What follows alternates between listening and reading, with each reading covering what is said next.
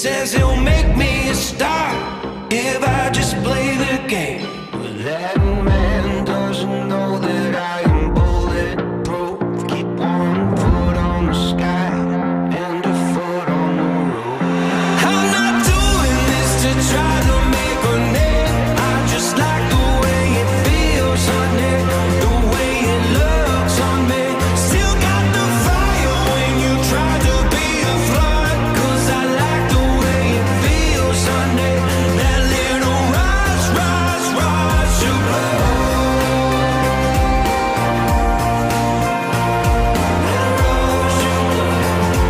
I'll use it for good. That rush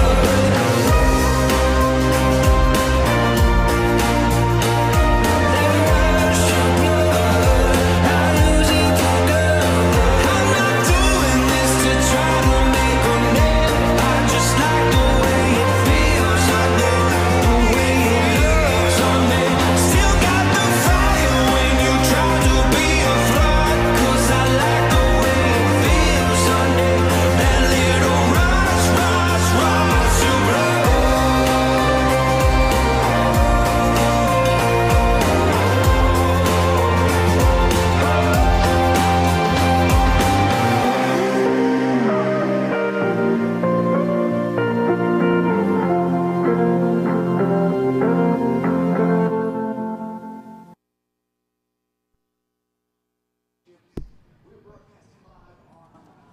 Well, hello, good morning, and welcome. This is the 80th edition of the Goode Waterski National Championships.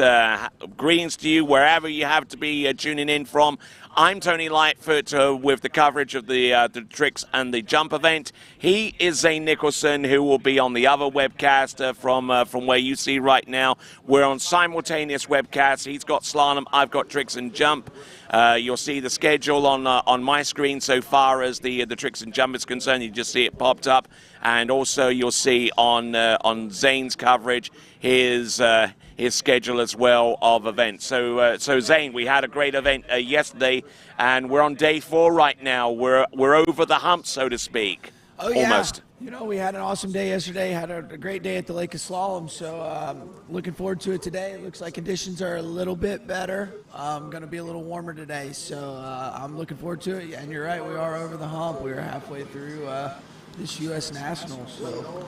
All right, then. So we're looking forward to some great skiing. From my perspective, we've got the boys 2 tricks, boys 3 tricking, and the schedule resolves itself through that. And then we've got international men, open men's tricking to go along with it as well. And we'll keep you informed as to what's going on as the event progresses. I'm Tony Lightfoot, he's Zane Nicholson, and we will have continuing coverage of the 80th Goode Waterski National Championships with slalom on Lake 1, tricks and jump on Lake 2, and all of that to come right after these.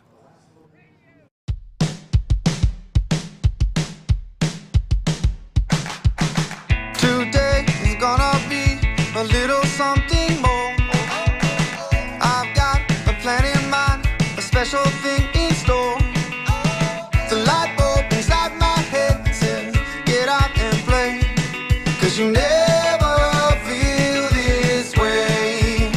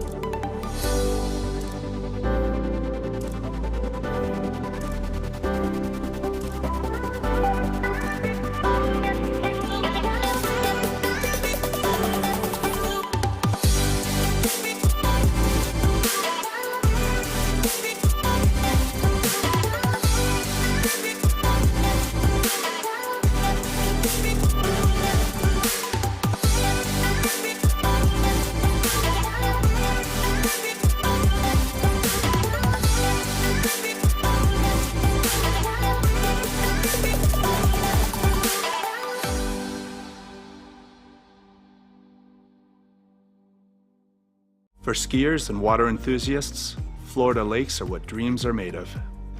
Combined with world-class golf, remarkable weather, natural beauty, theme parks, and so much more, it's easy to see that Florida is paradise. For more than 30 years, I've enjoyed Florida's lakes and many offerings. If you are interested in Florida real estate, let me be your guide and trusted advisor as you search for your paradise. Together, we can make your dreams a reality. Pentalago, South Florida's most anticipated water sports community. 5 lakes, 4 slalom courses. Year-round skiing. Homes now under construction. Where you want to live. Visit pentalago.com.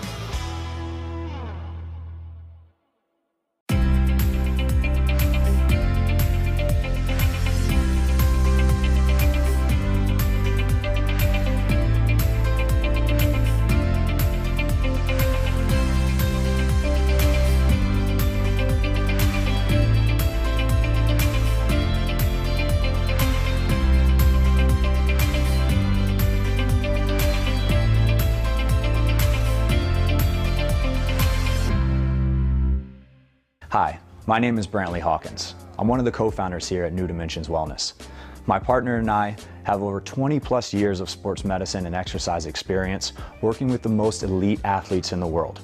Together we have developed a proven system that has been sought out by these professional athletes and is now available to you. You will move your body and loosen your joints in ways that you haven't before. It's not your typical weight training, it's not CrossFit, and it's not crunch fitness. Once I got in here, it was a big eye-opener how much different that they go about everything.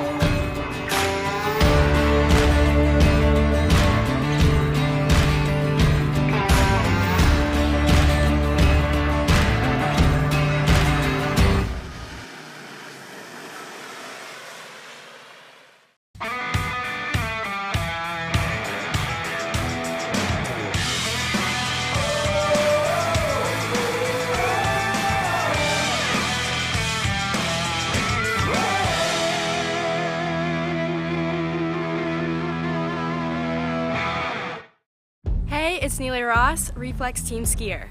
In today's how-to video, we're going to be talking about how to turn your offside.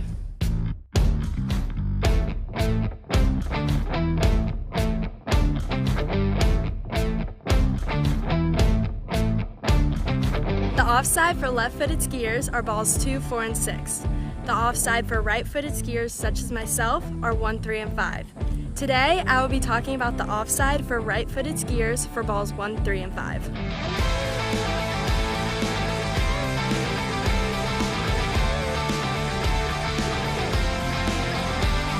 Our first major step for a good offside is the approach into the buoy.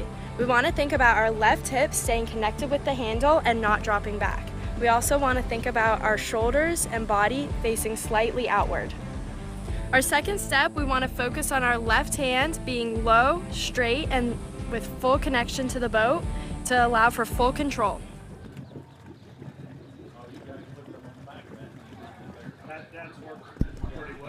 All right, good morning, guys. We are back. We are here with me. We're on the Lake 1. This is the Slalom Lake.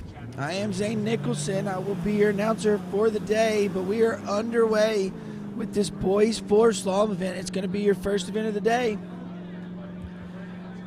It's Brighton Burridge. He's going to be your first competitor of the day. Coming in here, it looks like this is a 15 off pass. As we come into the course, looking good. This opening pass. So this is Boys 4. This is the first division where the boys get to go 36 miles an hour. So we'll be seeing the boys at full speed today and see what they've got here. Got the likes of Jaden Eade, Chase Sparks, little Charlie Ross, Jaden Stable as part of your top skiers in this event, but it's a pretty stacked event, so looking to see some big scores today as we see Brighton running his opening pass here on the replay.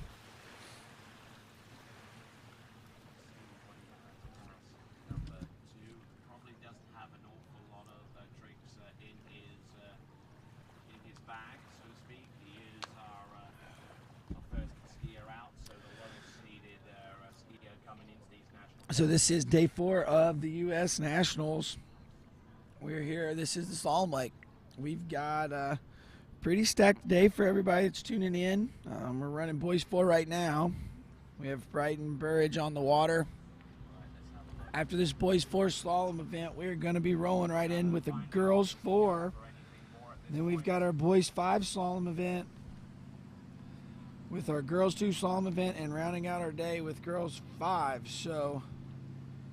And actually, no, we're not rounding out the day. We've got Girls 3 here at the end of the day. So, jam-packed day full of slalom. But right now, we've got Brighton Burridge on the water. This is pass number 2. Boys 2 slalom.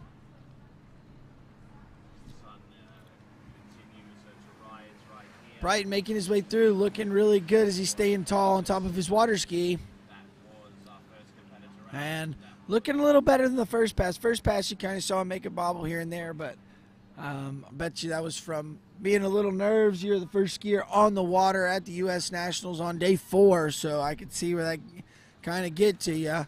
But as we take a look at the replay here, looking good there, getting an extension on the rope. See, he reaches his handle real well, and it allows the ski to carve back around. So good job there. Pass number 2 for Brighton Burridge.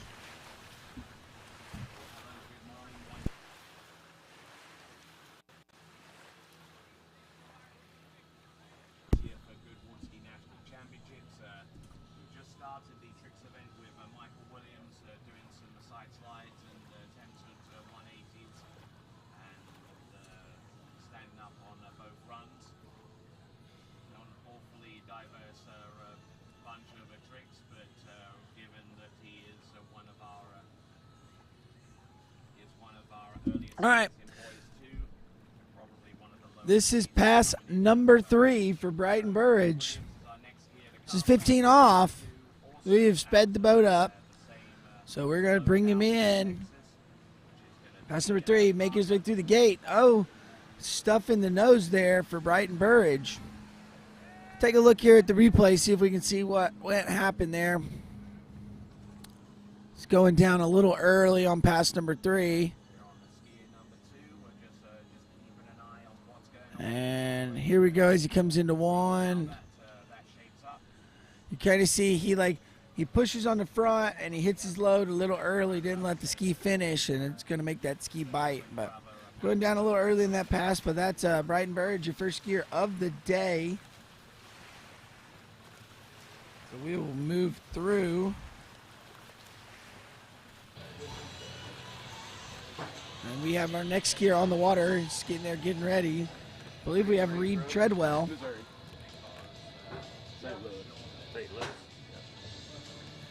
Looking like he's getting ready to go, so ready to get after it here at the 80th U.S. Goode Water Ski Nationals.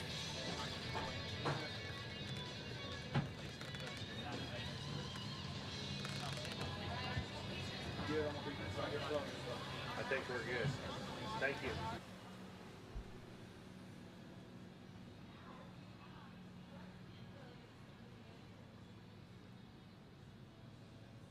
Right, number 2 skier in this event.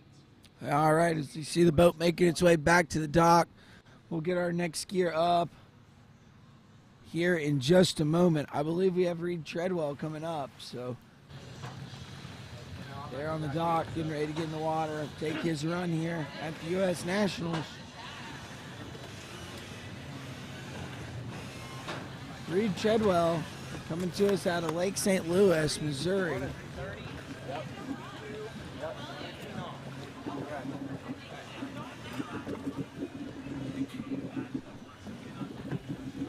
Looks like he's got a best score this season of 5:34, so we'll have to see if Reed can put that together here today.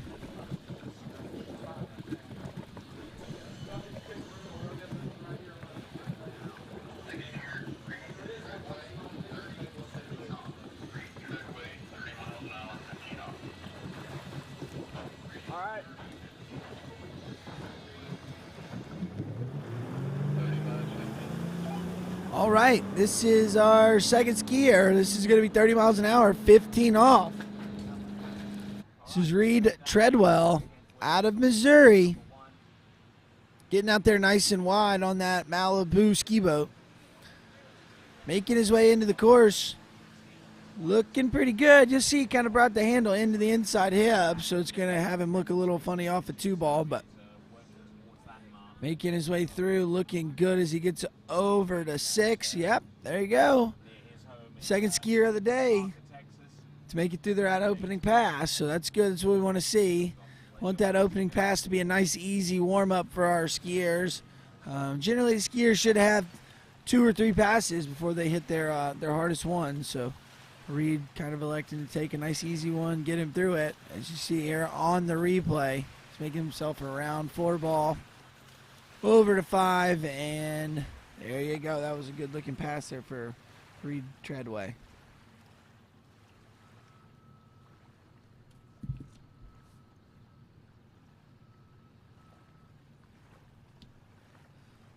Right. Be sure that you subscribe to the YouTube channel, the Water Ski Broadcast YouTube channel. Hit that subscribe button, and you'll have the opportunity to leave a comment in the live chat and chat while you're watching below. So be sure to subscribe to the YouTube channel. So we get a look there at the end of the dock. Looks like we've got, I believe that looks like maybe Tommy Newman down there standing at the end with Chris Kosek, one of your drivers here at the U.S. Nationals. But look, eyes on the water. This is Reed Treadway. This is second pass, so this is 32 miles an hour. Looking good. See, he makes his way over to 6, so that'll be another 6 there for him for Reed.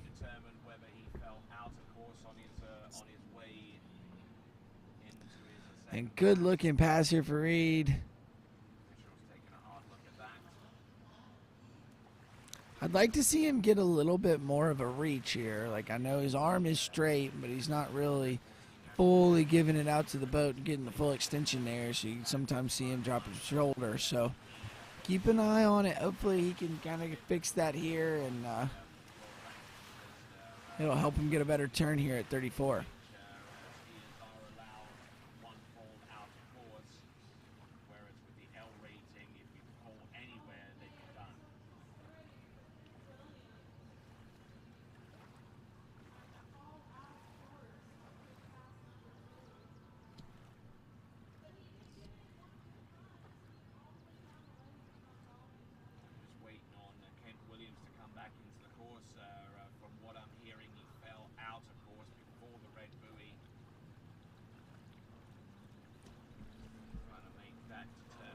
All right, we're up on the water. It's our second skier, though. This is 34 miles an hour. He's taking the lead. Oh, big old turn in here. Can he stay on top of the ski? Good as he makes his way around over to 3. Come on, Reed. A little shaky there at the start, but oh no, just running out of room as he goes inside 5 ball. We'll have to see if we can see what happened here, but it looks like it started here at 1. Doesn't bring his hands, it brings it into the inside hip, not the outside hip, and then when the boat pulls, it started pulling him forward. So that's going to be kind of where he started going down course. Now he's just kind of in scrap mode and trying to get as many buoys as he can and running out of room there at 5 ball. But that'll be 4 at 34 miles an hour. Reed Treadway. So we take a look at the leaderboard real quick. Reed Treadway bumping himself to the top. 4 at 34 miles an hour. So we'll get Reed back down the lake and get our boat down the dock and get here with our next skier, Anthony Shelton, here in just a moment.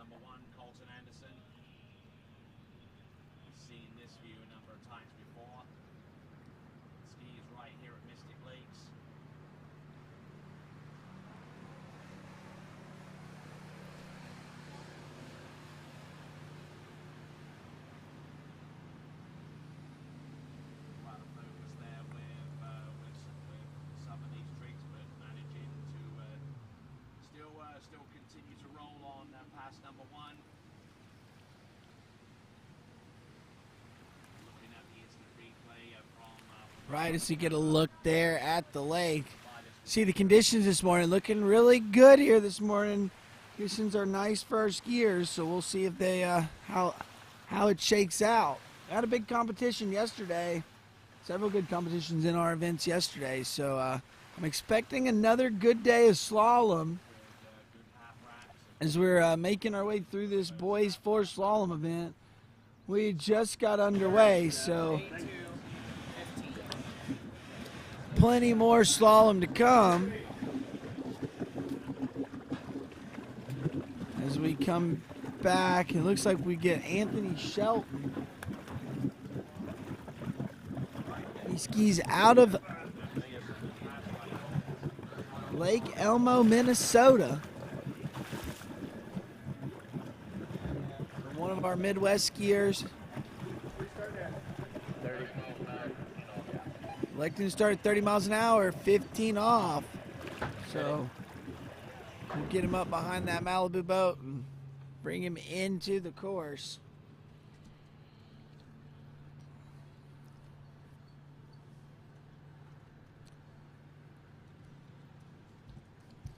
All right, here we go. We got Anthony Shelton. 30 miles an hour. Looking pretty good here as he rounds over to 3. Making his way through this opening pass. A nice looking pass there. Opening pass there for Anthony Shelton. Let's take a look at this 30 mile an hour pass here. Here's the replay. See, he gets a good extension there at 1, and it's over here at 2, gets a good turn at 2, and now he's in cruise mode as he makes his way through this opening pass, this boys 4 slalom event. Anthony Shelton gonna need to get more than 4 at 34 miles an hour, so I'm gonna have to run this next pass if he wants a chance to challenge the leader.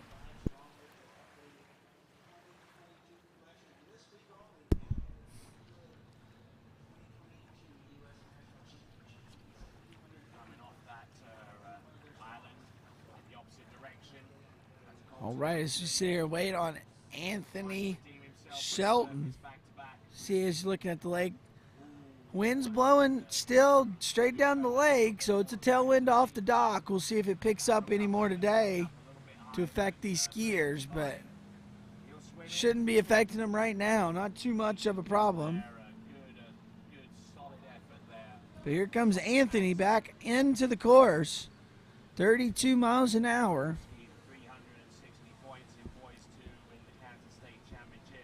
Looking good here as he rounds 1 ball. kind of getting a little unlevel there out of 3 with the shoulders, but making his way through, and coming up a little short there at 6, but making it outside and out the gates. Looked like he kind of gave up to the boat and didn't quite get the pull he wanted. We'll take a look here and see what happened, but good start here at 1. See what happens here at 2. Got a little bit of a shoulder drop, but not too bad, and then we see him do it again there. And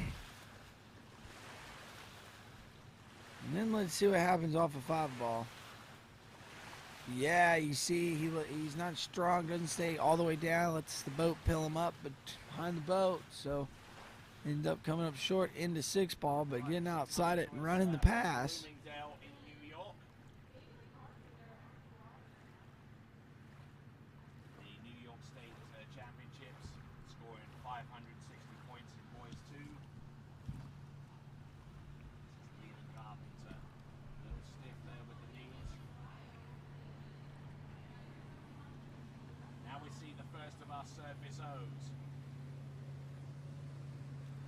All right, this is 34 to challenge the lead.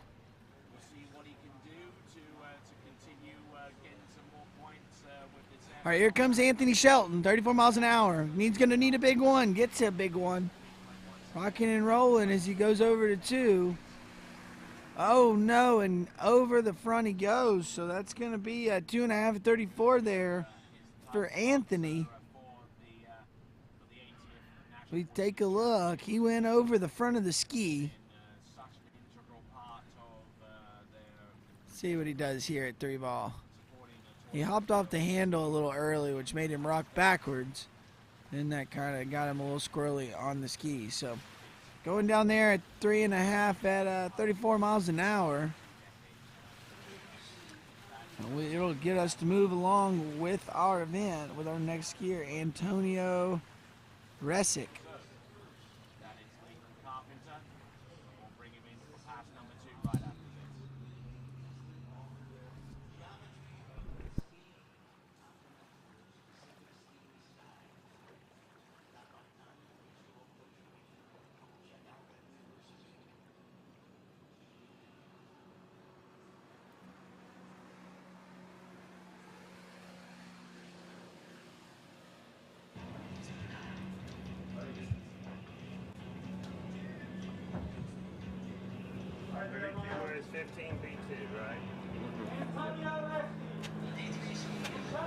As we see the leaderboard as it stands, Reed Treadway still sitting at the top, 34 miles an hour.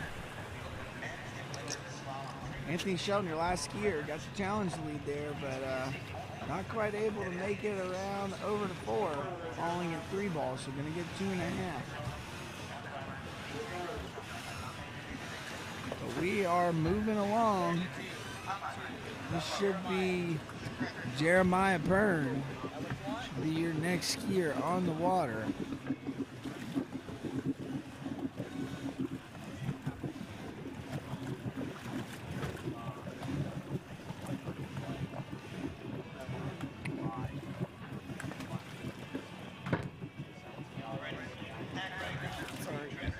All right, let's get him in the water, waiting to get a start speed.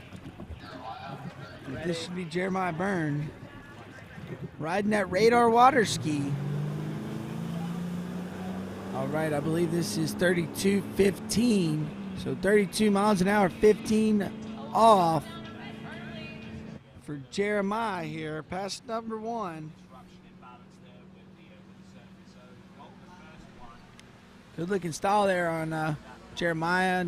Gets a little bit of the slow turn there at 2 ball. Let's see if he fixes it here at 4. Oh, looks like he may be struggling to turn that offside over there. But he made it through that opening pass, so let's see what happens here on the onside if we can show you guys at home why. Because when he goes to make the edge change, right, the hands come up and they stay away, so it rocks him to the back foot, and then he slow turns there.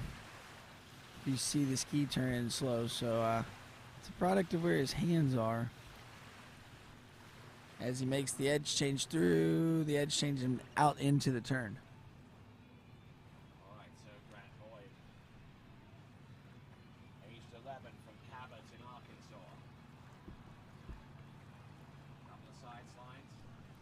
Rat back, rat front. First rat back, first rat front. Keeping himself in good position, good axis on the surface moves. Now he moves out towards the wake back, wake front. Let's see if he can try and keep his adrenaline in check. Tries to Okay. himself for the surface back to back. He'll probably be We got Jeremiah Byrne out on the water. This should be 34 miles an hour. Got a way better turn there on that 2-ball side, so that's what we want to see. He was kind of struggling to turn that ski over there on that side going down the lake, but making plenty of good work there at the 34-mile-an-hour pass. So Jeremiah Byrne. So we take a look at the replay here. Rocking and rolling here. So he makes his way here over to 4 and through the rest of the pass. But yeah, solid looking second pass there for Jeremiah.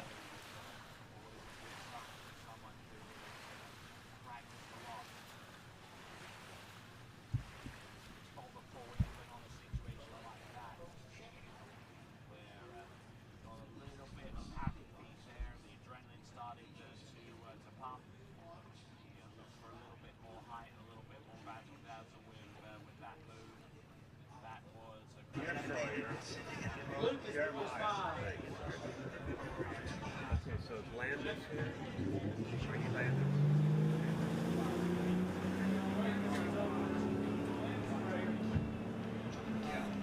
All right, we are back up on the water. Just watched Jeremiah Byrne run his 34-mile-an-hour pass, so this should be the max speed for the boys 4 event. This should be 36. As he makes his way through the course, getting a little down course here at 5, but can he? Oh no! And that's what you see there when you get going 36. That boat going a lot faster, and everything will be looking good, and then it won't be looking good. Let's see what happens here for Jeremiah. Actually, not too bad off a 2-ball. Thought he was pretty good out of 3. Let's look here at 4. Yeah, didn't quite get the ski all the way turned, so not able to make up any ground there, which he could have used the boat to help get him out there with 36 miles an hour, giving you that push, but not quite getting it there. But he will be your new leader with 5 at 36 miles an hour. So we're moving along. Skiers are skiers are getting better each one, so it's looking pretty good. We'll just have to see what happens. I expect to see maybe some scores into that 38 off mark. If the wind stays down, we've got several skiers that can do it.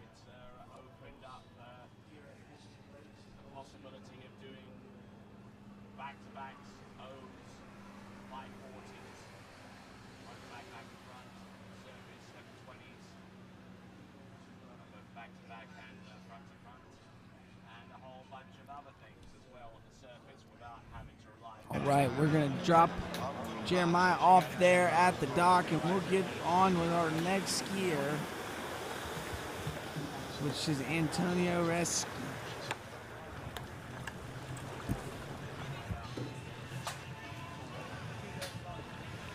Take a look where our next skier is from.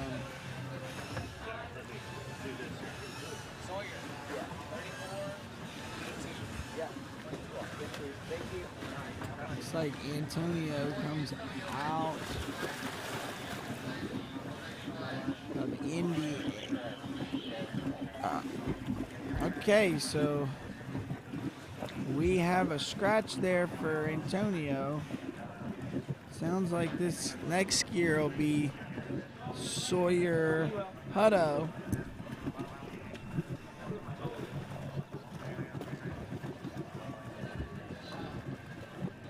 out of Colorado. Saw him get to take a flat practice ride yesterday, so saw his brother actually, who we'll see here in a little bit, Fletcher Hutto. But looking good out there. Look like they could rip it up. And this is our first skier to start with a shorter line length. So this is gonna be 34 miles an hour, 22 off for Sawyer here.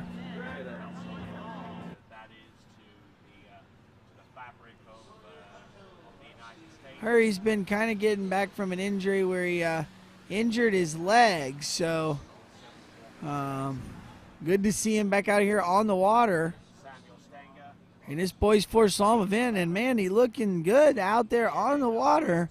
Colorado boy. No, he does a little bit of alpine skiing when he is not on the water.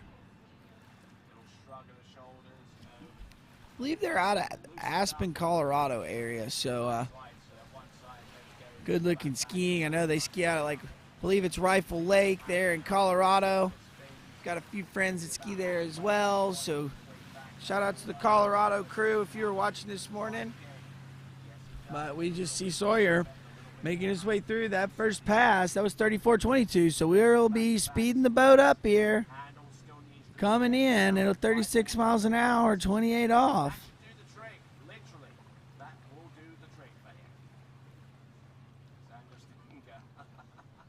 Just talking to himself, just having fun, and that's the name of the game in all seriousness.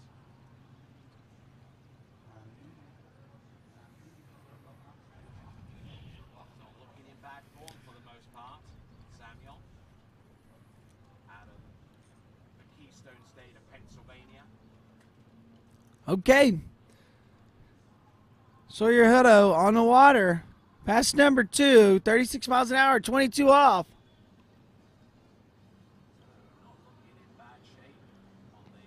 Looking good as he's, oh no, and just not liking what happened there at the turn. See him shaking his head. Let's see if we can see what happened. Got a pretty good looking one. What did he do here? Looked good. He just brought the handle in high, and that was kind of all she wrote there for him. So going to go down a little early there for Sawyer.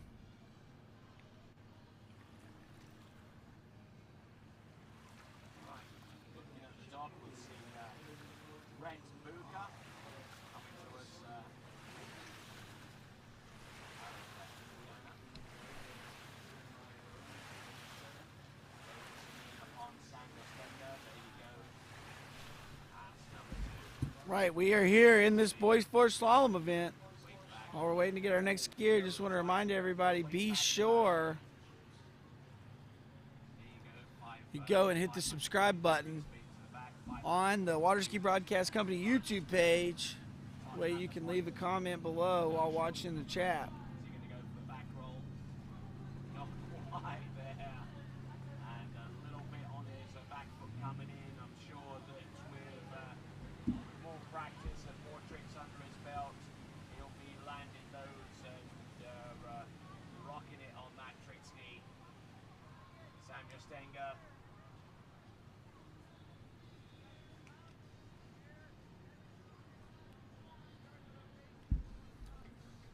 Okay, we're back up on the water here. We got our next skier. This should be Landis Eller out of North Carolina, skiing out of Lillington.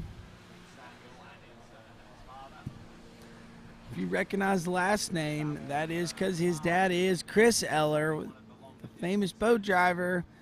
His mom is April Coble Eller, so he's skiing out of Lillington, North Carolina, out of that Coble Ski School. Really tall kid here, as you'll notice, as he's making his way through his opening pass. Looking good here. Mom and Dad are quite the slalom skiers, so we see it showing here as we bring Landis into the course. And making his way through this pass number 1.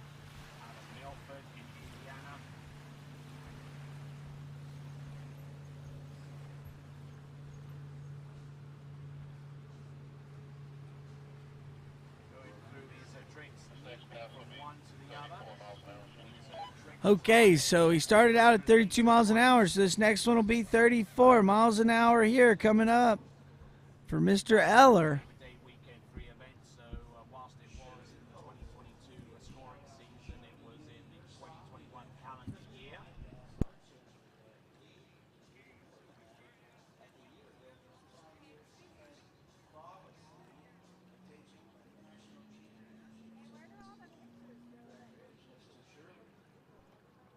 Okay, we're on the water. We've got Landis Eller, just ran 32 miles an hour. This should be 34 coming in.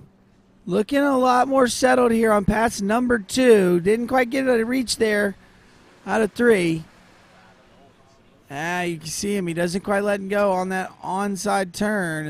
You're gonna see him start dropping his shoulder as we make it through passes.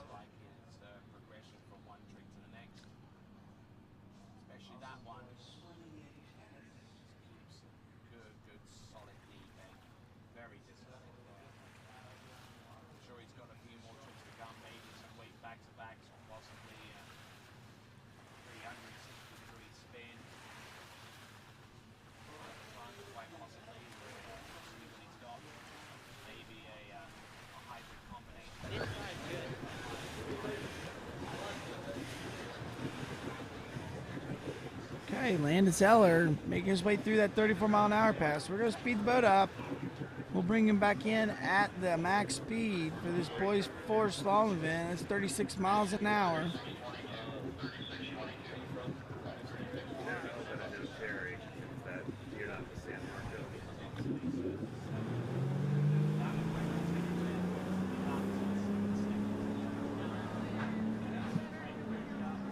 All right, on the water, Landis Eller, 36 miles an hour.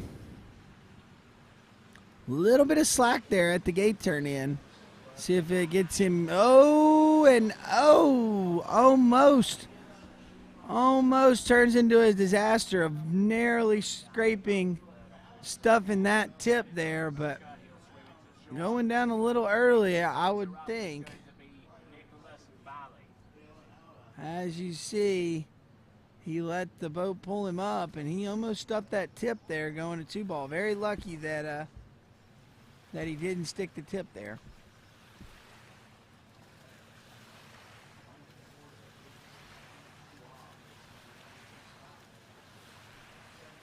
All right, as you take a look at the leaderboard, Sawyer Hutto in the lead with 2:28 off, 34 miles an hour.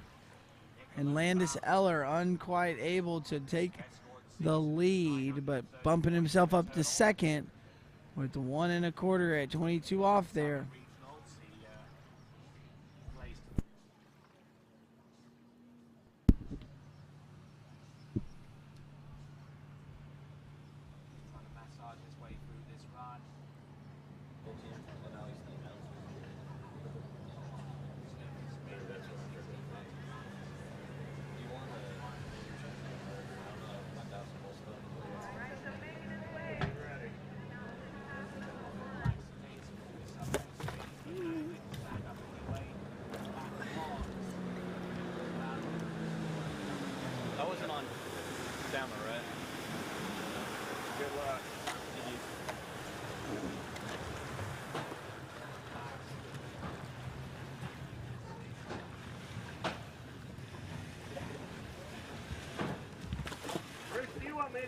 Different here? No, you're fine. It's the old one out. Yeah, get in close. We got a brew now. That wasn't any good. Good morning, Ryan. How are you doing? Good. How are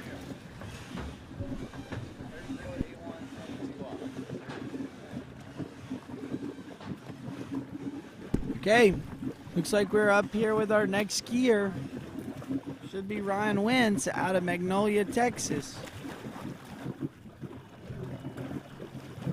Has a best score of 3:28 off. So he should be able to take the lead. We'll have to see if he's able to put it together here for his run at the U.S. Nationals.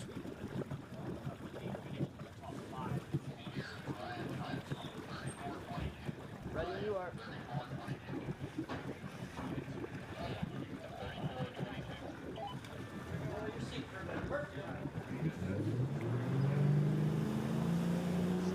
All right, this is 34 miles an hour, 22 off here.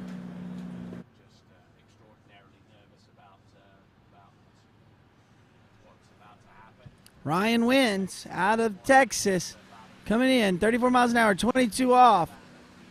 Looking pretty good as we make our way through this opening pass. And there you go, Ryan Wentz running his opener, 34 miles an hour, 22 off.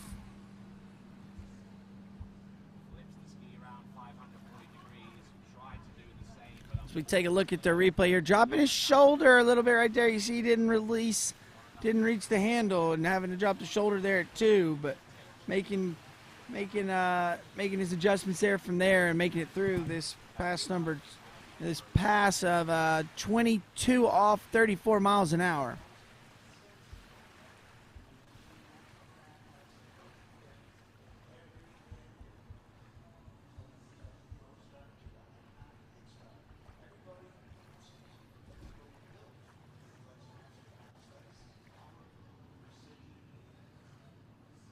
All right, we just saw Ryan running at 34 mile an hour, 22 off pass, so we should be speeding the boat up, bringing him back into the course at the max speed, 36.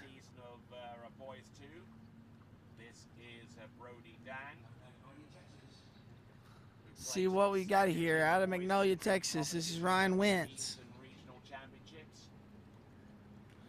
Working through this, the second pass here.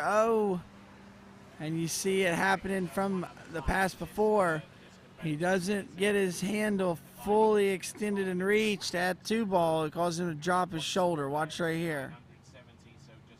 See, he doesn't reach it. He just lets the boat kind of take the handle from him, and it causes him to drop his shoulder, and unfortunately going in the drink there.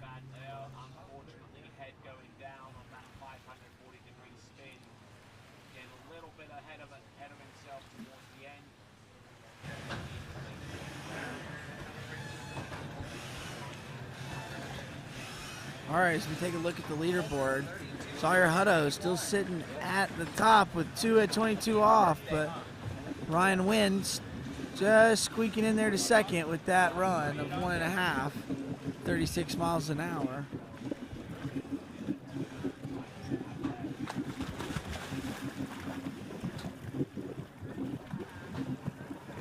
Right, we have our next skier in the water. I believe this is Colton Buker, riding that Syndicate Pro.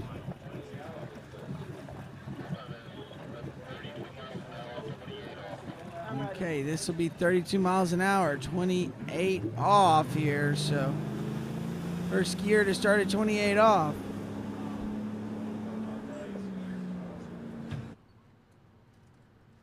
This is 32 miles an hour. See him crushing off of 1 ball a little bit. But looking good other than that gate crossing, and now he is rocking and rolling on pass number 1. Colton, a part of that Buker family. They've got quite a few, several generations of them here this week at the U.S. Nationals. It's great to see him out there. So we take a look at Colton making his way through pass number 1. Nice easy warm up here for Colton, so we'll look to see him to carry that on into our next, into his next pass.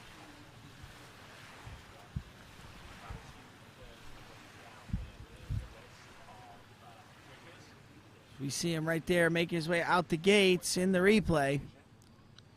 So we'll speed the boat up and get him back, coming back into the course. Should be 34, 28 miles an hour.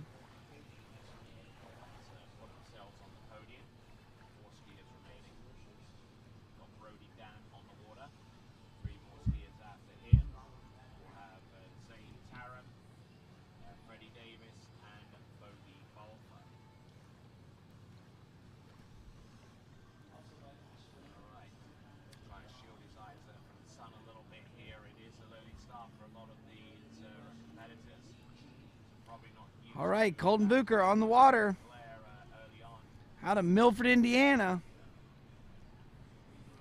Coming in, he's got a best score of 1 at 32 off, so gonna need to run this one if he wants to even have a chance to do that. But looking good here around in 4.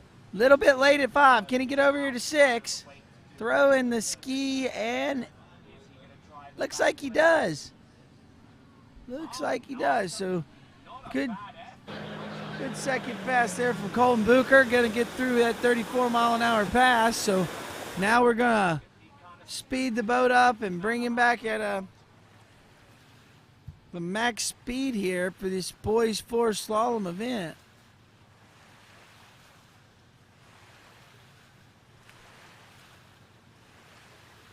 Like you see right here at 5 ball, he gets a little late, kind of makes that big slow turn, but having to work to get outside of 6, but keeping his composure and doing it. So good job there from Colton.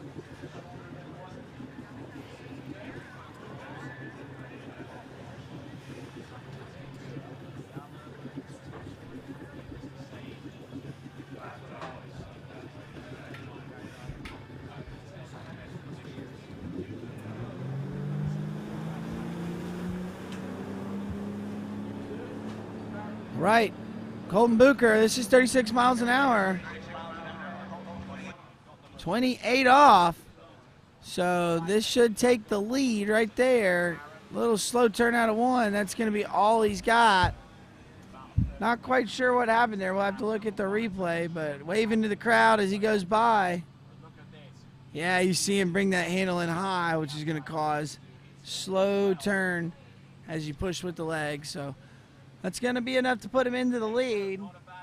Know that'll make his family happy right here as he skis in front of the mobile home on the way back. So take a look at the leaderboard there. Colton Buker in the lead, 1 at 28 off with that run right there. So we'll get him down to the end of the lake and bring him back and come back with our next skier here in just a second.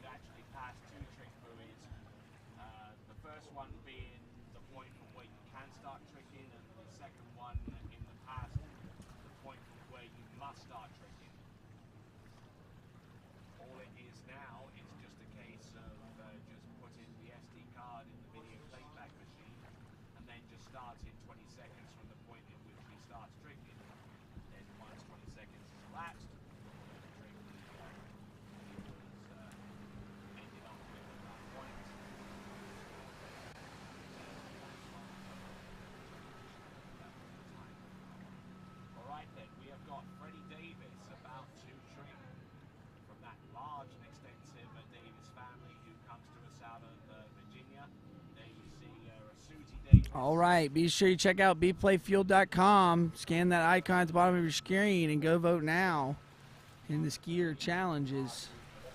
They're posting all day. Their skier challenges going up all day. Be sure you go vote for your favorite skier.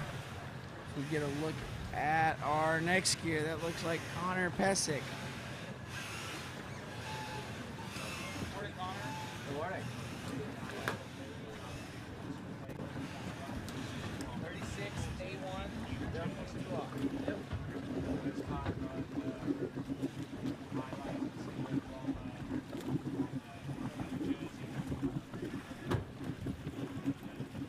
All right, Connor Pescek should be your next skier up on the water, waiting to get a confirmation for what he's going to start at. And it'll be 36:22. They're right on top of it. So he is coming out of Texas, the great state of Texas, skiing out of Buda, Texas. Looks like he's got a best score of 4 at 32 off, so we'll see what he's got as we bring him in past number 1.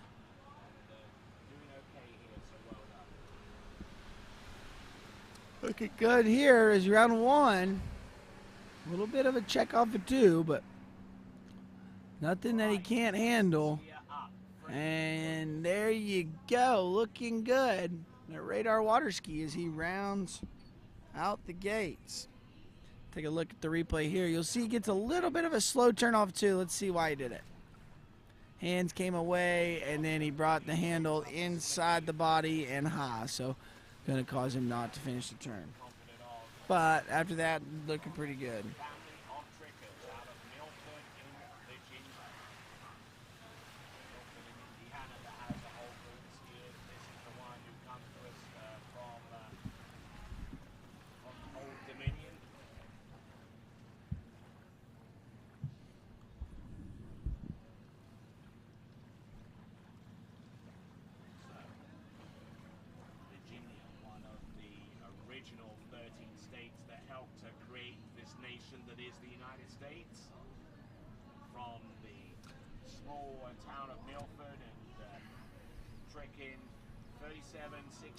All right, we're going to be coming back in. Do believe we shortened the rope here. It should have been the max speed coming in. So let's take a look. Eyes on the water. This is Connor Pescek. 28 off. This is his second pass here. Looking better. Kind of dropping the shoulder a little bit out of 3. Oh, got off the handle real early into 5, coming up short and making him have to work a little bit. We'll definitely see on the replay here. I'll show you what he did there at 5, but he's getting off the hand. He got off the handle too soon, which then caused him to not carry his speed out and come up narrow. Right there, see? Got off way too early and then got stuck waiting on the buoy.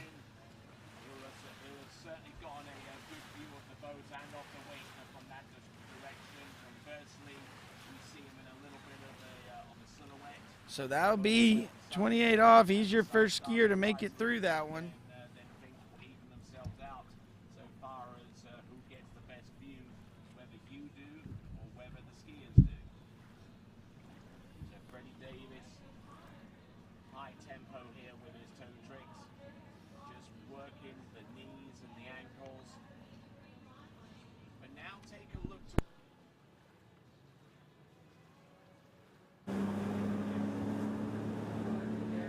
All right, we're coming back in. This should be 32 off. Connor Pescek in this boys 4 slalom event. He should be your leader. Looking good here out of 2, dropping his hips a little bit.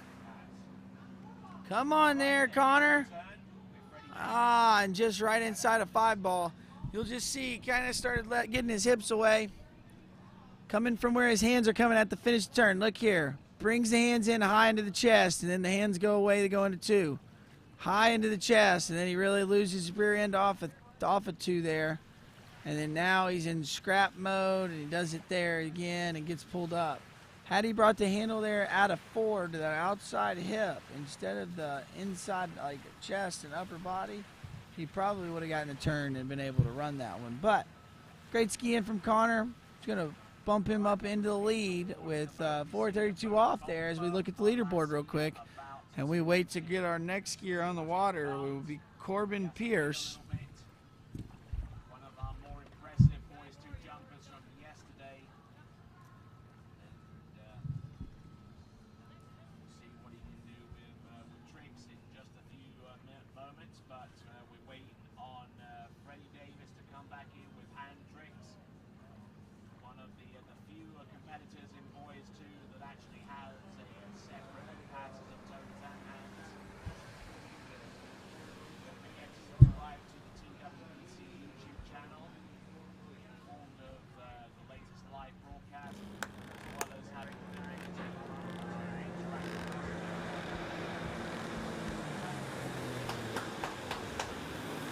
All right, as we see our next skier on the water, getting there, getting ready on the dock, it's Corbin Pierce. He's a good old Tennessee boy. So, we got some people back in Tennessee watching, rooting on our Tennessee crew. So, Corbin Pierce is your next skier.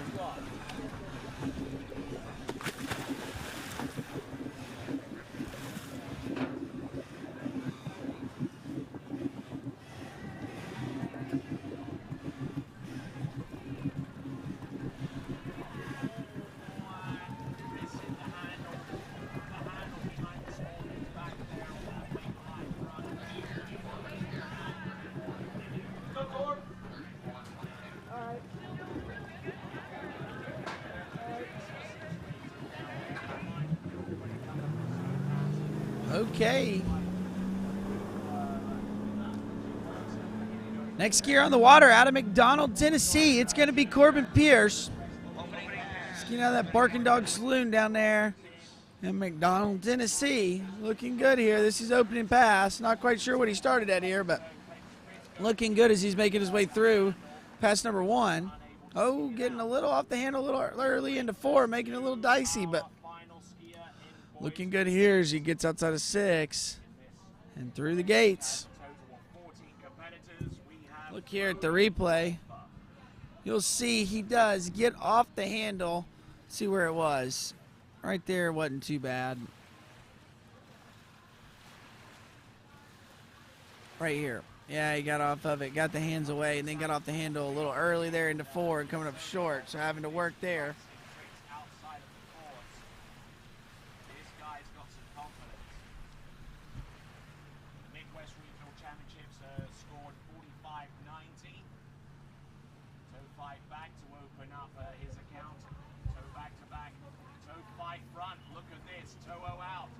Straight back in. Oh, and collapses into the wake. Going for the toe Waco. Just getting a little bit ahead of himself. Certainly knew what Freddie Davis did just a few minutes ago.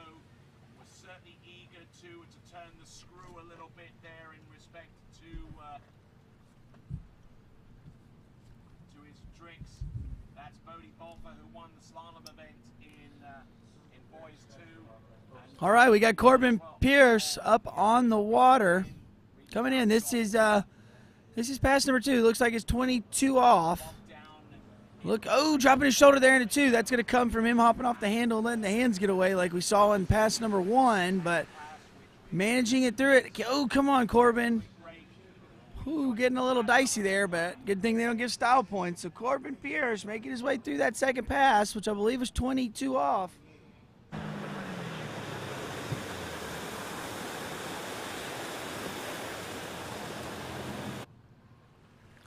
Take a look here at the replay. We'll see.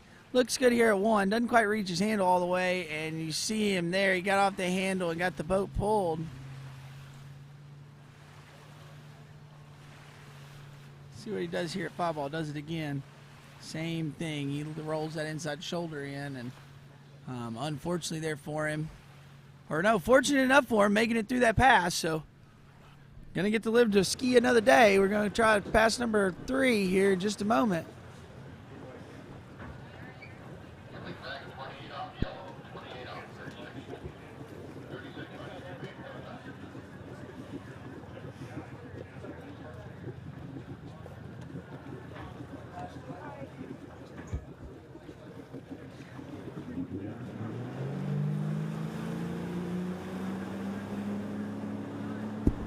All right, rolling along with Corbin Pierce. This is 22 off. Want to give a big shout out to Cole Kalkbrader here, who's been helping work this tournament. He's bringing breakfast here to the announcers booth as we see Corbin Pierce going down there a little early at 2 ball. Let's see what happened here to him. He was struggling at that 2 ball side on the last couple, and you see he creates that slacked line, so probably stemming a little bit from the gate, if I'm going to be honest, and then kind of coming in and rolling over his shoulder into 2, so won't be super pleased with that as we look at the leaderboard. But Connor Pescek is in the lead with 4 at 32 off, and Corbin Pierce will bump himself into second right now as we stand with 1.5 at 28 off. But your leader is still Connor Pescek, 4 at 32. 500 points right there. 2 side slides to round off a fantastic.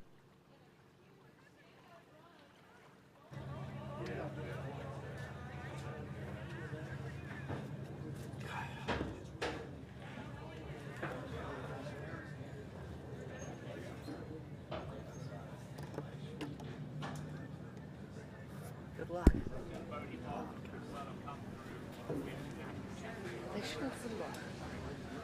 Why send us at 7 in the morning? Hey, at least it's not windy. This is true. I'd prefer the window. Okay, Look, we got our next skier on the water, or next skier on the dock getting ready. It's Fletcher Hutto. I believe he's out of Aspen, Colorado. So, saw him give 32 off. Quite a run for its money yesterday in practice. Going right inside a 6-ball, and he had it run. So, we'll see if he can put that together here today. As I see one of my new little competitors that kicked butt yesterday in slalom, little Elise Mallett's riding around here. She came up and told me yesterday that I had butchered her last name, so I want to tell her I'm sorry and correct that for all you people at home. Her last name is Malletts, out of Texas, but she ripped it up yesterday in that Girls 1 slalom event. But right now, if you're watching on the Slalom Lake with me, I'm Zane Nicholson. We're in Boys 4 Slalom. It's our first event of the day. We're a little under halfway through it, but we've got Fletcher Hutto on the water out of Colorado. I believe this is 36 miles an hour, 22 off.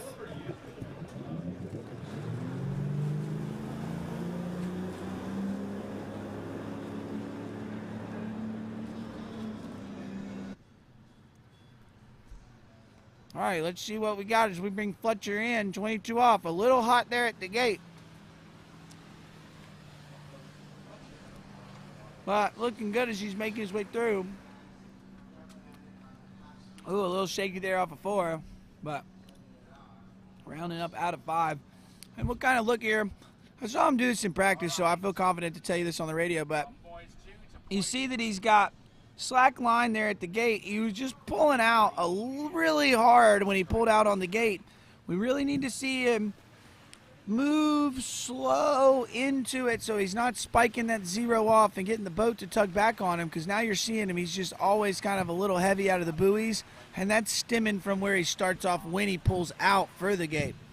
Most people wouldn't think of it that way, but it really does. It kind of sets you up. If you spike 0 off on the pull out, then you're going to spike it even more as you roll through the course. So in theory, these skiers are going to want to hide from the boat as they pull out and get their width, but they want to build right into their pull out. So look to see him here on this next pass. Let's see if he'll tone down his pull out here and roll out there, so he'll have control of his speed at the top with a tight line. Definitely going to need to do that if he's going to want to run this 32 off that he's got coming up here in just a moment.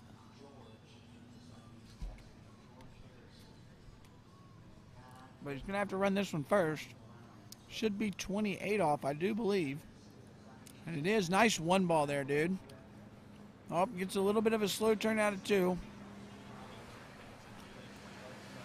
There you go. Got a better turn out of 4. A little slow out of 5, but over to 6. So there you go. Got through his 28 off pass. Let's take a look here and see.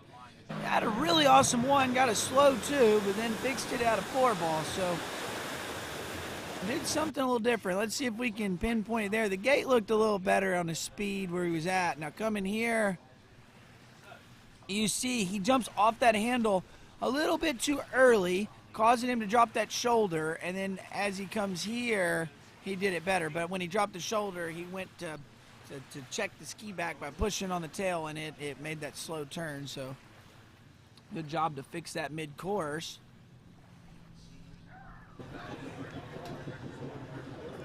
So now going to have a chance to challenge the leader. Connor Pescek is sitting on the lead with 4 at 32 off. So we're going to need Fletcher to get a good start here if he's going to want to have a chance to challenge it. Let's see if we watch him here what that pullout looks like, because he had too much speed last time he was here. He hit it really hard.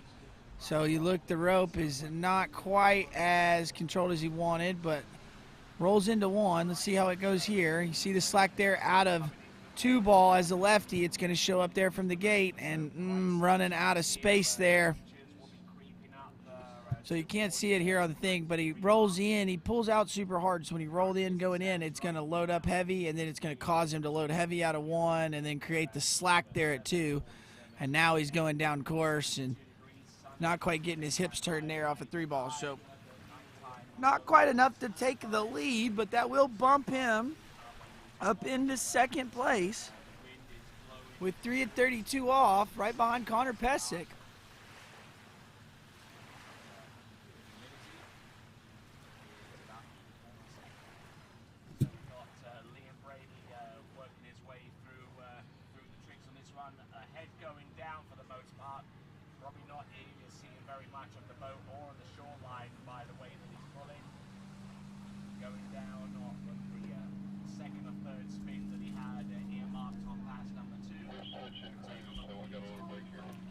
Okay, so we're going to switch boat crews real quick. So we'll step away and take a quick commercial break.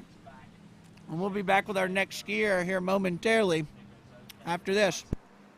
Our last step is the reconnection point. I want you to think about your left hip moving up and through the buoy line so then you can reconnect into a strong position.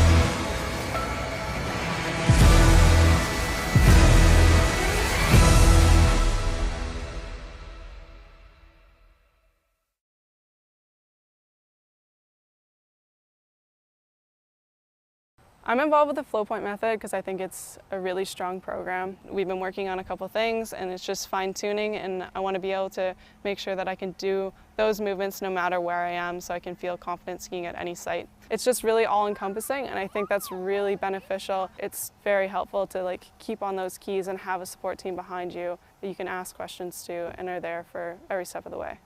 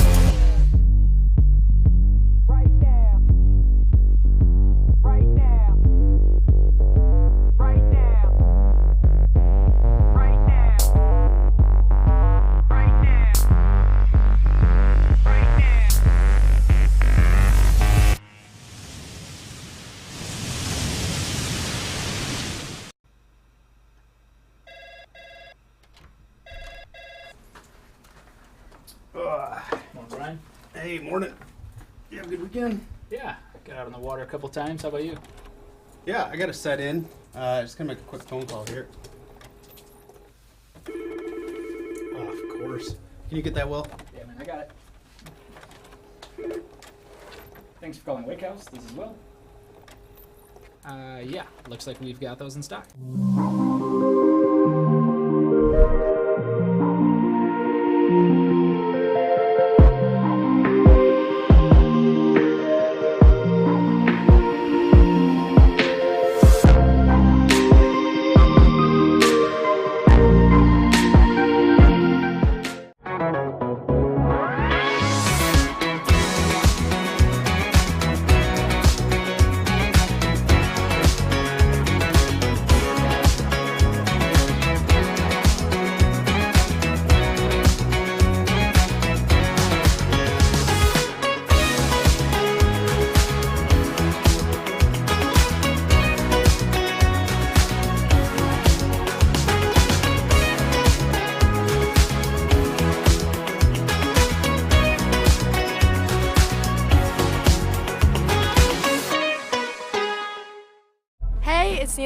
Reflex Team Athlete. In today's how-to video, we're going to be talking about ski line back. Keep in mind, I'm right-footed, but this also works for left-footed, just opposite side.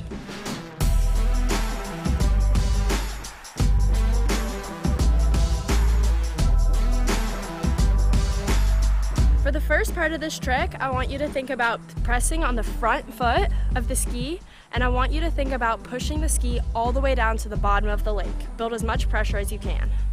Our second step is as you're approaching towards the wake, you want to begin pulling with your left arm right beside your body so you can advance towards the boat.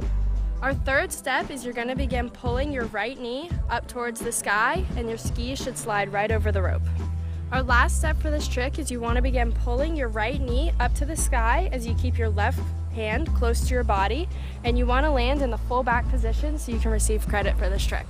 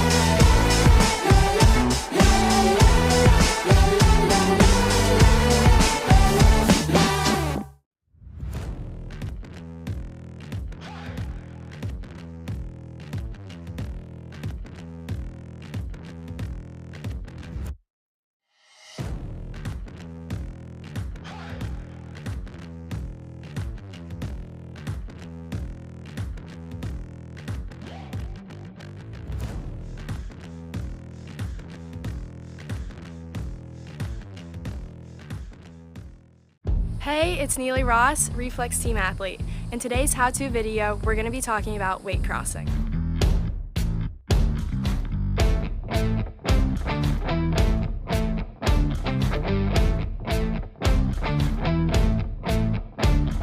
The first major key in weight crossings is alignment.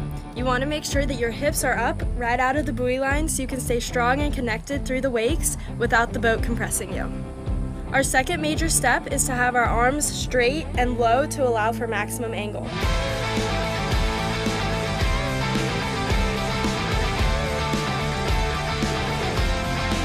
Our third step, we want to focus on our shoulders. We want our shoulders to be level but in a strong position with the energy cross course to allow for a wide approach into the next buoy.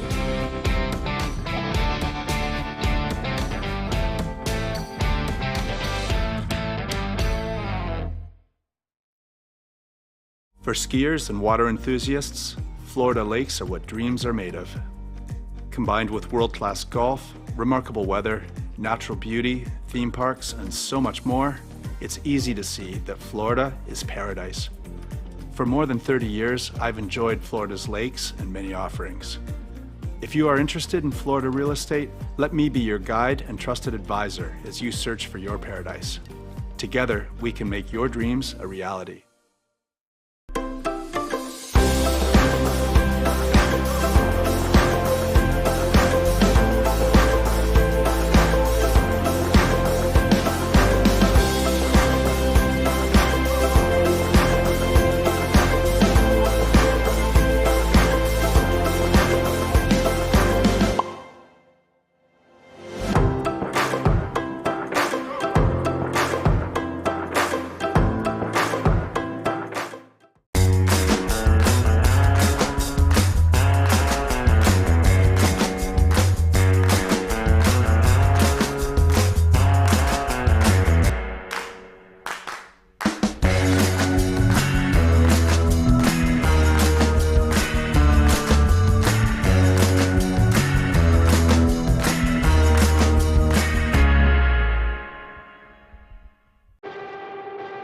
Only one water skiing brand holds all 6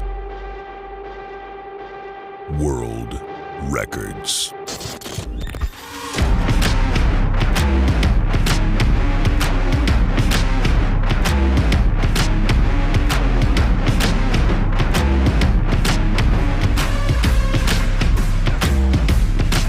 Masterline, made in the USA. Hey, it's Neely Ross, Reflex Team Athlete. Today we'll be talking about one of my favorite tricks, the front flip. Keep in mind I'm doing this for right foot forward skier heel side front flip, but it's the same for left foot forward, just the opposite side.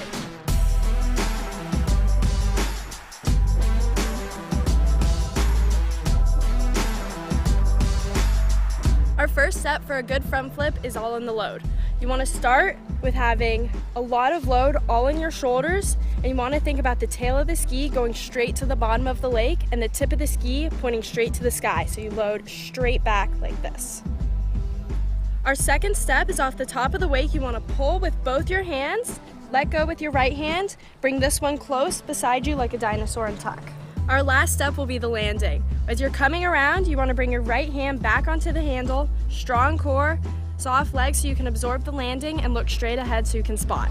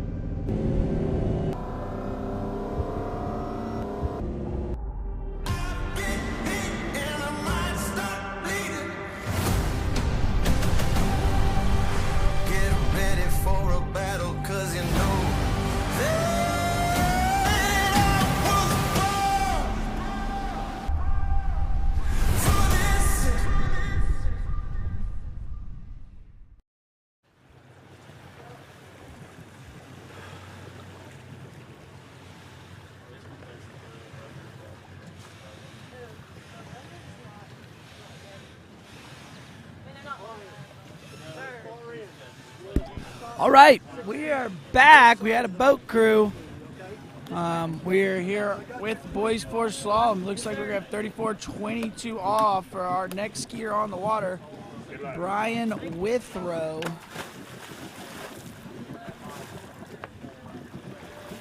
Brian Withrow. Let's take a look and see how Brian's been skiing so far this season. Looks like he's got a best score of 1 at 35 off, so fully capable of getting in here and spicing up the leaderboard. We'll have to see what we got here, though. So this is 22 off, 34 miles an hour. Almost made it, you know.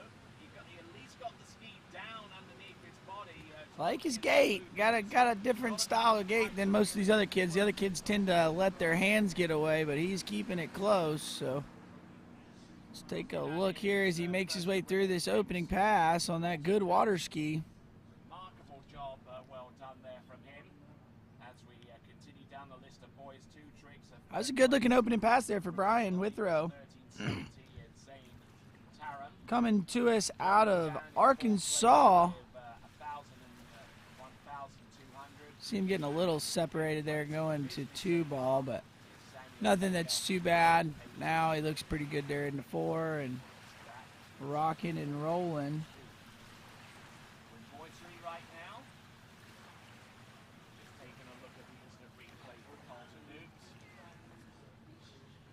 Shout out to a couple of my favorite water ski collegiate skiers are here on the bank. Got to know quite a few collegiate skiers now that I have taken that new position as the ULM water ski coach. So really kind of cool to see our collegiate skiers here to ski at the U.S. Nationals. But right now it's Wednesday, it's day 4. We're at the 80th Goode U.S. Water Ski Nationals. You've got me, we're at the Slalom Lake. I'm Zane Nicholson. We're watching boys 4 slalom. You've got Brian Withrow on the water. This should be 36 miles an hour, 22 off. See, he rolls in there into 2 again. He came up a little short, but making his way through this pass. All right, that was a pretty good looking pass there. Like I said, we'll see here in the replay. He rolls in his shoulders going into 2 and gets off the handle again pretty early, and he gets caught waiting on 2-ball. Watch right here. Boom, yeah, so now he's kind of having to wait to make sure he's going to get wide enough. And he sure does, but we'll be looking to see him fix that on these next few passes. But while we're waiting to bring him back in, we'll take a look. We've got several people that are on the live chat already early this morning with us. Shout out to Lowell Hoover. I know I saw him yesterday watching. He's been rooting on Ryan Wentz. So thanks for watching from Houston. And then I know Chris Miller watching from Illinois. Thanks for checking in. And looking pretty good here, so.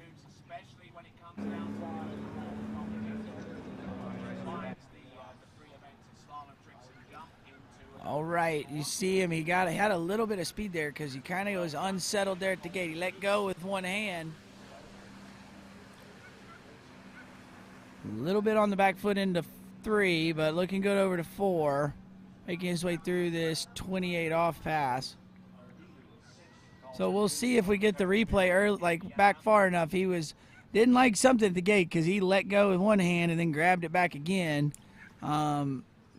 He was doing that to shed speed, but what would have been better for him to do, for everybody watching at home that goes struggle with slowing down, is most skiers rock to the back, but what you want to do is bend that front leg and push into the front of the ski, and that'll get the ski to get more into the water. And as that ski's more into the water, it's going to create more of a drag, right? That's what you want to slow the ski down. So as we push the ski in the water, it's going to create a drag, but it's also going to allow us to turn with the speed. So while it also helps slow us down, it also allows us to turn with that more speed that we already have. So so you'll want to see our skiers doing that as they come in a little fast. But we've been seeing our skiers, it's been a common trend this week. They're struggling with the gates coming from this other direction, not the way that he's coming right now, but coming from the dock end. So let's see here, though. This is 32 off. Gonna need to get a full 4 to tie. A piece of 5 will take the lead. Looking good as he gets over to 4. Can he get over to 5? Losing his rear end a little bit. And I think he got outside of 5-ball, but that's a bit of a bummer because he had that one going. And you'll see here, he just doesn't get the handle back at 5-ball. Good one. Got off the handle a little early in the 2, but looking pretty good there. And then now he brought the handle high, so he's kind of rocking and rolling, but look at the hands, how far away they are. Doesn't get him locked in when the boat hits, and it pulls his upper body. So if he had gotten his hands a little closer to the hips at the initial load point, the boat would not have beaten him there, but still good enough to get him up into the lead there, taking it from Connor Pescek. So Brian Withrow is now your new leader with 5 at 32 off. So it's going to take you running it if you want to take that lead away from Brian. So we see our next skier getting ready to get in the water. Should be Luke Martin.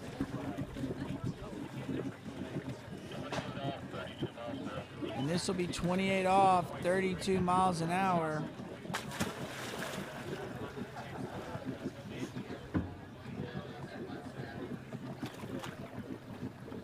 All right, I'm ready when y'all are. You did say 30, right? Yes, sir.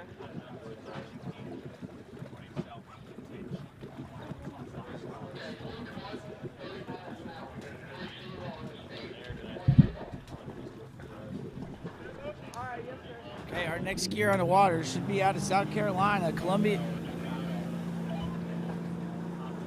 So this should be 32 miles an hour, 28 off. This is Luke Martin out of Columbia, South Carolina.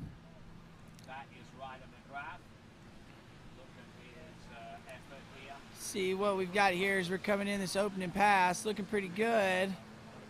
Nice.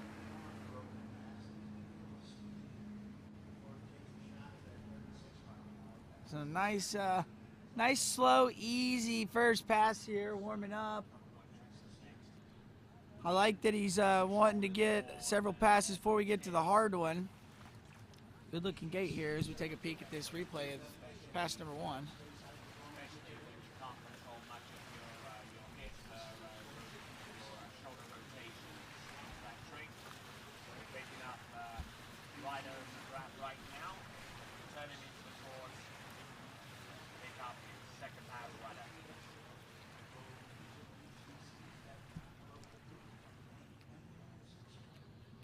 Right, we just saw the replay there, pass number 1 for Luke Martin. So he's starting a little slower speed there at 28 off, so we're going to speed the boat up instead of shortening the rope.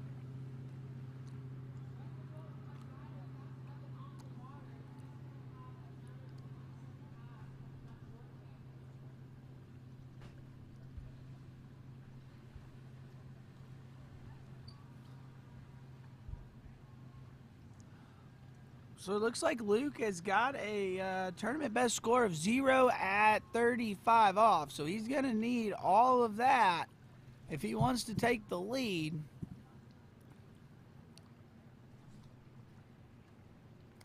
Good looking wooden ball here. Still under the max speed here for this boys 4 slalom event.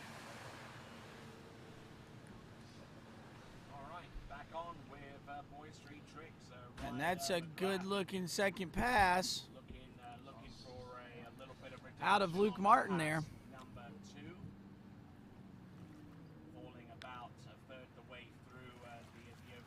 I like to point out, watch his head here when he turns. See how he moves it? As soon as he sees that he's outside the buoy, he's getting his eyes up, and that's going to help promote rotating the entire body. As like if you take your head and you look to the left, notice that your body starts to rotate that way too. So as he does that in the turn, that causes it is allowing him to move his lower body but rotate the whole body. Instead of when you have a tendency to stare at the buoy, you tend to rush it only with the upper body. So it's a really good technique there. We haven't seen a lot of the kids doing that. But that is something that if you take a look, that's kind of what he's doing. He's trying to see that he's out as far. You want to basically see you're as wide as the buoy. Once you're doing that, you're going to get outside it, and then you want to look and get your eyes up, and it gets you to start that turn better. So there we go. Looking good here. Yeah, this looks better. This ski is coming alive as we get into this 36 mile an hour pass. Oh no. And you'll see there dropping his shoulder. He's a little upset because he knew He is leaving a lot on the table. Looking good there at 1. Let's see what happens as we get further down the course. I mean, he's good out of 2. Let's see here. Let his hands get a touch away from 3, so he starts running with the boat, but he's still in good shape. Now watch here.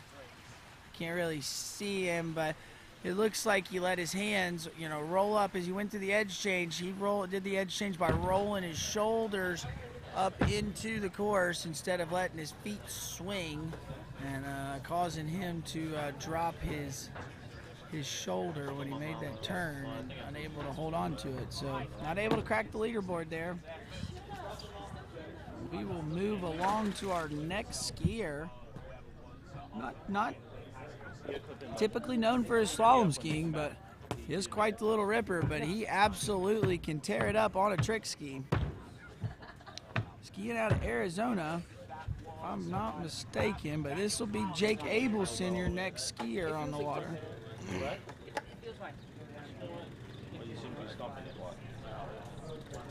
No, I am incorrect. He is skiing out of New Hampshire. So, Jake Abelson out of New Hampshire. He's got a score of 1 at 35 off. That's his best. So, he is capable of being able to take this lead over from Brian Withrow, who's got 5 at 32 off.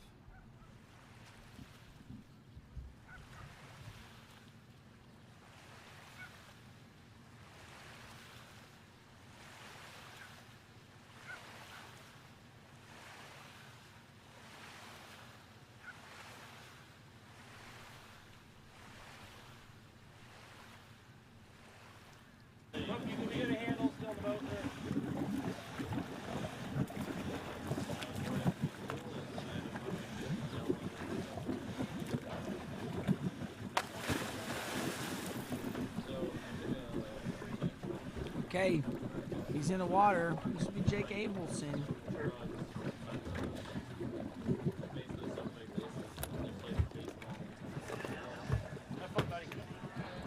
So we're a little over halfway through this boys 4 slalom event. Ready? We're getting closer and closer to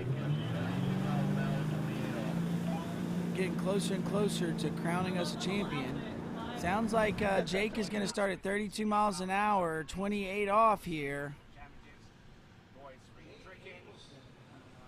So going to take a couple of passes at the lower speed. Well, look at him go. He's one of our smaller skiers, if you will, but absolutely phenomenal trick skier in his right.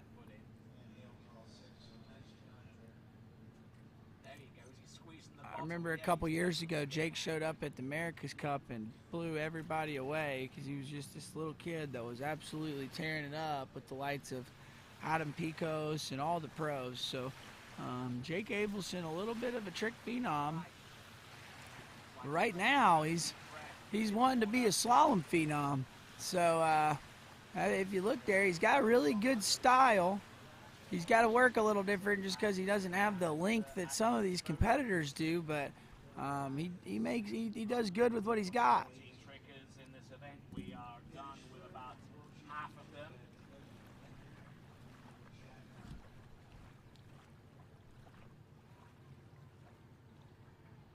Picking him up around the turn islands. There you go. There's Daniel Powell.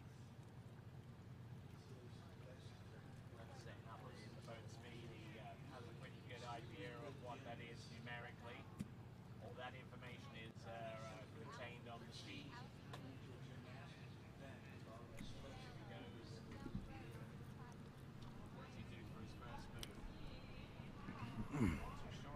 All right, Jake Abelson coming in.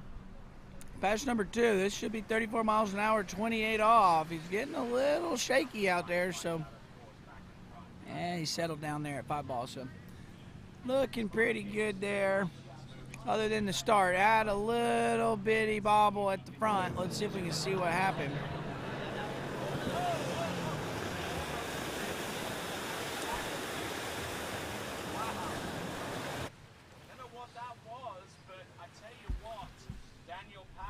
right here. Gets a pretty good one, but what does he do here at 2? See him drop that handle and doesn't bring it into his body. Leaves it away. And as the boat pulls, he started to have to squat to make sure he didn't get pulled out the front. So.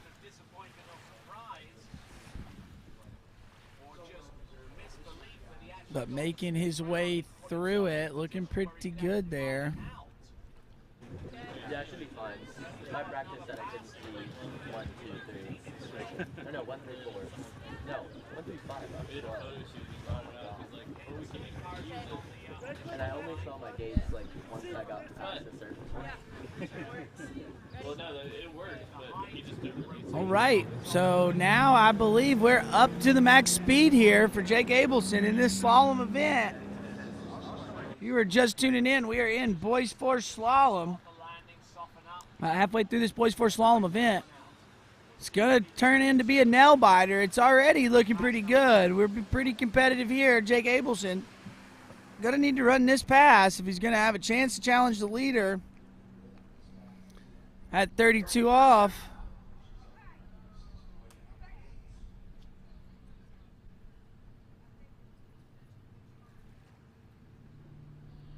All right, we take a look at the replay here. Jake looking really good on that 1-3-5 side turn.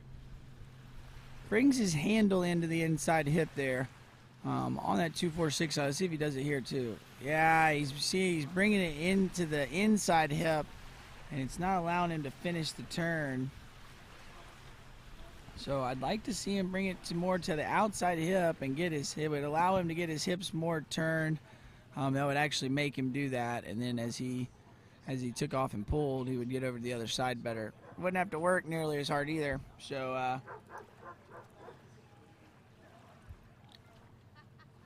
we'll see, though. This is 32 off. He keeps having these really good one balls, so I'd really be looking to see him to repeat that again. Pass number 2 out of Lawton in Virginia. Northernmost point of the Amtrak's A train, which I think still exists to this day. They still run those things. Just in case you're wondering what that is, that's the one and only train in the United States that you can drive a car on. Okay, 32 off. It's Jake Abelson. Gonna need to get all the way to 6 ball if he wants to take the lead, but looking good here out of 2. He definitely fixed his 2-ball turn. Yeah, he's looking good here. He's a little down course, but there you go. He's made it through that 32 off pass and taking the lead away from Brian Withrow. Had quite the competitive Boys 4 event. We've just it's been back and forth, back and forth, back and forth. A new leader. Haven't really had many skiers sit on top of the leaderboard for too long. As we take a look at the replay here of Jake Abelson.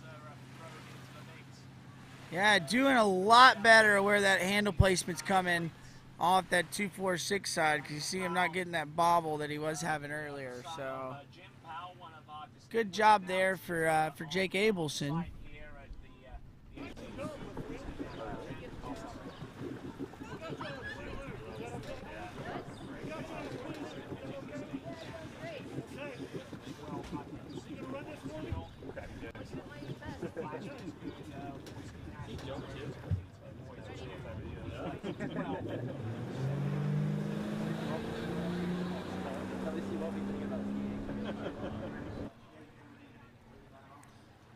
Okay, new leader, 35 off. This is Jake Abelson. Gets a pretty good 1-ball there. Nice, oh, and unable to hold on to it. And I bet you that handle came to that inside hip, and then when it pulled, he wasn't able to hold on to it. Had he got his hips turned and gotten that handle to the outside hip, he may have actually had enough pressure to the ski to be able to hold on to it. Yep, he brought it to the inside hip, so he really had no leverage on that holding it. So good ski in there for Jake Abelson. That'll put him in the lead at 1.5 at 35 off.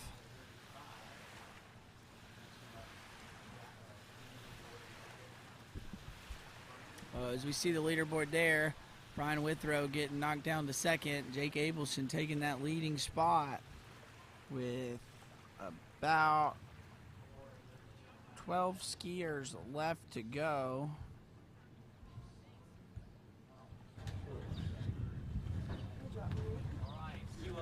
Thank you. You too.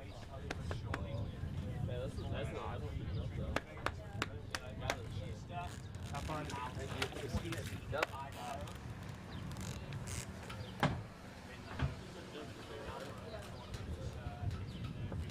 Okay, and as we see our next skier on the gonna be on the water, he's getting ready down there on the dock. Looking quite flashy there with that life jacket and those shorts. Like the way he matches. You know what they say, look good, ski good. That's half the battle. So that's gonna be Gage. I'm sorry if I do not get this right, but Kakperwitz. So we've got Gage on the dock. He's going to be your next competitor in this boys 4 slalom.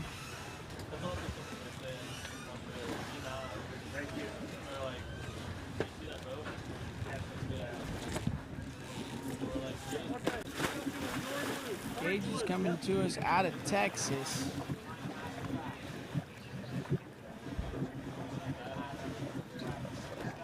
Looks like Gage comes from San Antonio, Texas area.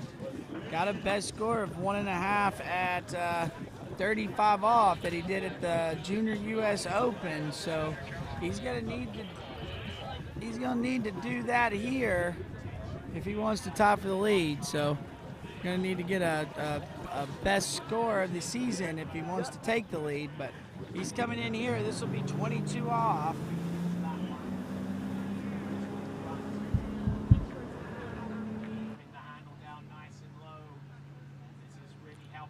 All right, here comes 22 off. This is Gage. Big turnout of 1 ball as he makes his way through the course. Yeah, this is looking pretty good here. Oh, dropping the shoulder there. Needs to be careful. Don't want to turn too heavy on this first pass and go in the drink when you didn't really need the... Right there, you see he drops the shoulder a little bit and gets a little deep, a little heavy. Could have been bad there. Could have ended his day really bad.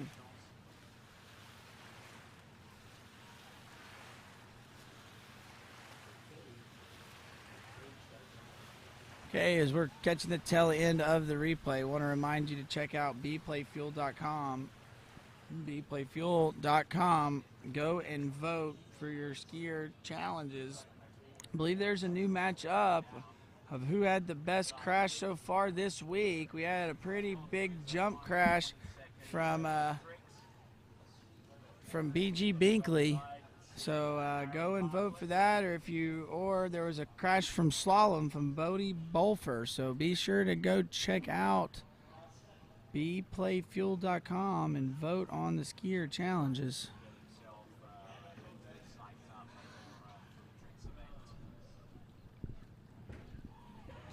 All right, here comes Gage coming in. This is pass number 2. Should be 28 off.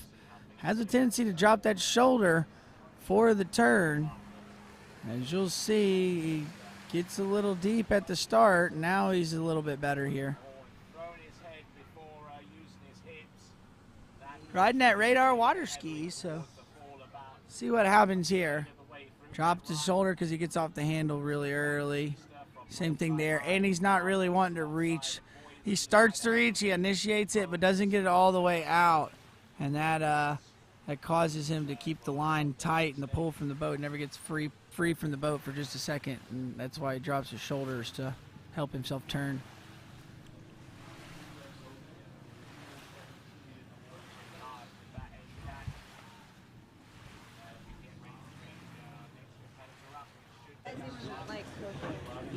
So we've got Gage on the water, just running 28 off, and have to run 32 if he wants to challenge the leader. This is the new money pass for these boys right now. Got to run this 32 off pass. There's a running order back here.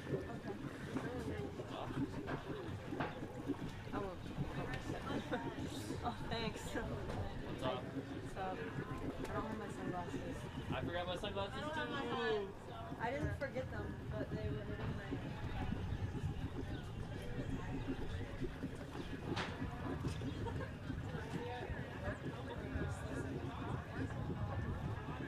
right as we watch Gage getting ready to come back in, 32 off.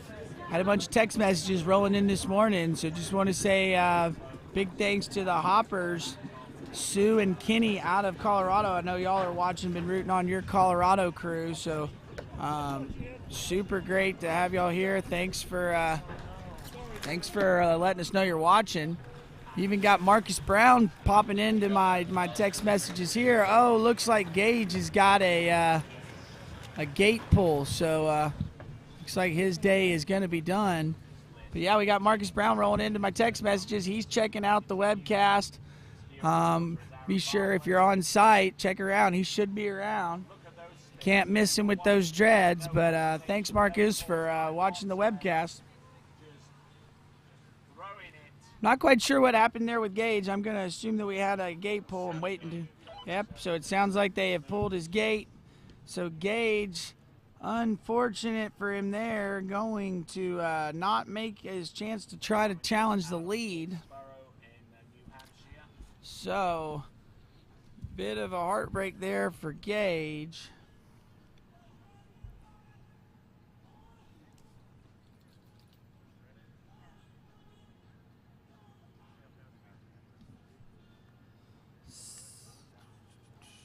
So now we're picking up our next skier.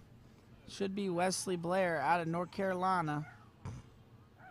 Coming to us out of Mooresville, North Carolina.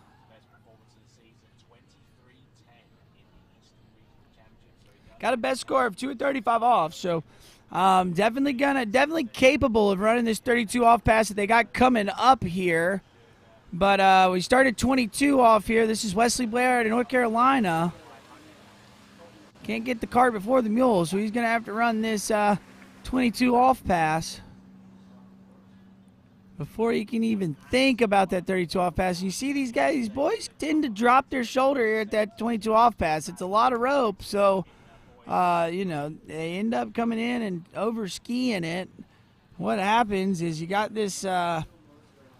You got too much speed there at the gate, right? So what happens is the guys are pulling out really hard down there at that far end from the dock, and they've got too much speed. And because they get too much speed and they crank their gate turn, it sets them up to just be heavy the whole pass. So what we really want to see, and I expect these later guys to do, is they're going to control the gate pullout. So... what I mean by that is they're going to pull out and they're going to build up into their pull out, where these guys are going from 0 to 100 to get to their pull out. These guys are going to go on a nice, they're going to build into where they want to be, and they're going to get to the same spot. They're just going to have control of the boat, or control of their speed while they're running with the boat. So we'll have to see if Wesley can make that adjustment here, and if he can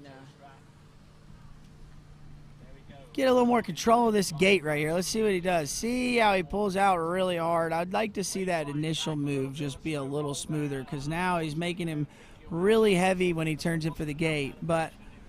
And there you go. As the lefty, you're going to see the gate catch you at 2 ball. But making his way through this 28 off pass, little dicey, and it is. It's all stemming from how hard he is hitting the boat when he turns in at the gate, but that's coming from how hard he's pulling out to get there. So Wesley's really going to need to tone it down. Like I said, you've seen him almost blow the tail here, both passes. Watch right here. See, he almost blows the tail, and that's just because he's got too much pressure from being too heavy at the gate, and then unloading super early there at 4 ball at 38, or sorry, 4 ball there, and caused him to come up short. So he just ran 28 off. Second one he slid, and that was the case here with the weight line back as well. Slid that ski over for the sake of him surviving that break. Got a few more text messages rolling in this morning. Scott Chipman, thank you for watching the webcast. I don't know if you are around, but Scott's out of Utah area, so thanks for watching the webcast. Glad you're enjoying it with us on this Wednesday morning. We're here watching Boys 4 Slalom. Yep, see, hits that gate really hard again. Watch this 2-ball, which happens. Yep, there you go. I've been calling it for you guys. That's what's happening. He's just got too much speed at the gate, and he's too heavy when he turns in, and it is catching him as a lefty over here right at 2-ball and not able to hold it and going out the front there. Cool little shot. I think he'd be okay. Probably a little bit mad at himself for not getting further down that course, but that's Wesley Blair out of North Carolina. And then we will move as we look at our leaderboard real quick. Jake Abelson still sitting at the top with 1.5, 35 off. And then Brian Withrow been hanging in there at second place for a while with 5 at 32. So we'll have to see what we've got as we're coming into the last, we're getting into our last several skiers. So I was just going to wear it with me skiing? We're into our top 10 already. We've got 8 more left, and we're going to go. You see our next skier right there on the water. Skiing out of Minnesota from the family up there. There's several kids that are all ripping. This is going to be Vito Bloyer. Looking very patriotic today. He's got his American flag shorts, but also rocking that cool American flag life jacket there. So, yeah, very patriotic. Looks like he's got you. Looks like he's ready to go.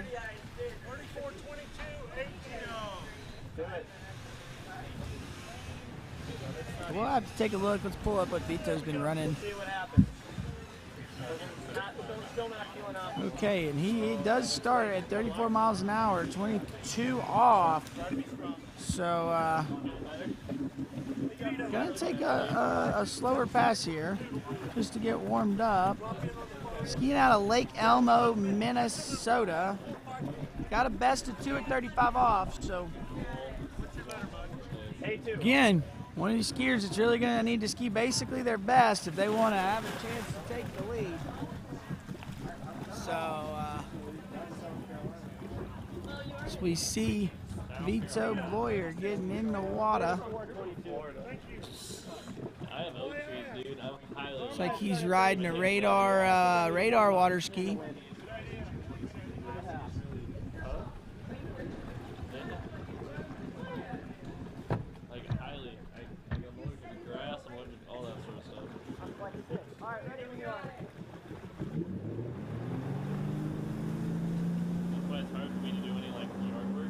Okay. Coming in. All right, so this is Vito Bloyer, 34 miles an hour, 22 off. So he is, and that is not what you wanted to do there for Vito. He might want to veto that score and try to go again, but unfortunately you only get one run here at the Nationals. He didn't look very settled here. Watch as he goes across the wakes. Really kind of pulling on the rope, leaning back, and yeah, getting the ski to bite. That is a bit of a bummer there for Mr. Bloyer. So we'll move along. Checking out the leaderboard. Jake Abelson still sitting there. We've got 7 skiers left. So we're getting ready to start kind of knowing where the medal situation is. I know we've got Jake sitting there watching, pretty eager to see if he can stay in medal contention. Brian Withrow and the skier from quite a while ago, Connor Pescek, still sitting there in top 3. So I know those skiers are probably sitting here watching, seeing what these next few skiers are, but we've had several of them go down a little early here in this Boys 4 Slalom event. Don't know if it has something to do with, it is a little bit windy, but it's not too bad, or if we got some nerves going or what, but like I said, seeing a few of these Boys 4 Slalom skiers going down a little early, so Well, as we see Aaron Parr on the dock, he'll be your next skier, and let's see if he can maybe break this trend that we've got going on right now.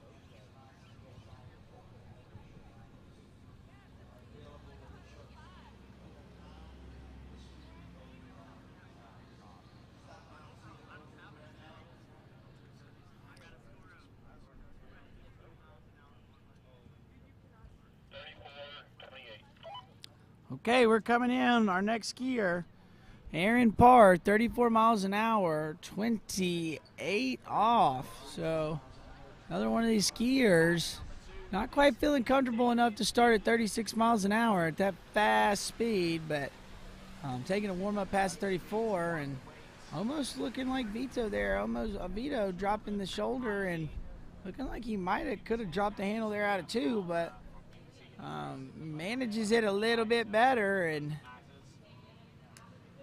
getting through. So that's 34 miles an hour, 28 off for Aaron Parr.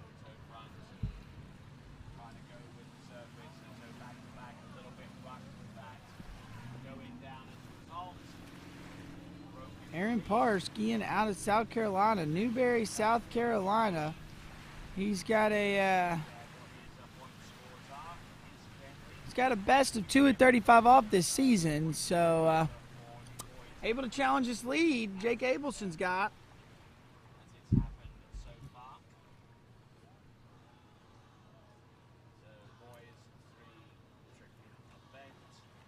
So we speed the boat up down there, and we'll get Aaron back up on the water here in just a moment.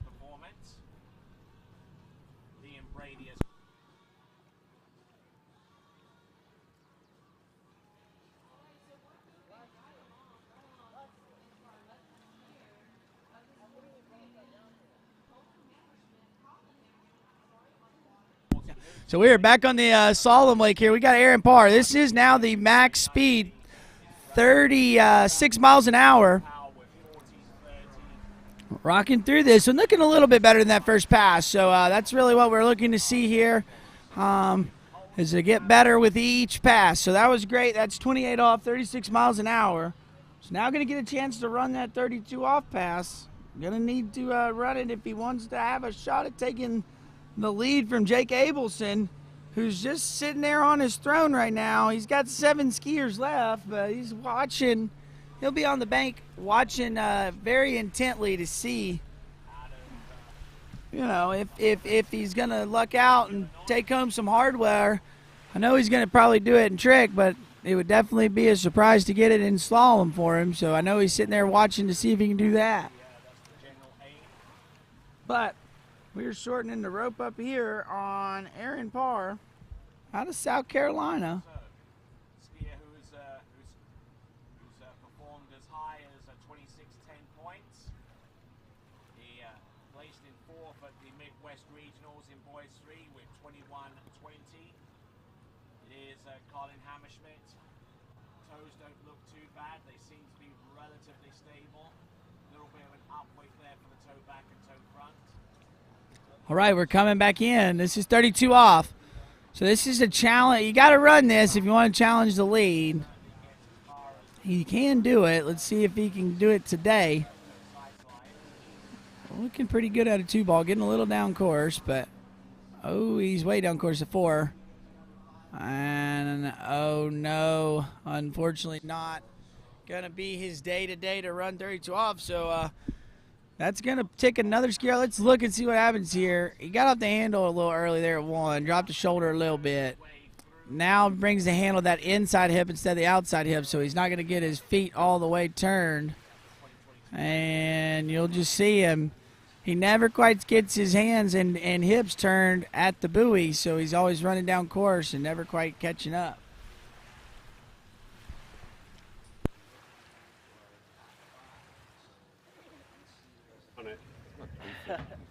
It could be practice, you know? Yeah.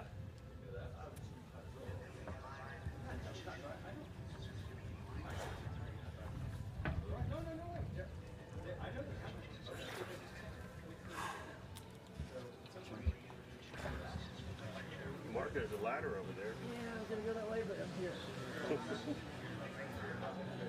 Have fun out there.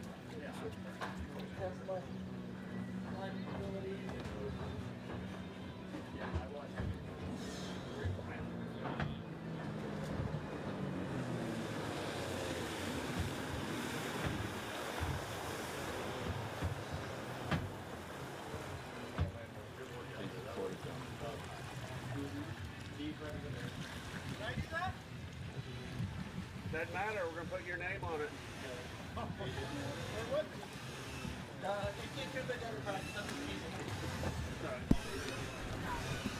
All right, we're here. Aaron Parr just skied, so unfortunately they're going down a little early for Aaron, not able to challenge the leader with Jake Abelson. So we got 6 skiers left, and Jake's still sitting on the leaderboard. Our next skier is AJ Quimper. AJ Quimper, and we'll have to see where he's from.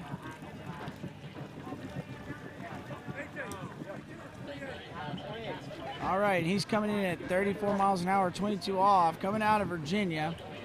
Sorry, 28 off, not 22 off, 28 off. So 34 miles an hour, 28 off, out of Virginia. Riding that D3 water ski, I do believe.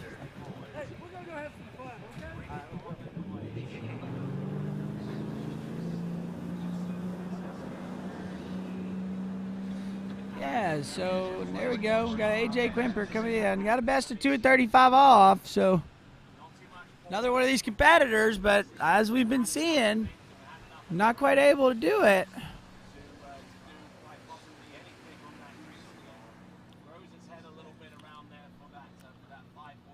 Let's see here as we run this 34 mile an hour, 28 off past there. That was a pretty good opener there for AJ. Let's take a look here at the replay. Yeah, nice and still with the upper body as he comes into the buoy, lets the feet swing. You see he got off the handle there a little early now that we've got the slow-mo. Drops the shoulder just ever so slightly. Did a little bit better there. Best there at 6 ball. He actually took the rope with him all the way out there. So, we will see what we got as we speed the boat up here.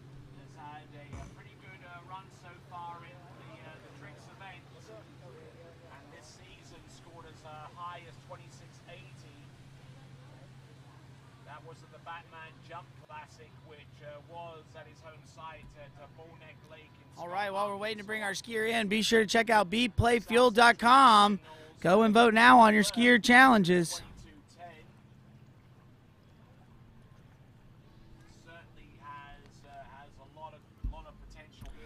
All right, coming in. This is 36 miles an hour.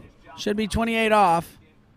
See if we can, see, we're getting off the handle again early there, and it's causing him to dive in onto that 2-4 turn. And we're getting a little ski chatter as we get up to speed. So keep an eye on that for the next couple passes. Could come up to catch him.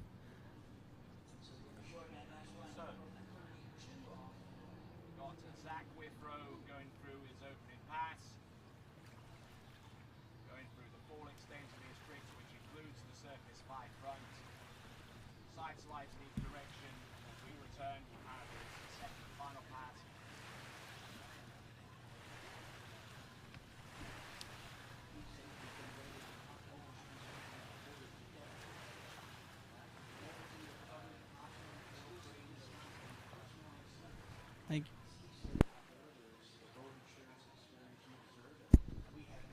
All right, so we just saw that 28 off pass there for A.J. Quimper. Like I said, I was pointing out, he's getting off the handle a bit early. He's letting his hands get away and then hopping off the handle really fast going into 2. And it's causing him to want to have to drop the shoulder to get the ski out and keep it moving. But in return, it either is going to bite on him or it starts to see the tip chatter, which means it's getting pressure to the tail of it, trying to blow the tail. Let's see what he's got here. Does he do better? Pretty good off of 1. You see he gets off the handle so early as he comes across. So he makes the edge change and he's off the handle. And it's just hard to keep your speed moving. Right here, watch. Boom. Right as his feet swings, the hand comes off.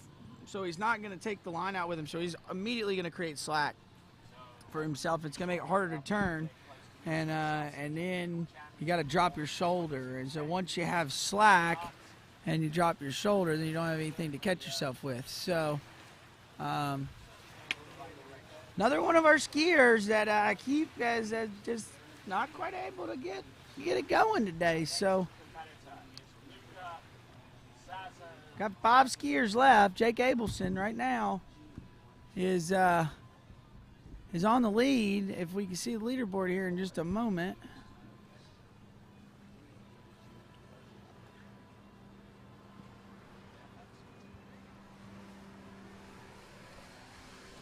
Conditions here at the lake, super nice today. You see the sun is out today. It's much brighter, much nicer day. Yesterday it was a little bit overcast on us. Wasn't cold, but definitely had a lot of cloud coverage. Today is more like a sunny day.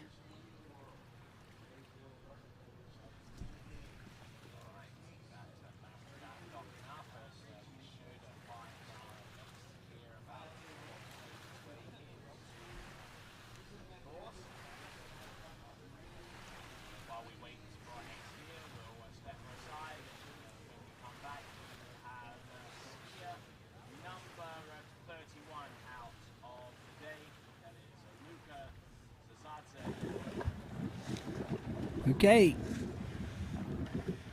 we're down to our last 5 skiers. Should be R.J. Teeter in the water. This is 34 miles an hour, 28 off for R.J. Teeter to start. He's coming in from Alabama, out of Homewood, Alabama.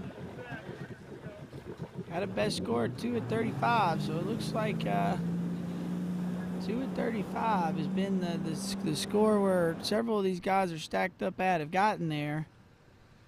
We've got 5 skiers left.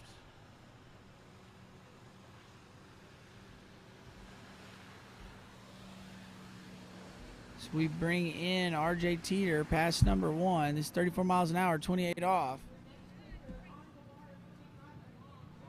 Looking good here as he makes his way around 6 out the gates.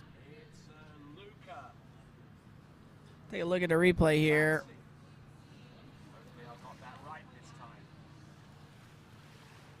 A little bit of slack there off of 2 ball, just probably because it's 34. Probably used to starting at 36, but playing the 34 card so he can get the win the way he wants.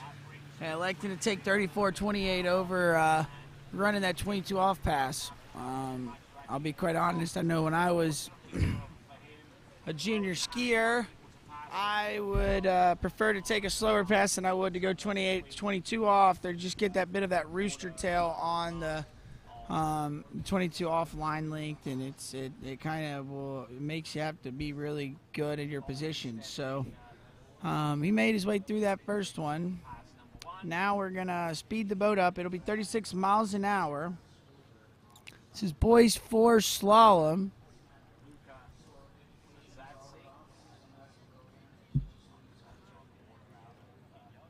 We're bringing him in. This is 36 miles an hour.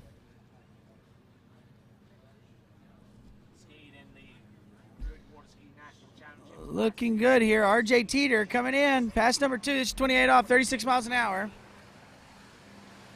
See him kind of rolling his shoulder in there into 4. Oh, and getting narrow there at 5. All stemming from the 4 ball. So we'll go back. I'll show you here on the replay if we can see it.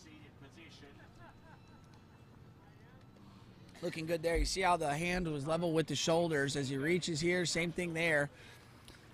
Does pretty good into 3. Now watch right here. See how he let the hands get way away from him as his feet were swinging. So he come up narrow and then really came up narrow at a 5 and had to drop the shoulder because he was swing. He wasn't keeping the line out and staying out there. So able to make it through that one. So this is 32 off. He's gonna have to run this one if he wants to take the lead from Jake Abelson, who's been sitting on that spot for about 30 minutes now. Yeah, it's 1.5 and 35. Sitting on the bank, watching to see. He set himself up really good. I mean, the only thing is he's got a score of 1.5. Does help him because it means that the skiers have to come and try to get to 2 ball, but also means they could stand up too and take the lead here. But let's see, this is 32 off. Looking pretty good there out of 2. See where he gets in trouble. And inside of 5 ball, I do believe. Maybe he got outside it. I just couldn't see it right there. Let's look. It looks pretty good off of 1. Does good here too. Now watch this. He rolls the hands pretty good, but leaves his shoulders unlevel, and it caused him to not be able to hold it. I think he went inside of 5 ball there, and I'm not sure he got outside of 6, but we'll see what the judges give him.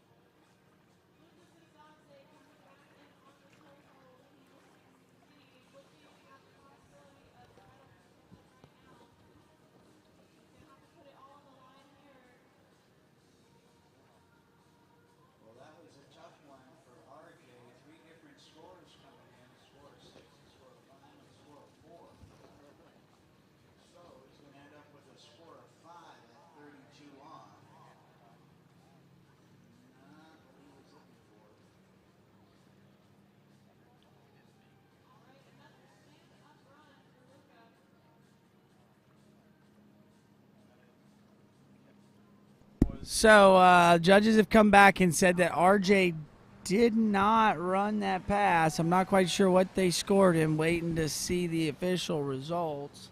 To me, it looked like, okay, so they gave him 5 ball. So now he's going to be in a tie there with Brian Withrow.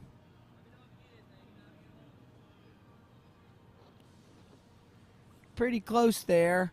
Judges may have had a better view than I did. It looked like he went inside it, but they are going to give him 5 ball.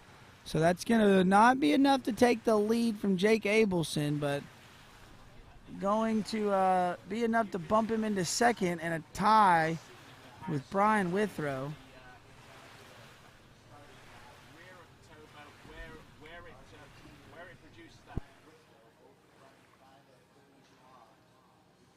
So with RJ not beating Jake Abelson, that means that he is absolutely guaranteed a medal. So we've got a 2-way tie for second and third, and then we've got a tie for 4th and 5th. So we've got 2 people on the bubble now. They're tie at 4th. Okay, coming in with our next skier. This is Jaden Stable. He's from Chico, California. Gonna be 22 off. We saw his little brother Jackson yesterday at the end of the day, taking home the boys 1 slalom title. He He made it into 35 off, not quite able to get outside of one ball, but we'll take a look here as his brother's making it through pass number 1. Solid opener there. We'll take a peek at the replay and see what it looks like here in just a moment.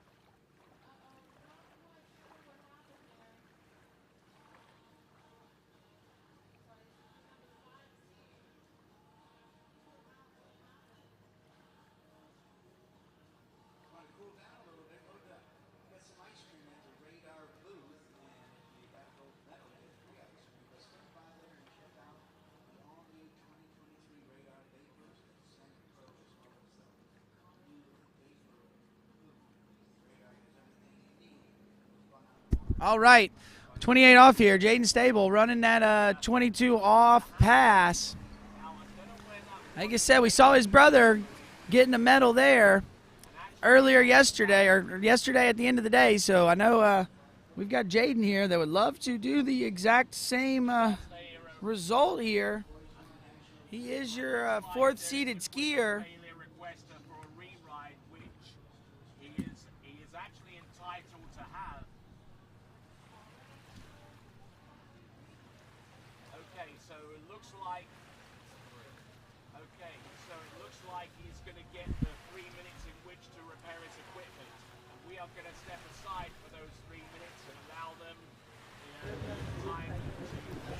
All right, we just had Jaden Stable there.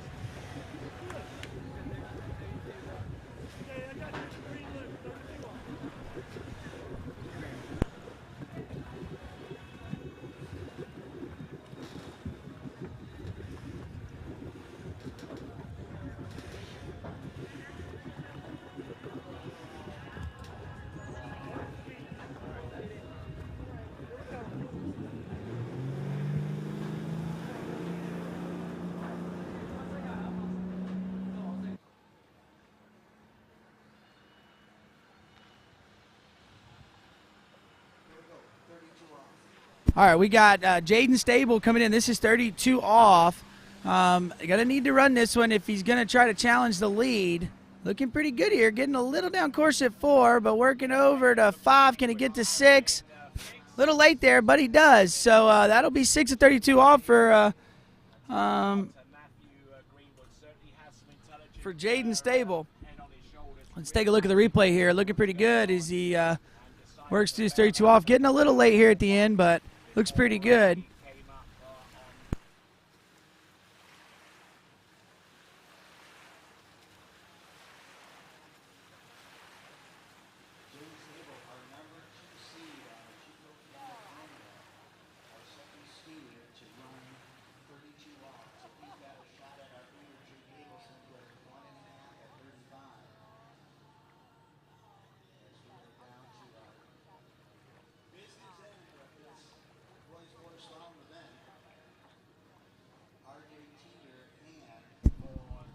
Okay.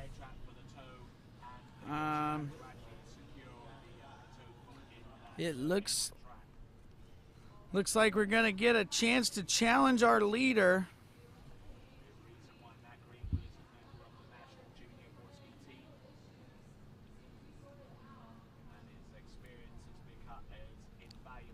Okay, Jaden Stable coming in. This is 35 off. He needs to get a full 2 to take the lead from Jake Abelson, your skier from a while ago. Nice 1 ball.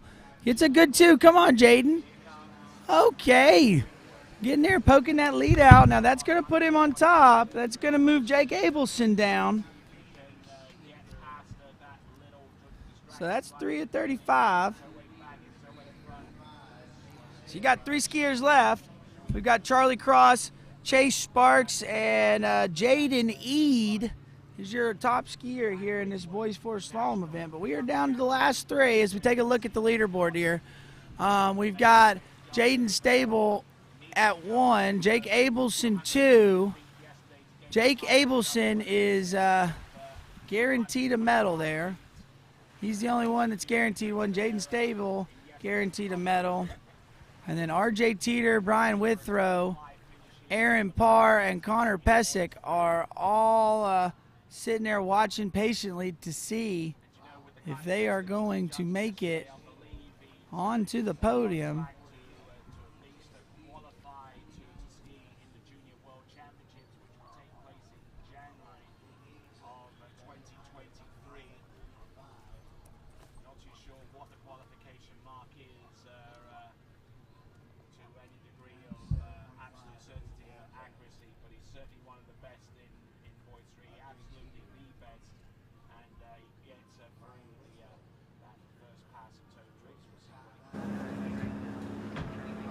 Okay, we are back on the water. We've got our third seeded skier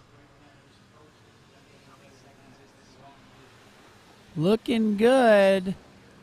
Charlie Cross coming in here. I believe this is 28 off.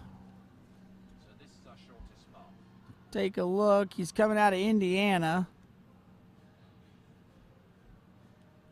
He's got a best score of 1 at 38 off, so definitely able to challenge this lead. He can run 35. We'll have to see what he can do here, but looking good as he's making his way through this opening pass here. Should be 28 off.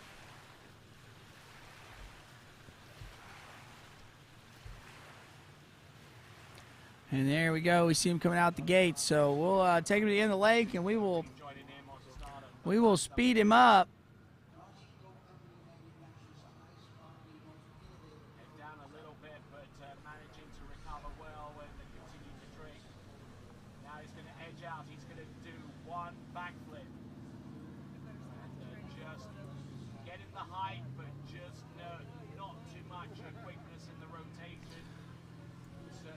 Okay, and looking at the live chat, Matthew Duncan is here rooting on Charlie, so thanks for watching the broadcast there, Matthew Duncan. Eyes on the water, got Charlie Cross.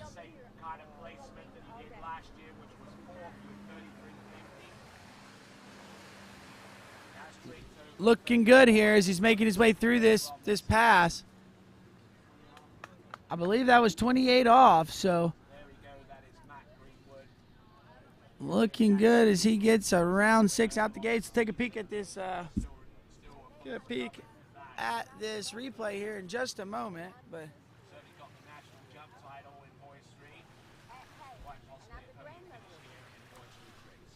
Had the opportunity to ski with Charlie and his dad a little bit. Met them several times while I was skiing with Seth Stisher out in South Carolina. So it's really cool to see Charlie growing up, getting big, and absolutely ripping on the slalom ski.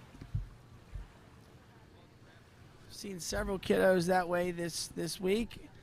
But it's nice to see Charlie out there. I'm pretty sure Charlie had a pretty good injury, maybe not last year, but I know he broke his leg pretty good. I think it was last year that he had a leg break, so good to see him back on the water and absolutely still crushing it.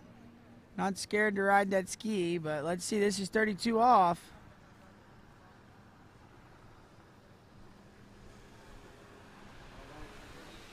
Looking good there out of 1.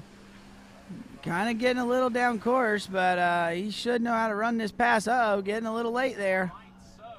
He's still in good shape, though, and that'll be 6 buoys there at 32 off. So now he's going to get a chance to challenge this lead.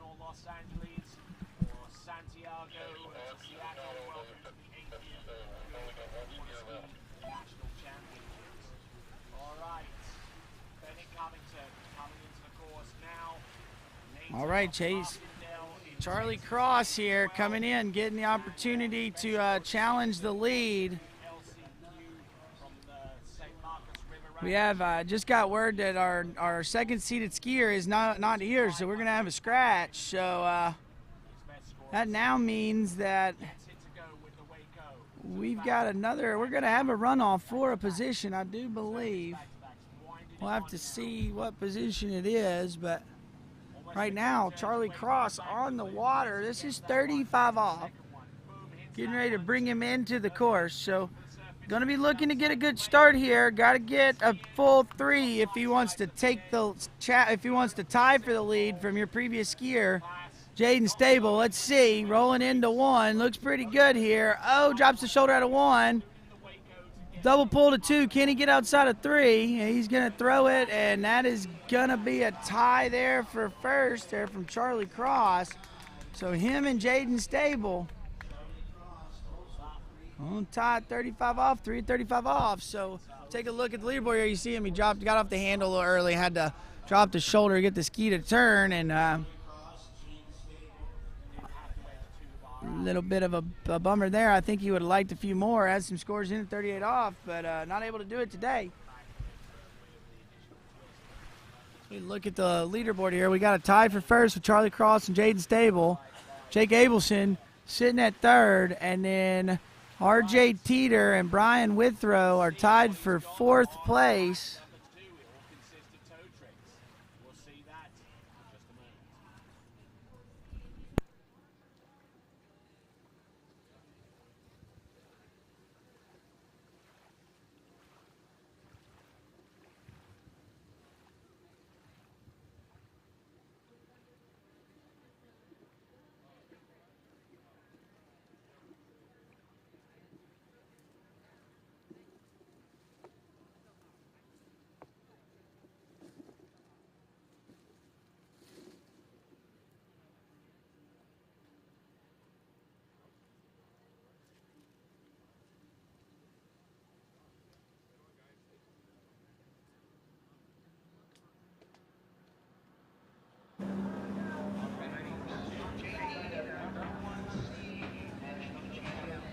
All right, we are on the water. We've got our top seed. We had to scratch our second seed, Chase Sparks, and so now we're on the water with Jaden Eade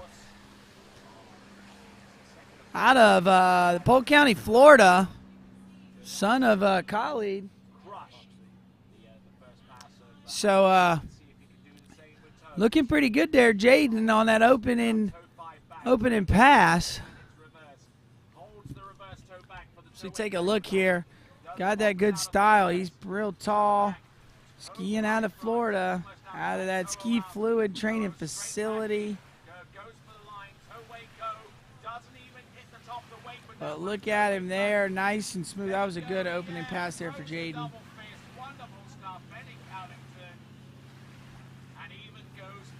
So he has a score, a couple scores into 39. So in theory, we would think he should have no problem running this 35 off pass, but we will look and see.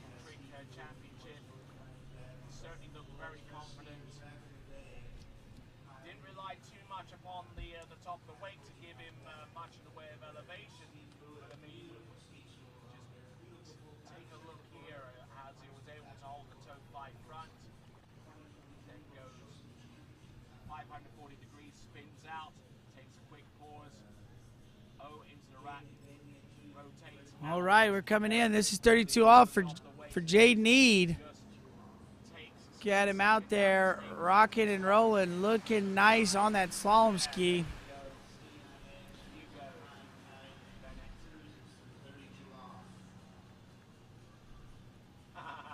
Yeah, he's got a good-looking style here. You see, has a tendency to, not right there. He did pretty good, but watch right here. Did good here. I think it was 3 balled in. Yeah, he didn't quite fully release his arm out there. I mean, he's letting go, and the arm is going straight, but he's not getting it fully extended like he does right there, which allows him to move back in on the turn. So, you know, it is 32 off, and he is really tall, so he's probably just staying easy, staying over the ski.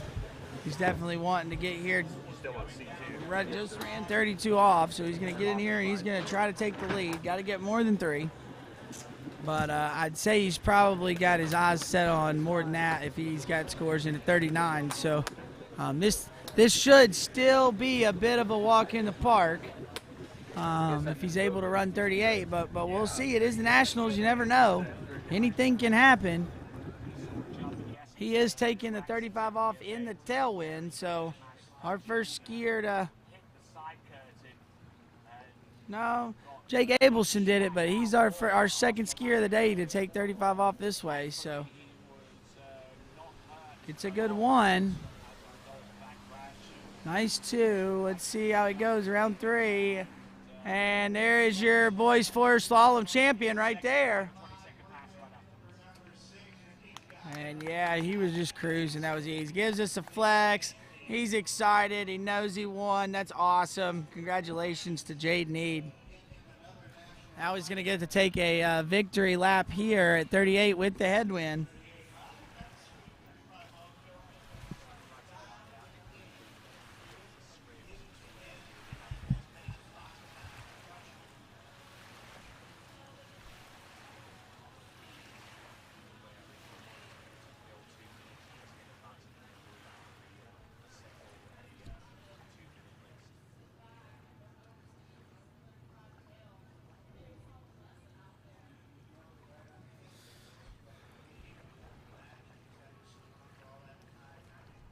All right, as we see the leaderboard there, you see your leader, Jaden Stable. We're going to have a runoff for second place.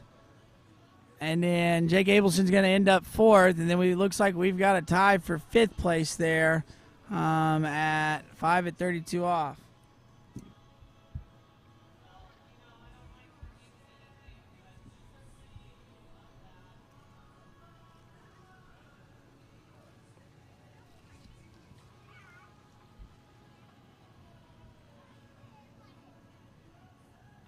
All right, Jaden Stable, 38 off, looking to run this 38 off.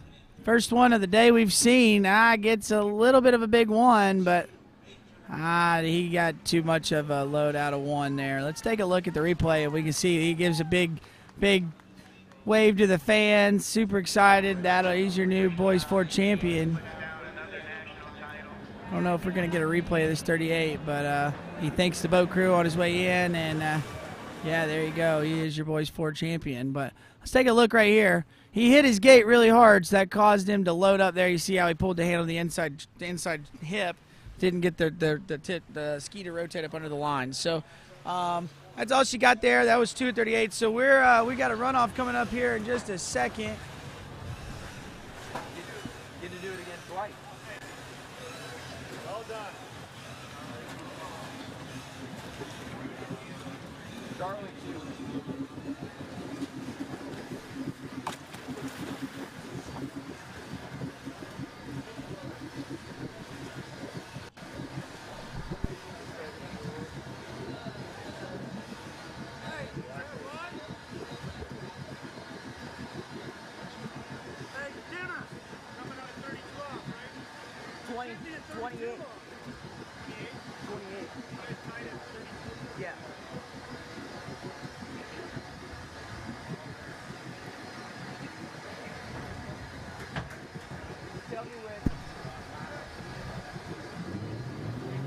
Right, we are having a runoff for 6th place here. It's gonna be, they gotta start at 28 off. This is RJ Teeter. Going down a little early here. Earlier when he skied earlier this event, and he is in a runoff with Brian Withrow, who skied.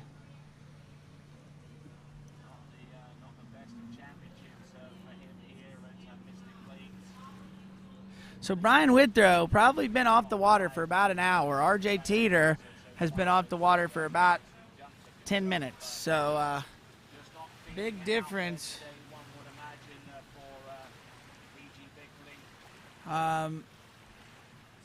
Yeah.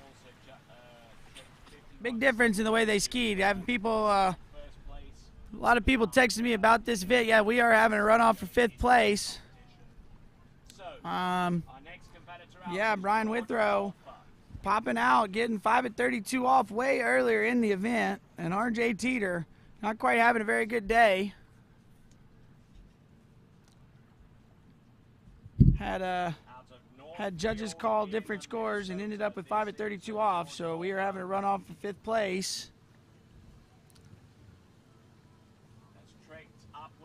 So we ran 28 off. This is going to be 32 off.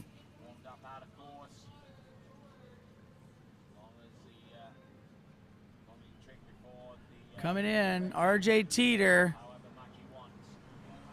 Looking good as he's coming through over to 4.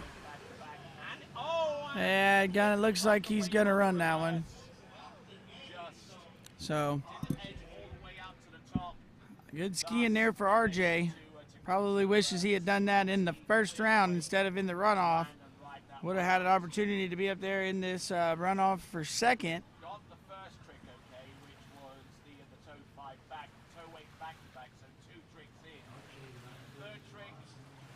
So we look at the replay here, RJ making it through this 32 off pass.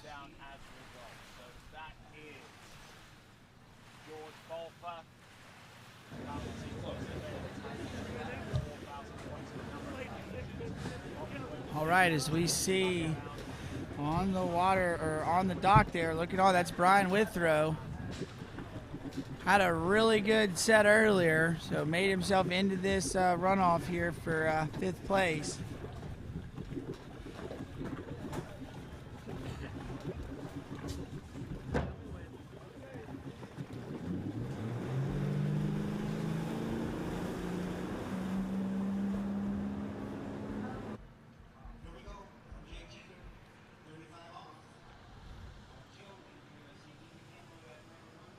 All right, he hit the gate really hard, and you're going to see it right here at 2-ball. Catch him. There's the gate. See? You got to figure it out as you get, as you hit the gate really hard, it's going to catch you. Now, let's see. He gets 1. He gets 2, and he's going to go. And I don't think he's going to get that lucky call again, because he definitely went inside a 3-ball that time. So, RJ Teeter, that'll be 2 at 35 off. Unless we have a miracle coming up here. But if not, it'll be 2 at 35 off, and we will move to our 2nd skier, which would be Brian Withrow. Skied about an hour ago, so he is, RJ still probably had on a wet life jacket and wet shorts. Brian Withrow probably had a dry life jacket and had to go grab his stuff from the car. So, gonna be tricky here for him to take this 38 off cold. I'm not sure he practices it that very much, but in this tricks event already having to make up a lot of tricks missed out because of his fall on his 3rd trick in on pass number 1. Reverse toe-weight back-to-back. Let's see what he's got on pass number 2. Can he make up some ground here? Out of Northfield in Minnesota, aged 12. Tricked. 7, 19 classes. You can beat him regardless. First nationals in 43, therefore. Let's have a look and see.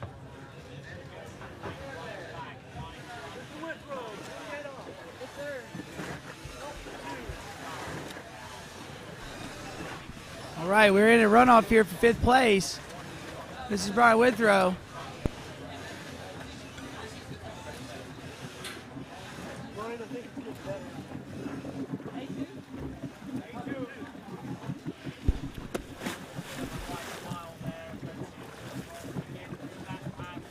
All right, we have got Brian Withrow in the water. We're in a runoff for 5th place. Brian ran 5 at 32 off earlier, about an hour ago, so he's going to have to come out at 28 off. RJ Teeter just ran 2 at 35 off in the runoff. So going to be a big score here. That may have to be a personal best here for Brian. He was fast at the gate. Let's see if he can manage his 28 off. And yeah, that's tough going in and going down early. It's hard for a kid to get it back on after not skiing for an hour and get in there and ski that hardest pass that they ran. So bit of a bummer there for Brian. Gonna end up not getting a medal today. And that means RJ Teeter ends up in your 5th place position.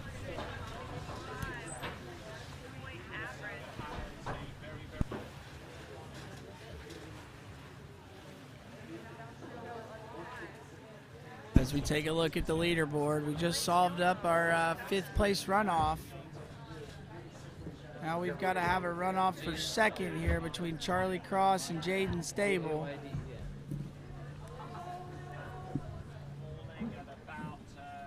Dennis, what are they starting at this next runoff? 32, 36, 32. In a runoff, am I allowed to start at like 35, 34 with the 0 base scoring or no? Is that legal? B1. B1. Bravo 1.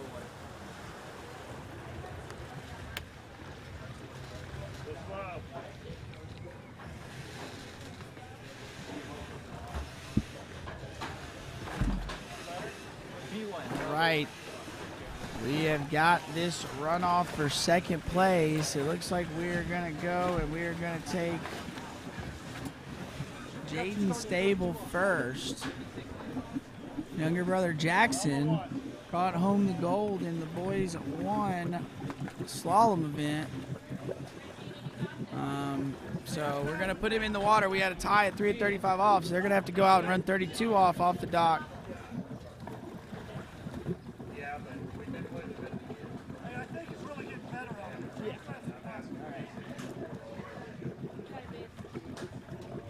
All right, so coming in, it'll be 32 off. They got to start cold. Now they haven't skied. It's not been too long, but they've been off the water for a good 10 minutes. So we'll see. They got to come out. 32 off was the last pass they ran, so they're gonna run it in the tailwind. Let's see what they've got here. Jaden Stable looking good here as he's working through this 32 off. Can he stick with it? Nice looking 5-ball. Yep, good job.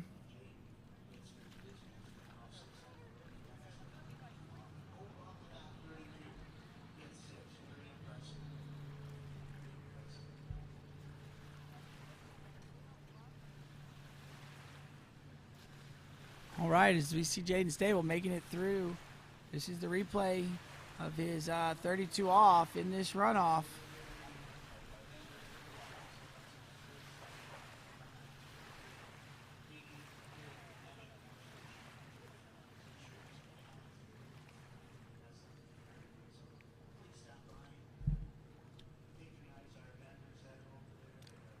Right, we're getting ready to bring Jaden Stable back in. This is going to be 35 off. He scored 3. We had a tie at 3 here earlier.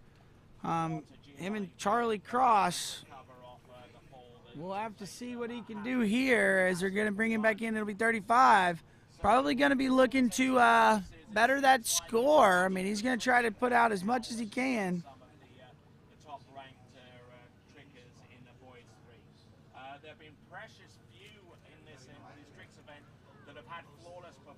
All right, looks like we've got Jaden Stable on the water coming in. Got a good 1, gets a better 2. Can he get to 3 again? So we may have a log jam here at 3 and have another runoff.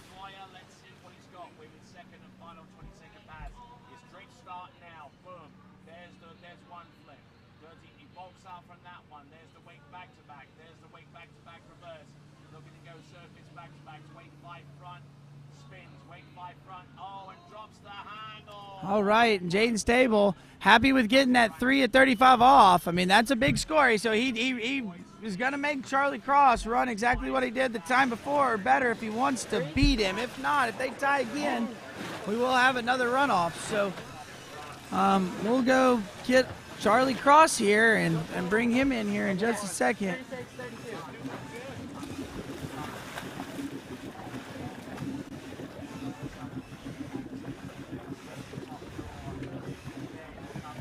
All right, Charlie Cross in the water. Gonna be 32 off, so gonna need to run this one and gonna have to get more than 4 if he wants to take home the second place. If he gets 3, we'll have another runoff.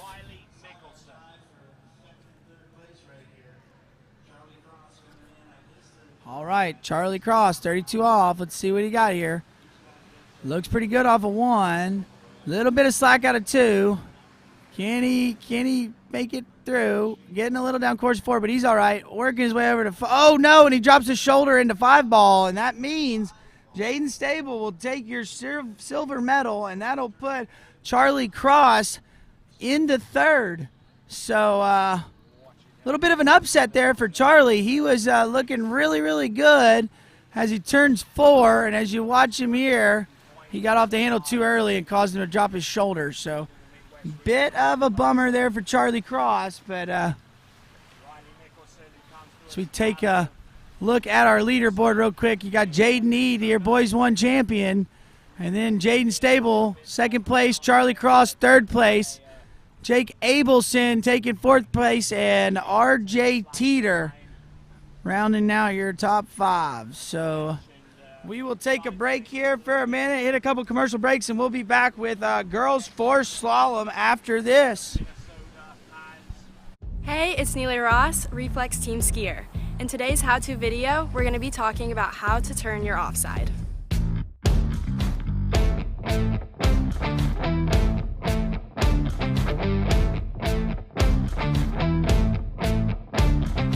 The offside for left-footed skiers are balls 2, 4, and 6. The offside for right-footed skiers such as myself are 1, 3, and 5. Today, I will be talking about the offside for right-footed skiers for balls 1, 3, and 5.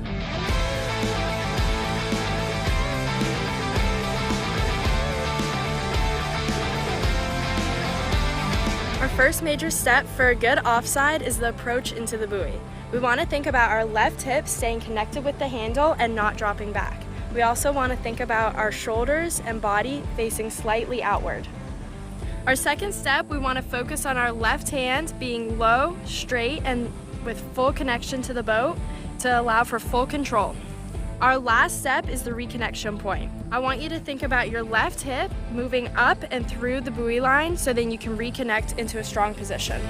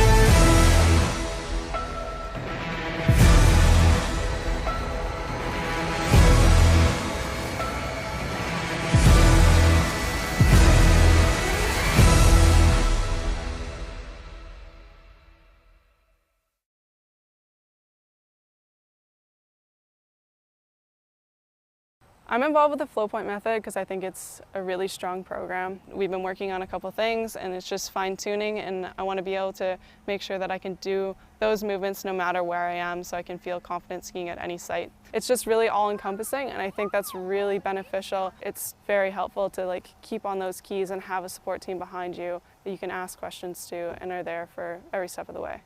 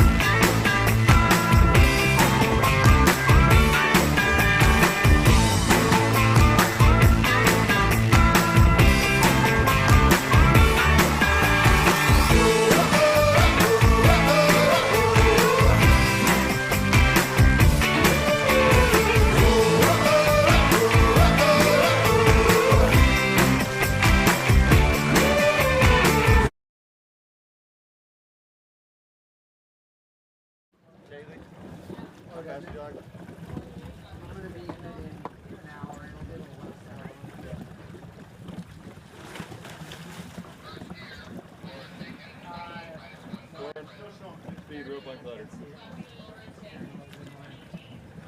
30-15 left. Gentry.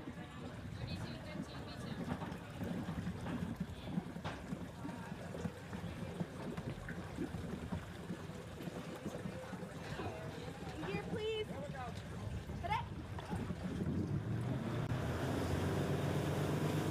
They first, back when that TXI came out, I drove at Okehili. I had boys 2 or something.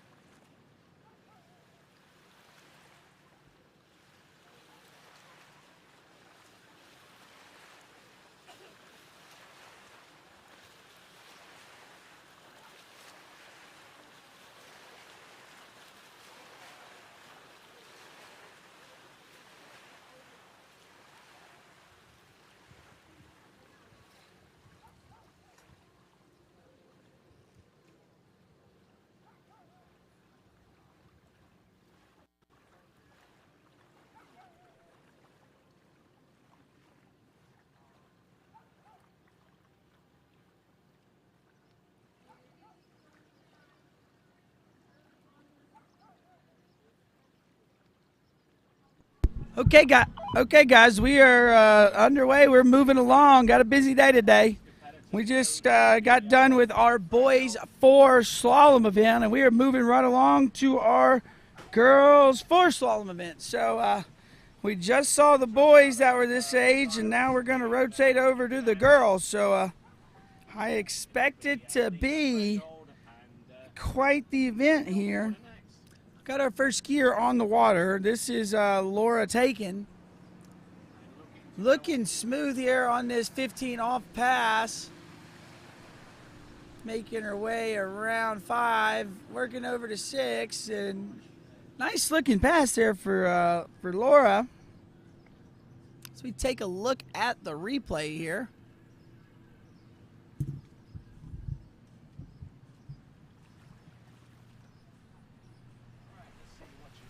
Okay, so like you see, she kind of squats a little bit behind the bow. That's a product of where the hands are, but also she's not getting turned all the way.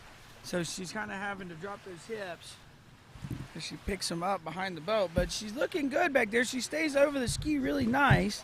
That's just the next step for her to do. If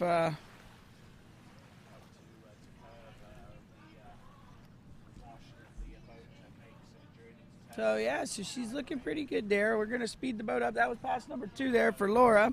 Cyrus in Kansas, not too far away from here, drinking 340 points in the Kansas State Championships.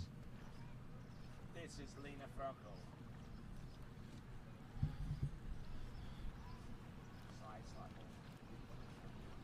All right, Laura coming in. Pass number 3, 15 off. She's out of New York, so out here rocking and rolling. Getting a little bit deep off a 2-0 and going right inside the 3 ball there. So that'll be 2 at that 15 off.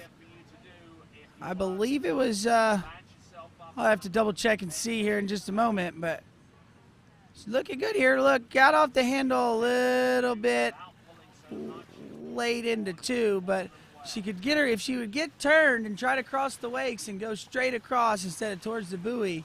She would generate that more speed and would get build up. She would build up more time, more space, have a better turn. But good skiing there from our first skier out of this girls 4 slalom event. That was Laura taken out of New York. So right there you see it. She's got 2 at 32 miles an hour there as your first skier, and we will move on to our next skier when we get back with Kaylee Walker. She was able to pass the handle to the front, but she just didn't have enough advance on the boat, and that's why she fell. All right, pass number 2 coming up shortly, right after these.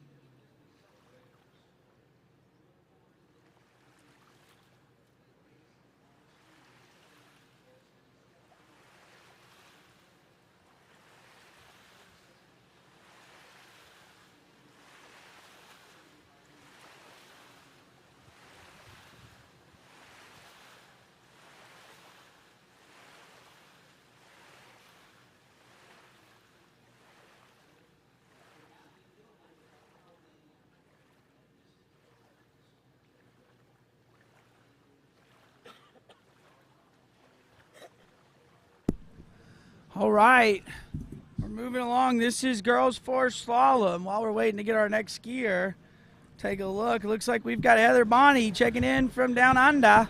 She is she's a skier from Australia, always tuning into the water ski broadcast. So thank you, Heather, for checking in and watching the U.S. Nationals. But we are rocking and rolling. We've got Kaylee Walker coming in, pass number 1. And this is 28 miles an hour, 15 off.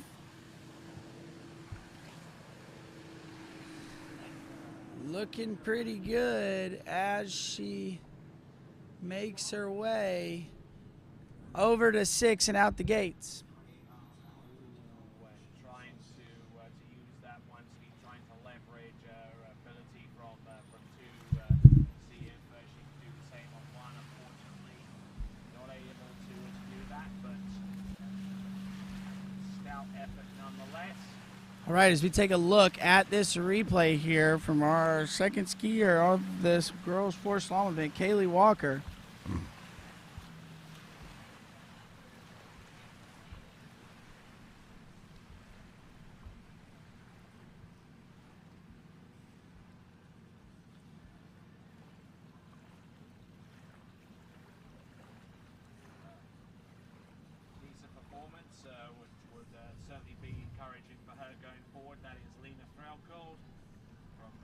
rhinoceros in Kansas.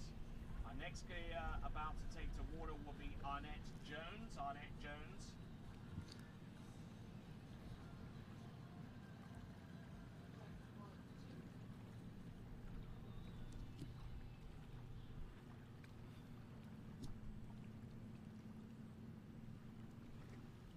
All right, skier on the water. This is Kaylee Walker. This should be 15 off, 30 miles an hour. Got a best score of 4.5 at 34, so able to run a few more passes after this. She's looking good out there. She's coming in here from South Carolina. She's 15 years old, and she is looking good there running that 30-mile-an-hour pass.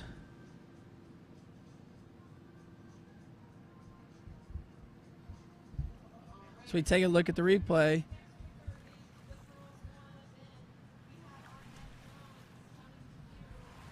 Looking good as she was rocking and rolling there.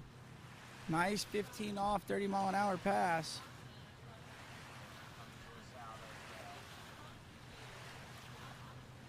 So we're going to speed the boat up. It'll be 32 miles an hour. We got to go up to 34 with these girls. But they are, we're getting here, almost to the max speed here. See what Kaylee Walker's got for us on this third pass. That girl did not think you were funny, but I thought it was very funny.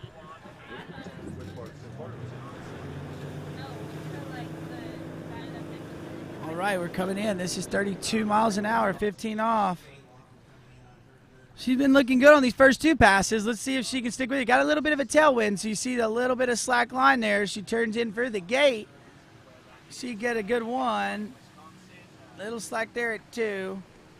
But looking pretty good, managing this pass pretty well. Oh, getting a little late here in 5. Can she get over to 6? She's going to need to work out there, but she does. There you go, Kaylee Walker. That's going to be another pass for Kaylee. And we're going to get to speed the boat up to that max speed here of this girls' 4 slalom event. That is 34 miles an hour. So we just got done watching the boys. They were skiing at 36. And the girls are going to go 34 miles an hour. So Kaylee Walker looking good there at 32, but now we're up to the max speed. We'll see how she does when we come back.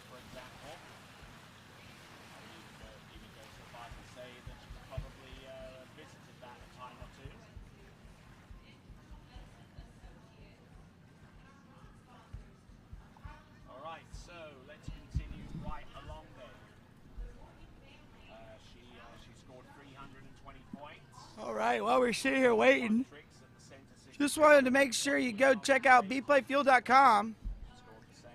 bplayfuel.com. You can scan the icon at the bottom of the screen and go vote now on all the challenges of the day. It looks like our newest challenge was the Young Guns jumper. Which boy looks more like their dad's style already? Damian Eade or Dash Kruger. So be sure to go to bplayfuel.com and vote for which one of those boys looks more like their dad now jumping as a junior. All right, but back on the water. Kaylee Walker, 34 miles an hour. This is the max speed for these girls 4 skiers. See what she's got here. Getting a little bit pulled up coming into 2, but coming on. Come on, Kaylee. Can she get through? Gets around 5. Come on, get over to 6. And if I'm not mistaken, that is a PB or at least a best score on the year. She has not run 34 miles an hour yet. So she got to 4 at the Southern Regionals. And, yeah, good job there for Kaylee Walker. That's phenomenal skiing. So she's your new leader, looking to stretch her score for the rest of these girls coming up.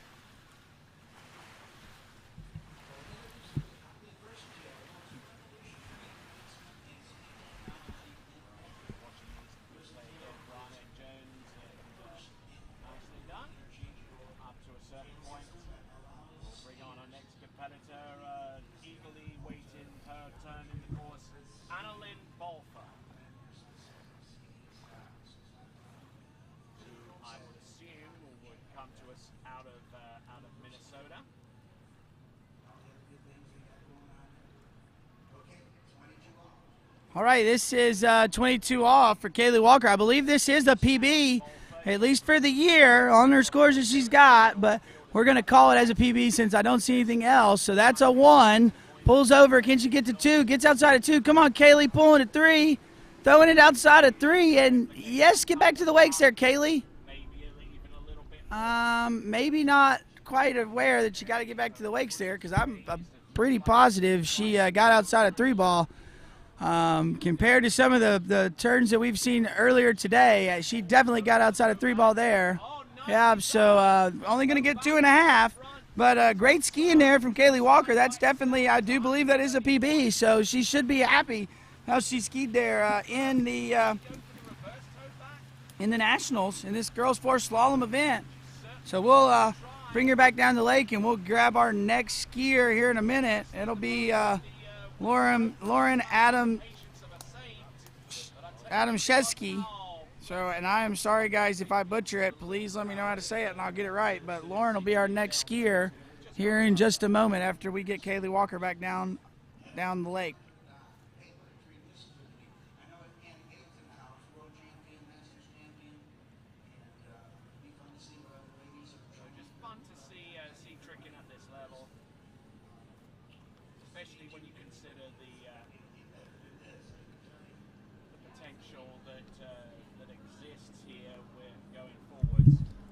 Right, and so for everybody watching at home that may not know, so Kaylee got outside of 3 ball there, and then what has got to happen is you've got to get back in between the boat or across the wakes before the next boat guides at the next buoy in a skier position to be credited with the full 3 buoys. So because she did not get back to the wakes in a skier position before the next boat guide, she's going to get scored with a half a buoy, but that is still great skiing there for Kaylee Walker out of South Carolina.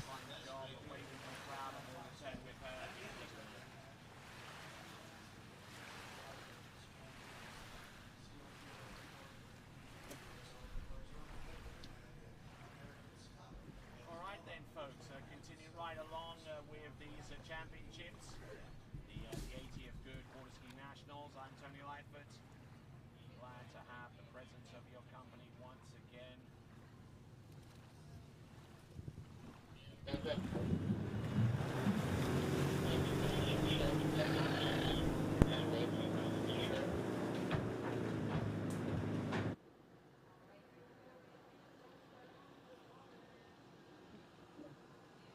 All right, we're coming back in. This is our next skier in this girls 4 slalom event. That is Lauren. Don't have a start speed or line length yet, but I'm working on getting that for you.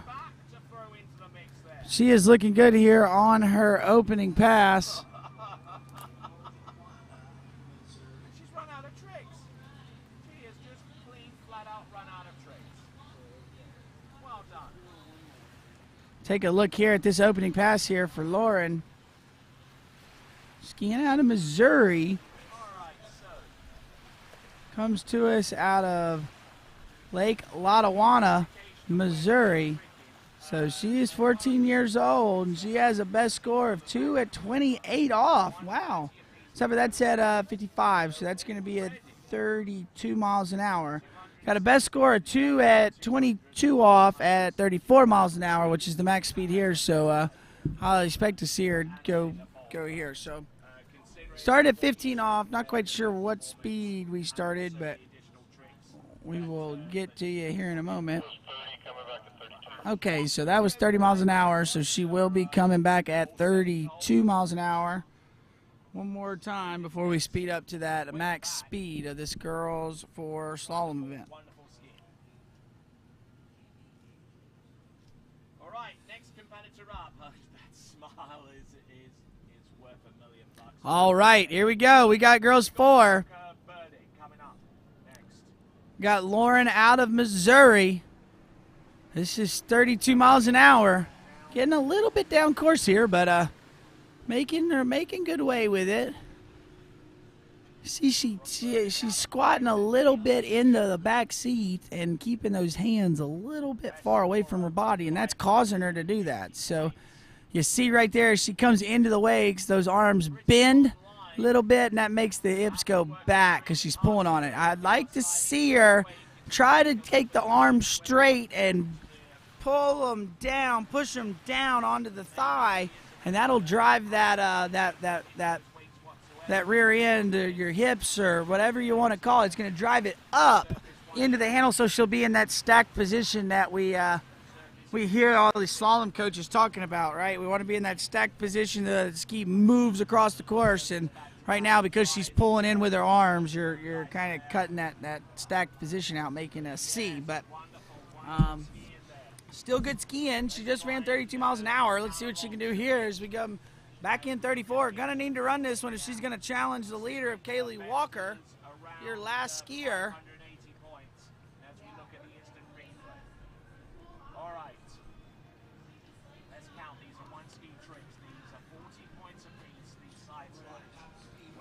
All right, here comes Laura Adamsek, rocking and rolling through this 34 mile an hour, getting down course because the hands are getting away, but she's still pulling.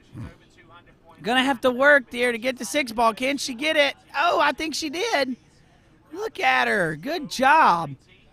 Definitely had to scrap it out there, but got the ski outside of 6 ball and looking good there on that 34 mile an hour pass. I mean, like I said, we'll just see. She starts going down course a little bit because as she bends those arms and pulls them high, the boat starts pulling her down the course. But right here, she needed a turn, and look at it. She got it. So good job there from Lauren. That's going to give her a chance to try this 22 off pass.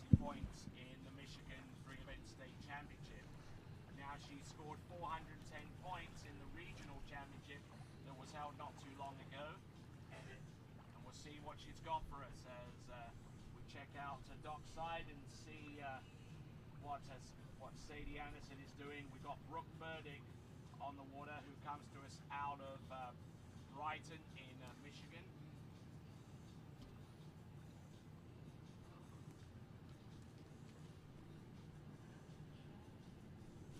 Okay, we got a challenge for the lead right here. Got to get a full 3 if she wants it. Hasn't gotten that this year, so let's see. Unloads a little hard into 2, but can she get around 3? She does. Come on, Lauren. Gets around 4. Good job there, Lauren. Can she get to 6? She's going to have to work here. Throws the ski. She gets it. Hold on. There we go. Lauren Adamsek. She is throwing the fist. I don't think she's run that this year. That's probably a PB. So 2 skiers in a row, and from what I'm looking at here, we're getting 2 PBs. So great job there. I'm sitting here looking, so it looks like last year at the Good Nationals in Girls 3, she ran 2 at 28 off at 32 miles an hour. So now we have bumped the speed up, and she's in Girls 4, and she had a best score of 2 at 22 off before this set. And looks like we've got a PB here for the 34 mile an hour speed. So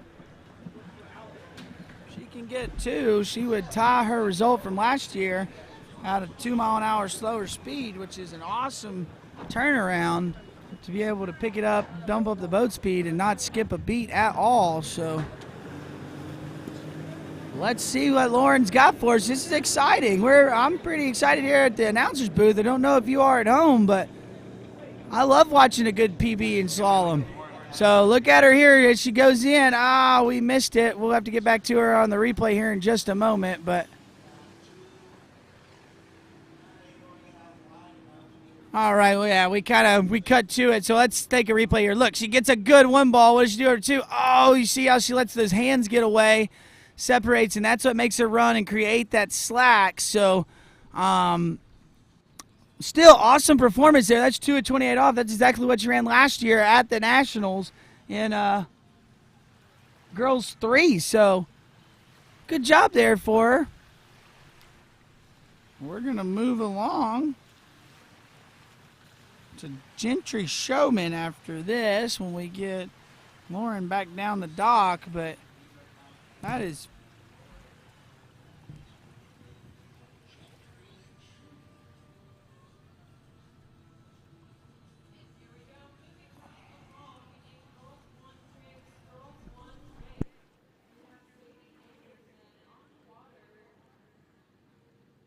All right, as Lauren comes back down the water, great skiing from the girl out of Missouri. She came in here and put up a big O score. That'll put her into the lead. As we see that blue, beautiful blue Mastercraft boat going down the lake. Lauren's pumped up as we drop her off at the dock, and we'll grab our next skier here in just a second. That'll be Gentry Showman. She's another girl out of Missouri. Coming out of Columbia, Missouri.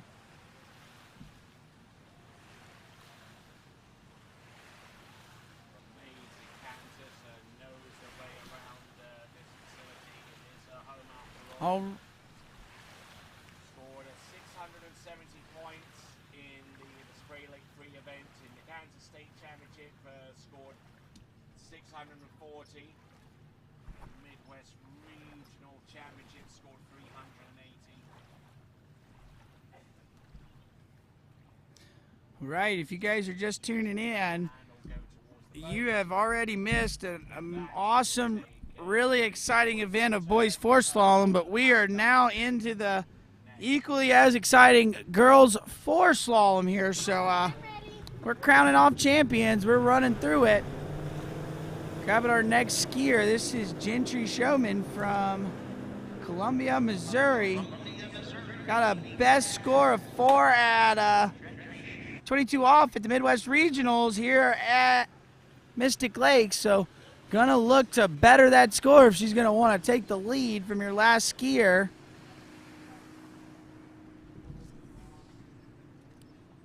But looking good here on this opening pass there for Gentry.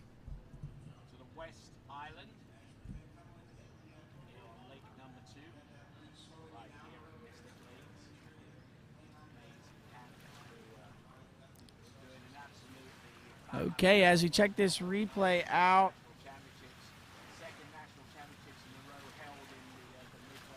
Looking good here on this opening pass here for Gentry.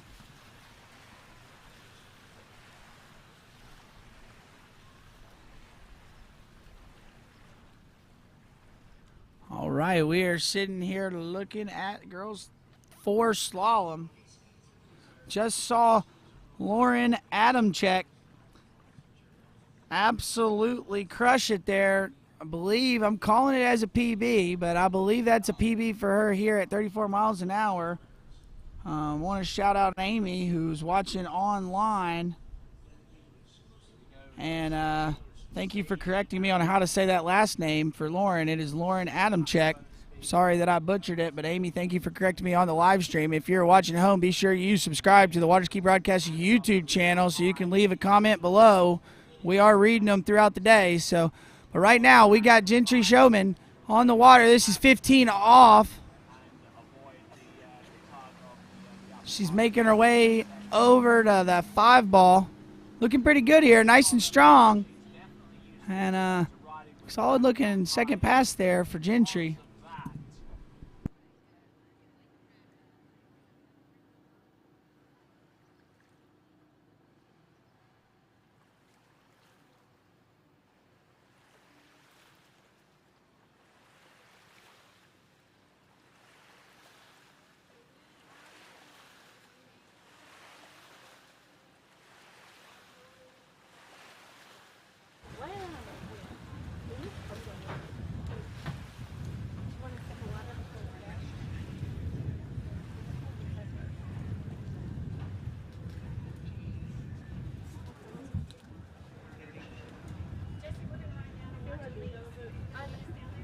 Okay, so I'm hearing, so it sounds like Gentry ran a 30-15 on her opening pass and then opted up to 32 miles an hour, 22 for pass number 2. So we'll see what she comes back in here. I would assume this will be 34 miles an hour, 22 off. Gonna need to run this one if she's gonna want to challenge the lead. We're seeing that wind start to kick up now. Oh no, and she's just blowing the tail. A little bit of a bummer there for Gentry. She was looking so strong. take a look. She had a little bit of a slack at the gate, and it's going to catch you here at 2 ball as a lefty. Boom. So she had to rock back, and she pushes on the tail, and the tail just bumps out of the water. So unfortunately there for Gentry, going to go down early. Kind of seeing that wind start to pick up here in this girls 4 slalom event.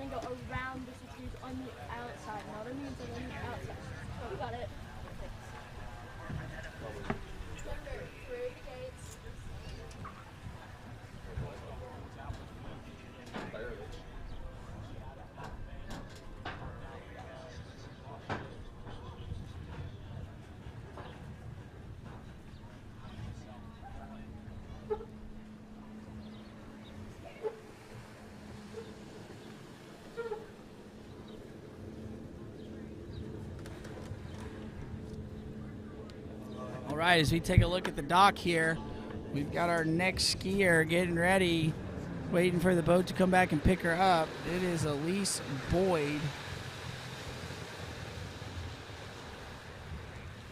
Elise Boyd coming out of Arkansas. Good luck. Looks like she's got a best score of 1 at 28 off, so definitely gonna need to get all of that if she's going to want to try to challenge for the lead. But we'll see what she's going to come in at here in just a moment.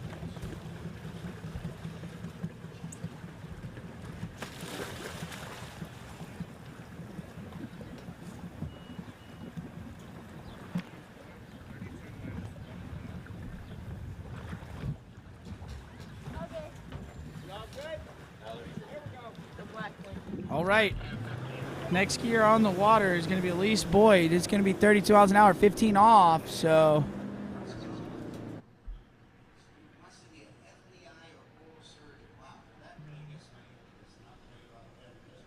let's see here as Elise Boyd comes in. This is pass number 1, 32 miles an hour. A little down course here.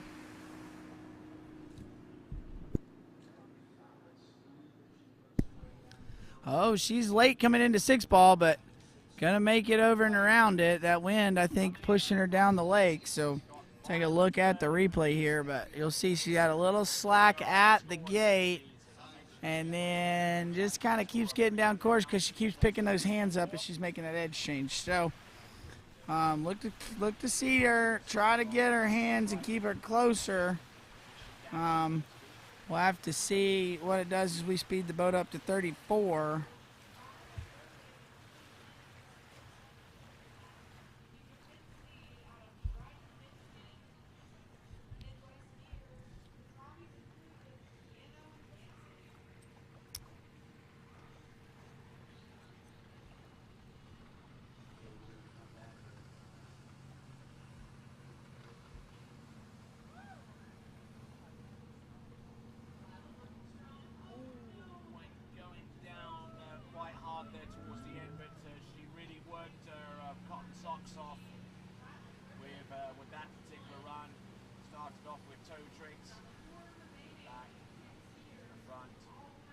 Okay, we're back on the water.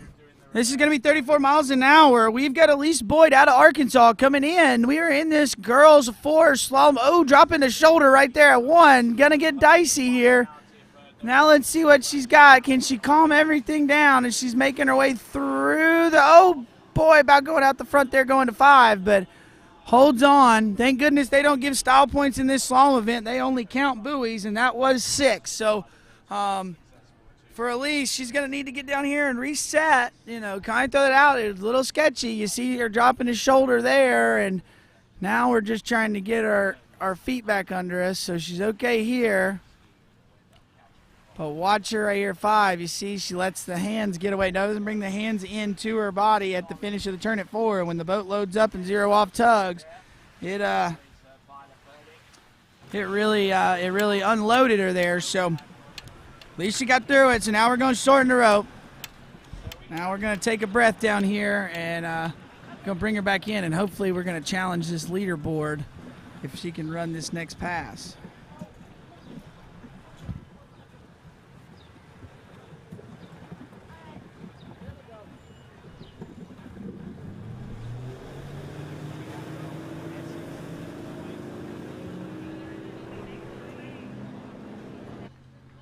Okay, here we go. This is 22 off. Definitely need to run this one if we're going to try to challenge the lead of Lauren Adamczyk. Oh, drops the shoulder again. He said, I'll have to take a peek in this replay, see if it's what it's stemming from, if it's coming from the edge change or the reach. But she's getting down course. Going to have to work to 6 ball. I don't think she's going to get there. And unfortunately, it looks like that tailwind caught her. Let's look here at the gate. She's pretty good with the rope control here. She's dropping the shoulder there, guys, because when she's coming off the edge change, she is using that outside shoulder, rolling it in. So she's rolling the ski at the inside edge, and she's not carrying it out. It's falsely rolling it in, kind of more going like a flat ski, if you will. And she has to hit that shoulder where she drops her shoulder to get the ski to take off and move, or it won't turn. So you see that. It's happened at most of those passes. So really you want to see her work harder is when she's going behind the boat. We want to get elbows and everything locked on the life jacket and get them closer. You just see that big separation between her arms and her life jacket. If she can get those closed, she'll be in and she'll pick up 6 buoys immediately. So good ski in there for her. Not quite able to take the lead from Lauren Adamczyk, but good ski in there. If we take a look at the leaderboard here, Lise Boyd bumping herself up to second, but not able to take the lead there from Lauren Adamczyk.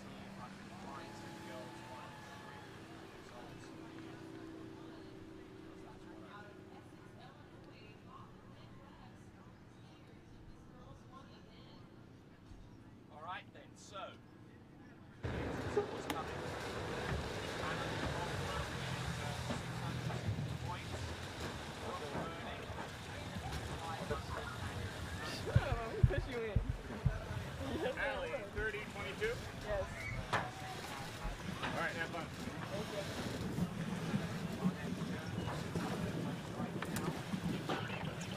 All right, this is going to be 30 miles an hour, 22 off for our next skier, Allie Custer.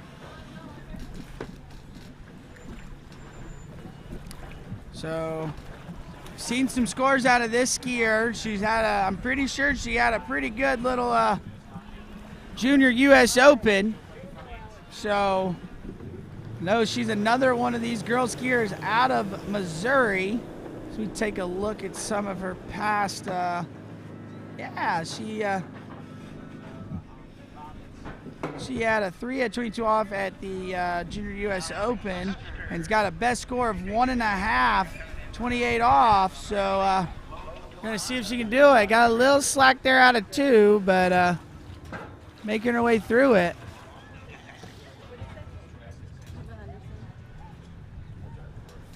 As Allie Custer gets through this first pass, we've got the man, the myth, the legend joining us down here at the broadcasting tent. We got Bruce Cundy, a.k.a. the man, the myth, and the legend all in one.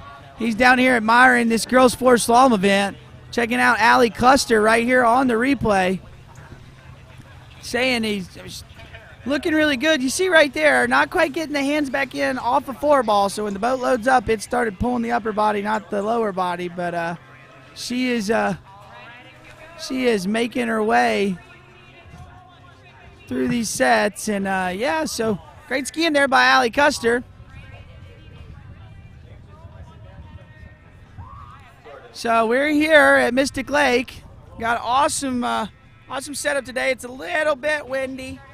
But again, as you're seeing from home, the land is built up much higher than the water, so we're getting a bit of protection from the wind, but these skiers are still going to feel it on their body as they come through.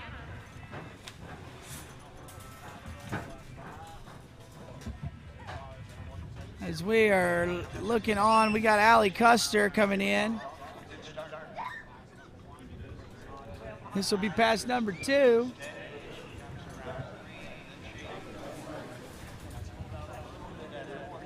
All right, Allie Custer coming in, making her way around 6 and out the gates. Good job, Allie Custer there.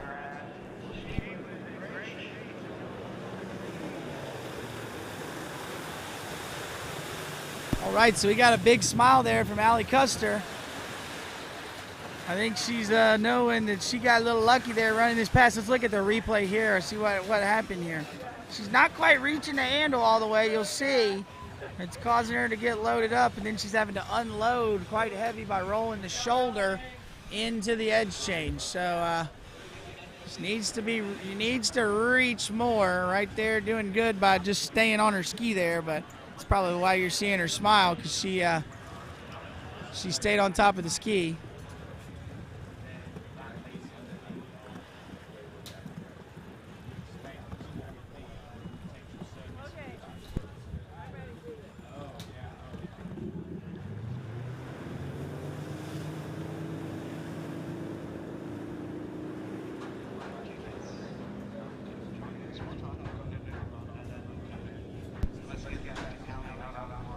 All right, we got Allie Custer coming on the water. This is 22 off. Look at her there. You see her dropping that shoulder. It's because she's just letting go and not reaching, so she's not getting everything level, but it is still working for her.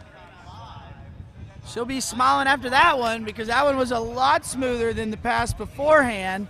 Again, had a little bit of a shoulder drop here, a little bit of slack at the gate, but rocking and rolling there, looking good. And once she had that shoulder drop out of one, she started doing good. So Allie Custer doing great skiing here out of Missouri.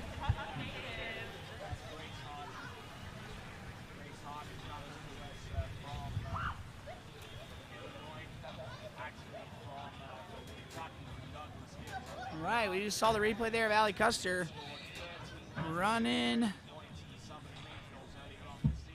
that 22 off pass.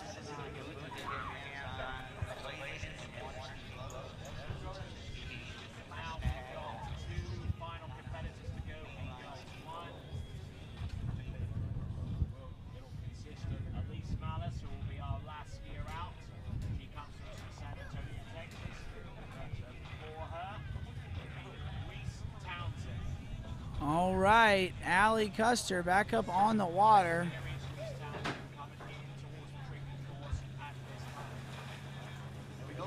All right, there you go. A little bit better one ball. Come on, Allie.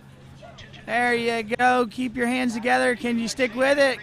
Look at her go. Come on, Allie. Oh, no. And just not quite able to hang on. And a bit of a bummer, but from what I'm looking at here, that looks like her best result, best score. Let's see what happens here. See that reach. If she would extend that arm a little more, she wouldn't drop the shoulder here. She'd look better there. And it'd probably keep her from breaking, but she's doing good. She comes here, she gets a pretty heavy turn, yeah.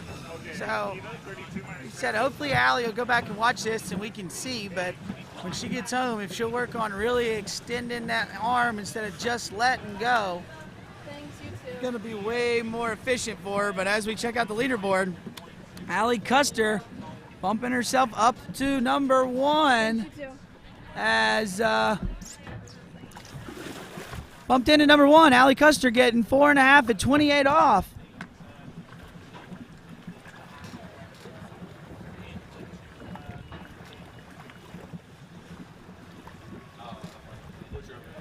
The optimized rope, please. Okay, so we've got our next skier coming on the water. This is gonna be Ava Henderson. It's going to be 32 miles an hour, 22 off, as we see Allie Custer swimming in. But here we go, Eva Henderson.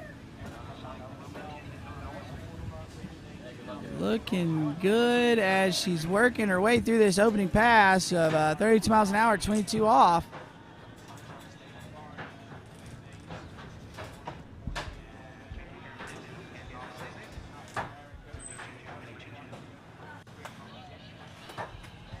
All right, as we take a peek at this replay here, we got Ava Henderson coming in. This is opening pass. This is 32 off, 22 miles an hour.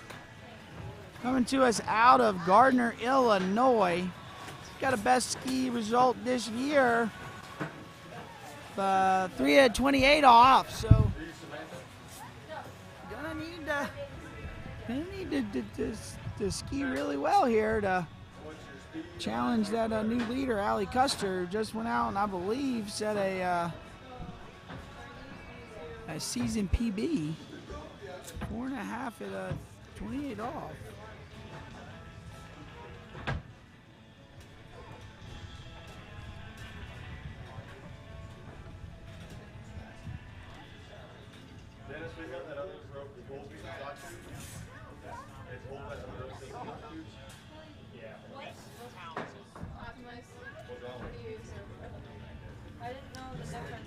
Okay. Back on the water, we got Ava Henderson.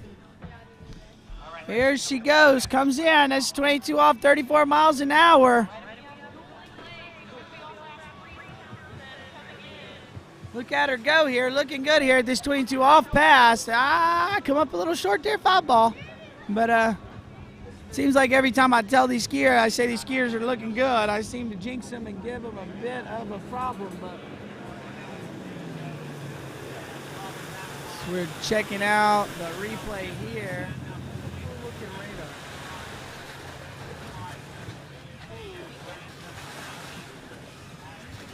Look here at 5.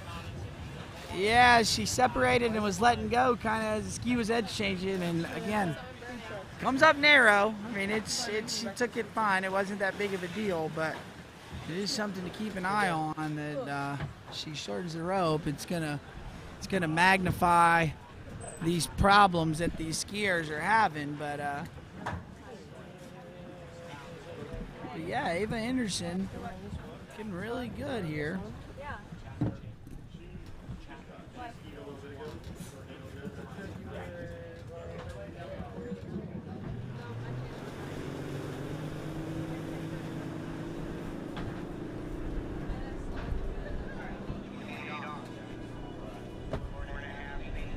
All right, this is 28 off. We got 4.5 to lead the event. It's got a tailwind. I think she's going to have to get a PB for this year. She's going to beat that, but ooh, gets a good turn out of 2 with some slack, but can she? Nope, unfortunately got that wind pushing her. She started to get the ski to move and then created the slack. And we take a look here. She was pretty good at the gate, but right there, she just wasn't keeping the line tight on her way out. So unfortunately there for Ava, not going to be enough to take the lead from Allie Custer, but should be enough to bump her up into second place as it stands. So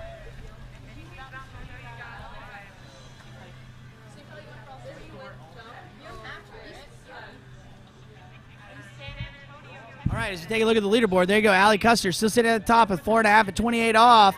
Ava Henderson bumping herself up there into second place right now. So we'll see if that can hold up here with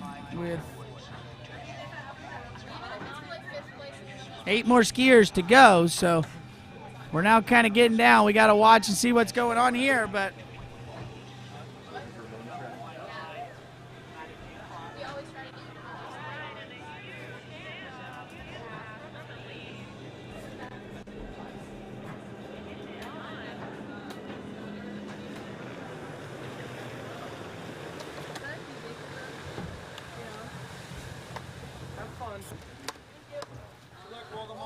Thank you. I haven't seen you all weekend. It's catching on. It's catching on. The Wolga Monster. Yeah, I'm so glad you came down to give me a fist bump. Daily 32, 23. Yeah.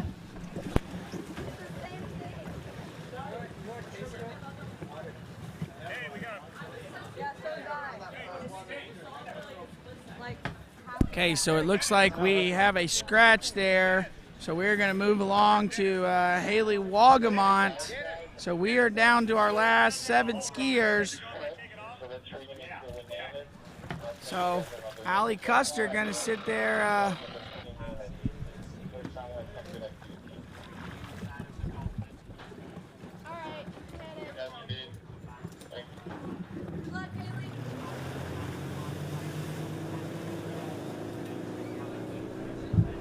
All right, we got Haley Wagamont on the water. She is out of Minnesota. I do a lot of coaching up there during the summer, so I have had the opportunity to see her ski on the water. See how she's doing. I know I've seen her run that 28 off pass, but she's looking a little unsettled here on that first pass. Not really sure, but just a little stiff. So take a look here at the replay. See just a lot of upper body movement here.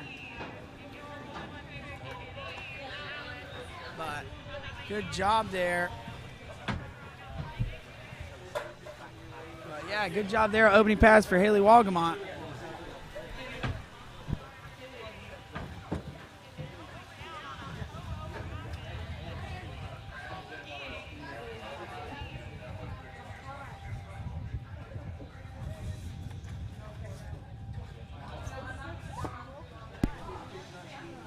All right, Haley Walgamont running her opening pass.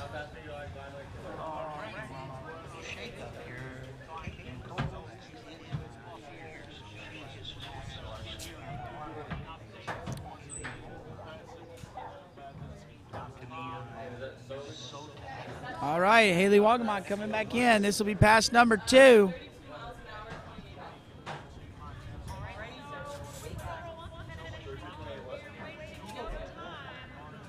All right, Haley Walgamont coming in, pass number 2. 22 off. I'm going to go out on a limb and say this is 34 miles an hour. So looking a little better here on this second pass. She just looked a little nervous there, but you're seeing she's really getting those hands away and hopping off the handle. And she is coming up narrow on a lot of these buoys. So I'll have to watch for that here, but you'll see that in the replay.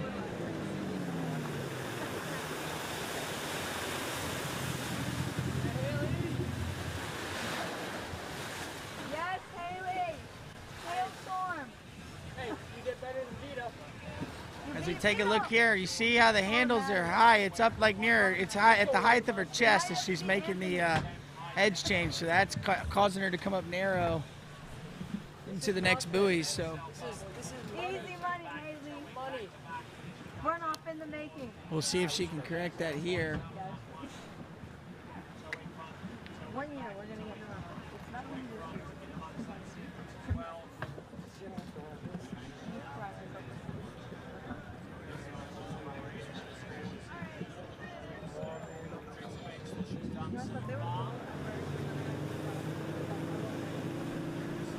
Okay, Haley Walgamont back on the water. I do believe this is 28 off. Got a tailwind. Little bit of loose line at the gate. Hopped off the handle early into 1, but still going good here. Making her way over to 5. Can she get outside of 6? And she does. So that's your first competitor through 28 off.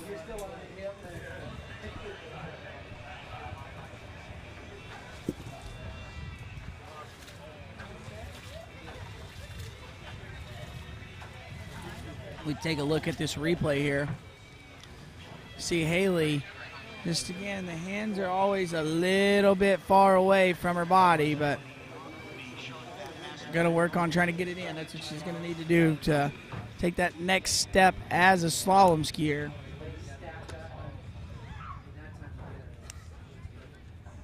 But she is your current leader. She's gonna try to up this lead here.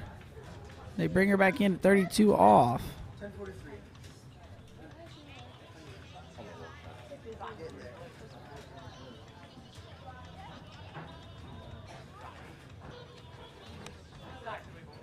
Okay, this is 32 off. This is your first women's 4 skier into this 32 off.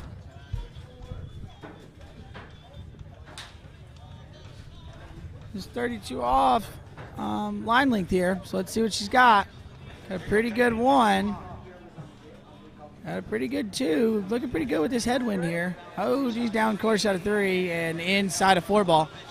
So I think that'll be 3 at 32 off there for Haley, but that'll put her into the lead with 6 skiers left.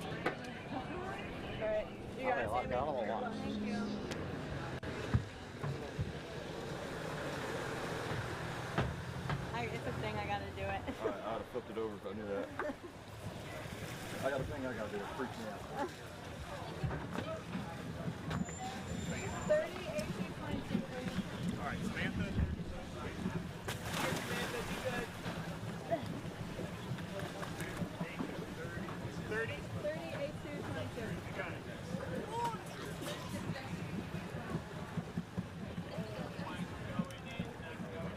All right, we take a look at the leaderboard real quick. We see Haley Walgamont putting her name at the top. So we've got 5 skiers left. So we're about to start figuring out who's definitely going to get a medal.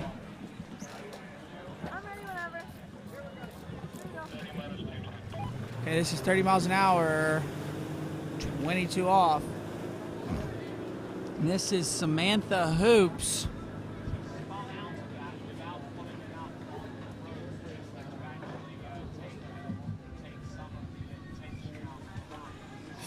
So this is Samantha Hoops coming in, 30 mile an hour, 22 off. She's from Indiana. Had the opportunity earlier this summer at a HO Junior clinic. Got to ride the boat and watch this girl ski. She is quite the little ripper. As you can see, she's riding that Syndicate, the HO Syndicate Pro water ski right there. As we get a relook at her replay here. But yeah, I got the opportunity to ski with her. You can see she's a big old tall girl.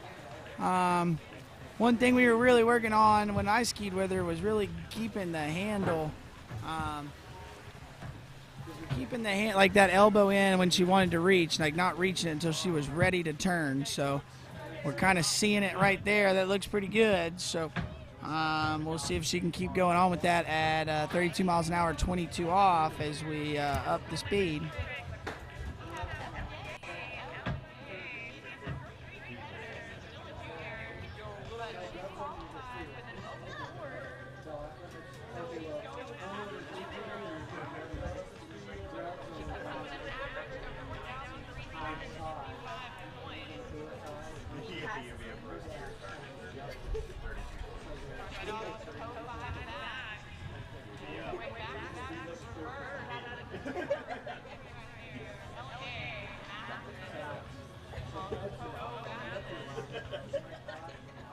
All right, we are back on the water. This is 32 miles an hour, 22 off. This is Samantha Hoops out of Indiana.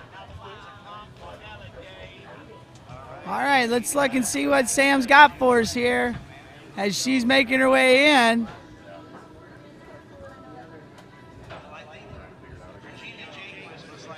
So good looking pass there at 22 off. That was 32 miles an hour.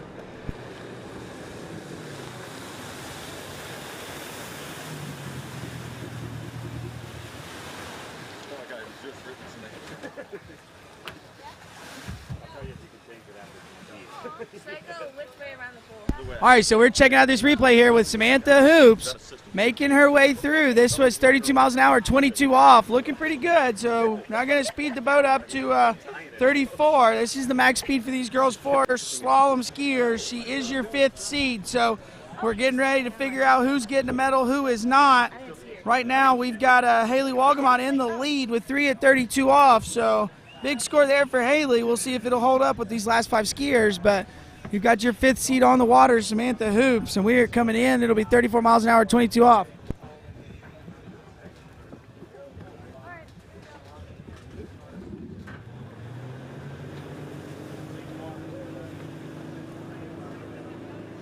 Okay, we're at 22 off, 34 miles an hour. This is Samantha Hoops. She's been looking pretty good on these first 2 passes. Let's see if this tailwind pushes her or how she does, but looks pretty good there. Gets a nice good start. As long as she can keep the hands on the handle and not hop off and come up narrow, she'll be looking pretty good. And she does as she drops the shoulder a little bit there at 5 ball, but able to stay on the ski. And we'll take a look there, see what happened to her at 5. She was really good all the way up until that point. So as you see here, looking good as she's making her way through the pass.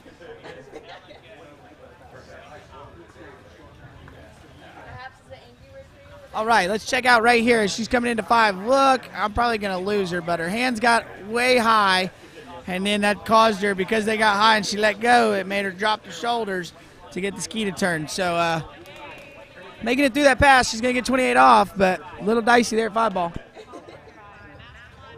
What's the glare bad?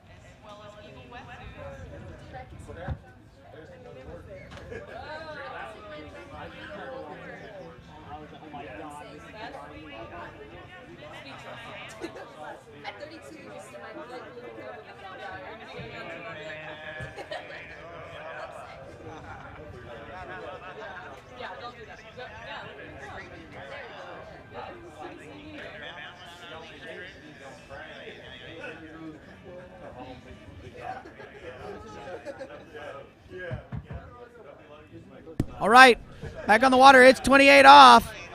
This is 34 miles an hour. Needs all 6 if she's going to challenge the lead of Haley Walgamont. All right, she is a little narrow there too, getting late, but look at her go. Come on, Sam. Nice 5 ball. Can she get outside of 6? And she does. So that was a good way to manage her way through that 28 off pass. But Samantha Hoop's going to have a chance to challenge our leader. So we take a look here at the replay of that 32 off, but sorry, 28 off, but she is looking good.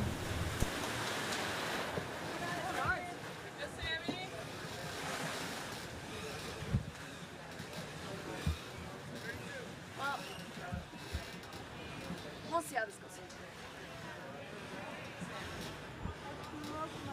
Maybe I'll run my opener, maybe not. Hey, if I do that, I'm gonna be like, okay. Yeah, if I run my second pass, that's the real, like, solid, you know. But like my third pass, I always run it, but my second pass. Okay, Samantha Hoops there. I don't know. I think She is your 5th seeded skier. Maybe just start with your second pass. I think I should start with my. Needs to get a piece of 3 ball, or so she needs to get a full 3 if she wants to take the if she wants to tie for the lead. If she gets any piece of 4 ball, she's your outright leader right now as we stand with 4 skiers left. But let's see what she's got coming into 1. Big 1 ball. Can she do anything with it? Gets out of 2. Come on, Sam. Good looking 3 ball. Can she get to 4? She does. Can Sam run it? She's making her way down to 5. Oh, and you see her. She drops the shoulder, blows the tail, but man, oh man, I thought Sammy was going to go through it. Look right there. Nice looking 1 ball here. Gets over to 2. She kept her hands on the line. That's why she got the turn. She had a little too much speed, but look right there. Got off the line a little early, dropping the shoulder at 3. A little bit late here into 5, and when we edge changed with the hands far away, and she edge changed up and ran at the buoy. So it's going to be 4.5 at 32 off. That's a big score. So now Haley is bumped down to 2nd. So we take a look at our leaderboard here in just a moment. It's not that advanced. Sorry, don't worry.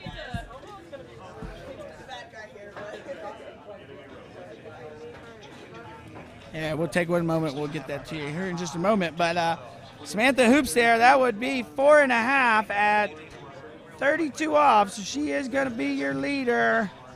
Got 4 skiers left. So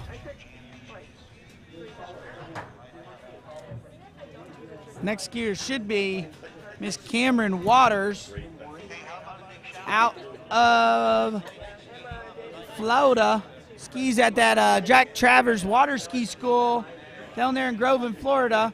Be sure if you're down there in Central Florida, you check out Jack Travers Water Ski School. They are a great place to go ski. They do great with everybody, but really good with their kids skiers. So no Cameron Waters skis down there in that area. Her father Brandon is one of the sponsors. Does the jumpsuits, the water ski jumpsuits. So be sure to check them out. They are absolutely cool.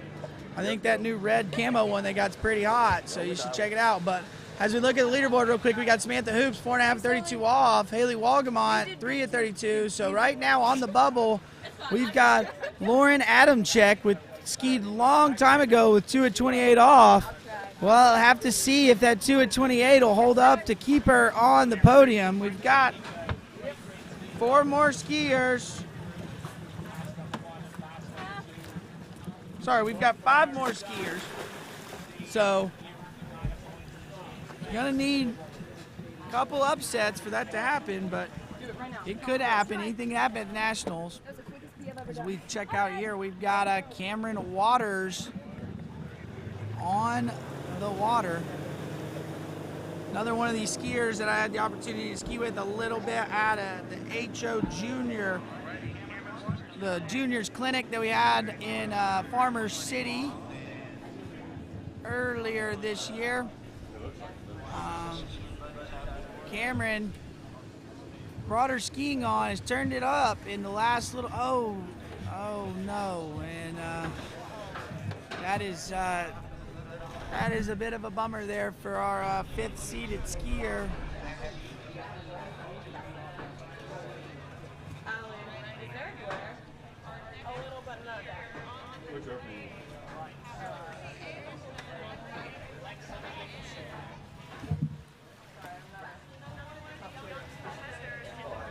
Yeah, so Cameron right there just, I don't know if the nerves got to her or what, but unfortunately, chopping that shoulder, and yeah, that's going to leave Samantha Hoops in the lead with 4.5 and 32 off. So Sam Hoops is guaranteed some hardware today. We'll just have to wait and see what color it's going to be, but right now she is your leader, and if at worst can end up with 5th place here in this girls sports slalom event.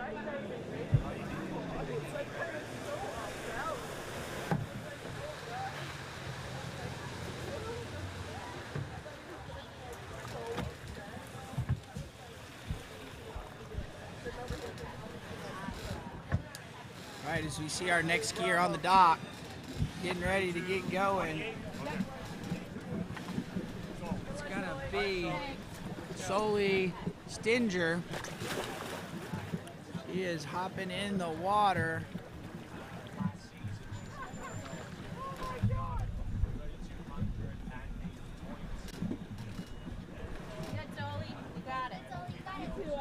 So Sully coming out of Pennsylvania, Gettysburg, Pennsylvania. She's got a best score of 2 at 35 off, so we'll see what she's got. She's coming out at 32 miles an hour, 28 off. We bring her in past number 1. She is your 4th seeded skier coming into this event.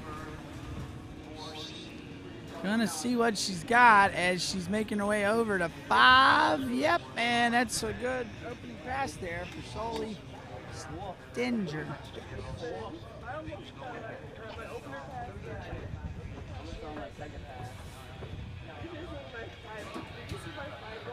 So we take a look at the replay here. Sully's first pass. It's a little separated there going to, I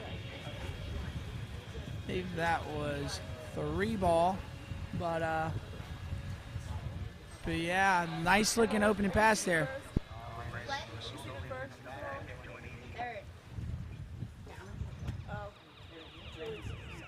I didn't see Julie's name on the running order.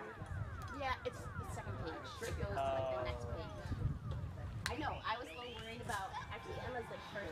You gotta do it. I'm the first one on the second page. Right. Don't be nervous. No, but even on the second page, I still don't think I saw it. Huh?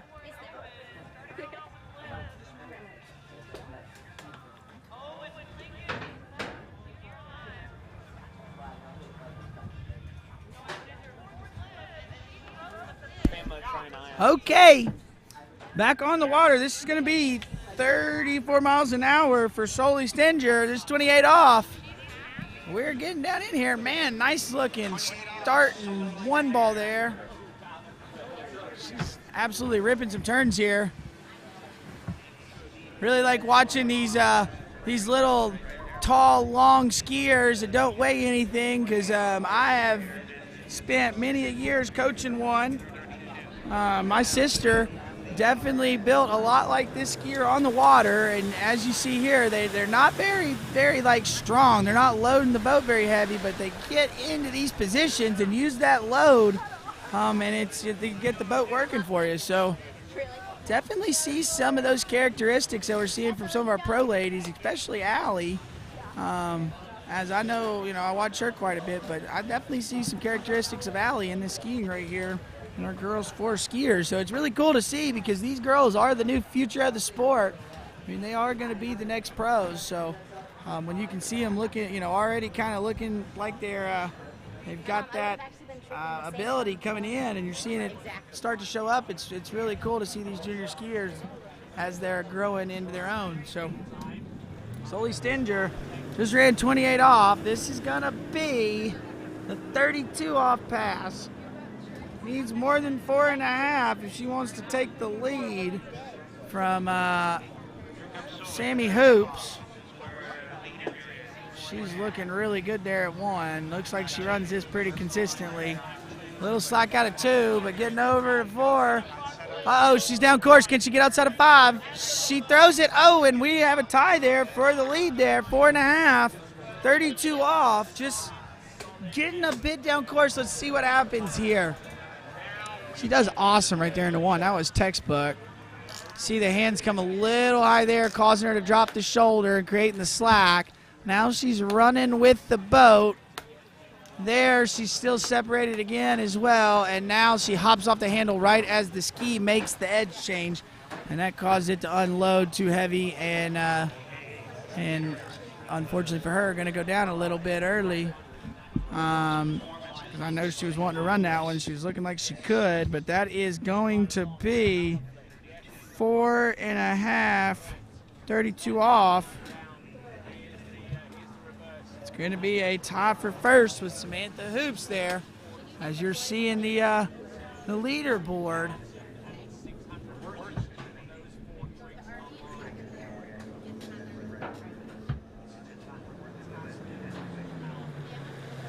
Okay, as we're moving along in this girls 4 slalom event, we have got 3 more skiers, and we are going to have a runoff as well for a medal.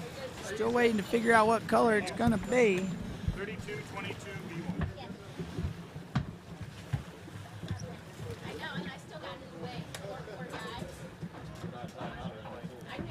All right, and this is going to be Emma Davis, your next skier. It's going to be 32 miles an hour, 22 off. Emma Davis, out of that family out of Milford, Virginia, the Davis family. Seems like I have seen 10 of them ski already in the slalom event, and I've only been here for 4 days, so but they are out there ripping it up, always at the top of the list. So let's see what Emma Davis has for us as we bring her in. This is 32 miles an hour, 22 off.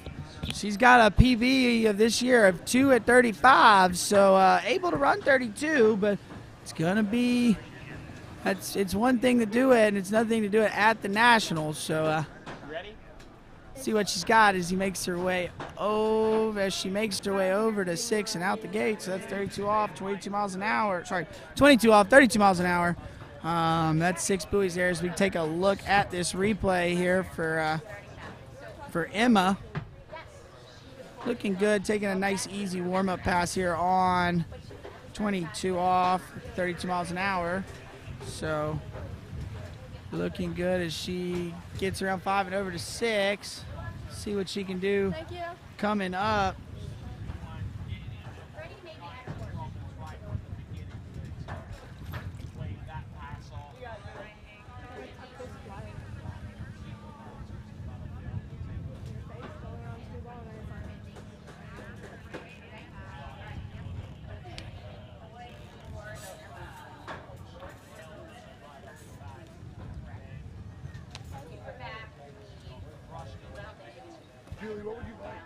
I'll go 32. 22. Yep, and A2. But the boat messed up and like backed off. Right. All right, we are back on the water. This could be 34 miles an hour, 22 off. This is Emma Davis out of Virginia, part of that Davis clan. They're all really good skiers. I mean, I definitely know them as slalom skiers, but I think they've been doing pretty well in the trick event as well. So we'll see what Emma's got here. She's doing 22 off. This is at the max speed of 34 mile an hour. And making that one look good, looking a little better than the first pass, if I'm being honest. So we'll take a look at the replay. She had a little bit better line control on this one, so good looking pass there for Emma Davis.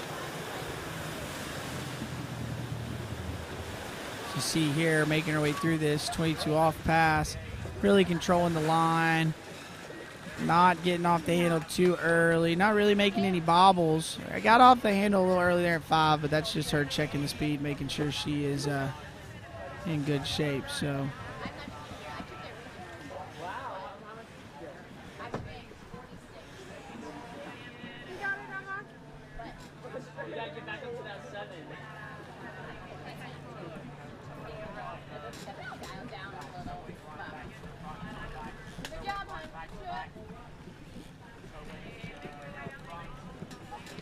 All right. Emma Davis just running 22 off there. So now we're going to shorten the rope up to 28. We've had a few skiers run this 28 off pass. Haven't had anybody run the 32 off pass yet, but our 32s have all been taken to the tailwind. So Emma trying to take it in the headwind. Looking pretty good here. I mean, she does have it. Oh no! I was getting ready to comment on what was happening, and sure, there it went. But she has a tendency to let go a little early and get stuck waiting on the buoy for just a half a second, which causes her to get unlevel with the shoulders.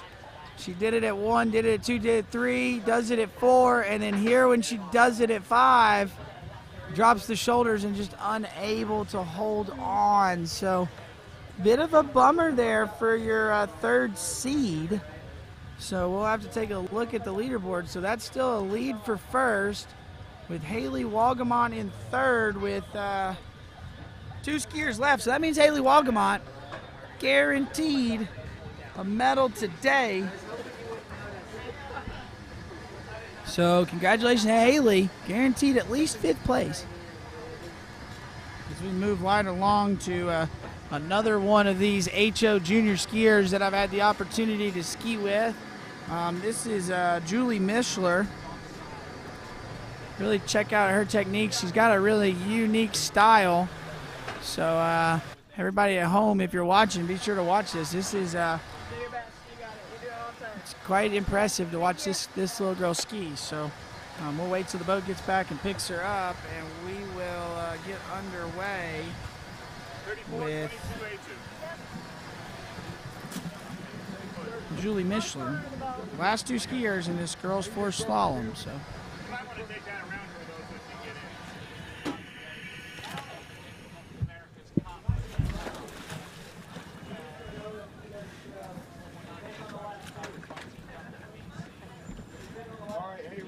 All right, we're seeing that HO Syndicate Pro water ski there on Julie. Like I said, she's one of the junior HO skiers that we've got coming up on the team.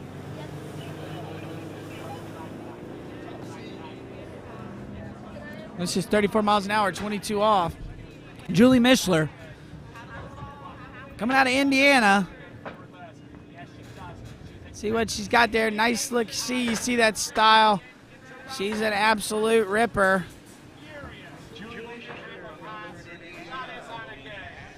See what she's run so far this season. I believe she's got a score at mid 35.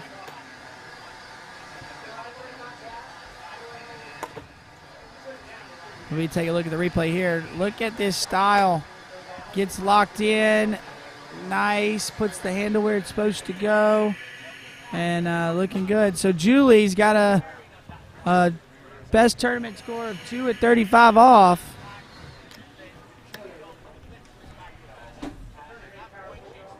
have her work cut out for her. She does got a bit of wind, but she's going to try to take this 32 off tailwind and try to get a 35 ahead.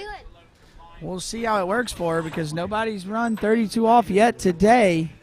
Thought maybe our last skier, Emma Davis, would be our first one through, and she went down a little early at 28 off. So Heartbreak City for our third seed of the day in this girls 4 slalom event.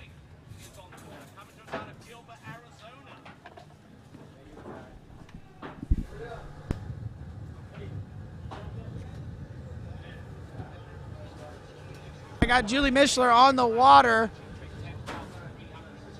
coming in. This is 28 off. She's looking pretty good. She's making her way around this pass. Still a nice warm-up pass there for Julie. She is not phased at all. That was just a warm-upper. So looking good there at 28 off as we take a look at the replay.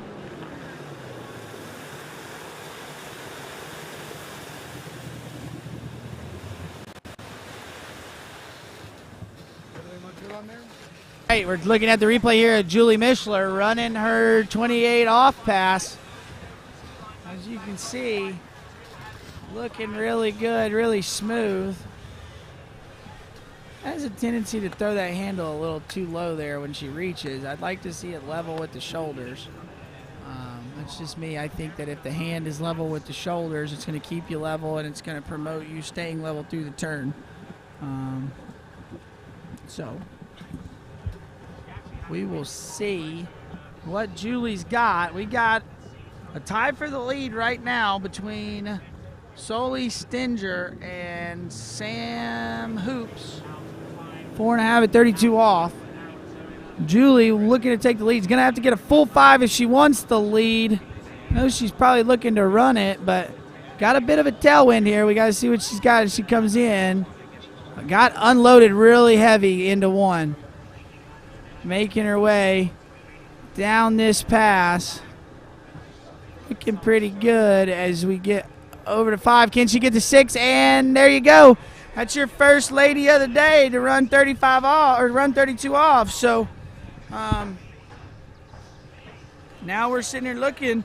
Boys 4 event made it all the way to 38. But we had into 35, and it's now looking like our women are going to get into 35. So it's been quite a good day of slalom skiing. If you're into it, this girls 4 and boys 4 slalom event has been pretty fun to watch. We're down to our last 2 skiers in this girls 4 slalom event. And after we get done with this girls 4 slalom event, we will roll right along to the boys 5 slalom event. Be quite honest, if you are a slalom skier and you like watching slalom, that would be a good one to check out. Got the likes of Carter Reese, Connor Pauley, another one of those Stable kids, Jenner Stable, is in here skiing. So yeah, be sure to check out this boys 5 slalom event. Gonna be a good one. Let's see, Julie Mishler here, 35 off. She is your leader. Let's see what she can do. Gotten 2 before. Let's see if she can get more than 2. Gets the turn. Not looking like she's going to get more, but she's going to try. Yeah, going inside a 3 ball, but that'll be 2 at 35 off. So that's a pretty big score there for Julie. I think that ties her best. Take a look here at the replay. Looking good there. She just kind of hit her gate a little hard there, but throwing the fist because she is the new leader. Like to see that when the kids are throwing the fist. Thank you. Good job. All right. And there's your leaderboard. So right now you've got Emma Davis and Allie Custer sitting on the bubble. So if this next skier beats that score of 4.5 at 28 off, Emma Davis and Allie Custer will not be having a runoff. They will not make the podium. But we have Zoe Carpenter, our last skier on the water in this girls 4 slalom event. skiing out of New York, so out of that eastern region. She's got to score. She can get the 3 ball at 35 off, so going to need all of that if she's going to take the lead here. Got to get a piece of 3 ball. 35 off, she wants to take the lead from Julie. 2 at 35 will get her into a runoff. We are going to have a runoff for it's either going to be second or third. Just have to wait and see what this skier does here. Looking good as she's riding that Conley water ski. Didn't quite hear a starting line length or speed, so I'm waiting to get confirmation.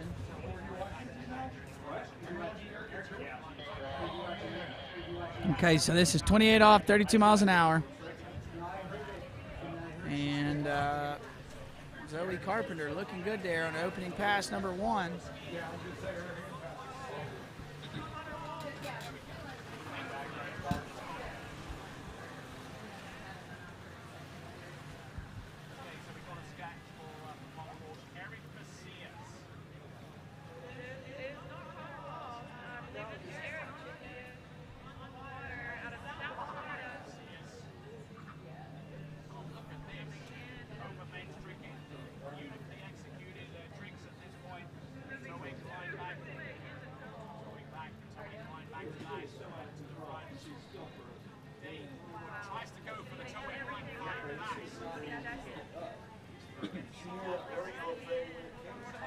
All right.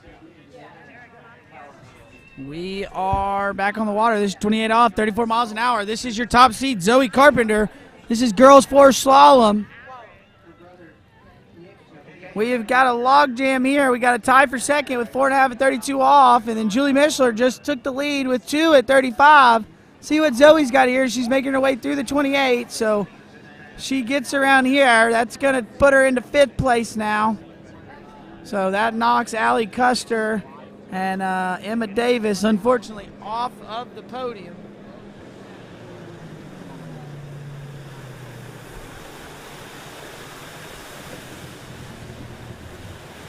Speed drop her off. We'll shorten the rope up. This is the money pass. Gonna have to run this one if she's gonna want to challenge the lead of Julie Mishler. We take a look at the replay here. Looking pretty good here. She's getting through this pass.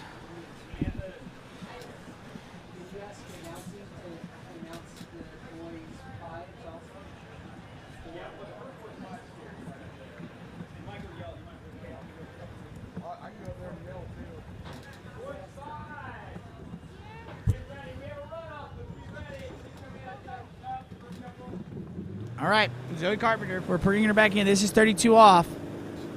So, see what she can do. She's going to need to run it if she wants to try to challenge the lead. Got to get 5 if she's going to get to second. Big 1 ball, good looking 1. Little handle high, little high out of 2, but looking good as she's coming to 4. Oh, she got a little late out of 4, but gets a late turn out of 5. Throws the ski, and there you go. Got a little dicey there at the end. Almost got eaten up there at 5 ball like we'd seen a couple of our other skiers. But watch right here out of 2 ball. She brings the handle in high, which then makes her separate go into 3. So she's pulling on her arms there, so she doesn't get her good swing to 3. Now she runs into 4, a little long. Goes here for the onside turn, tries to crank it, and just kind of doesn't have the line. But still manages the pass, so that is going to be full pass at 32 off. She's going to get to challenge the lead. Needs a piece of 3 ball if she wants to take the win outright right here. She gets 2. We're going to have a runoff for first. We're going to have a runoff for third as well, so we'll have to see.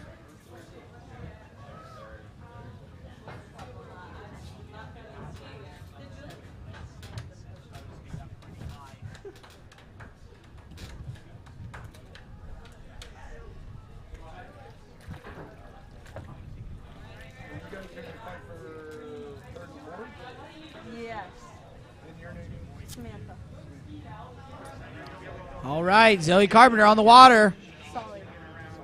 Needs to get to 3 if she wants to take the win. Gets a beautiful 1 ball. What she can do at 2. Gets the 2. Can she get outside of 3? And she throws the ski.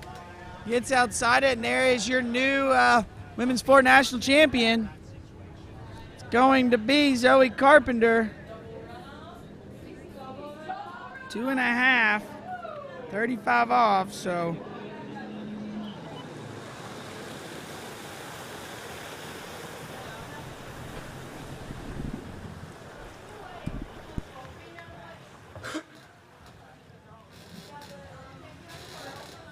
It sounds like the judges did not give her 3, so it looks like we're going to have a tie for first and second here with 2 at 35 off with Julie Mishler and Zoe Carpenter, and then we're going to have a runoff as well for 3rd place between Sully Stinger and Samantha Hoops. So we'll be right back here in a moment with our first runoff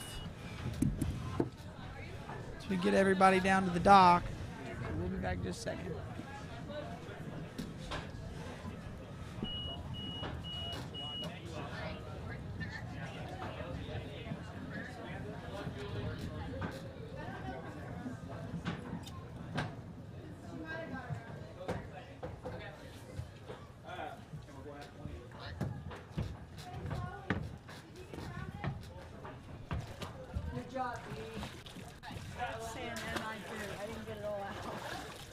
Hey, it's better than men's 7.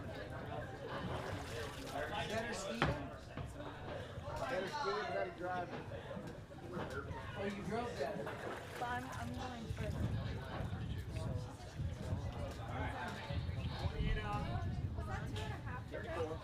That was 2. 34, 28. Yes. All right.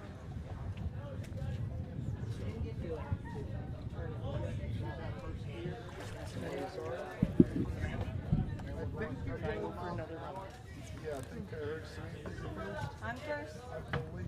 What's the ladder? That's not the right person. Should we go down and back, or? That's up to you. You're the captain. Hey, Dennis, you want us to go down and back once he gets ready, or? Make it long. Hang here. Sammy, A2, right?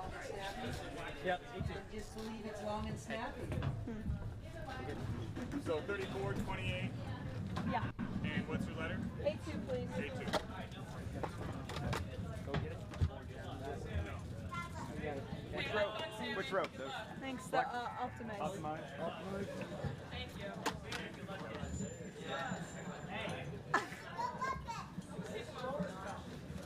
This is what I paid for. You have to pay extra for this. Oh, do I get an extra trophy? Good luck, Sammy. Thank you. I've already got one. You get another one. Thank you. You got a different number on it. All right, we're back on the water. We're going to have our runoff. I believe this is the runoff for I'm gonna run my 38 today. 3rd place first. They're gonna have to extend the Looks rope like for we've you, got actually. Samantha Hoops in the water going off first. So we had a tie at 4.5 and 32 off. So these ladies will go off the dock at 28 off. Haven't skied in about, getting off the water for about 15 or 20 minutes. So have to see if it's going to affect them.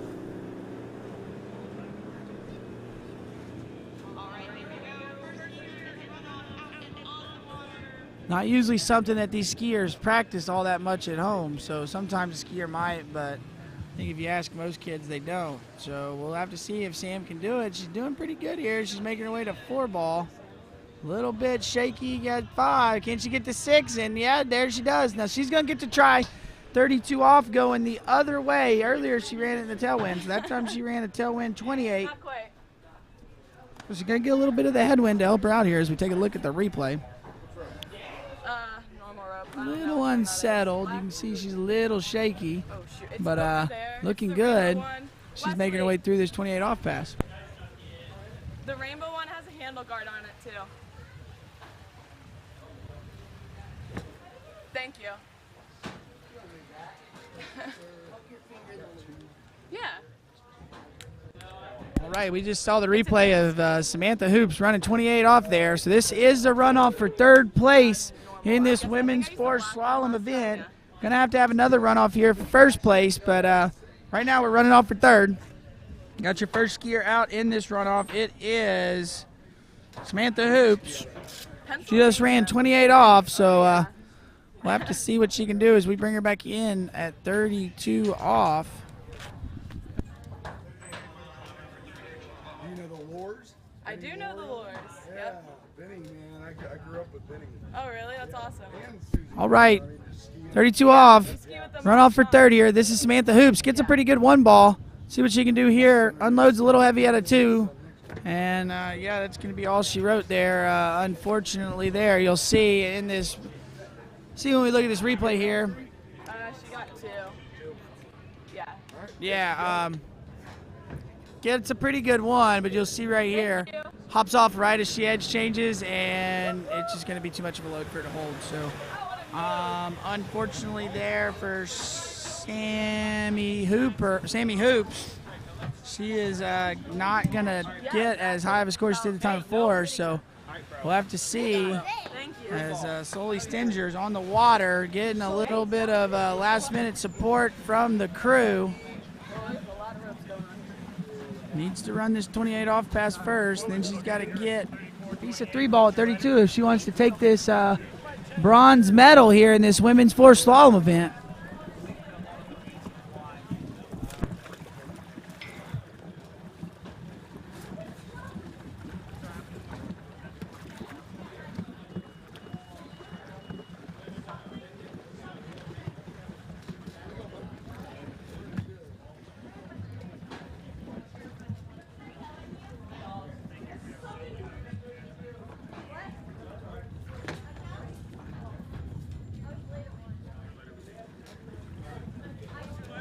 B2, B as in boy.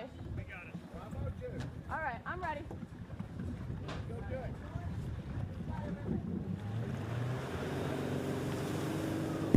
All right, back on the water. We've got our 3rd place runoff here.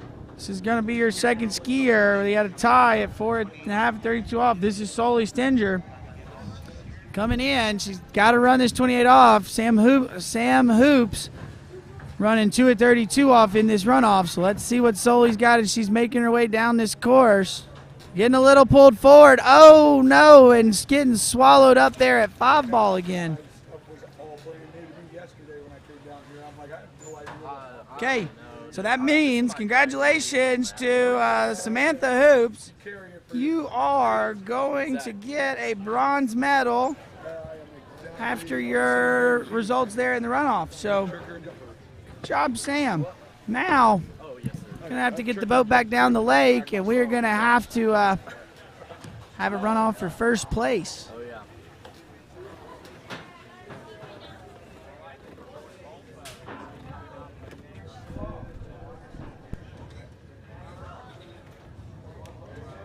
She go down. 4.5.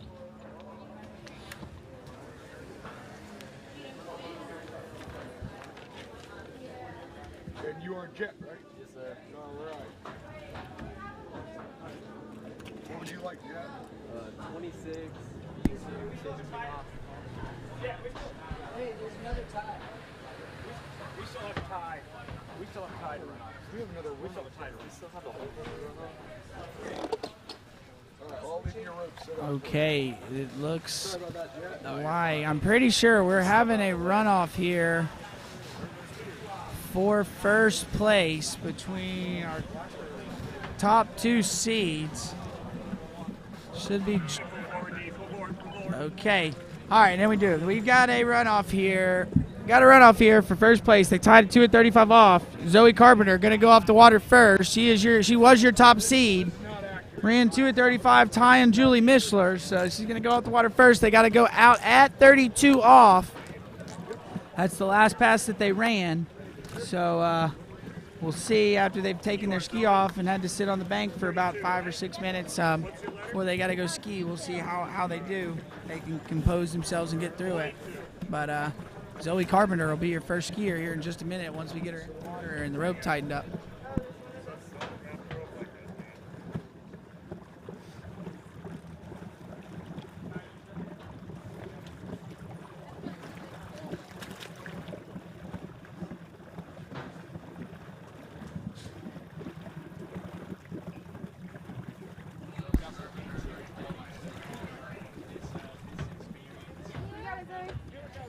right, Zoe Carpenter is on the water. If you're not on the edge of your seat, you may need to check your pulse because this is a runoff for the lead in this girls 4 slalom event. Zoe Carpenter looking good earlier in her first run. Let's see what she can do here. Coming off the dock a little cold at 32 off. Wow, making good use of it. Looking good here.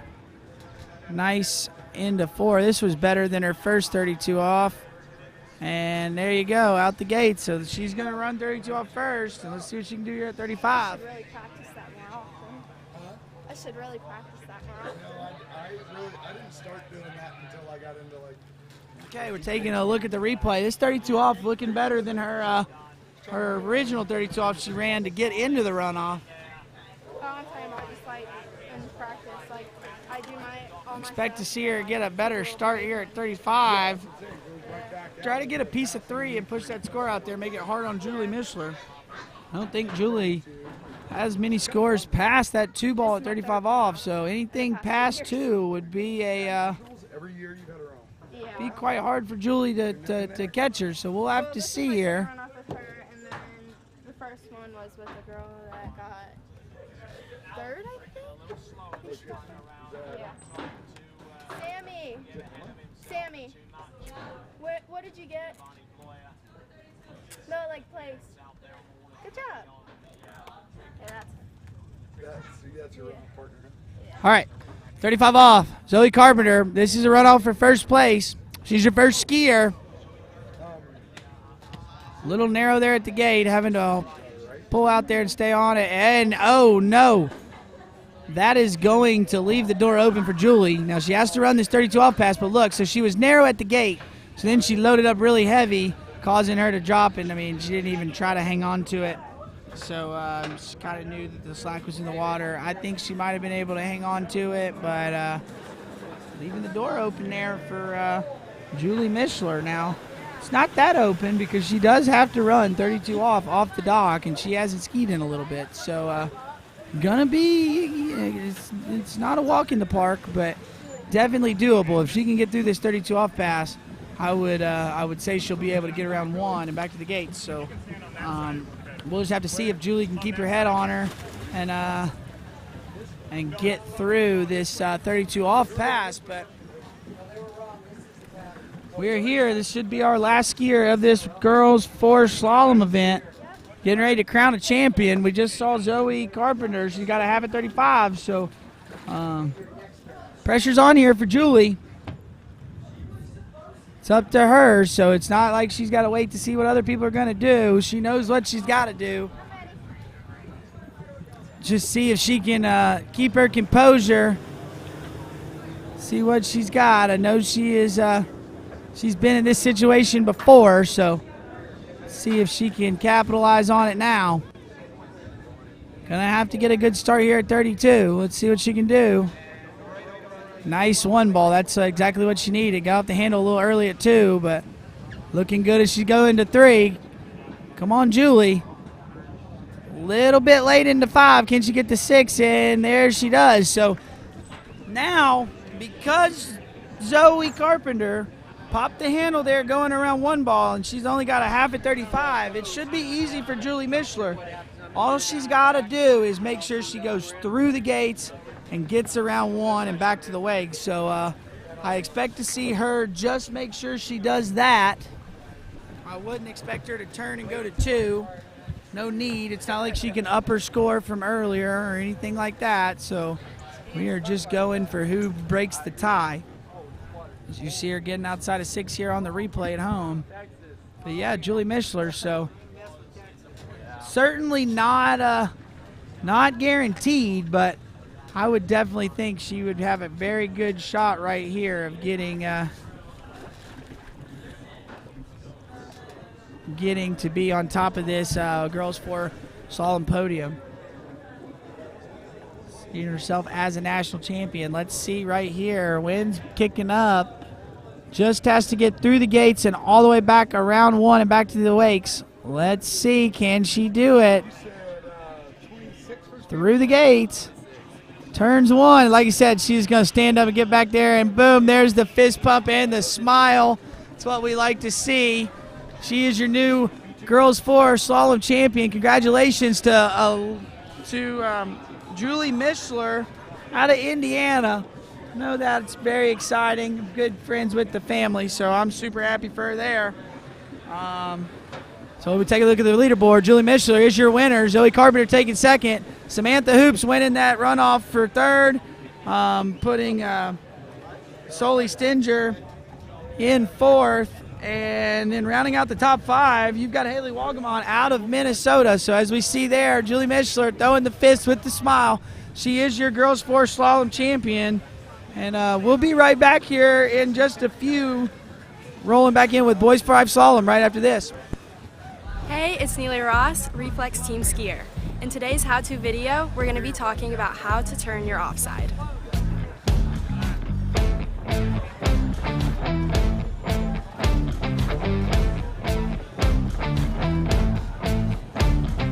The offside for left-footed skiers are balls 2, 4, and 6.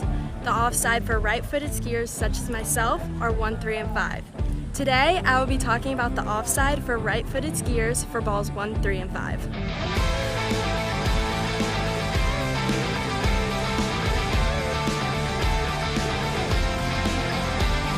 Our first major step for a good offside is the approach into the buoy. We want to think about our left hip staying connected with the handle and not dropping back. We also want to think about our shoulders and body facing slightly outward. Our second step, we want to focus on our left hand being low, straight, and with full connection to the boat to allow for full control. Our last step is the reconnection point. I want you to think about your left hip moving up and through the buoy line so then you can reconnect into a strong position.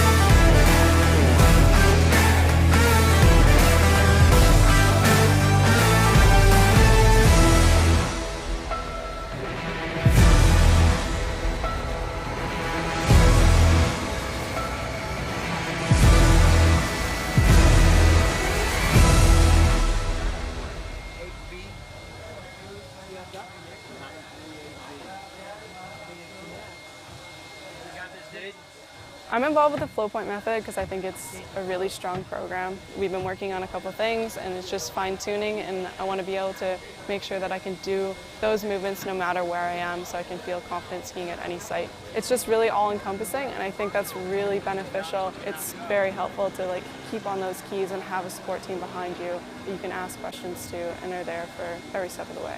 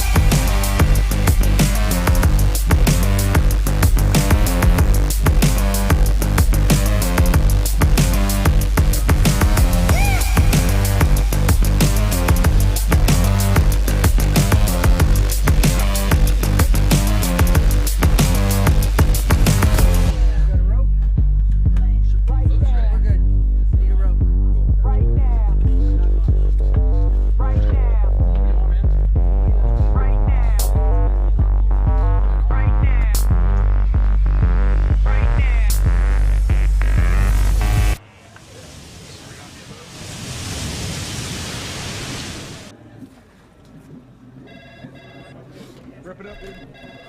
Good luck. Ryan? Hey, morning. You have a good weekend? Yeah, got out on the water a couple times. How about you? Yeah, I got to set in. Just gonna make a quick phone call here. Oh, of course. Can you get that, Will? I got it. Thanks for calling Wake House. This is Will. Yeah, looks like we've got those in stock.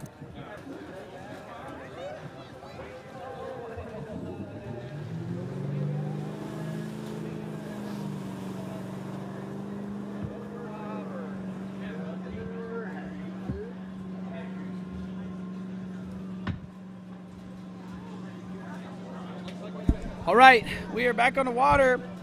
Third event of the day. This is boys 5 slalom. Should have Jet Clayton on the water. He's your first skier in this event.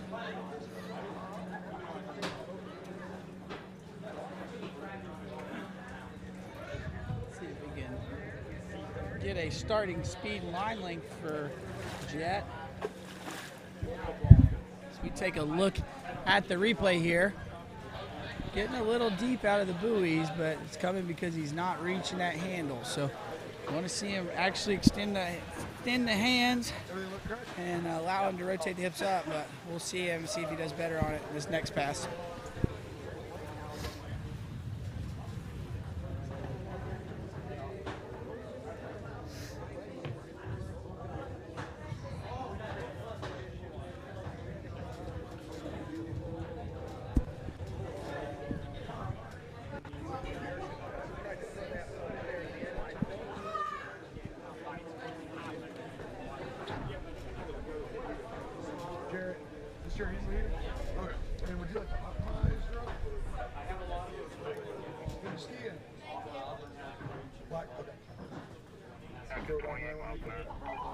Okay, this will be, he just started at 26 miles an hour, so this will be 28 miles an hour. 15 off. See again, as he doesn't reach, it makes him drop the shoulders in, and then he starts to lose the butt as the boat lines up, as the boat speeds up on him. So see, as he gets around 5, you see him do it again there, but making his way through that 28 mile an hour pass. So see what he can do here when we come back in at 30.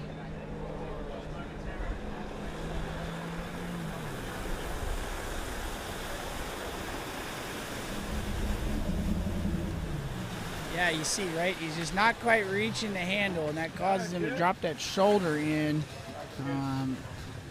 Get a little deep at the buoy, but great job to hold on and make it through it. So we will get to speed the boat up, and we will bring him back in. It'll be 30 miles an hour.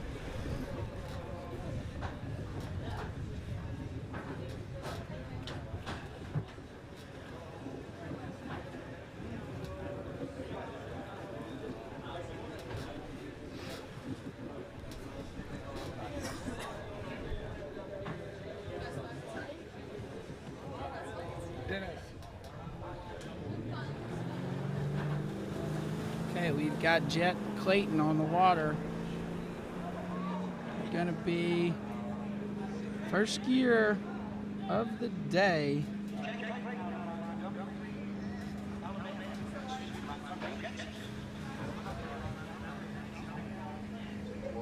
All right, let's see what he's got.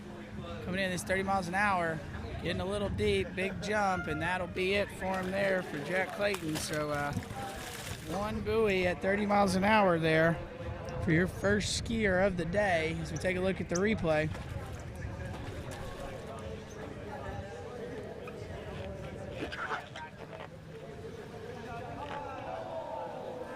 Yeah, there you go. You see, so getting the handle a little high out there over at 2, and then just kind of crushing going to 3. Not able to get over there to 4. So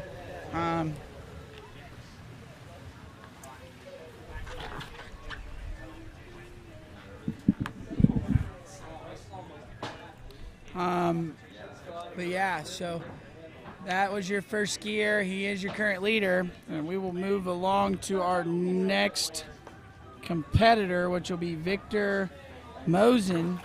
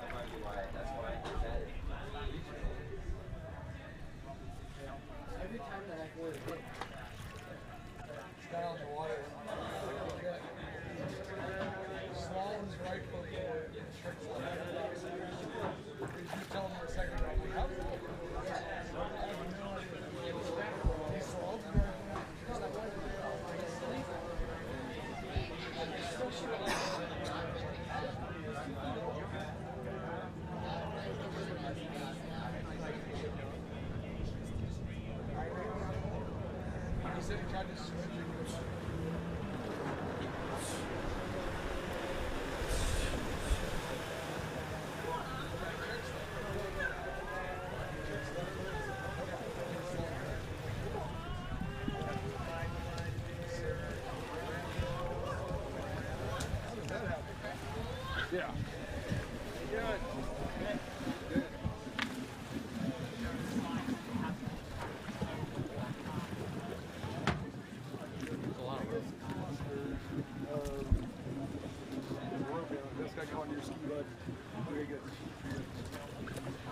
All right, Victor, rip it up, bud.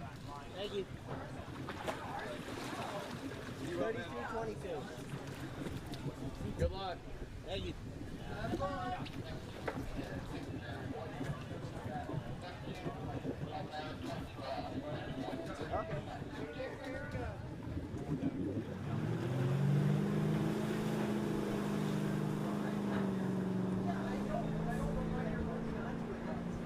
Okay, we're up on the water. We got our next skier.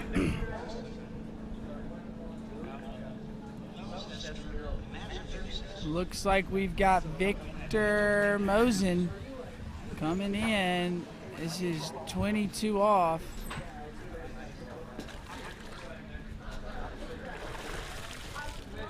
Making his way through this opening pass. Getting a little down course, but looking good there for Victor.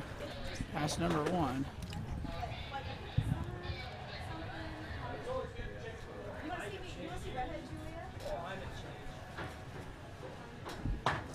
All right, check out the replay here. Pass number 1 for Victor.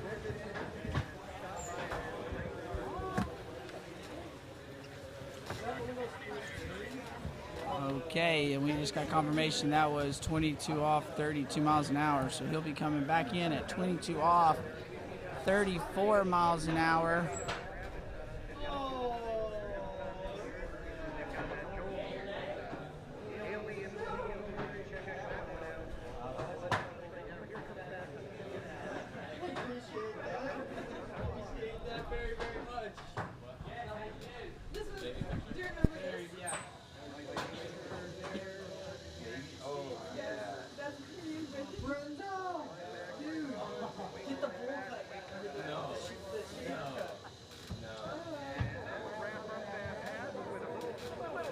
Okay, back on the water. We got our second skier of this boys 5 slalom event. It is Victor Mosen. Started at 22 off, 32 miles an hour. This is 34 miles an hour. See what he's got as he makes his way through this pass. Get a little bobble there. Working his way through, so there you go, getting through that 22 off 34 mile an hour pass for Victor.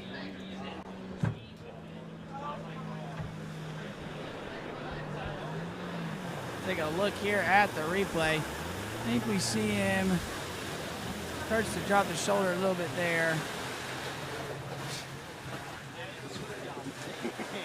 There you go, you kind of see he's got that front leg straight, so the ski's not wanting to move like it otherwise should.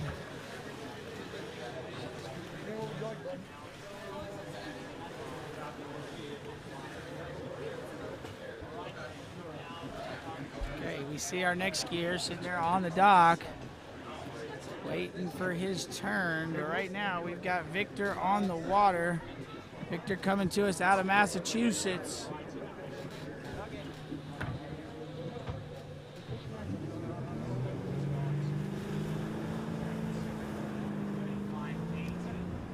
All right, we're up on the water.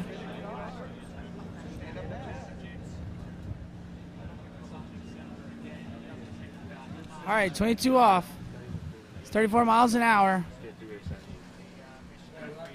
And there you go. That'll be 2 for Victor right there. Believe that puts him into the lead. I'll have to check the leaderboard real quick and see. See, he doesn't bring the handle back into his body. He just rolls his shoulders over, leaves the hands away, and as the boat pulls away, it pulls the shoulders first. So we'll drop him down at the end of the lake, and we'll bring him back and go get our next skier here in just a moment after we see the replay one more time. See, he doesn't reach, and he just brings the hand back to it, doesn't bring the hands back into his body, and loses his rear end when he loads up. So we'll move right along. Jarrett Zolliner will be your next skier on the water. That's unfortunate for you. Thank you. I got you.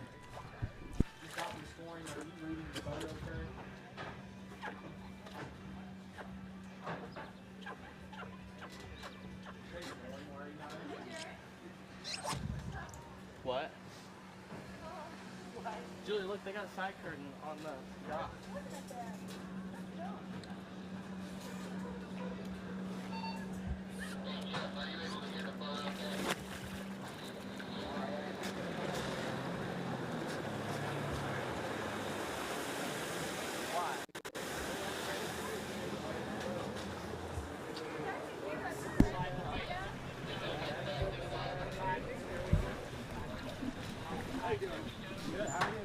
Right, I believe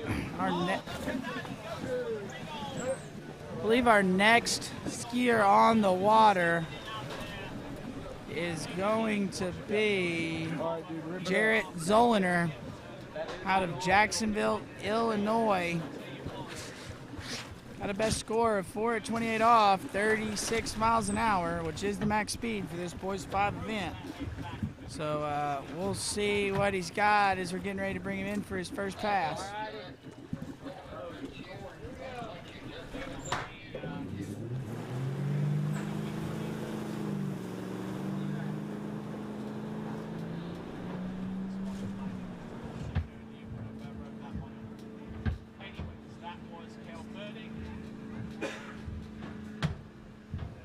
All right, Jarrett Zolliner on the water. This is pass number 1.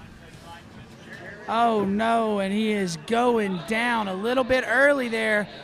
Round 2 balls, so going to be our first skier of this Boys 5 event to go down a little early right here as he goes to 2. So, unfortunately there for Jarrett, going down on pass number 1. We will be right back with our next skier, who will be Wilson Spence out of great city of Monroe, Louisiana. So I live in the same town as Wilson 9 months out of the year, so I've had the opportunity to get to meet him and his family, the Spence family, great group of people.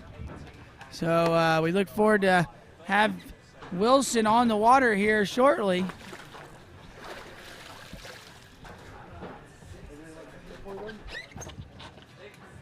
Yes, sir.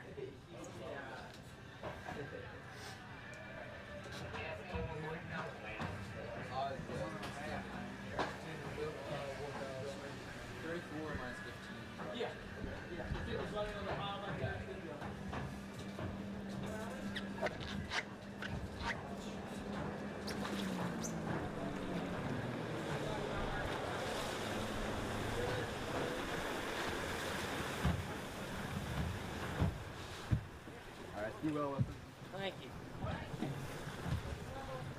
Okay. We've got our next skier on the water is going to be Wilson Spence out of Monroe, Louisiana. Got a best score of 4 at 28 off.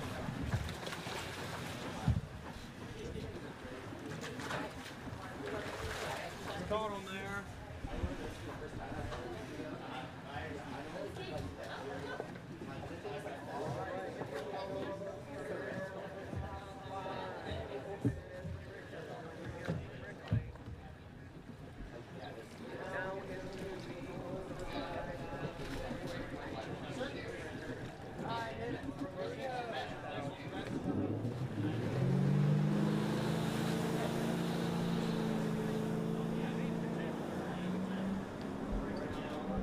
All right, we are back up on the water. This is Wilson Spence in this boys 5 slalom event. Got him go, dropping his shoulder a little bit there at 1. This is 32 off. I would bet this is 34 miles an hour. Got that ski chattering around the turn. Can he get over to 6 ball? And oh, right inside of 6 there for Wilson. Take a look at the instant replay here. Nice. All you can do. I got this is a national. It's great. 2 at 34.8.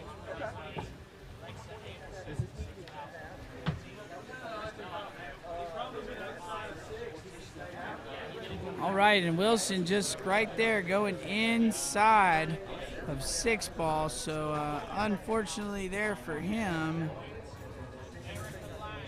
not going to be able to make it out of his first pass.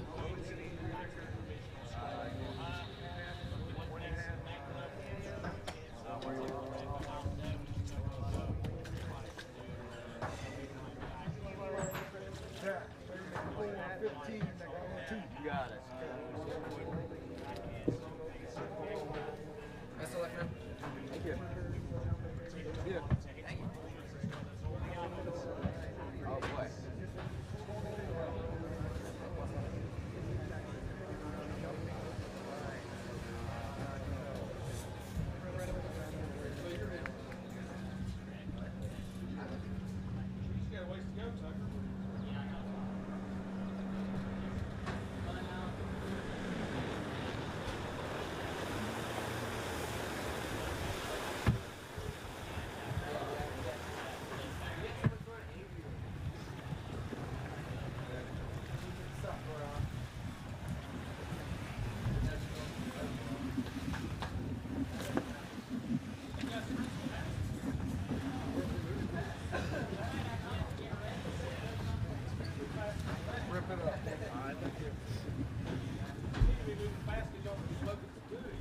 All right, we're getting back on the water. Got Zach Fossbender be our next skier in this boys 5 slalom event.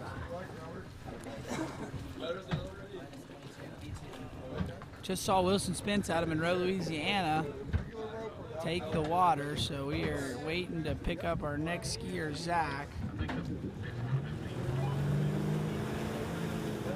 I think it'll be 34-15. This guy's got to run his opener to give me good vibes. That's true.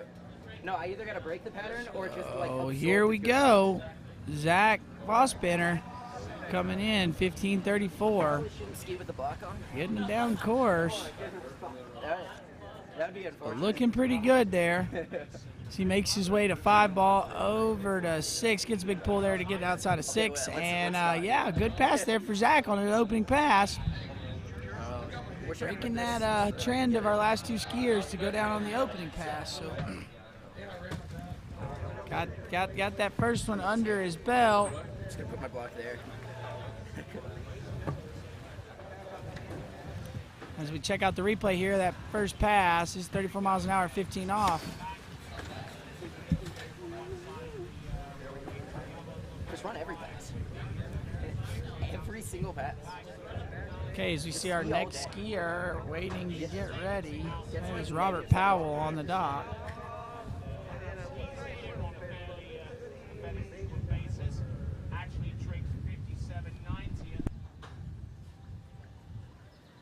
Ugh.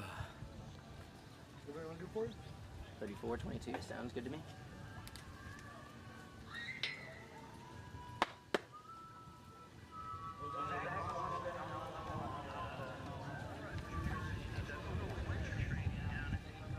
Okay, it's gonna be a long time to get ready.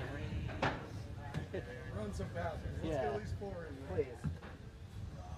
If I run 4, I will be jumping for joy. All right, we are back on the water. This is Zach Fossbender. This is boys 5 slalom. He just ran 34:15, so this should be 36 if I'm not mistaken. I guess that makes sense. See what we got. We get out the gates. And that'll be 6 buoys there on the second pass there for Zach.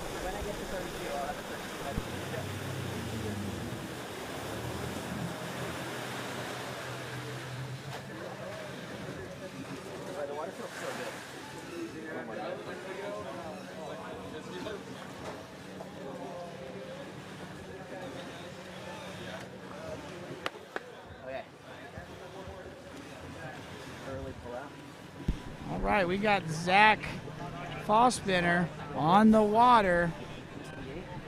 Just ran his second pass. He'll be coming back at 22 off, so looking pretty good out there. Trying to look up some scores here for Zach. Let's see what we got. As we get him back up on the water, he is from New Jersey. Got a best score of 3 at 28 off, so able to run this one. Let's see if he can do it in this tailwind. It's pretty strong. It's a pretty good start here. Looking good. Oh, losing his rear end a little bit, but can he get over to 6? He sure does, so he's going to get a chance to try this 28 off. He's going to have a pretty good headwind for it, so maybe he'll be able to make a new personal best today. We will have to see. He looks like me, honestly. As we check out the replay here, he loses his butt. Not here, it goes right here. Watch the hands, they come in high, and then he has to sit in the back seat. So I work on bringing the hands back low to the hips. Unfortunately, instead of learning to stand up, I've just learned how to not crash like this, which is not good. No, that's fine. You just gotta learn how to stand up from not crashing. As long as you don't crash, you're fine. Yeah. As long as you don't crash and are able to turn out of that. Yeah. That's all that matters. As long as you are able to get up from a crash, okay, it's okay. Tyler's Rex here? He is. Yeah? I haven't seen him. He was hand. Okay, and while we're waiting to get Zach back up on the water, shout out to Christopher Pettis for watching the broadcast, and then John Gallinari, my buddy out of Maryland, still sitting in the office, probably not getting a whole lot of work done, but John, thank you for tuning in. He's rooting on Zach right here as he's coming in at 28 off.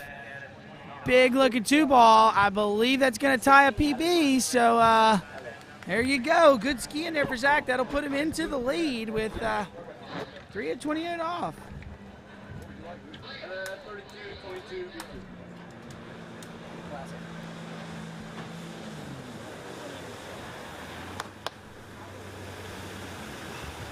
All right, man. Yeah, we do that. Thank you.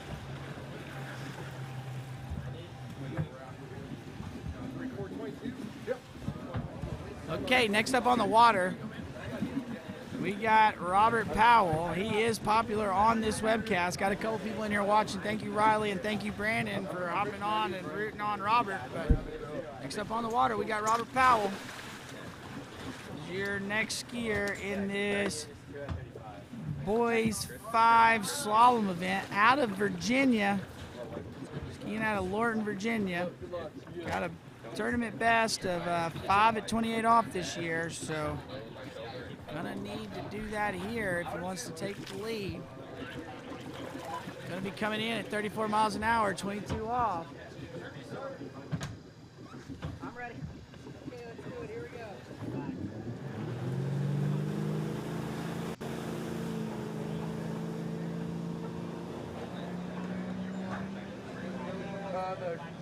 Okay, Robert Powell on the water, 22 off. Unloading really heavy there at 2, or sorry, at 1. Now coming around 2.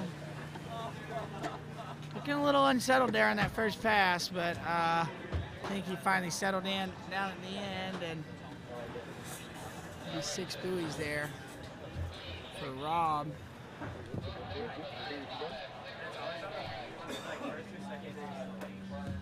As we take a look at the replay here, Robert Powell making his way through this first pass, which is 34 miles an hour, 22 off.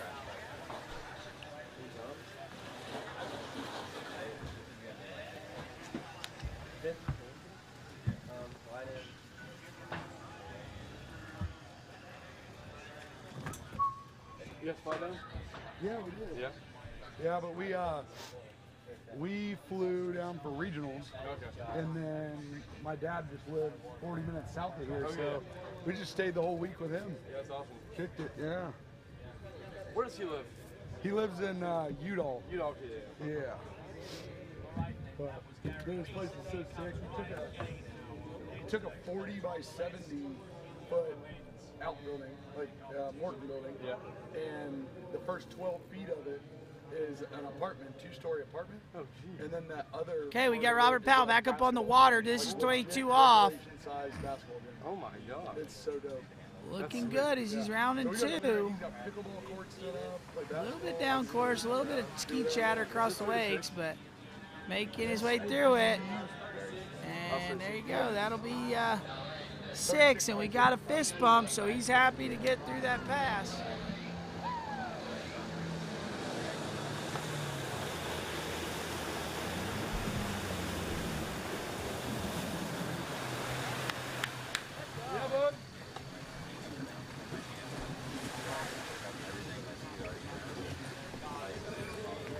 All right, we see him right there kind of dropping in the back seat, but making his way through it.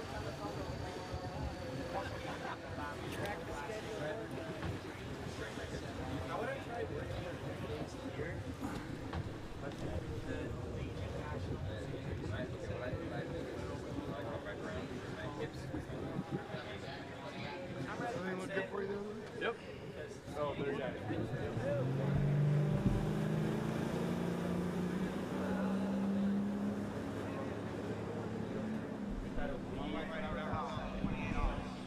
All right, here comes Robert Powell.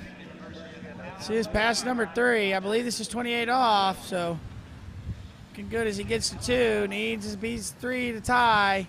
Gets 3. Can he get to 4? And he sure does. Can he get to 5? Oh, and we get a little bit of an explosion. I kind of saw that one coming after 3 ball, but he gives us the wave. He is okay. So You got this. He'll be a new leader right there with I'll try. You know how to call 4.5 at 28 off. We'll see what the judges give him. Give after. If you know if you've done it before, you can do it again. It's been about a year since I ran it, so I don't know. Hey, okay. Now you got pressure. Yeah, even better. Just don't think about it. That might help.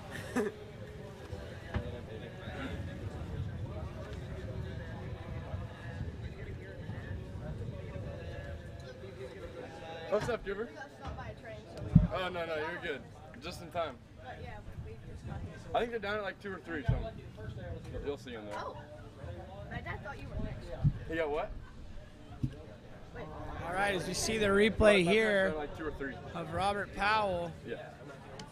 coming in. This is his 28 off. You see, he starts getting a little out of sorts there, and then boom, we get an explosion. But very quickly lets everybody know he is okay. And yeah, he gets the fist bump afterwards, so he's excited with that score. Knows he's in the lead, so good skiing there out of Robert Powell. Thank you. Here you go, boys. Thank you.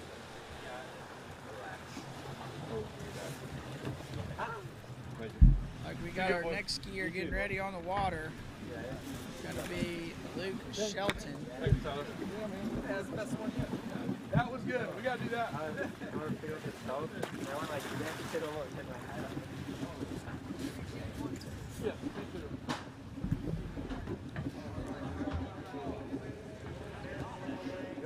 All right, we'll rip it up, Luke.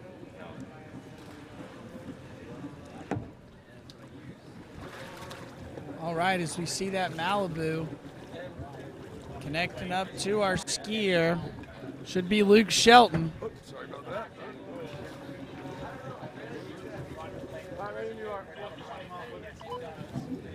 It's 32-22 here for Luke. So we bring him in for his first pass in this boys 5 slalom event.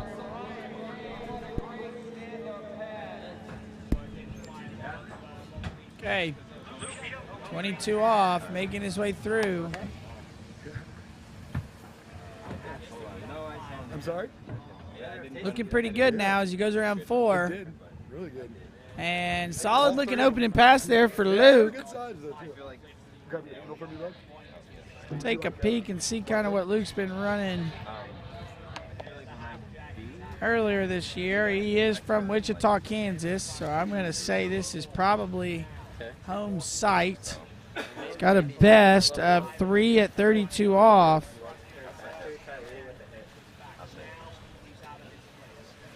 It's like he ran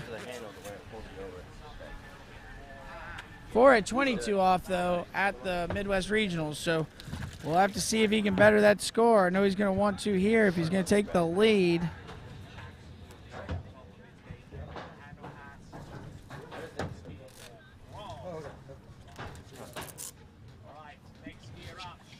This is pretty convenient. This gray one is more stretchy. Oh, that's just the one I use at home. Okay. Yeah, that's what you use at home. That's what you But all of them, master line, all the gray ropes are optimized? They're optimized. Okay. Black is the sweetest. Everybody that asks is not sure about it. Okay, back up on the water. This is Luke Shelton. This is pass number 2. Should be 34 miles an hour, 22 off, if I am not mistaken. Coming in, looking good, making his way through this pass. As he goes over to 5, there you go, get outside of 6, and that'll be 6 buoys at 34.22 here for Luke Shelton.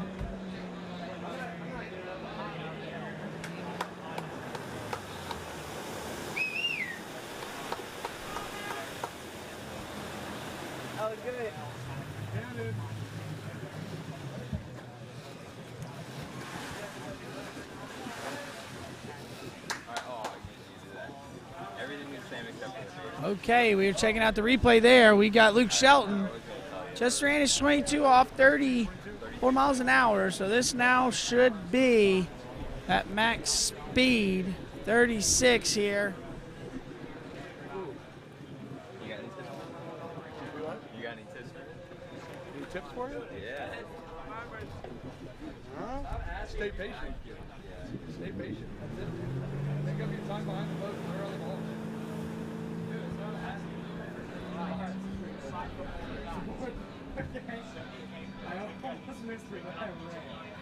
All right, back on the water, 36 miles an hour. This is Luke Shelton. I believe it's 22 off, 36 miles an hour. He's making his way over to 6, so getting a turn there. Going to make it out the gate, so he's going to get a try at the 28 off pass. 36, 26. So we take a look at the replay here. So he's never going to 28. So he has to run this? No, Right. It's a good looking pass here. You kind of start seeing the hands get away, and he does get pulled up off of 5 because he ends up a little late, right? He fell, he turned, but didn't get the hands to hold himself. So, made it through the 22 off pass. So that's pretty good for him. We'll have to see if he can do it better and better his score here and get 28.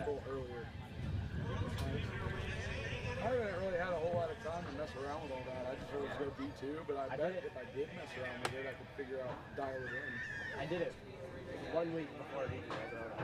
I mean, it worked. Yeah. Okay. So you're Connor, right? 36 miles an hour. This is 28 off. We've got a lead of 4.5 here. See what he can do. Gets a pretty good one. Looking good here at 2. Come on, Luke. Let's see what he's got. Oh, and just bringing the handle in high when the boat loaded him up, not being able to take it. So not going to be able to challenge your lead. And not going to be enough to put him up into 2nd place. That's going to put him into 3rd. So not quite what he wanted there, but good ski in from Luke Shelton.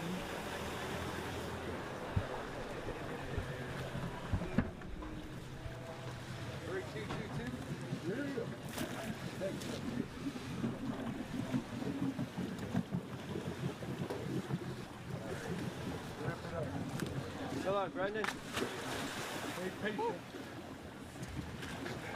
Okay, moving right along. We got our next skier on the water. This is Brendan Schultz from Illinois. He's got a best score of 2 at 32 off, so we're going to be looking to do that here if he's wanting to take the lead. Dive in it. Dive in, friend. You are, but all right, he's coming out at 32 miles an hour, 22 off here.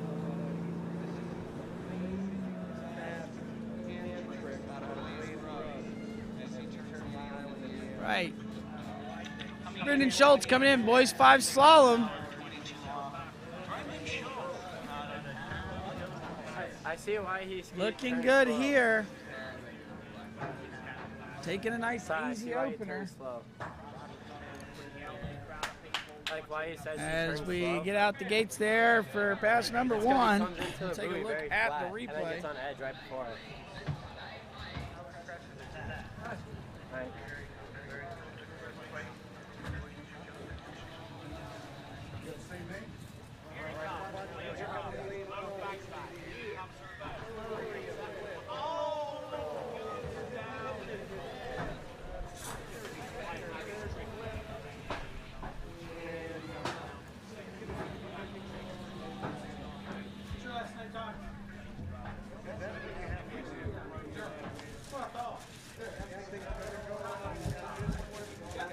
Okay. We're in here in this boys 5 slalom event.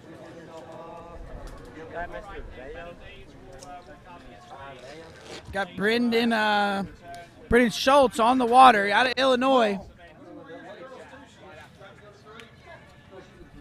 Getting ready to bring him back in. Do I get 3 minutes once he's done? Do I get 3 minutes once he's done? My string just broke. Well, let's yeah, that's equipment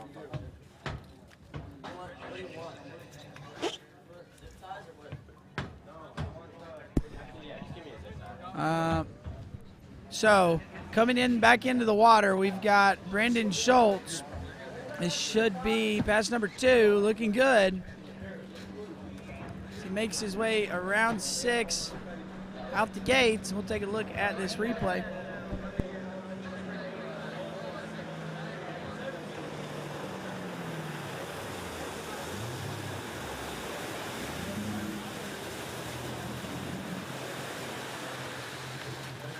I'm not surprised it happened, but very sad it happened. I've had this binding for like 2 years. Yeah. Okay. That was pass number 2 there for Brendan Schultz out of Illinois. Looking pretty good. Just saw his replay of that second pass. If not, I can get the things from D3. I can just get the things from D3 too. Same thing you're using now.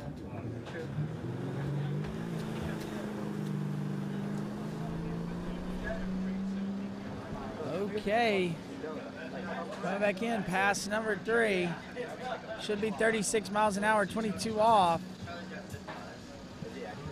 Looking good out of 1. Let's see what he's got as he comes over to 2. Gonna need to run this if he's gonna have a chance to challenge the leader. Looking pretty good there out of 5. Big O turn out of 5 ball. A little more than he needed, but held on to it. So we get a try. Challenge the lead here. As we take a look at the replay. Looking good here. See, doesn't quite fully extend his arm. He did all right there at 3 ball, but over here on this offside turn, not quite, he's just letting go, not quite wanting to extend it all the way. Then you see him right there at 5, drop his shoulder and got a little heavy out of 5 ball, but able to hold on, so we will bring him back in at 28 off.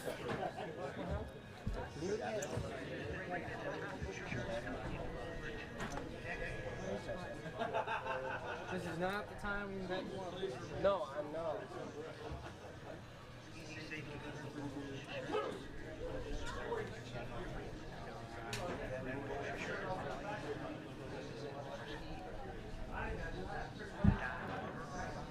Okay.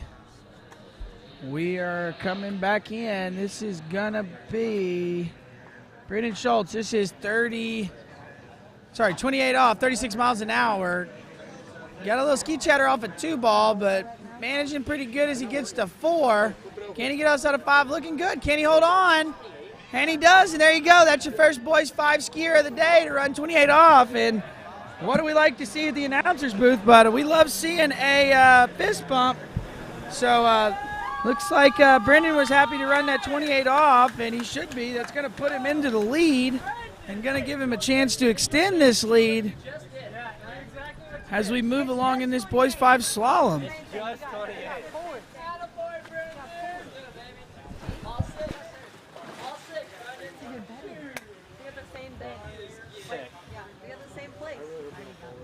I hope it doesn't break while I'm skiing. Coming back, though, walking back. How are you gonna get? You're used to it. I'll figure it out when I get there. Somebody will have a knife. Yeah, I'll just be hopped with my skis.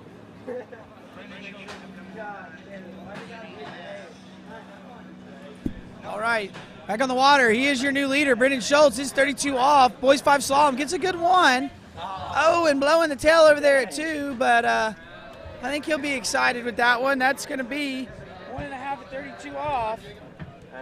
So that'll put him. He's your new leader there, Brendan Schultz. Hey, someone want to toss him? 1.5 at 32 off. Hey, Ty. Can you hand me that? That thing that you just kicked, that rope piece thingy? Yeah. You don't have a car? He left.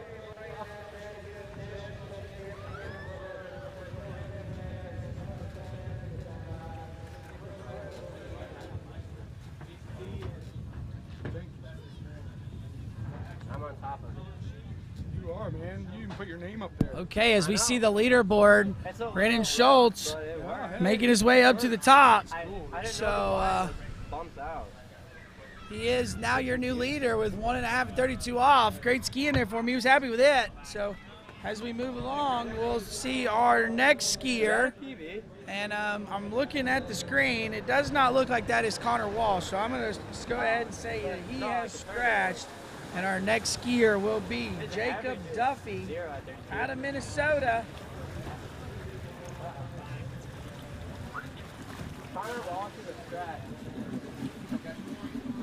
And yes, that's Jacob Duffy. So looks like we're going to have a scratch for Connor Walsh and move right along with our next competitor, Jacob Duffy.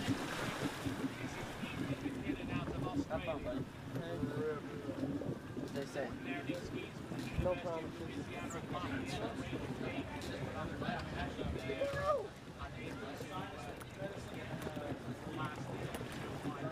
Hopefully my binding holds up. Alright. Okay, so this will be 22 off here for Jacob Duffy.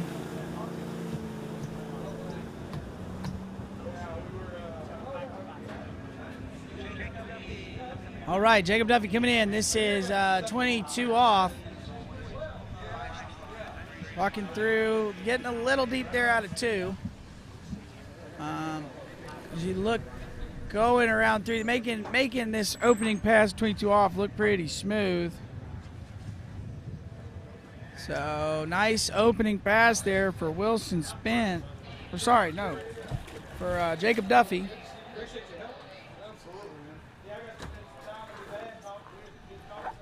Have you seen him out here yet? No, I haven't. He just lives about 40 minutes south of here. Oh, wow. So he'll be up here in a little bit. Okay, as we take a look at this replay. Got a few people in our chat letting us know they're watching.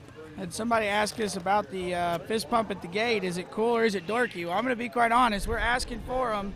I know that if I'm happy with how I ski, I think it's pretty rad to throw a big fist pump. Tony Lightfoot over here next to me calling on Lake 2 has actually had some calls of ski sets of mine where I did throw a big one. So, yeah, I'm pretty pro the fist pump. But I want to also touch on Tony Lightfoot is on the other lake. he is running trick and jump legs, so make sure that if you want to check it out, we've got some big trickers out there right now, so be sure you go over and check out Leg 2. Hear the voice of Tony Lightfoot with the call all day. But right now, we're in Boys 5 Slalom. This is Jacob Duffy out of Minnesota. Just ran 22 off, so coming back at 28. Looking way more settled than that first one. The first one you can kind of tell. I don't know if it was nerves or he just hadn't gotten up yet or what, but looking much better here out of Jacob as he gets out around 6 and through the gate. So good job skiing there by Jacob Duffy.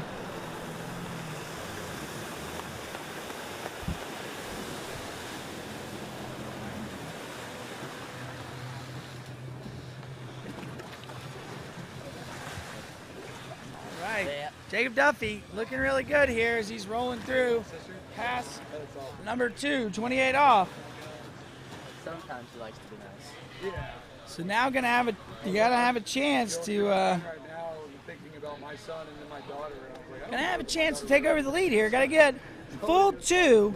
He wants to take the lead from your last skier, Brennan Schultz.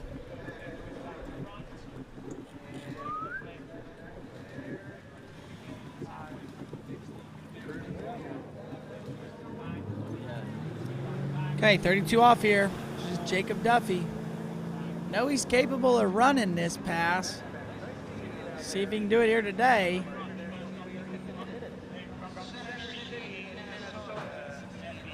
Looking good as he comes in on 1. Nice, good looking 1 there for Jacob. Come on there, Duff. Stay with it. Good job there, Jacob. He's looking good. He's a little late out of 4. Working over to 5. Can he get the turn and get to 6? Oh, and I don't know if he got us out of 6 ball. We'll have to see. He throws the fist, so I'm going to say that maybe he was excited to get around 6 ball. Let's see if we can see what he did here. Why he looked like he was good as he got to 5. Let's see, he's a little down course here at 4, but not too bad. Comes into 5, but watch his arms here. He bends the arms and pulls them high, which pulls him to a flat ski, and he starts taking a bad trajectory to 6, but throws that fist, so I'm going to be I've heard that name. I've been watching slalom all day. I think that right there will be considered 6 buoys.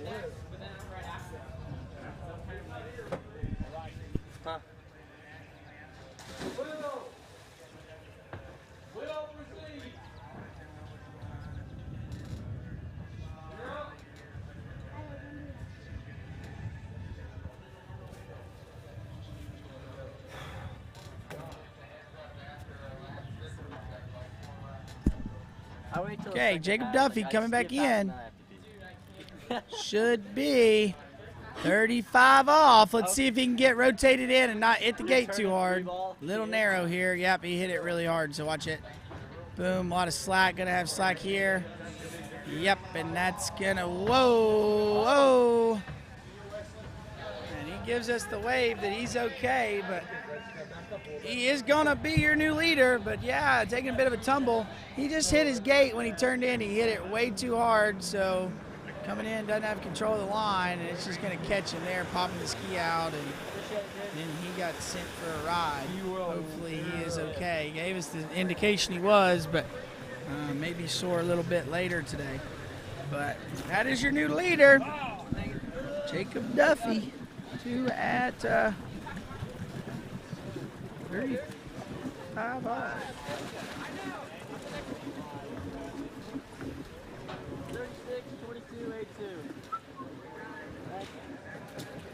Take a look at our leaderboard. Jacob Duffy bumping himself up to number 1. So we're coming in with our next skier out of Illinois, Farmer City, Illinois. This is Ty Meeker. Another one of these junior HO skiers I've had the opportunity to coach a little bit this summer. Big up-and-coming kid, looking good. So we'll have to see what he's got here. He's starting at 22 off, 36 miles an hour. See what he's got as we bring him in for pass number 1. This is Ty Meeker.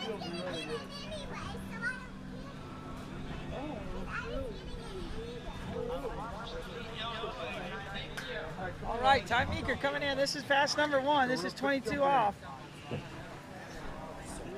Looking good, making his way through this pass. As he gets around 6 ball. So nice looking opener there for Ty Meeker. Okay. Well, you guys just jumped in to cool off real quick. But you're not allowed to swim over here right now because the tournament's going on.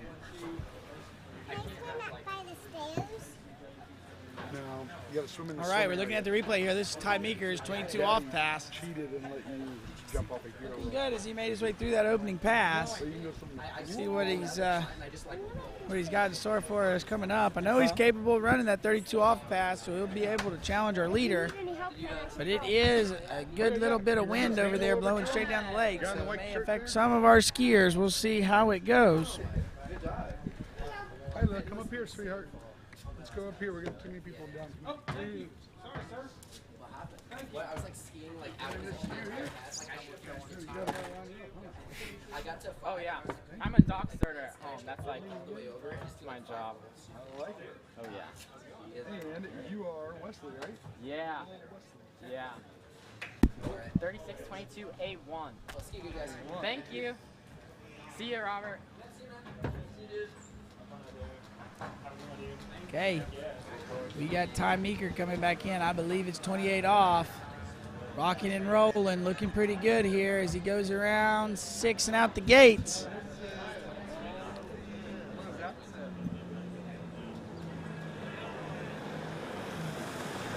Got a really good style. You watch, he swings his feet up under him pretty good. You see him, he needs to start working on being a little more patient before he starts letting his hands get away, but he does really good about how he swings his feet up on the line, so it kind of make that problem not be as show up quite as much, because he does let the ski swing and get to a point so the ski's working for him. Just as he gets these shorter line lengths, especially where the rope stops reaching the buoy or just barely reaching the buoy, makes it harder to run those because we're not getting all the way out. So see what he's got. That was a good 28 off pass. This is 32. Gonna need to run it if you want to challenge your leader, Jacob Duffy.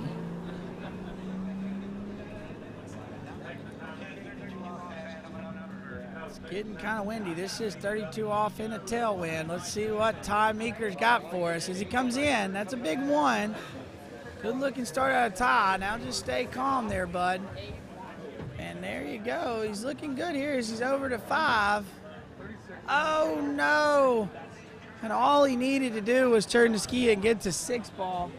And unfortunately there for him, going down a little early.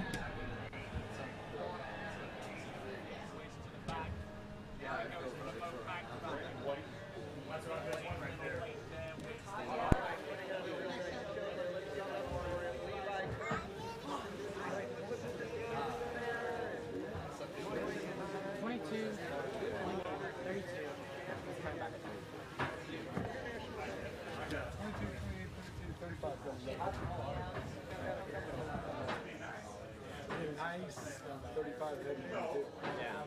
Hey.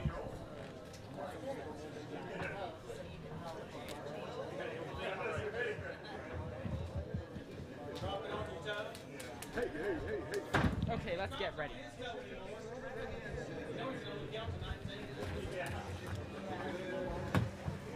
Wrong event. Always.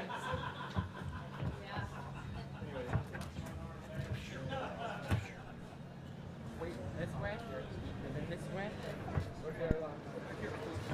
Go rapid. Rapid move. Oh! It wasn't at 5.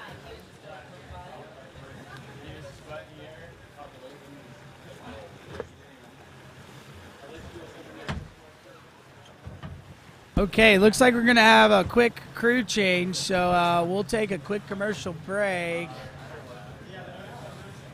Hey, it's Neely Ross, Reflex Team Skier. In today's how-to video, we're going to be talking about how to turn your offside.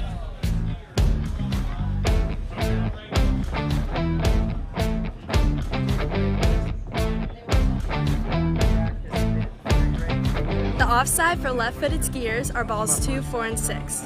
The offside for right-footed skiers such as myself are 1, 3, and 5. Today, I will be talking about the offside for right-footed skiers for balls 1, 3, and 5.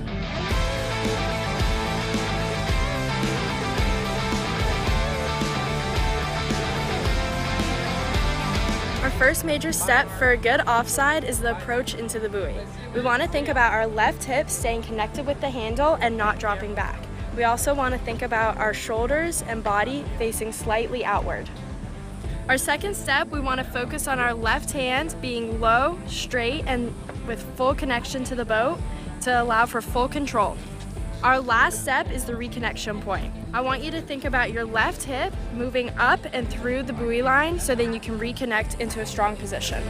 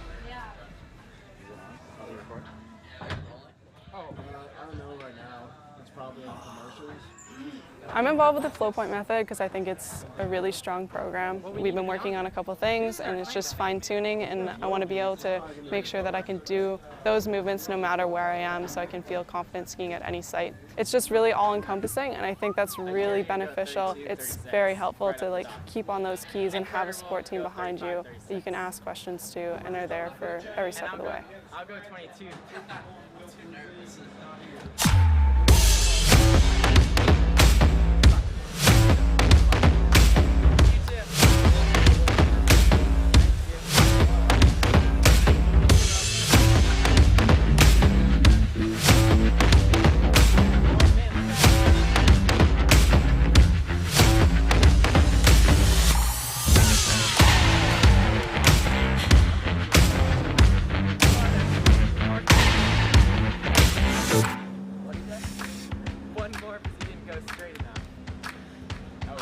Yeah.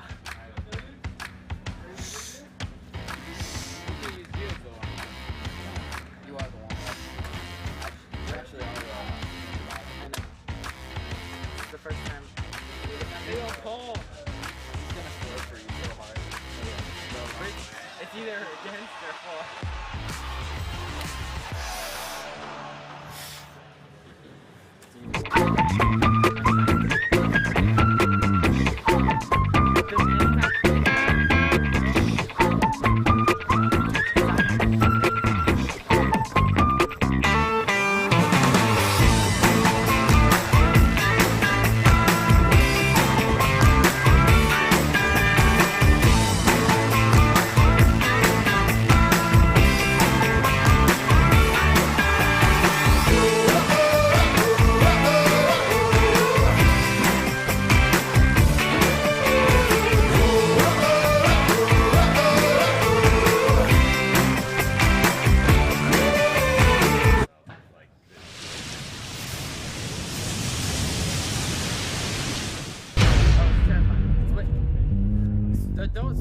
at 2 in the morning is what nightmares are made of. Yeah. And this guy can't go to sleep without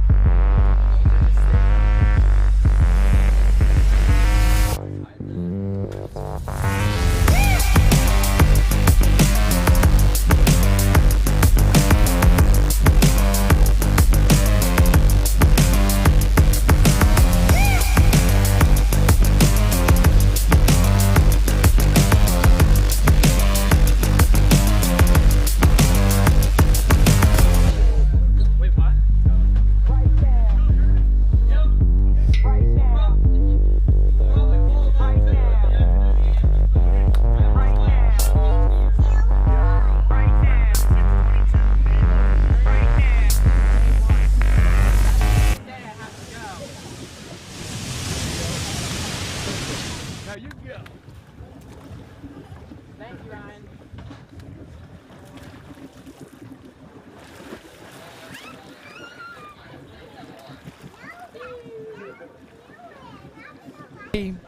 We are back on the water with our boys 5 slalom.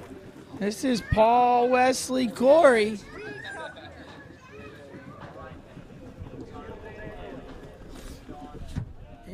You're getting ready to get him underway. I believe this is 22 off.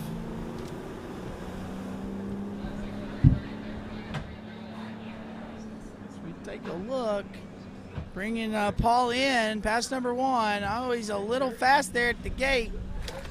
Making slack. Let's see if it gets him here.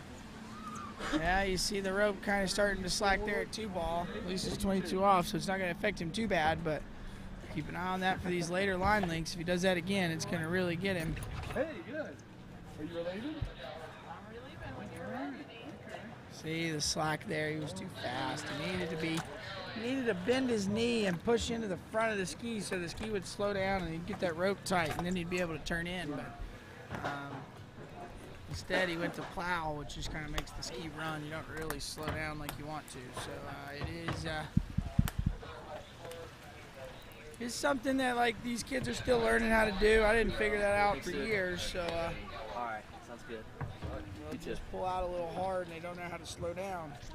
So we'll see what he's got here, though, as we see this wind kicking up, and it is pretty windy now. That camera's really close. Does it look like I'm like right there? Okay. Yeah, so it's a little bit windy here, but we'll see what Paul can do here as we bring him back in. It should be 28 off.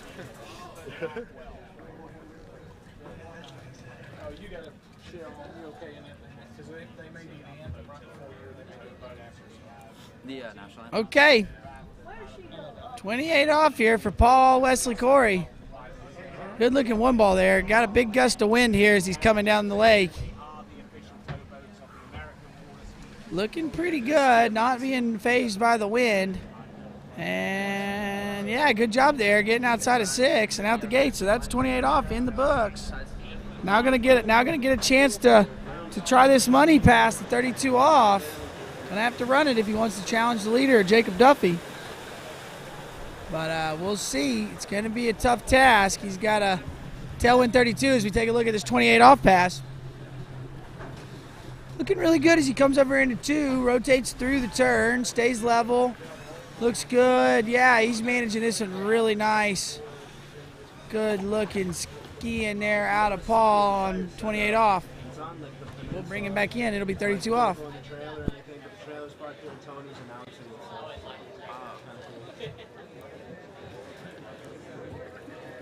Is Connor Pauly working the TWBC? Yeah, I think he's skiing right now. He's usually helping. I remember at Worlds. I think I saw you at Worlds, to be honest. I was there, yeah. Okay, we got Paul, Wesley, Corey coming in. This is 32 off. Gonna need to run it if he wants to challenge the lead. Jacob Duffy. See what Paul's got as he comes in. It is a tailwind. Getting pushed down the lake a little bit, but managing it really good. See what he does here. He comes in 4-0 on top of it. Now just don't mess up the 5-ball turn. Good job there, Paul, and out the gates. So that'll be your second skier today that has made it through that 32 off line length. We'll see what he can do here at 35. Going to have a pretty good headwind to help him get down it. So let's check out this replay here. Yeah, he's looking really good. Kind of see coming into 4. It's the offside, so he has a tendency to, when he comes in, he pulls his arms in to make the edge change, which causes him to kind of go more like a C into the buoy, but he manages it really well. He moves up, but like he comes in kind of with his butt back and his shoulders forward, but as he reaches, he brings everything up into a line so that he can move off the ski and go. So really good looking ski in there for Paul Wesley. Definitely better, because right now I'm just like guessing because of when we usually cut. I don't really know for sure. So. Gotcha.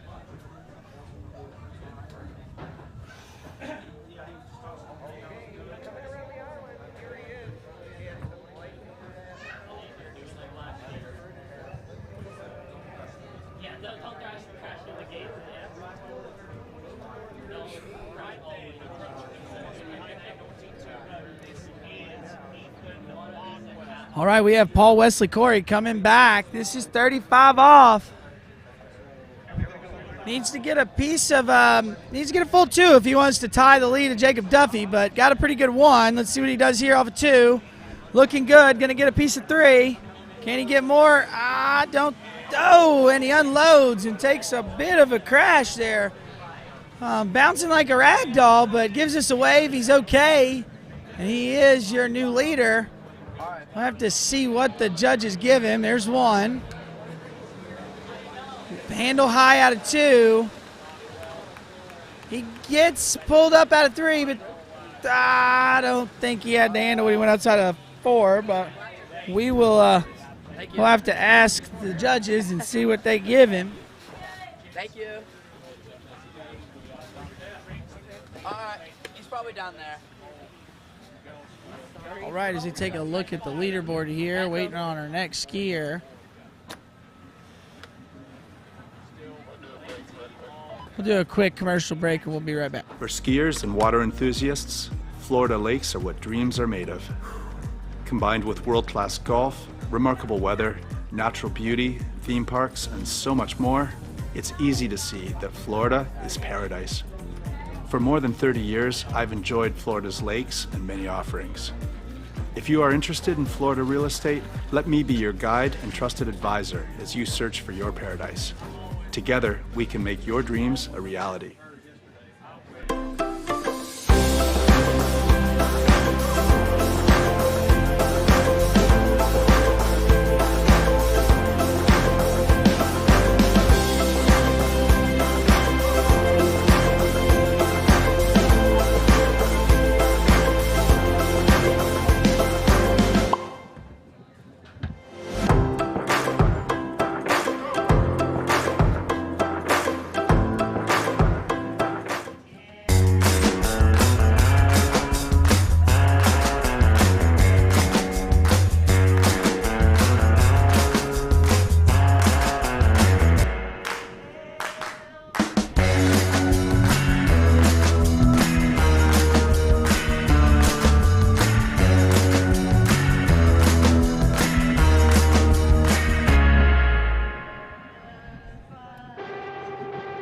Only one water skiing brand holds all 6 world records.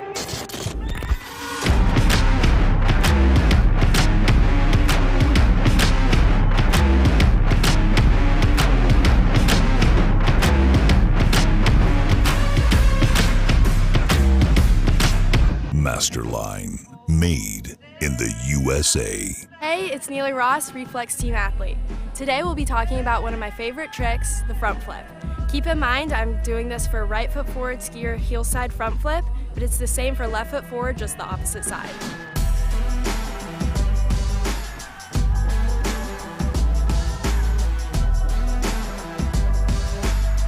Our first step for a good front flip is all in the load.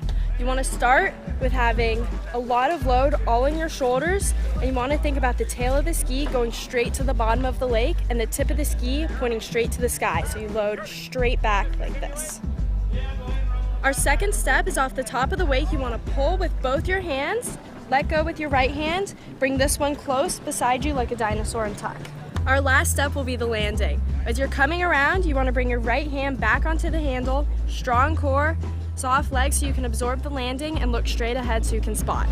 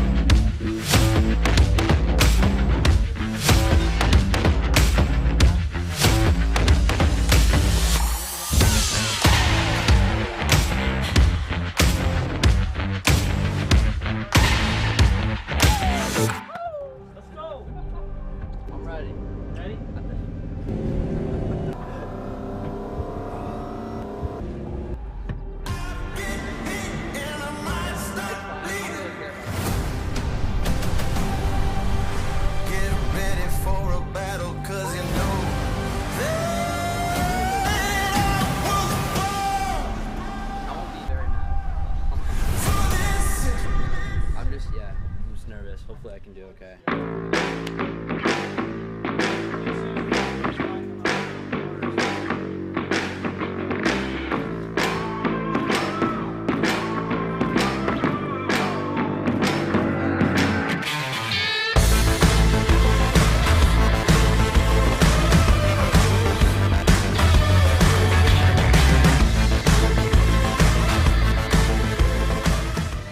Try match play at bplayfield.com. Let's go.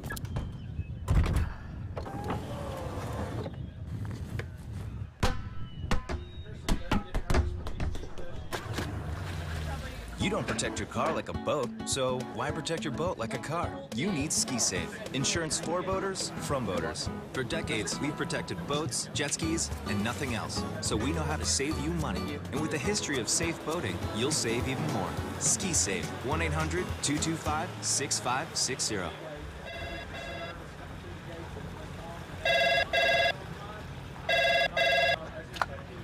Thanks for calling Wake House. This is Brian. How can I help you? Yeah, Will. Can I let him know who's calling? All right, just a second. Will, I got a fill for you. Perfect. Give me just 1 second. All right, hit it. Thanks for holding. This is Will. Hey, how's it going? Good.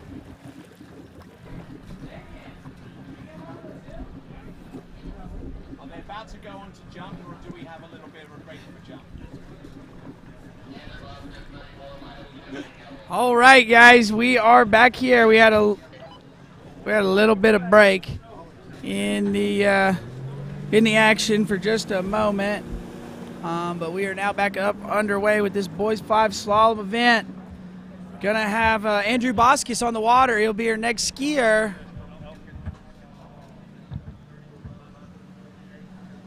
I believe he's starting at 28 off. So take a look here. Working his way through this opening pass. Looking pretty good there.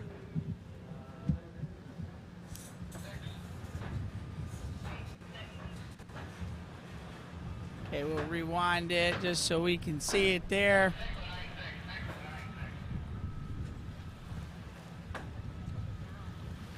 Good looking. See, reaching that handle forward. Really trying to get everything rotated so that he can rotate through the turn.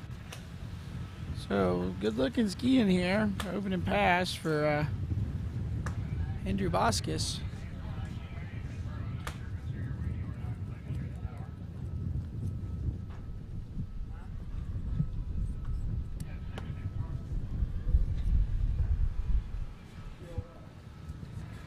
Okay, we've got the wind kicking up here. Boys 5 event down to the, not the tail end. We are in the top 10 skiers, so we're down here getting to the nitty gritty here.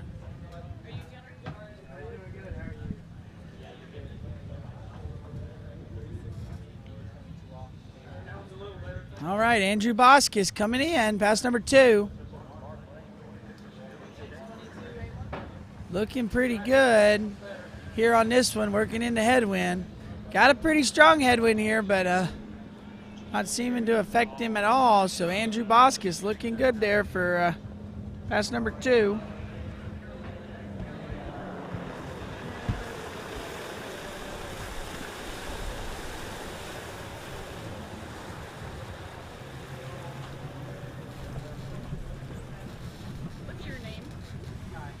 Okay, we're checking out Andrew Boskis here. This is his replay. You're seeing him drop into 2-ball. Really gets countered here and moves through that turn. It looks really good. See if he can stick with it. He's looked good the first 2 passes. Let's see what happens as we shorten in the rope.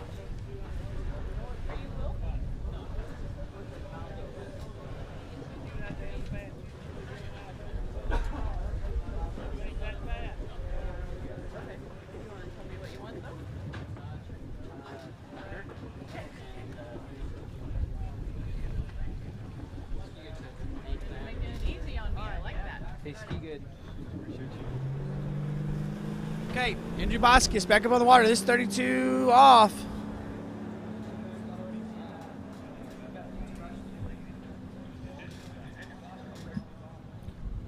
Right.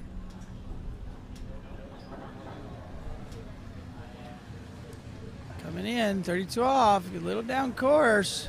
So we're going to 4. Letting that wind push him a bit. And still getting through it. So good looking pass there for Andrew Boskis, 32 off, going to have a chance to challenge the leader. All right then, folks, we're on to girls. One jump, going straight away into this event. We have, in this event, 9 competitors. First competitor out is Haley Walgamer.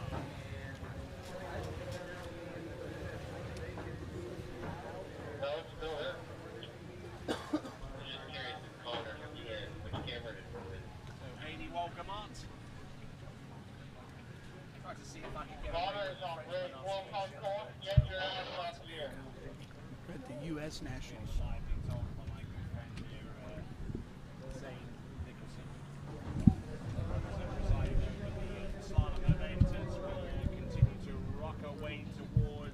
All right, guys, we are here. If you're tuning in, we've got boys 5 slalom. We got Andrew Boskis on the water.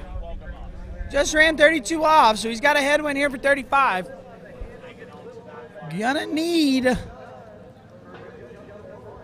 piece of 4-ball, I do believe, if he wants to take the lead. Coming in, gets a big 1-ball. That's pretty good there for Andrew. Let's see what he can do with it at 2. Oh, jumps the ski out of the water. So now he's in trouble, and you'll see right there when the ski comes out of the water, you basically kill all your momentum and swing. So does really good here. Watch, ski stays in the water, ski turns, but right here it comes up, and that's kind of all she wrote there for him. So looks like it's going to be 3 at 35 for Andrew Boskis. Hey, good luck. Thank you.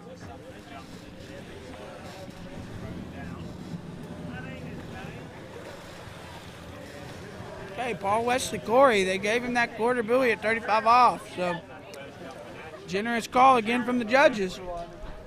But Andrew Boskis is going to be sitting there in second with 3 at 35 off, so not quite able to take the lead.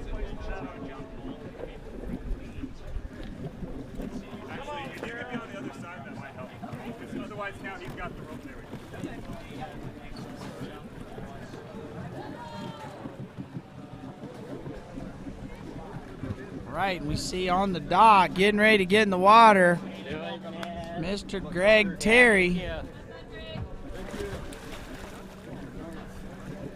He coming out of Georgia. I know the Terry family quite well. This is going to be 34 miles an hour, 28 off. I know the Terry quite well. I know the Mom Cheryl is somewhere here on the bank, and she is absolutely nervous, just like my mom would be if it were me or my sister skiing. So, shout out to you, Cheryl. We know you're doing good. He's going to be all right. Really fast here at the gate. Let's see if he can manage it. He pulled out really hard and let that boat outrun him. So I think it looks a little tricky to our skiers because the water looks a certain way, but it is more windy than that. So, rocking and rolling on his way in through pass number 1.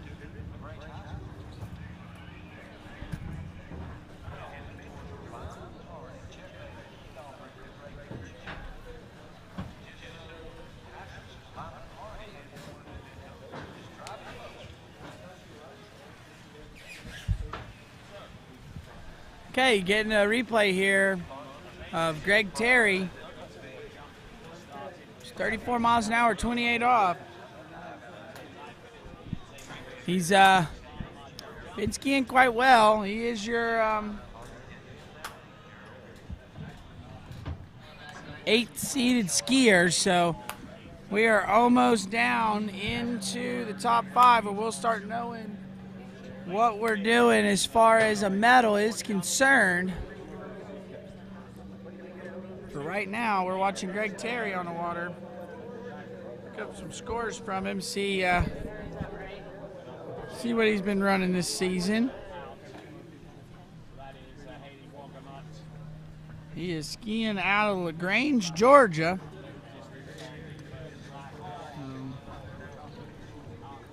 Looks like he's got a personal best of 2 at 38 off, so looked like he's a little bit nervous there on that one, but now he's looking good. That was an awesome looking one ball there for Greg. Yep. Let's see. Come on there, Greg. Looking good. And that was a nice looking pass. That one ball, I'd like to really look at this one again. It looked nice. Yeah, there you go, dude. He got out, he reached, as soon as he let go, he brought it back in, and yeah, moving his head up where he wants to go, so he's looking good there. Hope he sticks with it. So that was 36 miles an hour at 28 off, so this will be 32.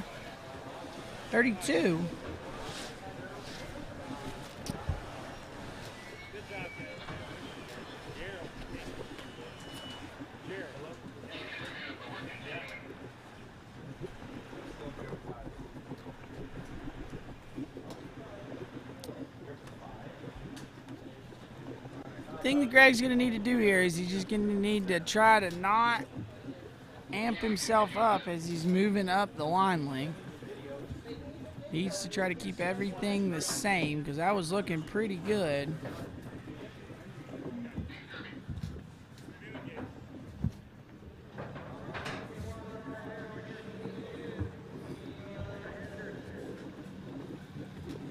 I think this is how they want.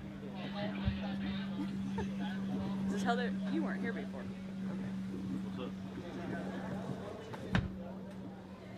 You were here before. Is this where Ty was throwing the other dog starter? Was he throwing from here?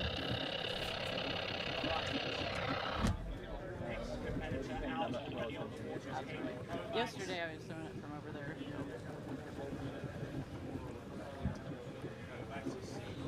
Not your job to pay.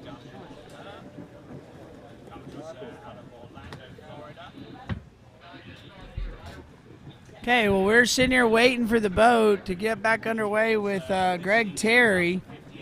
I don't know, they're sitting there a little long, so they must be reviewing something.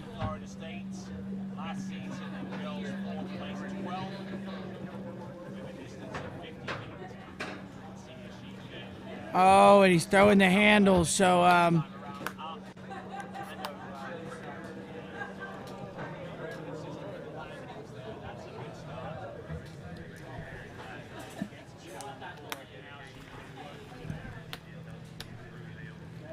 unfortunately there for Greg. like he missed his gates. So, yeah, looks like they've pulled his gates there, so we're going to have to move on.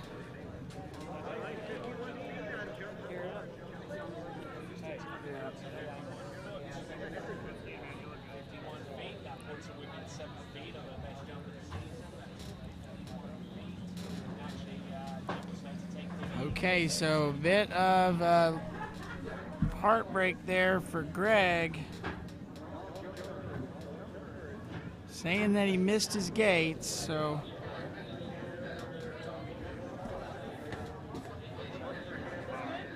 Yeah, perfect. Thank you. That's hopefully easier for both of us. All right, Jenner, 36-22, A1.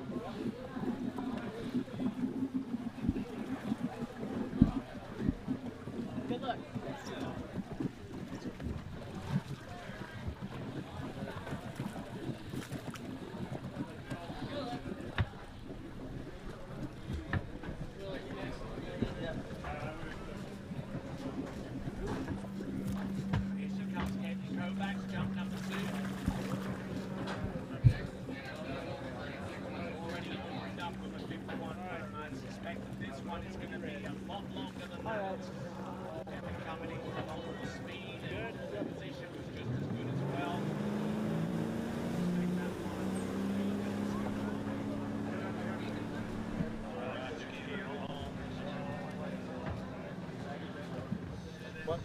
All right, we are back up on the Slalom Lake. I got Jenner Stable out there on the water. One of these three Stable boys. Looking good as he's making his way through pass number 1.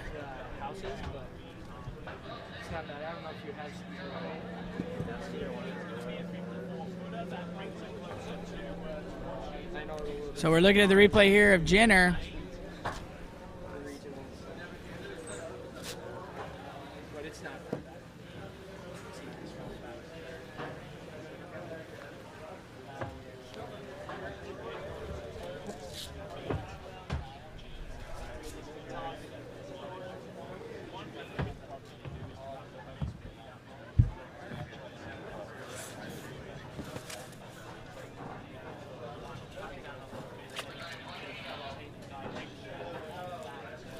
All right, so we're going to bring Jenner Stable in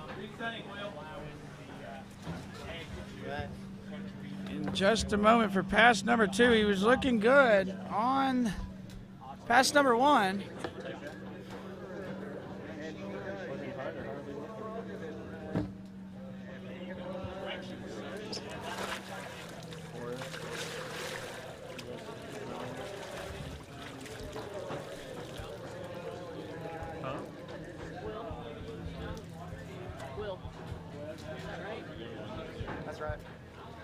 Okay, Jenner Stable coming out. I believe this is 28 off.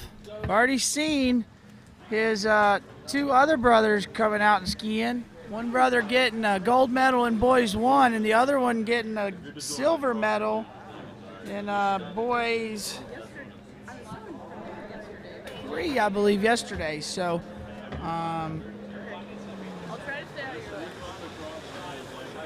we'll see if he can repeat the results that his other 2 brothers had in their slalom event and get him a medal as he comes in. I believe this was 28 off, so.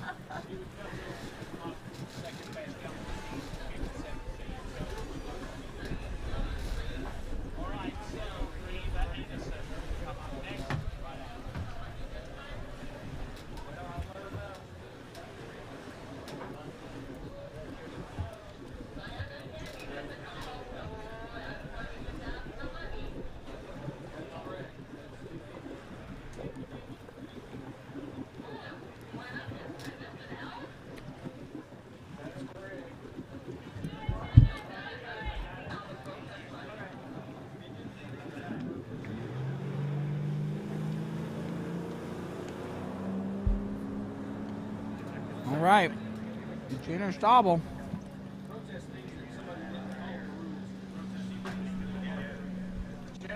Coming in 32 off.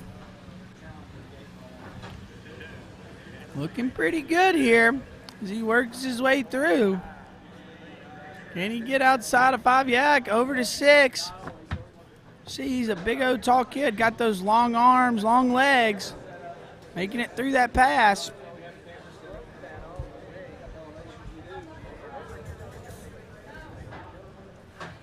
So we take a look here. Yeah, I see he's coming in. He's letting go of the rope right as he's edge changing, which is creating that slack. So then he's having to bring the handle into his chest to eat up the slack and take the hit. So he's not leaving the buoy as efficient as he would like to, but he made his way through that 32 off. So he's going to have a chance to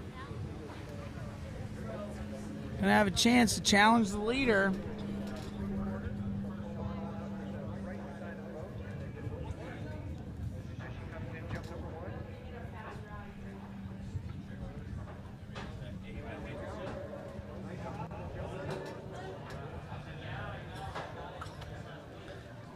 We're taking a look here at Jenner's scores. Looks like he's got a 1 at 38 off, so capable of running this 35 off pass.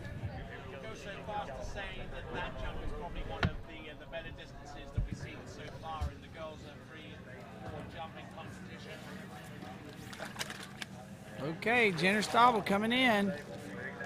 Nice one ball there. See, a little slack out of 2, a little slow. Gonna have to pull to 3, but can he get more? And don't think so. So that's gonna be 3 at 35 off.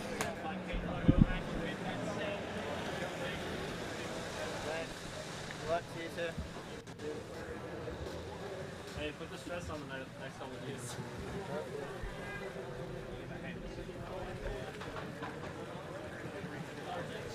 So there you go. We take a look at the leaderboard. We've got Paul Wesley Corey just barely making it into the lead with 3 1/4 at 35 off. And then Jenner Stable, Andrew Boskis are tied right now for second at 3 at 35 off. Jacob Duffy bumping down to 4th, 2 at 35 off. And Ty Meeker holding off the 5th spot right now with 4 1/2 at 32 off. We've got 6 more skiers to go.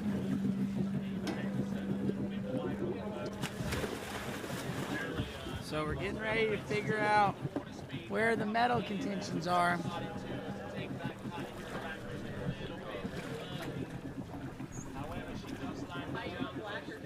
Regular. Thank you.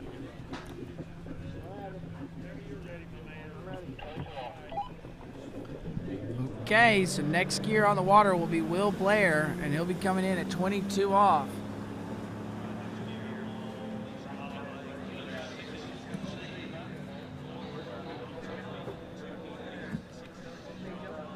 See what Will's got as he comes in, pass number 1.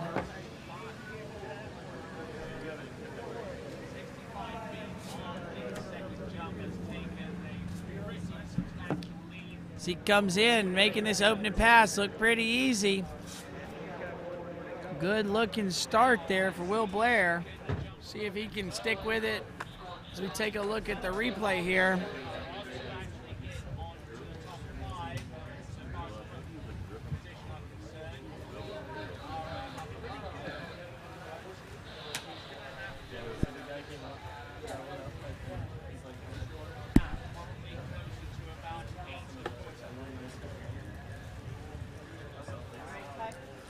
All right, good looking pass there for Will Blair.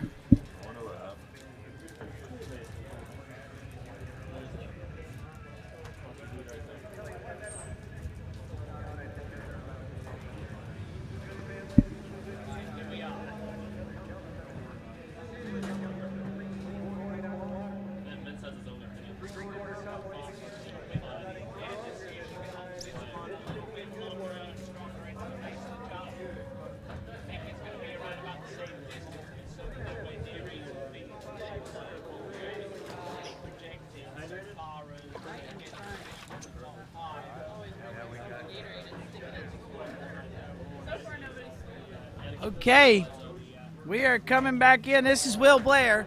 Started off at 22 off, so this should be 28 off. Looking pretty good as he makes his way through the gates, getting a good looking one ball.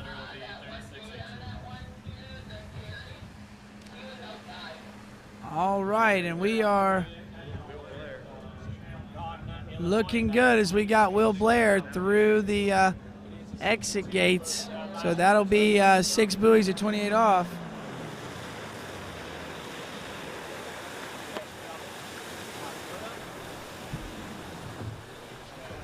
Nice job, Will.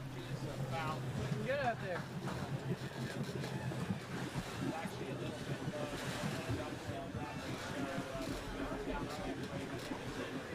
All right, good looking pass there. Pass number 2 for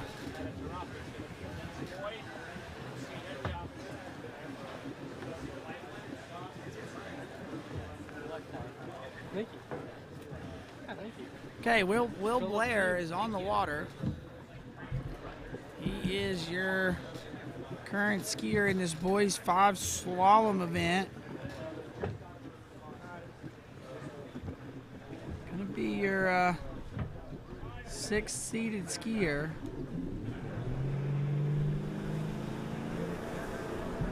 Got a best score of 2 at 38 off, so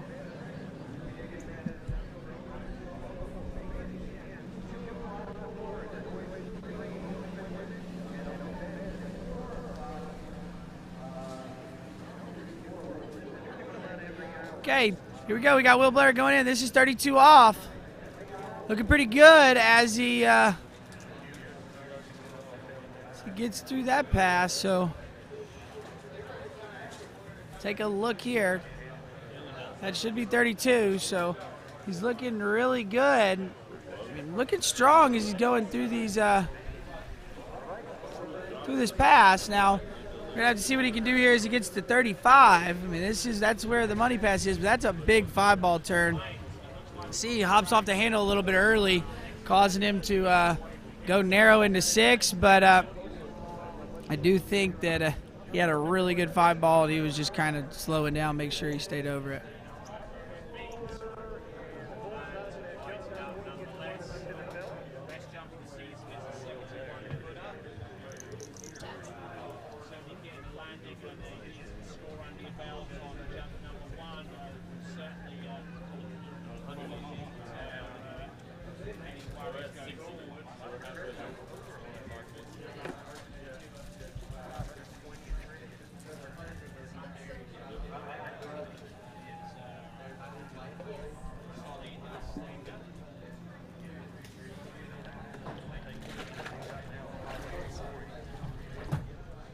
Okay, here comes Will Blair. This is 35 off.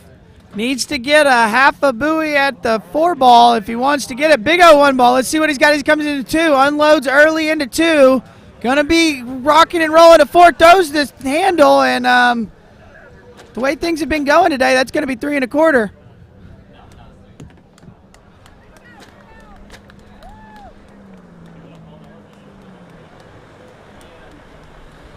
It's an unofficial.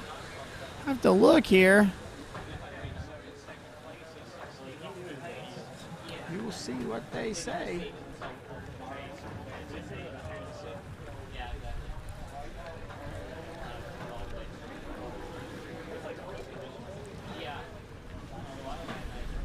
So as we look at the leaderboard there, we're going to have one for first place is still Paul Wesley Corey.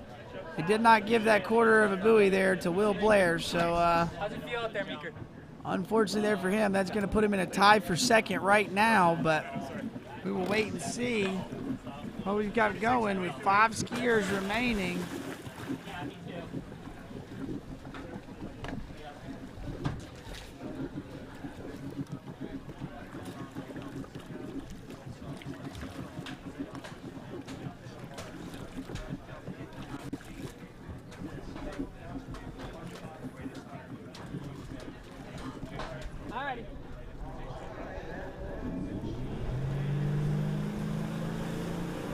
All right.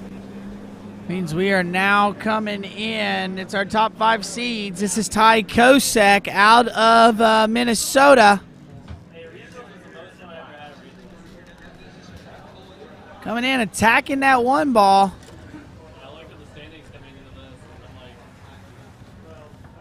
Absolute ripper of a water skier. Known a little more for his jump skiing than his slalom skiing, but still very accomplished here on that single stick. So as we take a look here at the replay, pass number 1. Yeah. No, we got that nice headwind for 35. Yeah. Yeah.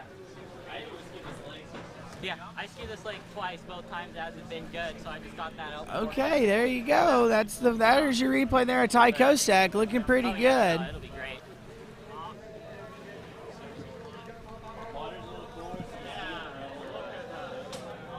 Yeah. Yeah, no, it's pretty nice lake. Yeah, that's kind of what it feels like. It probably actually feels a little bit faster. Yep. Based off of what I was thinking for my practice sets, that sounds about right. So. Okay. All right, we're down here. It's our top 5 seeds. We got Ty Kosek on the water. Yeah. Just running his opener, so we're going to bring him back in behind this boat. Just start coming back. Get that tight turn. Yep. So, Ty Kosek. This is 28 off. Started at 22. Let's see what he's got. Ooh, getting a little tip rise out of one ball. Let's see if he can manage it. So he gets his way over here to 4. Should be still an easy pass for him as he gets outside of 6 and out the gate. So that's a nice looking pass there for Ty Kosek. 28. Take a look at the replay. He gets on the tail there. Rushing to get back on the handle. Not bringing it into where he needed to, bringing it to the inside of his hip. So causing him to have that little bobble there, but we will shorten the rope and bring him back. It'll be 32 off here in just a moment.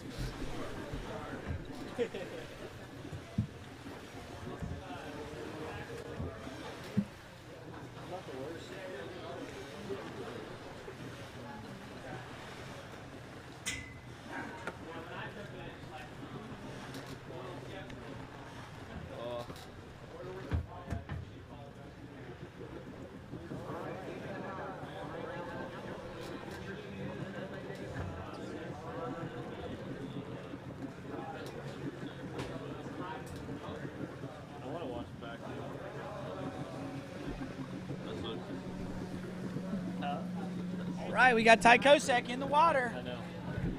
Just ran his 28 off fast, so gonna need to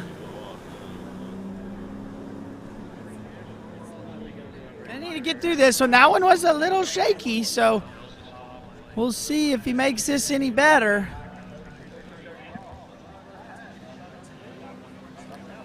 All right, big turn off there out of 2 going to 3. A little late out of 4, but he's doing all right. Nice turn out of 5 there, Ty. That was a big one, so that put him in it, got him around. That's going to put him through that 32 off pass.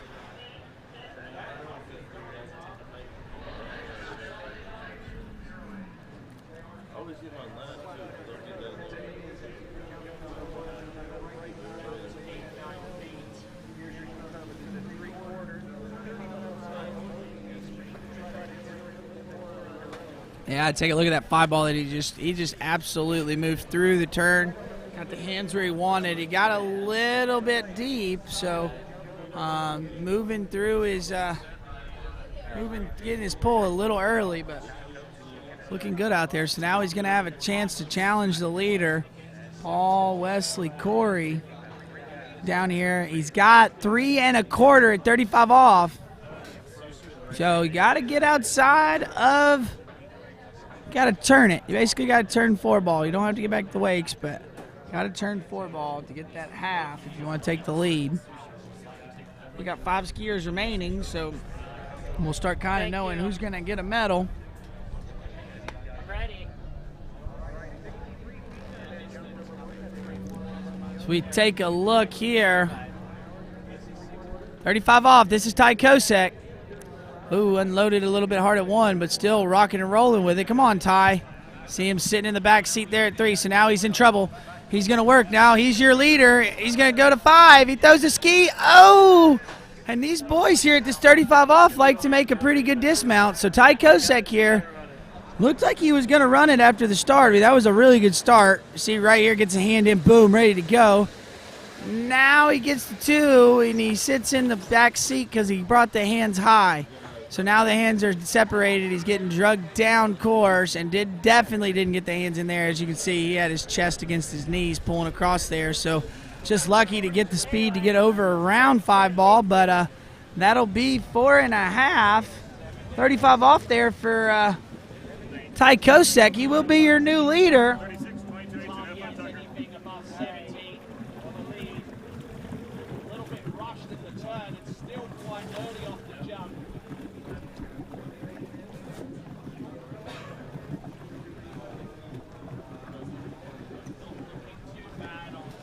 All right, as we take a look at the leaderboard there, you see Ty Pescek, now your new leader, knocking Paul Wesley Corey down. And we've got a log jam tie for 3rd. 3 people tied at 3rd. So up next on the water, we've got John Maitland.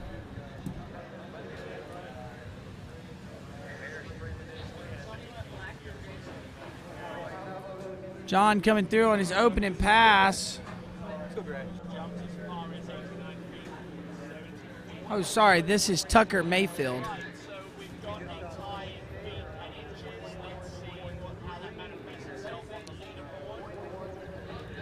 Okay, so as we see Tucker Mayfield coming in past number 1. Tucker skis out of the state of Florida. Coming to us out of Auburndale, Florida. So I know that's over there near Mr. Lucky Lowe. We'll have to see if we see any similarities to ski styles. Not sure if he skis with him or not, but has a best score of 1.5 at 38 off. Did that at the MLCQ this spring, so able to get into 38.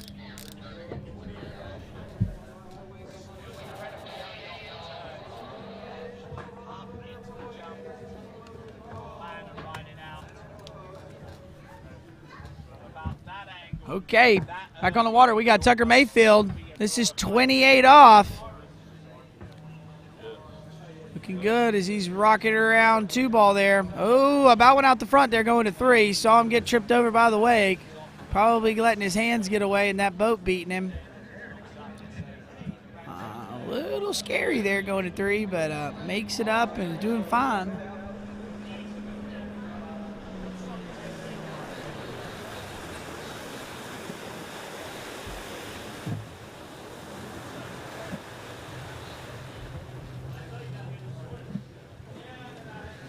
All right, Tucker. I have Tucker Mayfield on the water running 28 off. Looking really good out there. I mean, like I said, we had that one little bobble go into 3 where the ski tip dropped. Just letting the hands get a little bit away. But other than that, he's looking really good in the on his 28 off pass. So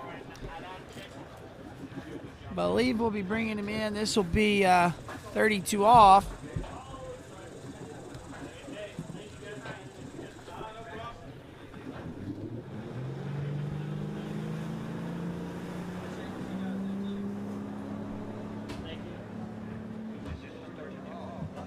Okay, Tucker Mayfield coming in. This is 32 off. It's your 4th seeded skier. Looking pretty good here. Running this 32 off in the tailwind. Nice looking 32. So great ski in there for Tucker Mayfield.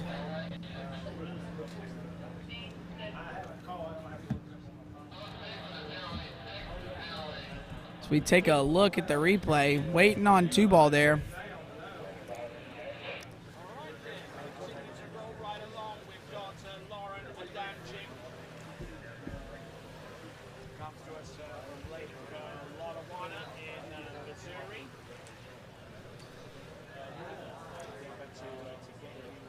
All right, so now we're into 35 off.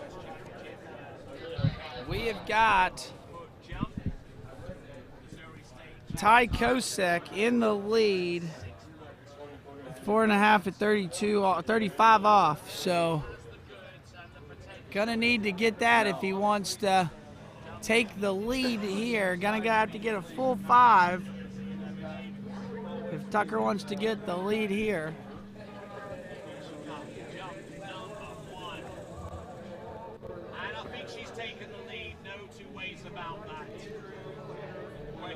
Okay, so here we go. Oh no, he cranked the 1, and that's not gonna do it. He was trying to run it there at 1 ball, needed to just relax and get through that turn. Watch right here, he goes boom, just tries to crank it. Ski sets, and that's all she wrote there for Tucker Mayfield. That's gonna be 1 at 35, not gonna be enough to get him. Not going to be enough to get him on the podium. That's going to put him at 7th. So still keeping the same leaderboard right now. Ty Pescek in the lead with Paul Wesley Corey in 2nd. And then we have a 3-way tie for 3rd between Andrew Boskis. All right, John. 36-28, K2. Yep. Have fun, man. And Will Blair, Andrew Boskis, and Jaden Stable. Sorry, guys. Brain fart real quick, but we are back. We're putting our next skier in the water. This is John Maitland.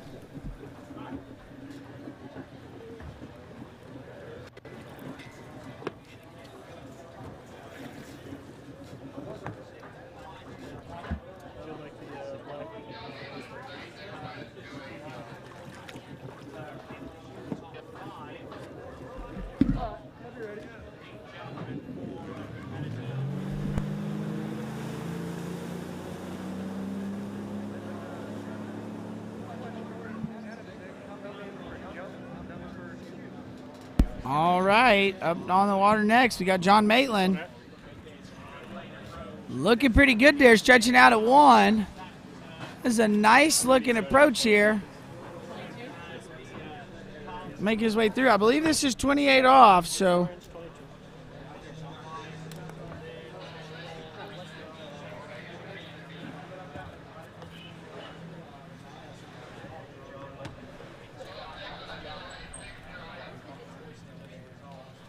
Okay, we're taking a look here at the replay. John Maitland running his open pass. I believe it's 28 off, so looks like he's got Some new gloves. score of 2 at 38, so we'll have to see. We bring him back in for pass number 2. Yeah, perfect.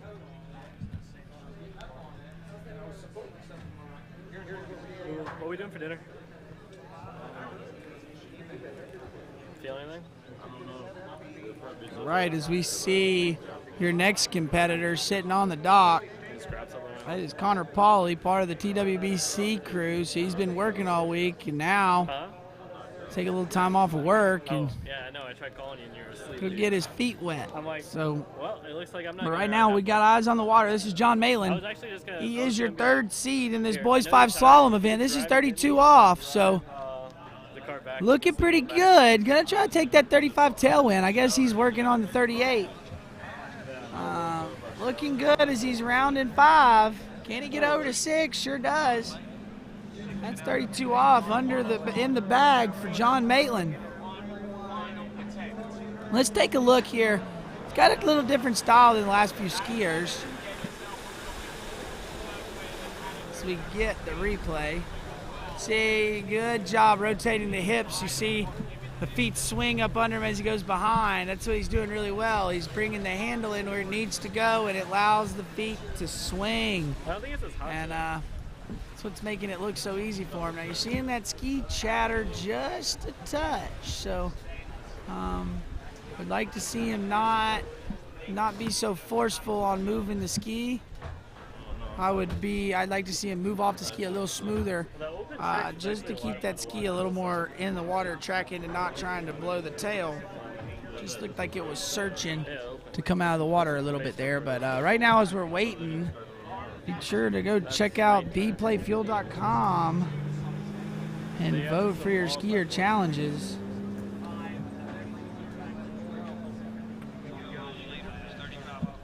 All right, here we go. This is 35 off. And looking good. Big turn there out of 1. I know. What can he? Oh, big hit off a 2-ball. Can he manage it? He's got a tailwind. Coming late into 4. Throwing the ski at 5. I don't think he's going to get that. No? Okay. So we'll have to see what they give him. That's probably going to be 4.5 would be my guess. So that should be a tie with Ty Kosek.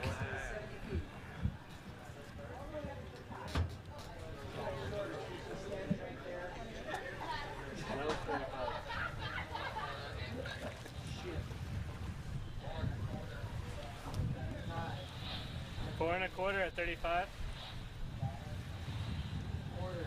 Cool.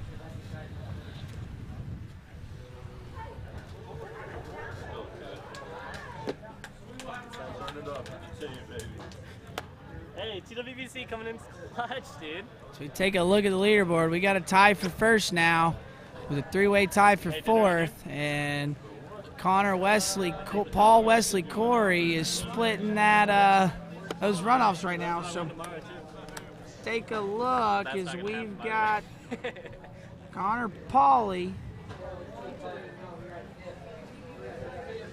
Gonna be your next skier up on the water. We're having fun, dude.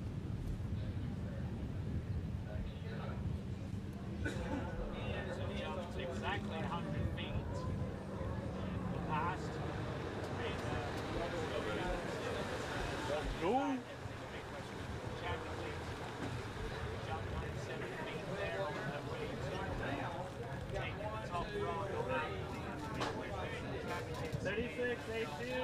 Off, please. Thank you, Mr. Lyman. How are you doing? Ready to pull you, my brother. Awesome. 36, 22, 82. All right, we're getting the rope switched off, and we are going to come in. We got the rope switched off. We are going to come in with our second seeded skier here in this boys 5 slalom event. This is going to be Connor Pauly out of Florida, skis at Jack Travers Ski School. Also a worker for the TWBC, been helping us out all week behind the scenes, so good to see him get out there and get some water skiing done. Let's see what he's got. I believe he's coming out. This is going to be 28 off. A little slack there at the gate.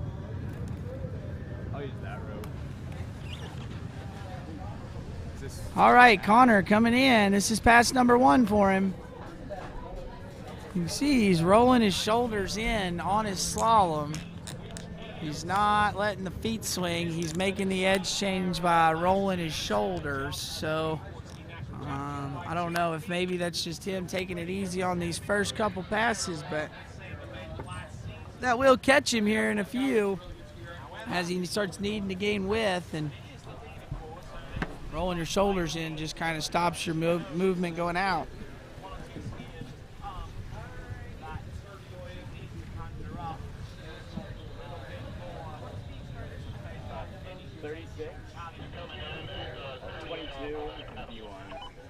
Okay, so I was off on a line length. He started at 22, so he will be coming back at 28. This is Connor Pauly.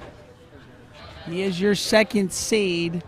We currently have a tie for the lead at 4.5 at 35 off, so.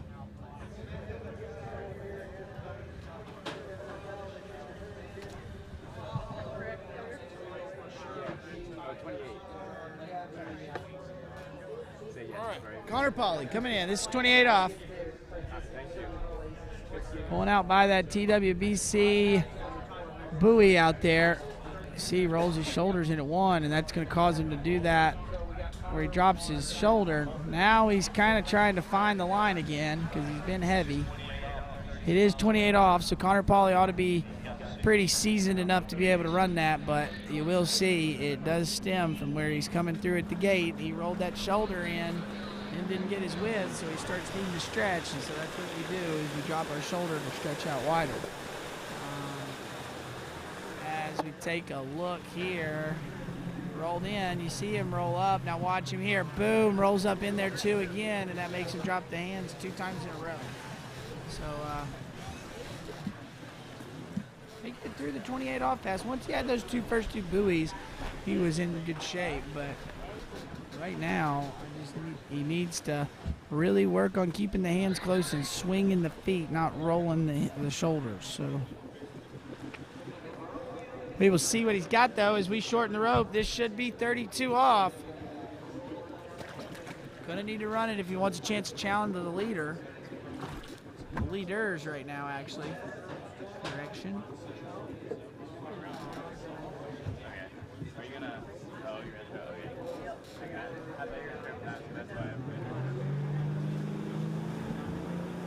All right. Connor Pauly's back up on the water. Boys 5 slalom. This is 32 off. He's going to need to run it. And gets a big turn out of 1. There you go, Connor. You're swinging your feet a little bit better through this pass. Started attacking it a little more. I don't know if he was just being a little timid trying to get through his first couple passes, but that was a much better, cleaner pass by Connor Pauly. As you can see here, he doesn't roll the shoulder nearly as bad. Way better there going to 2. He actually kept him level. So rolled it in a little bit going to 1, but much, much better going to 2. So now let's see if he can do this again. You got to piece it together going to 1 ball here at 35 off if he's going to want to run it. I'm not even thinking about it. It's just instinct. I'm like, I'm going to drop. Also going to need to really get an easy turn in at the gate. Try to get all the way set before he decides he's going to hammer the gate. So we will see what we have coming up here in just a second. But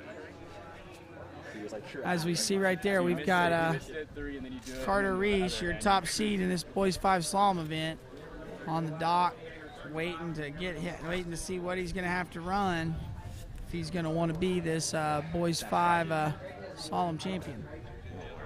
I wanted to go out at 32. 35 head. I thought about it, but I'm wrong. I don't trust myself enough. I trust myself. Well, after practice. Okay, Connor Pauly, this is 35 off.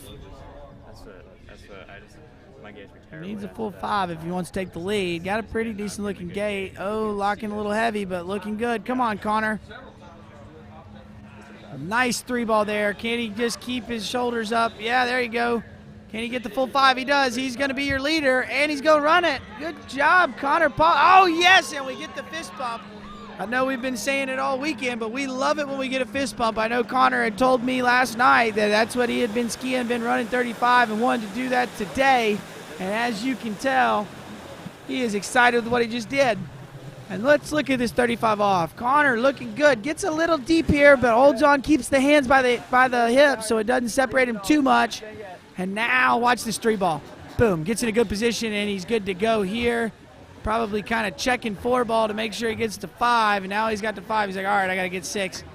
And there you go. And here's my favorite part of the day, when we get a big fist pump. That is, and like we had a question in the live chat earlier, is it cool or is it dorky? I promise you it's cool. If somebody tells you it's dorky, they lie to you. You fist pump when you do something cool. So, but Connor Pauly now going to get to come in. It's going to be 38 off. He is your leader, trying to stretch his lead out. So let's see what he can do here. He's going to have a tailwind, so really important here that he doesn't hammer his pull out on the gate so he has the control of the speed at the top. But let's see. Looks okay. Keeps that line a little slacked. You see it? So he didn't have control of it all the way. Going to get him over here at 2. No, come on, Connor. Get outside of 3. Look at him. Oh, yeah. He is super happy. That's an excited boy right there. And we here at the TWBC tent are happy to see Connor do well as well, being a member of our crew. He's been working hard, and it's nice to see him get his feet wet and get out there and get a big result. So he's your current leader right now with Connor Pauly. That's going to be 3 at 38 off. Maybe a PB in a tournament. We'll have to ask him here in a little bit and find out, but big score nonetheless. So good job, Connor Pauly. And we'll wait as we got one more skier in this boys 5 event before we can crown our champion. We got Carter Reese.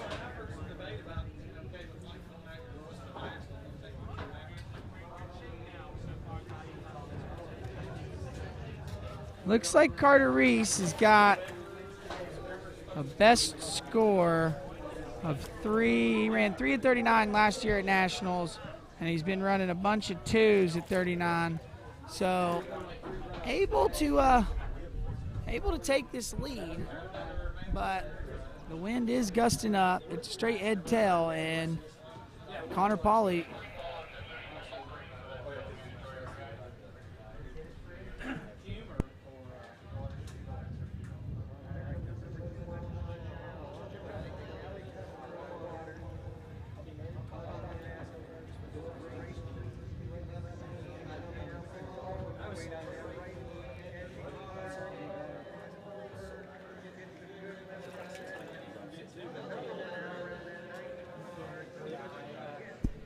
All right, we're bringing Connor Pauly back.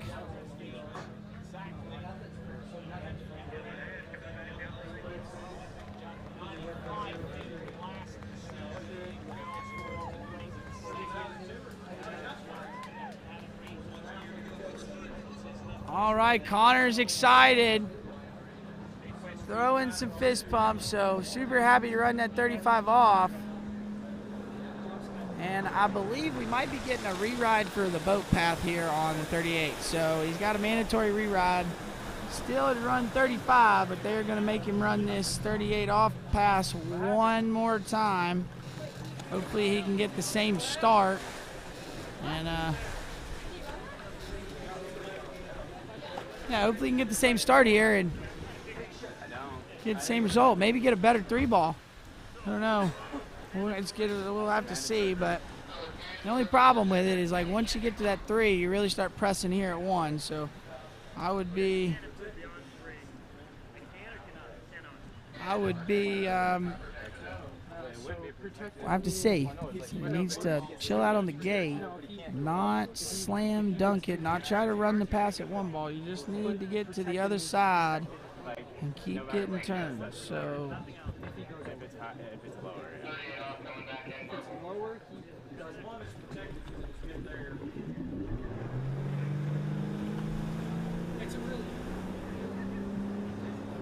okay, Connor Pauly on the water. 38 off. He had a re-ride. So a little better there at the gate with the slack. Let's see what he does here at 1. Still gets a good 1. Come on, Connor. Get over there to 3, Connor. Come on, Connor. Yes, there we go. So he just matched the same score. So unless they're going to make him give another re-ride, Connor is going to remain at the top of the list with 3 at 38 off, leaving 1 skier left. Carter Reese left to ski, and there is quite a bit of wind, so it could be tricky here. Carter fully capable of running 38 off, but you got to run that 38. You got to run all the other passes first. So we will see as we bring Connor Pauly back to the dock here in just a moment. We'll pick up our skier that you're seeing on the dock right now. That is Carter Reese. He will be your last skier in this boys 5 slalom event. Take a look at the leaderboard. Connor Pauly putting his name there at the top. Yeah, take it. Yeah, Clementine won't let you. Connor Pauly getting himself up there at the top of the leaderboard. He's going to sit there on the bank and see if he can get and keep it there. But we got a tie for 2nd, and right now we got a 3-way tie for 5th. So we'll see if we'll have 1 runoff or 2 based on what this next skier does. What's up, dude? You ready to go smoke it? Let's see. Just gotta calm down. Just a little bit? Yeah. Reese. All right, there you go. Oh, yeah. He is your new leader right now, Connor Pauly. that big old pull out of the dock. He's stoked. Maybe get a TikTok. We're not going to see, but wouldn't put it past Mr. Polly here.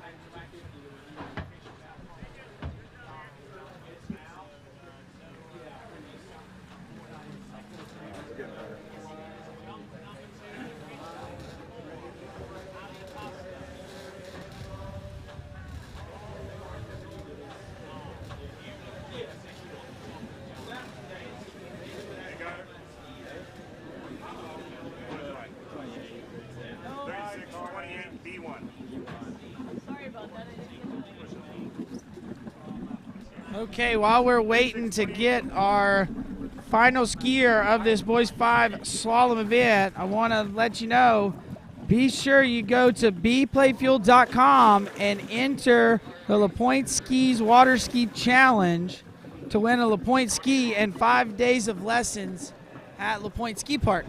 So make sure you go to bplayfuel.com and enter the challenge to put yourself, have a chance of winning a LaPointe ski and 5 days of lessons. But right now, eyes on the water, the man of the hour, the top seed, this is Carter Reese. Coming out of Mooresville, North Carolina. I believe he's going to have started at 28 off, so see what he's got as he pulls out wide that Malibu ski boat. Oh, getting a little bit heavy out of one. Ski chattering a bit. All right, there we go. We've got first pass there for Garrett Reese. Sorry, it's not Garrett. Garrett's the older brother. This is the youngest one. This is Carter Reese. My apologies, Carter.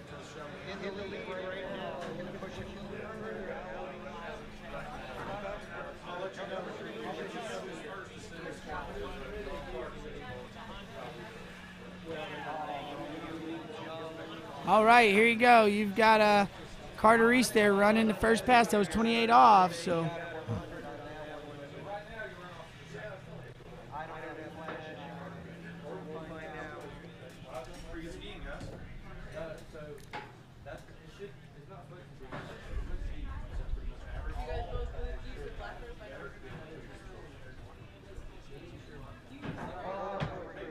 So, there we go. We've got Carter Reese out there, just ran his opening pass. That was 28 off. So he's going to need to chat. If he wants to take the lead from your previous skier, who I am pretty sure just skied a PB, Connor Pauley, he's going to need to get a piece of 4-ball at 38 off. He did just run 28 off, so now this will be 32 off. Had a little bit of a heavy 1-ball there on his opening pass, so we'll look to see if he doesn't fix that. There you go, looking a little better. Nice 2-ball. Now look at this style here. He is on fire. He's got an older brother that's a phenomenal slalom skier as well that goes to the University of Alabama, Garrett Reese. So it's good to see the younger brother learning how to rip it up too. He dropped him off.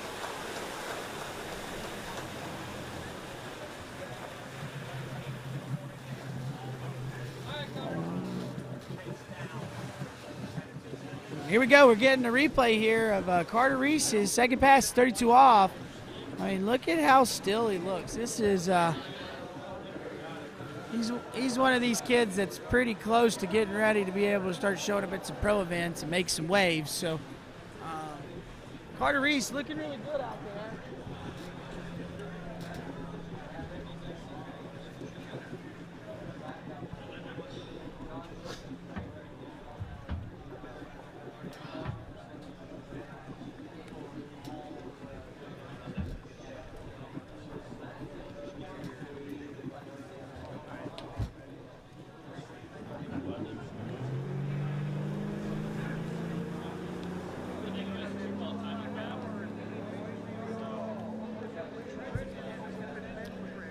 All right, we got 35 off on the water, boys 5 slalom. This is Carter Reese.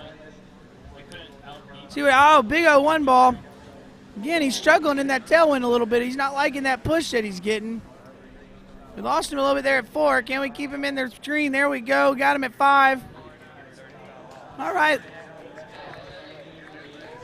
Second skier to run 35 off today. See what we got here. He looks got a really solid looking gait. I really like it. But right there.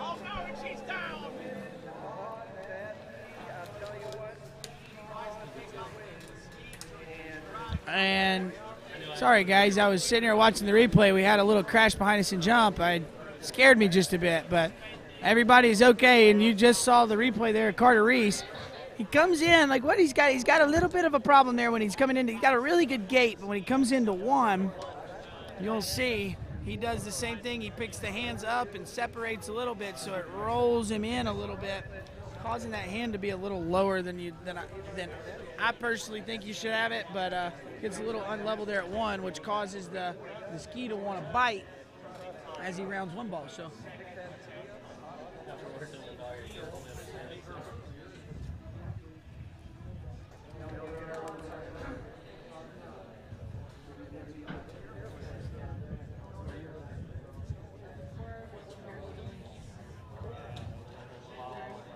Tampa. So a bit of a hike. Yeah. That water was colder than I thought it was. I should have put in the green like that. Yeah, it was way colder than I thought it was. Okay, Carter Reese on the water. 38 off. See what he's got. Oh, big 1 ball. Can he hold on to it? Looking good as he's going to 3. Rounds 3. Oh, and we're going to have a tie for the lead between Carter Reese and Connor Pauly.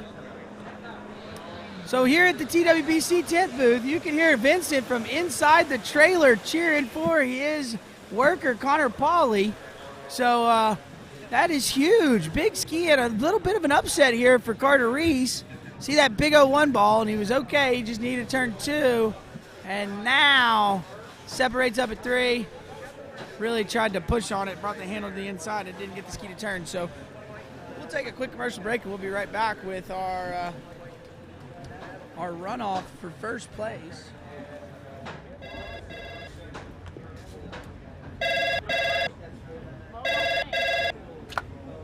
Thanks for calling Wake House. This is Brian. How can I help you? Yeah, Will. Can I let him know who's calling? All right, just a second. Will, I got a fill for you. Perfect. Give me just 1 second. All right, hit it. Thanks for holding. This is Will. Hey, how's it going? Good. Since 1971, we've been pushing limits, dreaming up new ways to further what's possible. Never stopping until we have the most powerful and dependable inboard engine on the market. For a half century, we've powered countless wakes, endless smiles, and limitless potential. We will never stop leading, never stop pushing, and never stop dreaming.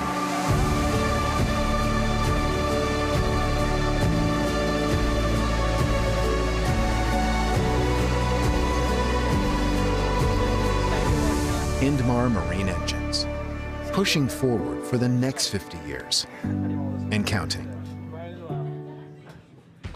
On the internet nowadays and social media, there's bits and pieces about how to get better, but there was never a program that tied everything together. I was looking for something I could do mainly on the off season so that when I started skiing in the spring, I didn't feel like I was hit by a truck. My mobility is better, I'm less sore. I felt like I was a 50-year-old that was closer to 60. Now I feel like I'm a 50-year-old that's kind of closer to 40. Yep, definitely want to talk about him.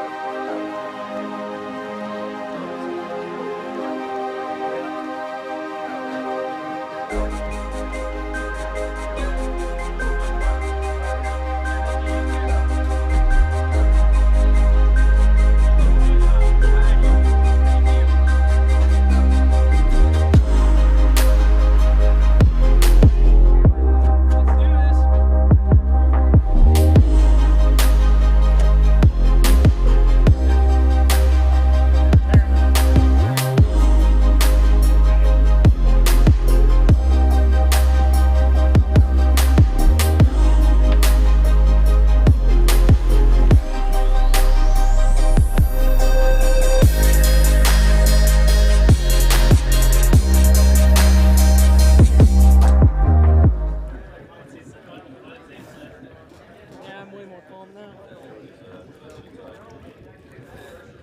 Hey, good luck. Ski you. Sounds like a little like head-to-head in a tournament. Exactly.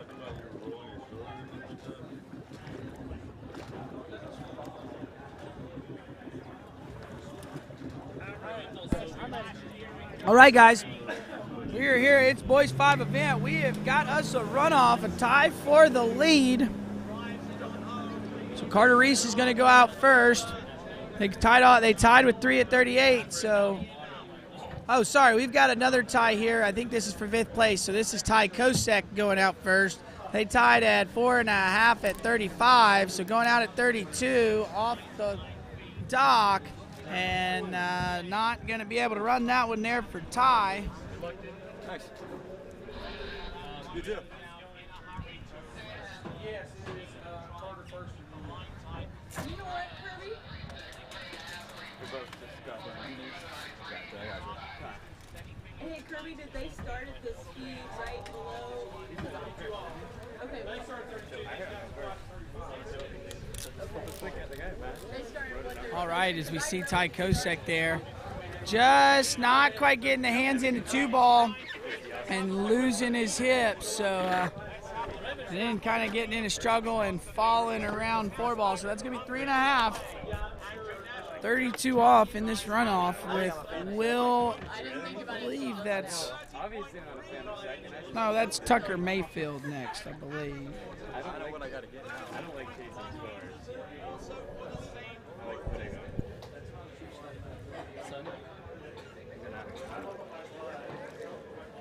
Yeah, you're a fan of second. Good. You're going second. Well, remember what I told you about regionals? That was my most that's my favorite moment at regionals in Slalom. It's the most fun I've ever had. And now I'm back here in a runoff. It's so much fun. It's the best event. Yeah. Well, not really. Yeah, it is. It's the most thrilling. Trey, what's your favorite? It takes them long to get split. You get 3 attempts. Freaking slow. Was that 3.5 that you got? Was that 3.5? Yes. Are you left forward? Beautiful. Exactly. Yeah. Are you ready? Yeah. That's You use awesome. Yeah. So 1 and 3 were not my favorite. Really, this one feels strong. Mine. Get around 4. That's it. All right. All right, John. 4 is all you need, John. 32. Yeah, sorry. That's okay. You're good. I did that on both of them. No worries. We are back. Having a runoff. I believe this is for 5th place.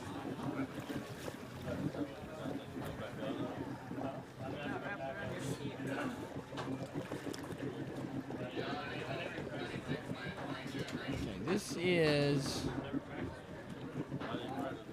John Maitland, if I'm not mistaken.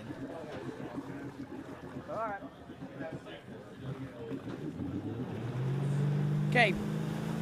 This is the top of 5th, so we're coming back out. This is 32 off. You just saw Ty Kosek run 3.5, so you got to get more than that if you want this spot. I think they're battling for 1 podium spot. Good 1. Good 2. Looking good. She's rock and rolling, so he definitely already beat Ty there. And now he's going to have to extend his pass to make sure that Will Blair has got his hands cut out for him. But yeah, look here. Nice, good-looking start. Brings that handle across his body. So it really gets him turned right at the finish of the turn, and he takes off.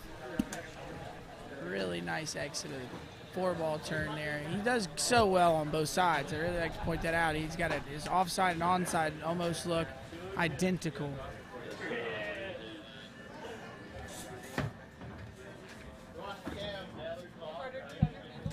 Right, as we see the leaderboard there. We have got a runoff now for first and second. So that was a runoff for 3rd place. So Ty Kosek will end up 4th, John Maitland taking home the bronze medal. And now we are having a runoff here between Carter Reese and Connor Pauley. for the gold medal. They both tied at 3 at 38. Connor Pauly, I believe, may have ran a PB today. So, be looking to take the upset from Carter Reese.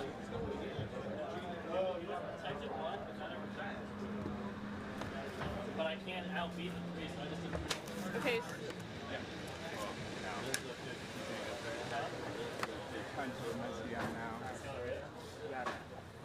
Alright.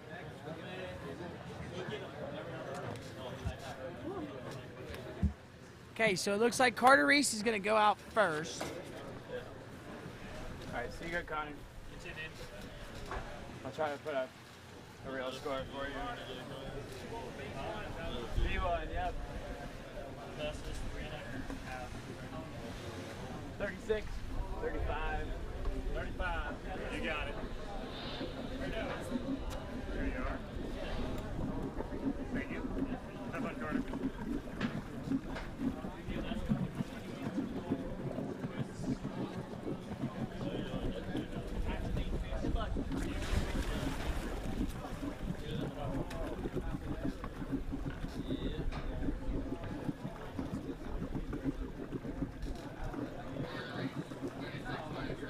Okay. Here we go. We got Carter Reese in the water. They're going to have to go out at 35 off the dock. See if he's practiced this before. This is the last pass that they ran. Full pass that they ran. So going to have a bit of a tailwind. The wind has kicked up, blowing a little more.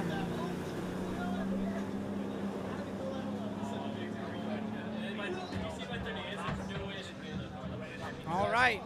Actually, you weren't that Here we go, Carter Reese. Your one was all right. 35 off. Looking good there off of one ball. Yeah, that's a rock solid start there. He's looking really nice as he gets around 4. Oh, checks up 5, but throwing the ski around 6 and gets it. So it's a nice looking 35 off there for Carter Reese.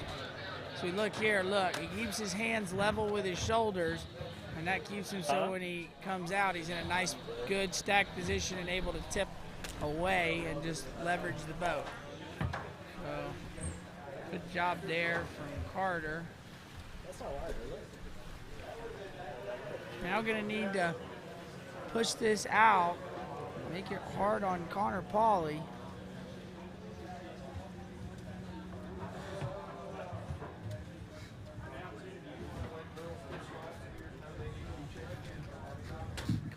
Connor Pauly ran his 35 going the other way, so he's going to be running it in a tailwind. He ran it in a headwind earlier. So we'll have to see if that affects Connor coming into the runoff, if he's going to be able to run that 35 going the other way. Just do the same shit. Just be aggressive. Ready, right? Okay. Be patient, keep turning and driving on the legs and be fine. You got it. Have fun out there, buddy. Appreciate it.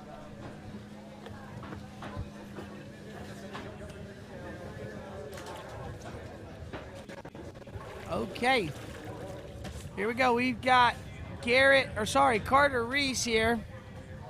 Coming in, this is 38 off. Gets a pretty good one ball, pulling hard to 2. Got stood up by the wind into 1. Now he's rocking. Can he get outside of 4? He can.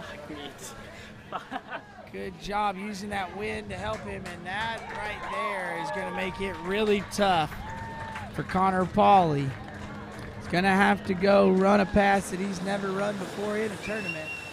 He's going to want to have a chance to Well, dude, I've never ran 38, this so it's runoff. going to be fun. Thank you. All right, no stopping that 3 ball this time. That was 38, dude. No, I mean 39.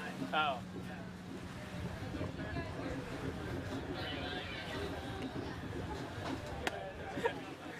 Jesus.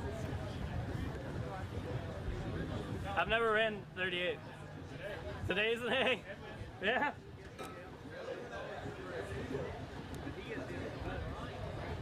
I've never even Okay, tried you've to seen anymore. Connor Pauly there on the dock. Looks like he was happy with how he skied earlier, so gonna need to run 38 off if he's gonna want to try to challenge the leader here. It's gonna be fun, dude. Carter Reese, they're in a runoff for first. Carter Reese just ran 38 off.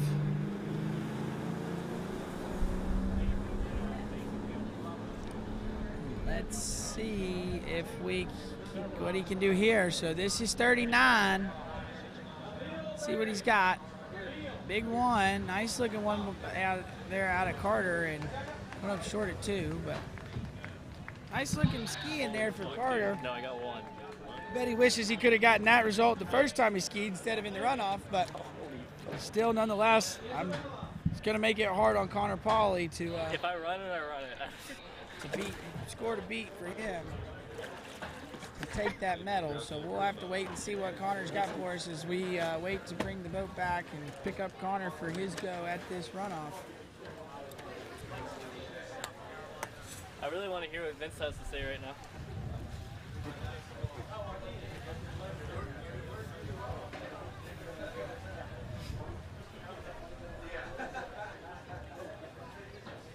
Fucking stoked, dude.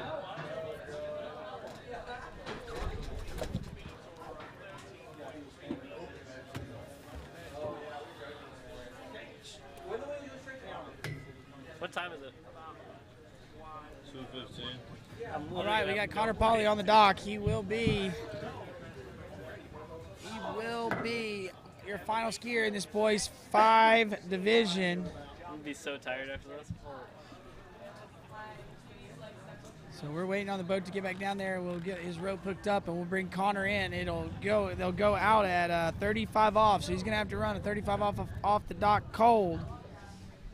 We just saw Carter Reese not only run 35 but run 38. So it's gonna be tough for Connor. We'll have to see what he's got here in just a moment.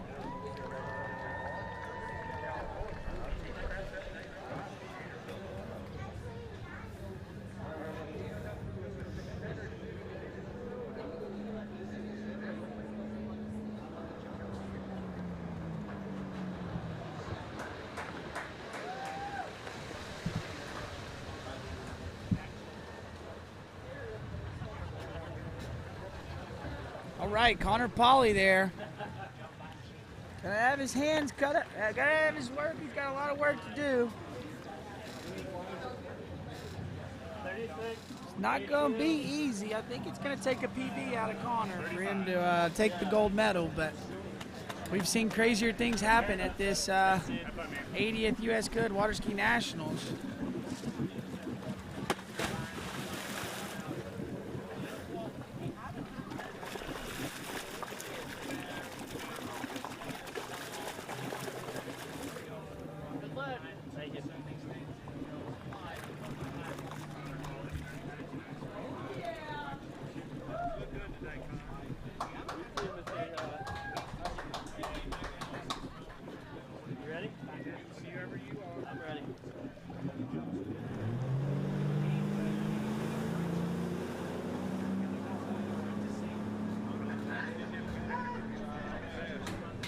All right, Connor Pauly, here we go. 35 off. He was excited to run this earlier. Let's see if he can do it again.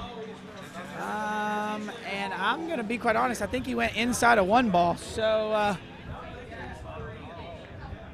that'll be 0 at 35. So Connor Pauly going to end up second today with Carter Reese taking your Boys 5 championship. Gonna take that title. Take a look here at the leaderboard.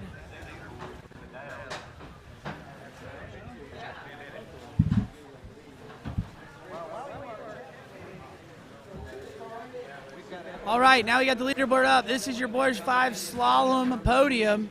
Carter Reese is your Boys 5 slalom champion. Connor Pauly going to come up second. John Maitland third. Ty Kosek fourth. And Paul Wesley Corey is going to round out the 5th spot. So we'll take a quick commercial break and we'll be back here with Girls 2 Slalom Here in just a few.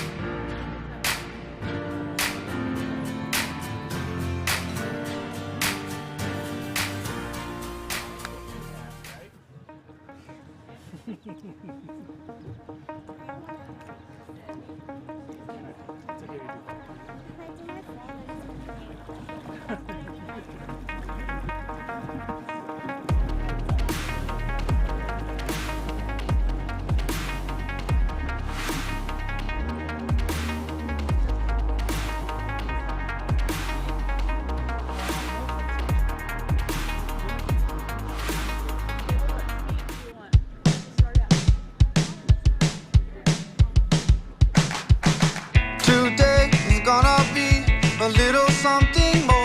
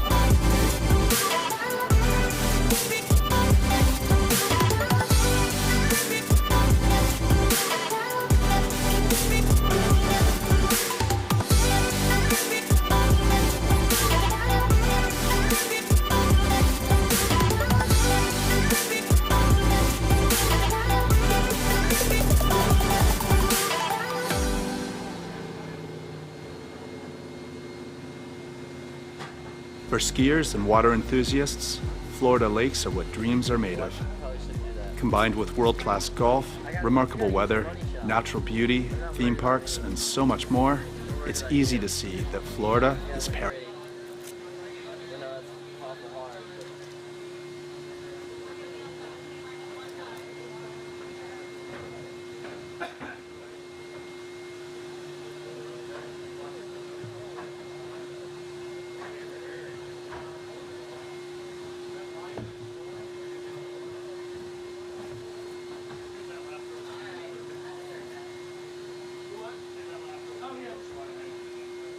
All right, guys, we are back on the water. This is girls 2 slalom.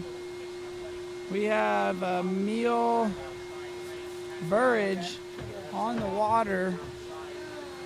Don't have a starting speed for her, but I'll get it for you here in just a moment.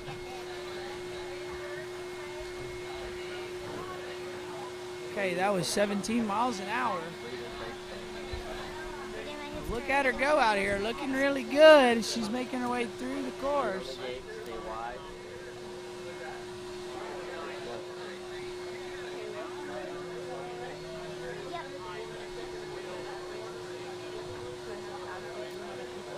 I do, yeah. On the top. Yep. Right, working her way over to 6 ball. That was a good looking 17 mile an hour pass.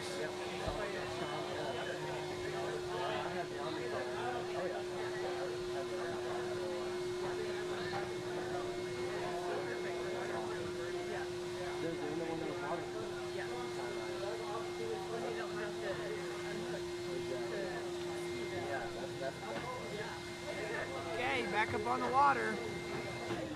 We've got Emil.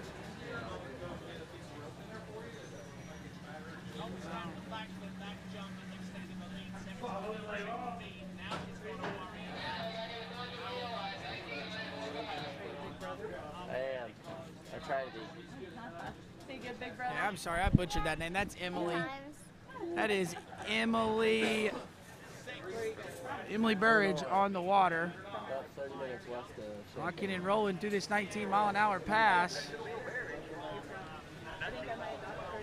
At her goes. She is your first skier in this girls 2 slalom event. She's making her way over and around 6, and she'll be out the gates here. Good looking pass there for Emily.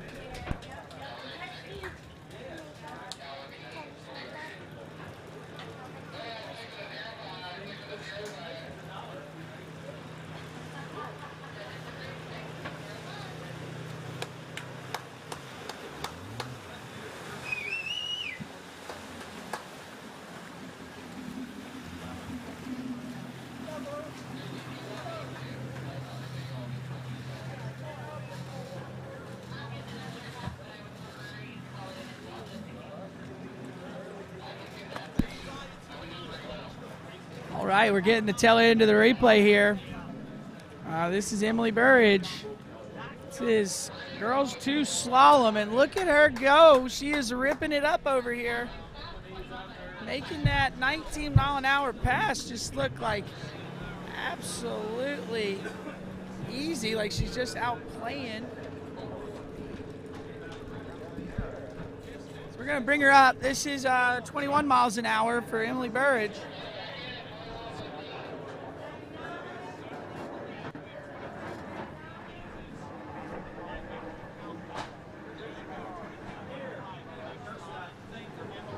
Okay, here she comes. This is 21 miles an hour. Working her way over to 2 ball. This is Emily Burridge. Come on, Emily, getting her way around 3 over to 4.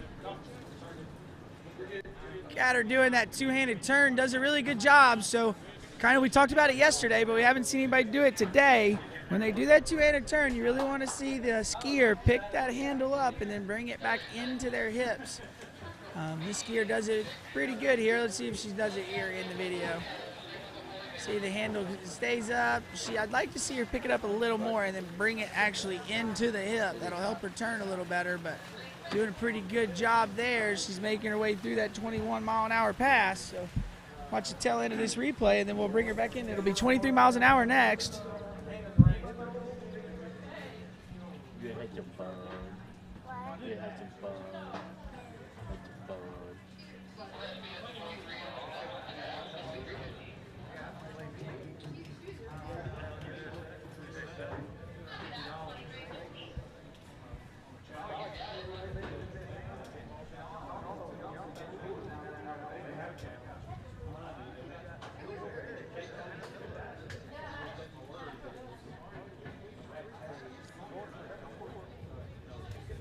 Okay, here we go.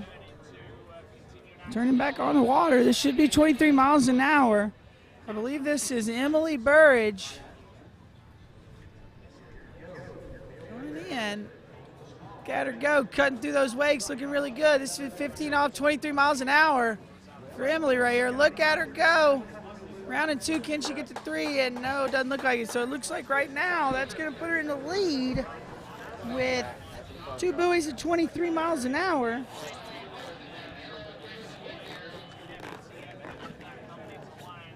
So we take a peek at the replay here. Look at her go. Just quite, you see, that's where picking that handle up and bringing it in kind of comes back. She didn't do it really well there, so then as the boat loaded up, it pulled the upper body forward and got her out of her pull. So good skiing there out of our first skier. Take a look at the leaderboard real quick. Get the boat back.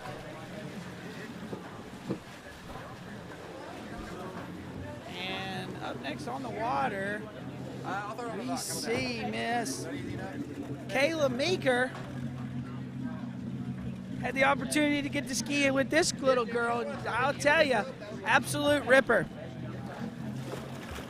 Maybe really tiny, but don't let her size fool you.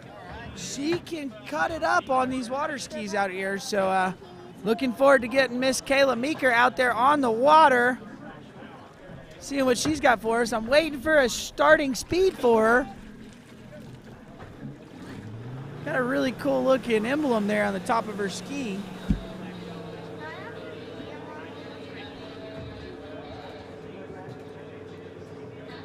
I have to figure out where she got that pink rubber thing for her syndicate badge, but it looks really good. But look here, we got Miss Kayla Meeker coming in. This is 15 off. I'd say this is probably 17 miles an hour, but I'm waiting to get a confirmation.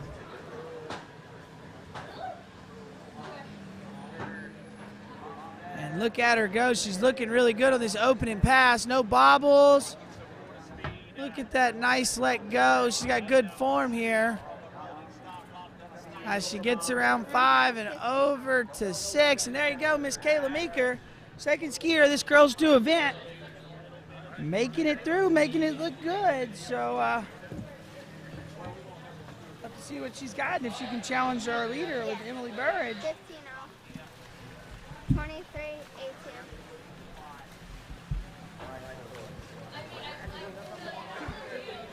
We take a look at the replay here. Got Kayla Meeker running that opening pass.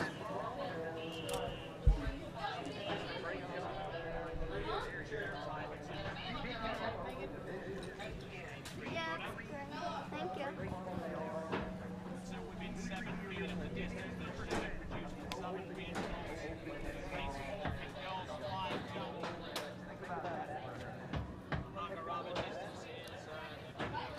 Right, now we do, just want to point out, we do got a little bit of a tailwind coming off the dock, so first couple skiers are doing pretty good working in it, but it is pretty strong. Right now we got Kayla Meeker up on the water. Not 100% sure on the speed, but I'm going to bet that this is 19, so we'll, I'm wrong, this is 23, so needs to get more than 2 if she wants to challenge the leader. Got a good one ball there. Let's see what Miss Kayla's got for us out of 2. There you go, ties for the lead. Can she get to 3? Takes the lead. Now let's see how much she can stretch it out by. Look at her go. She gets around 4, looking nice and early into 5. Nice walk in the park there. Pass number 2 for Miss Kayla Meeker. Your new leader in this Girls 2 Slalom event.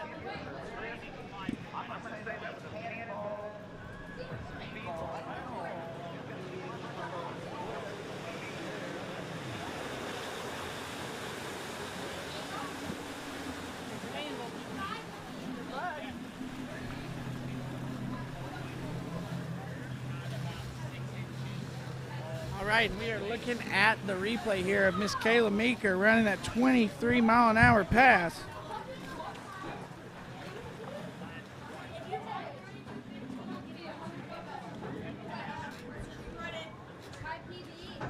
While we're waiting on Miss Kayla Meeker to get up back on the water, I want to remind you to go check out bplayfuel.com And vote on your skier challenges. That's bplayfuel.com.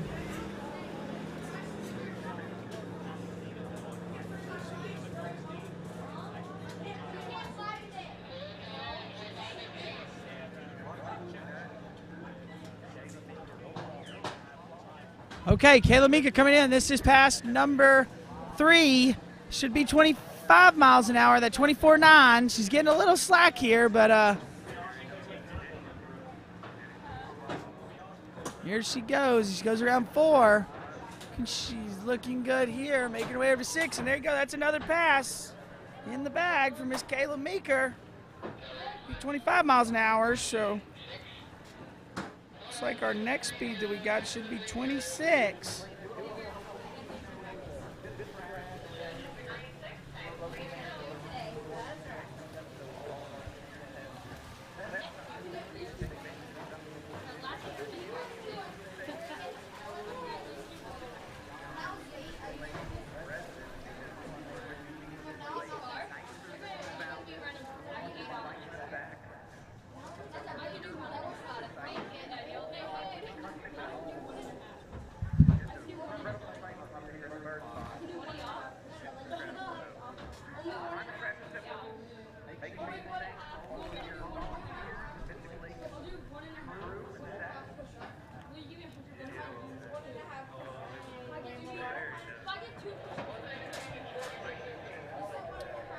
Kayla Meeker up on the water. Should be 26 miles an hour. Like I said, I told you she is a little ripper. She's proving it there by running that 25 mile an hour pass. So here she comes, 26, gets a big 1 ball. Not sure what a PB is for Miss Kayla, but we're probably trying to get there pretty close now. She makes her way with 4. Come on, Kayla, can you get outside of 5? She does. She's going to need a big pull to 6. And look at her go. There you go, 26 miles an hour.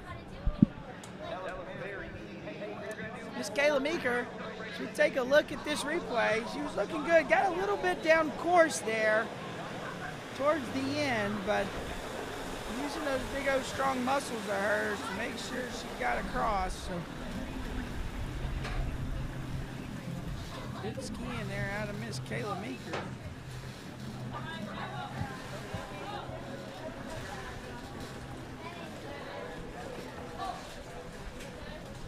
Okay.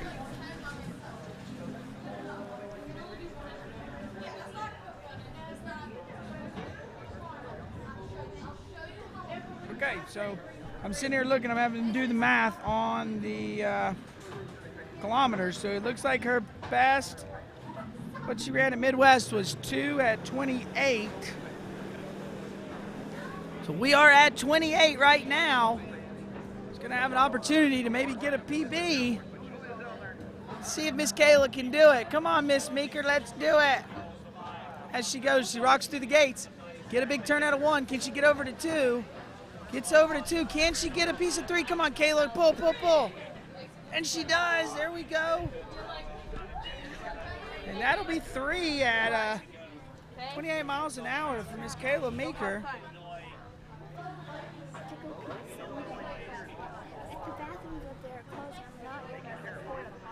Take a replay here. You see her getting a little down course because she's hopping off the handle before she's ready to turn. She's got to just let go when she wants to turn, reach out, boom, bring it back in, boom. So causing her to go down course, but that's still great skiing there from Miss Kayla Meeker as we take a look at the leaderboard real quick.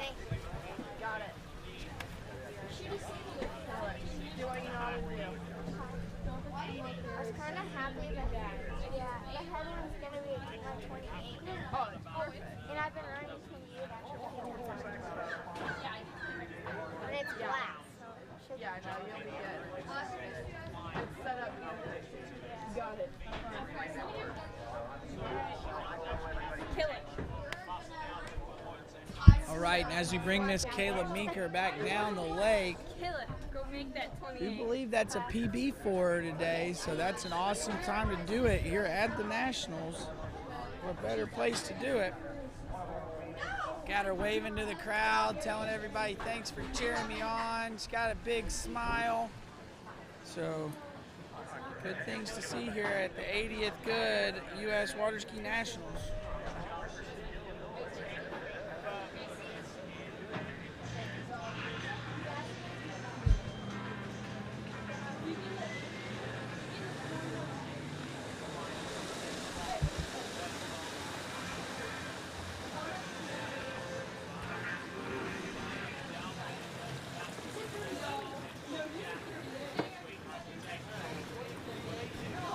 Okay, we got the boat back. We're going to switch ropes back out. We're going to move along with our next skier. Should be Megan Worsler.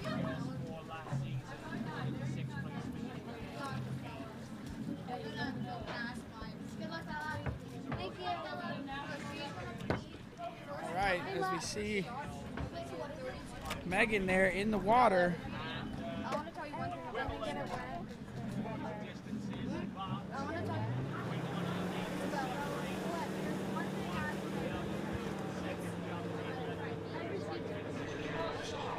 So Megan, coming to us out of Milford, Indiana.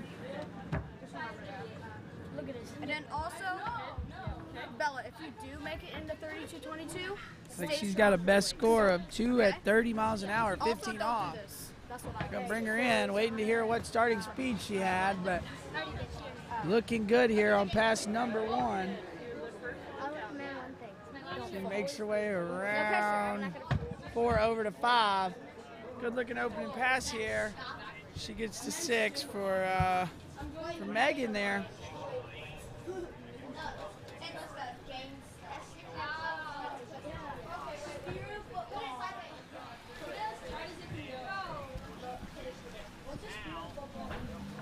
So we take a look at the replay here for Megan, making her way through this first pass. Nice little warm up here. She is your 3rd skier here on this girls 2 slalom event.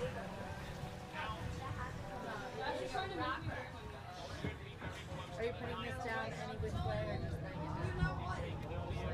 Thank you. All right, there you go. You see her running that first pass on your replay.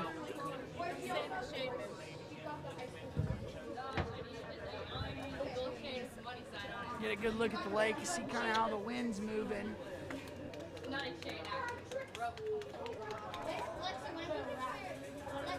Could cause these skiers a little bit more trouble when they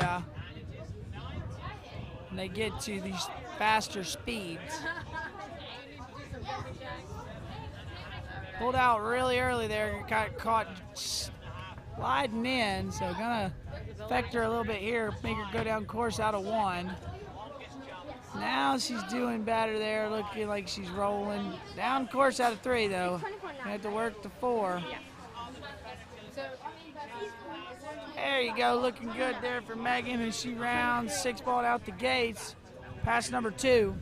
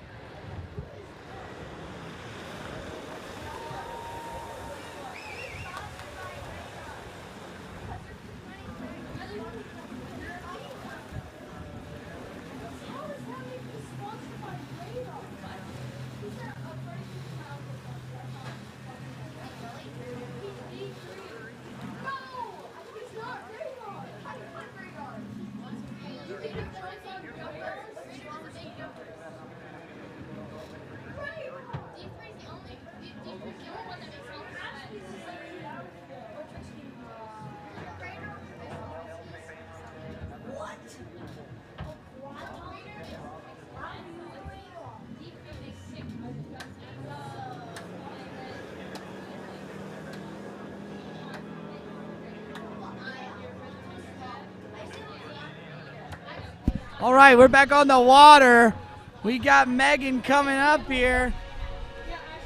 15 off. Sound like we got a rock concert going on around here at the lake. But Megan, hopefully it doesn't affect her out there. She works her way over to 4.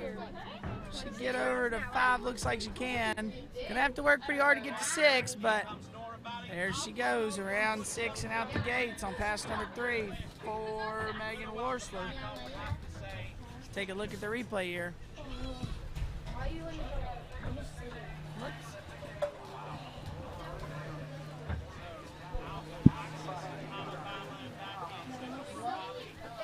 Looking good here as we're making our way through. You see her getting pushed by the wind. It's just because the hands are far away from the body right there, you see. She'll get the hands lower on her body. She'd get more speed and keep going outbound instead of running with the boat. But still doing good out there. Hey, are you up next or something? I'm up next. You're up next?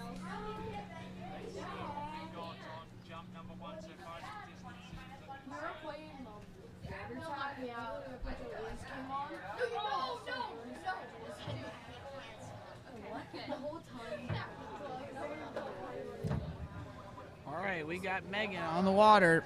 Pass number 4. Getting out there way too early for gate, so having to pull on the boat, and that's going to make her outrun 1. Getting that wind catching her. Seeing her come off the handle a little early, so now she's coming up a little short to the buoys. Right there, having to sit off the handle a little too long. Going to start running down course. Can she get the 6 ball? And she does. Here we go. It's our 4th pass there for a young lady out of Indiana.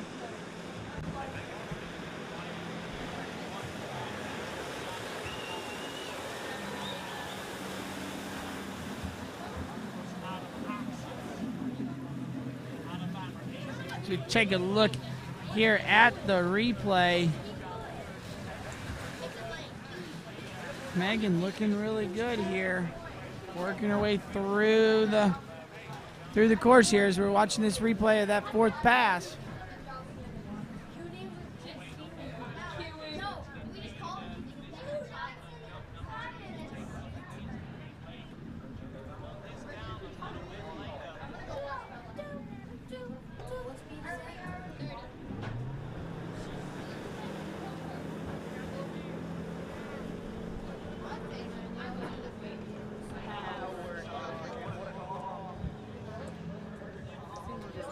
All right, here we go. Pass number 5 from Megan Worsel. Looks like she's going to go inside of the 3 ball right there, so that's going to be 2 on her 5th pass. Good there, got a 1. See what she does here at 2. Yeah, you see she lets go super early and outruns the 2 ball and not going to be able to get to 3. So, good skiing there. It's Megan Worsler. Sorry if I didn't get that name completely right.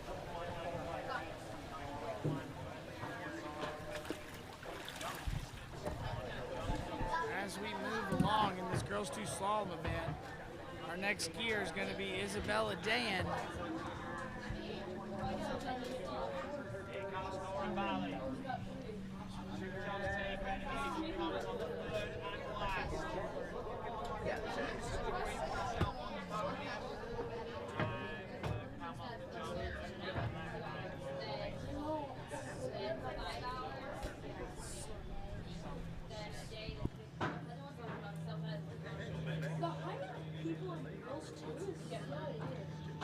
The height? Yes. There's even really small people or really tall people. Just like older and like everyone in girls too is like different. As you're seeing us bring our skier back to the dock, we're going to pick up our new skier. It's going to be Isabella Dan.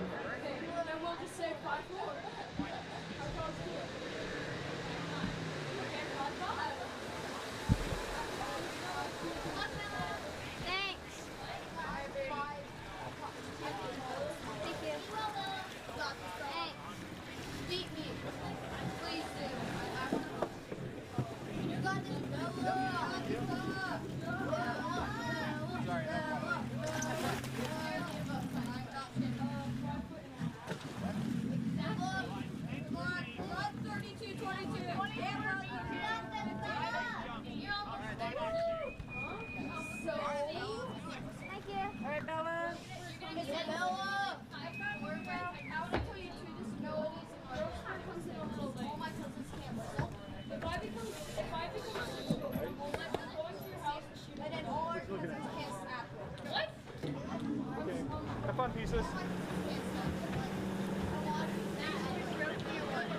All right, we've got our next skier on the water. This is Isabella Dan.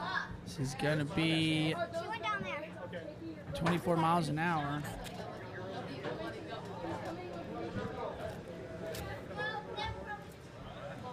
All right, let's look. Isabella Dan coming in. That's number 1. Getting a little down course there, out of 2, but making her way through it. Let's see what we've got here. Getting a little down course there, going to 5. Is she going to be able to get to 6?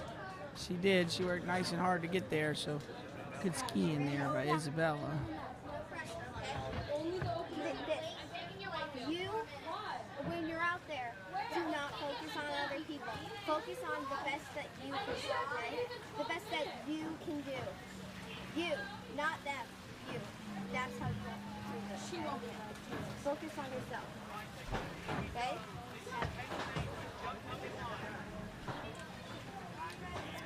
Thank you. Okay, we're getting a look at the replay here of Isabella Dan.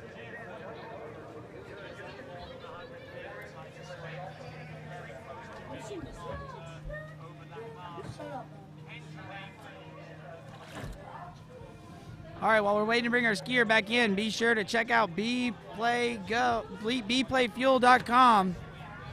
Vote for your skier challenges. They're uploaded every day. Make sure to go and vote. Sign up for the LaPointe Ski Challenge. That way you have an opportunity to win LaPointe Ski and 5 days of lessons. Right now on the water, we got Isabella Dan.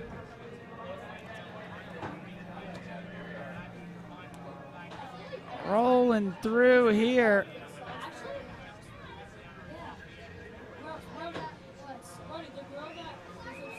All right, Isabella Dan looking good here. Little bit better than that first pass she had. I think that tailwind was catching her a bit. But looking good here. That one doesn't turn before the buoy, does she? She should like start turning and then cut. Turn it, cut. Hit the buoy for the leg. Woo!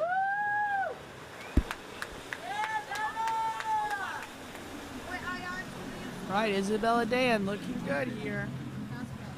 We're getting a look at her replay. Going through this 26-mile-an-hour pass. That's my sport.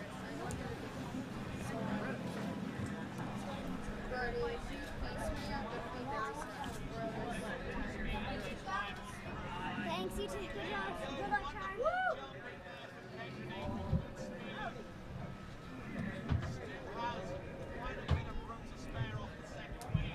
All right.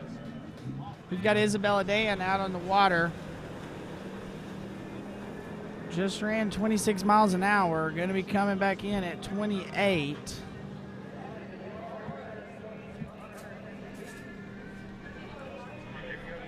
Let's see what Isabella's got. Got a little bit of a tailwind. Looking good, making it through this pass. Getting a little separated going to 4, but pulling hard. Can she get outside to 6? Looks like she's gonna. There you go. That'll be another 6 buoys. That's 28 miles an hour for Isabella Dan.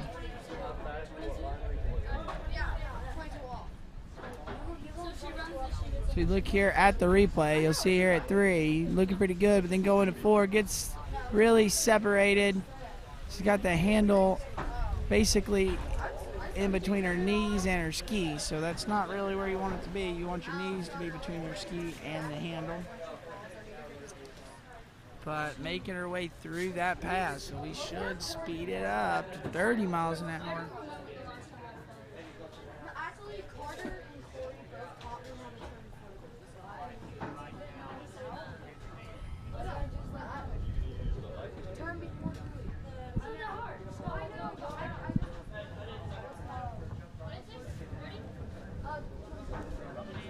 All right, I believe this is 30 miles an hour here for Isabella Dan.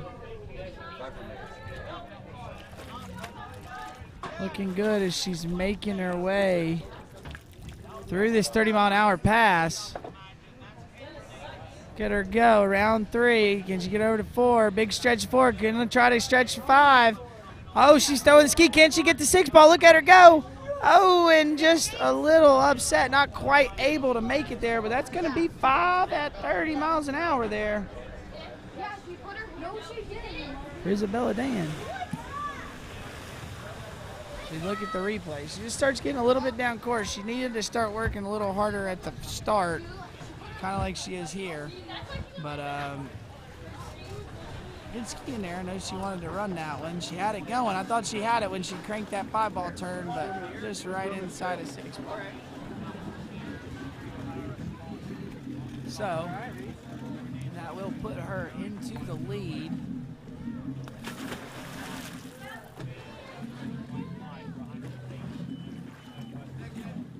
Remember, do the best you can do, okay?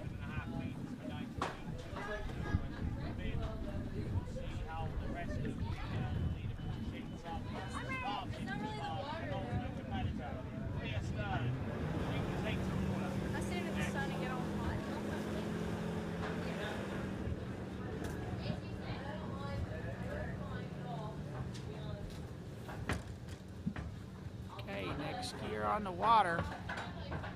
It's going to be Rise Bloyer out of Minnesota. Rocking that bright pink life jacket as she's making her way down past number 1. Looking pretty good there. Getting around 5 over to 6. So good looking past there for Miss Bloyer. We take a peek at her replay.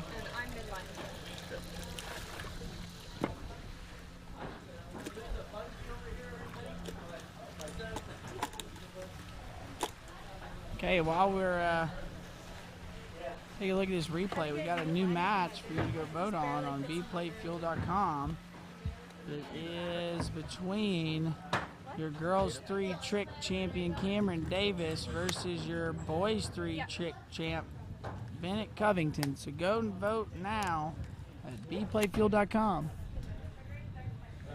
If you're watching the broadcast, please make sure you go subscribe to the Waterski Broadcasting Company's YouTube page. I'll give you the opportunity to leave a comment in the comment section while watching the broadcast here. So please be sure to go subscribe and leave a comment. All right, we've got Miss Bloyer coming in. This is going to be pass number 2. She's coming to us out of Minnesota. Part of that Bloyer clan. There's about 4 of them out here skiing that have been absolutely crushing it. So see if she can do it here today as well. She makes her way around 6 and out the gate. So good second looking pass there, Miss Riles Bloyer. So we drop her off here. We'll take a look at her replay.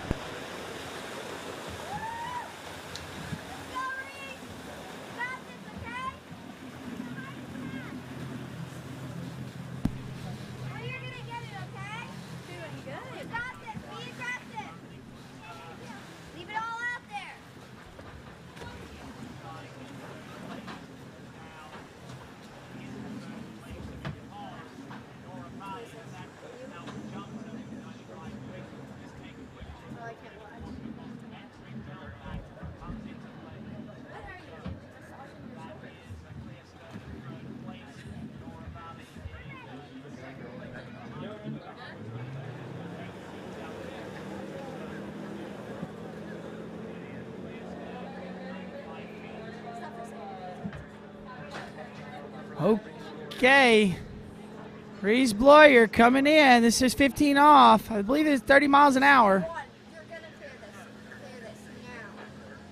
Looking pretty good as she's making her way down the course. Getting pushed down course a little bit by the wind. But, oh, she's late now. Can she get outside of 5-ball? And right inside of 5, she's going to go. So I believe that was 4 at 30 miles an hour, 15 off. Not going to be enough to challenge our leader Isabella Dan. I gotta get 2 buoys and 22 to beat you. You have to beat your regionals. You get one, half, a quarter to beat my regionals. If I get 1, it's just need 1 to beat your regionals. I need a quarter to beat my regionals. Yeah. I wanted that like that, but they didn't have it in stock. They have it over there. Yeah, but not right. Are you sure? They had a really small one over there. They went up from that. Well, I was getting a bigger one. Oh. And like we shopped for it like 2 Okay, we got Reese Bloyer out there. She just ran for it 30 miles an hour, so that'll put her in second place. Not quite enough to take the lead here. But we'll bring her back down the lake and we'll grab our next skier. This is a medium. Mine's like a number. I got like a large Camaro for next year. Yeah. And I got a pink one with that has the white. Yeah. Or I think it's the pink. Oh, yeah. So good. Oh, this is super tight on me. This is huge when I got it. Yeah. This has been the life jacket ever since Edwards. You've had that forever. Yeah. It's like 9 years old now. All right, we are dropping Riles Boyer off at the starting dock, and we're going to pick up our next skier. Should be Ada Hardin. Oh, yeah. Oh, yeah. Thanks, buddy. Let's do it.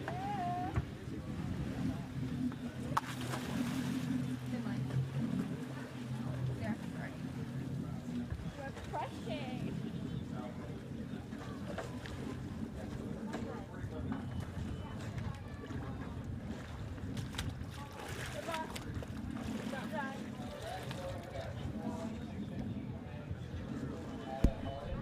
All right, we are into our top 10. This is your 9th seed. Ada Hardin.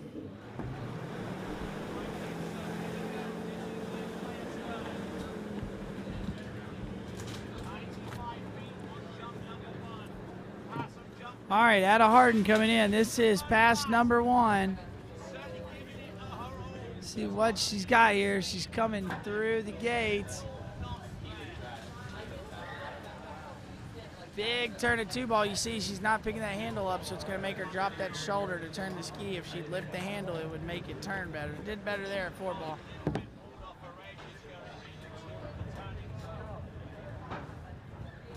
There we go. That's 6 buoys there for Ada Hardin. Yes. As we take a look at the replay. Ada skiing out of Kentucky. Thank you. Has a best of 5 buoys at 32 miles an hour. Did that at the state championships.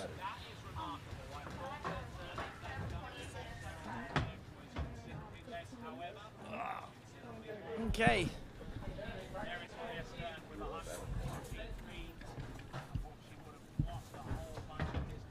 You see your next skier, they're getting ready. That's Tessa Teeter. Looking good, sporting that cool floral life jacket.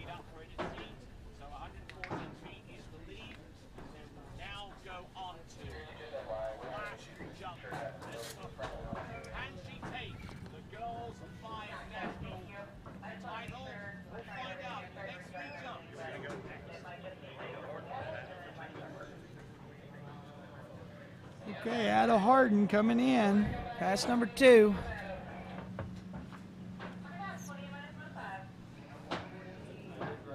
Wiggling through the gates a little bit, so gonna make her have to work a little harder here on the first few passes, but that was a big 2 ball. Got her handle out, brought it where it was supposed to, and looked really good. See what she can do here as she goes to 5. How did I even get in? I hopped off the start dock. Good looking pass there for Ada. Went through a little crack I had. Out of Kentucky. Just like shoveled a bunch of sand.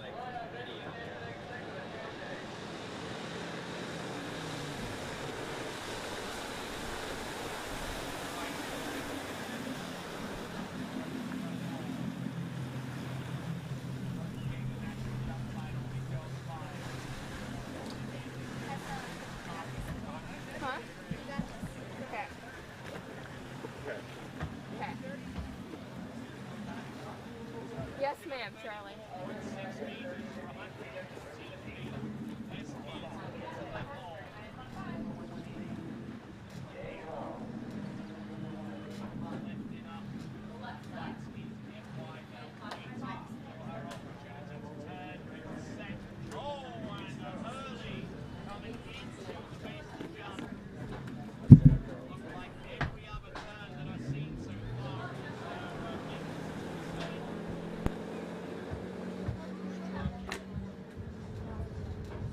Okay, we're getting ready to bring Ada Hardin back in.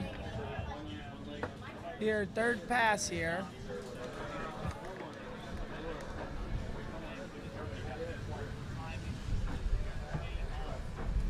I think this is 30 miles. I think this is 30 miles an hour for Ada Harding. Let's see what she's got here. She's coming in. Oh, big turn out of 3. Good, how are you?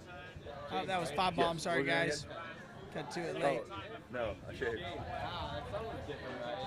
Take a look at the replay here.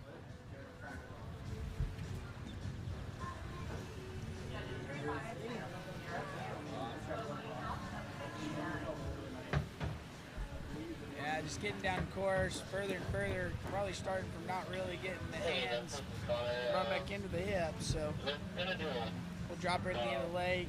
We'll bring her back down the lake and grab our next skier here in just a moment.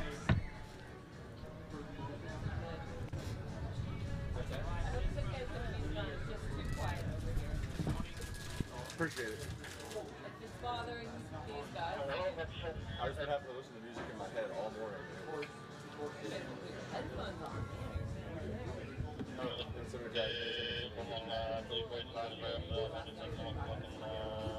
Hold on. Don't talk to me yet. Thank you.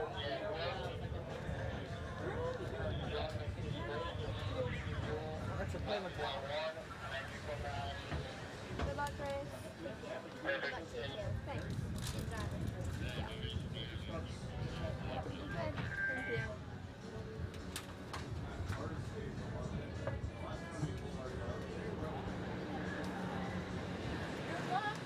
Thank you.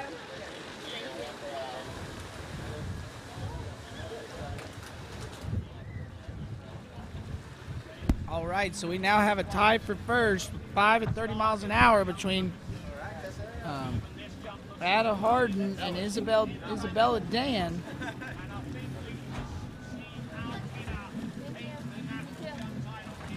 We're moving right along to our 8th seeded skier in this event. This is going to be Tessa Teeter.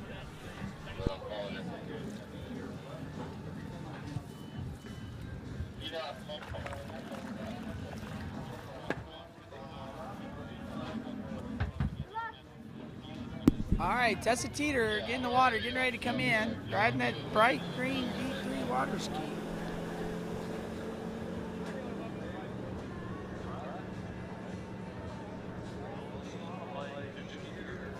All right, let's look.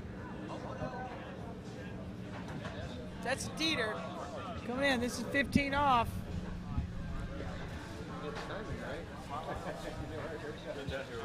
Making their way through this pass. And there she goes, looking good as she's getting to 5. Can she get over to 6?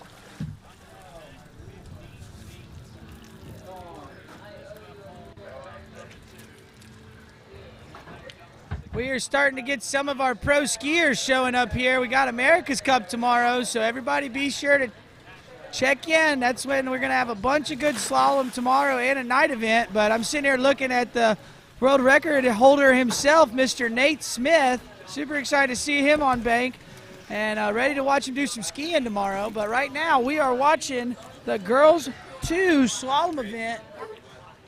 Right now we've got Tessa Teeter on the water. She just ran her opening pass, so looking pretty good now. So we wait to bring her back in for her second pass.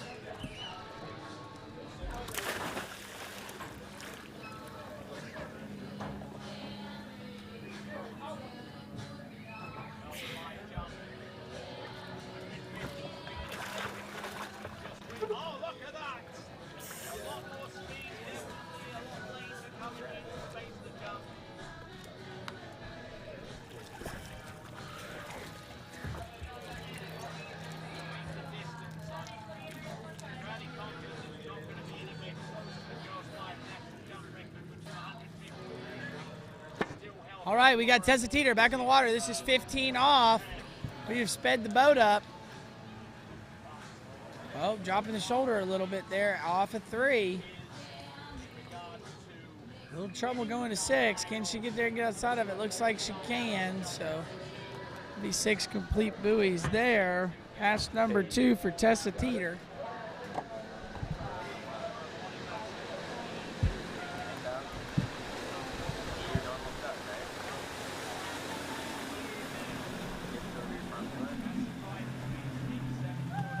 Right, taking a look at the replay here. We have got Tessa Teeter on the water. Watching her run her second pass. She's at 15 off. Not quite sure what speed that was, but I'm waiting for confirmation.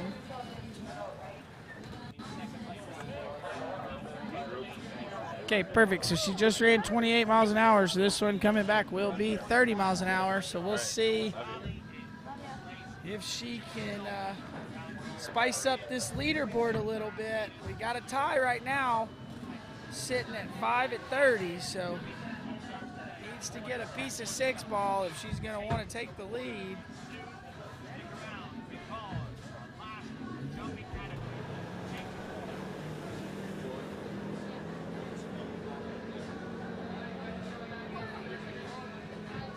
Okay, 30 miles an hour for Tessa Teeter. Here we go. This is the money pass right now. Little slack out of the gate, sorry. Making slack out of 1 there. Gonna make it here out of 2 a little worse. And now we're gonna be running with the boat. Late going out of 4. Can she get over to 5? And she got outside of 5 ball, I do believe.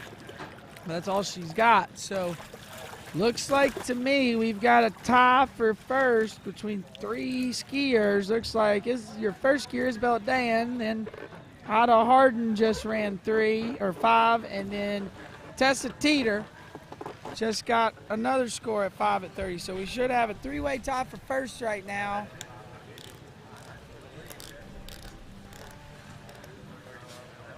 After we get Tessa Teeter score in there, we should have a tie for third. Or 3-way tie for first. So. What she just got.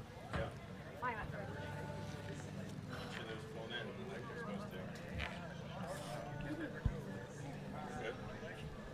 Alright, you out, man.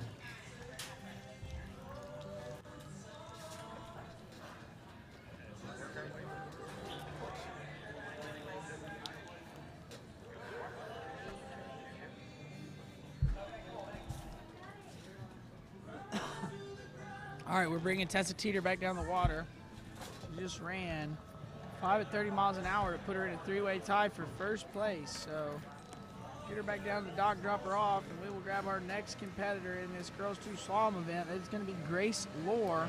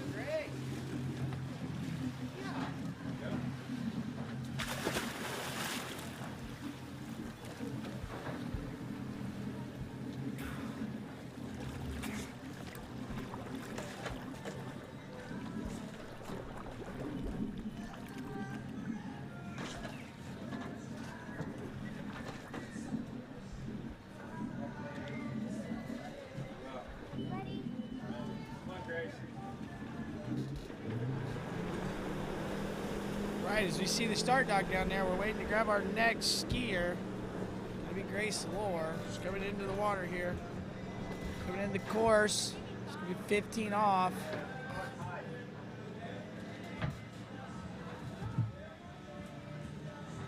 It's like maybe 26 or 28 miles an hour. I'll wait to get confirmation.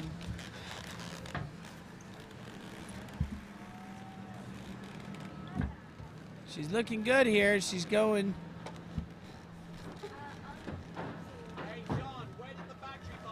All right, looking good there. She makes her first pass.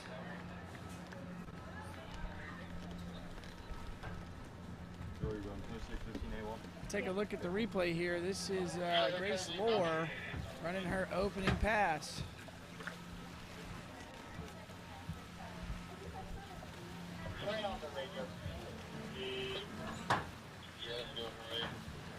Are you Charlie? Okay. 26, 22, V2? Good. And you want the midline? All right, we just saw the replay there. Looking good for Grace Lohr. Turn off the cameras on the ramp. You ask the book driver to bring you to the ramp. In the middle of the ramp, right onto it. She got all 6 buoys, so she's gonna speed that boat up. We're gonna bring her back in for pass number 2.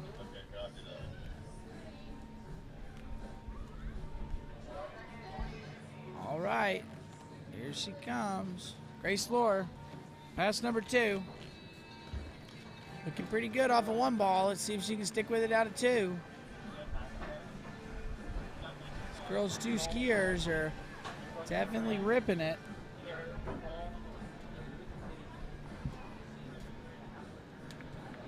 And there you go. Good looking second pass there for Grace Lohr.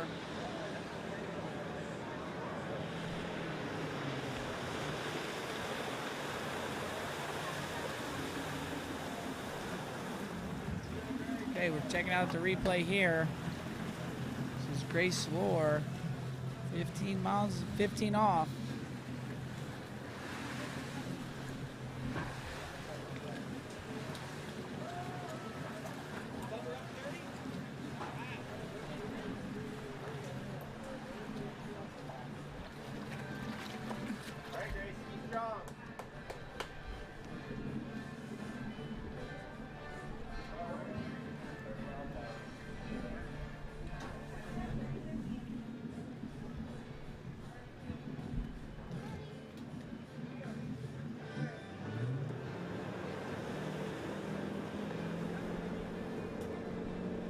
All right, Grace Lohr back up on the water. This is pass number 3. All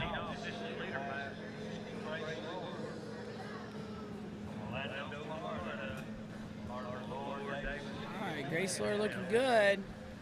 Working our way over to 2, getting a little bouncy here. Composing herself pretty good though as she gets around 4, and now she's going to be cruising with ease into 6 ball. So a nice pass. This is Grace Lohr. Take a look here. See, she's got the hands away going through the gate. She probably turned and didn't take off quite as fast because she was checking up to make sure she was going through the gates, and then that caused her to break forward. And then as she got further down the pass, started getting her hands in the right position, and you can tell she stopped moving nearly as much. So great looking third pass there for Grace Lohr.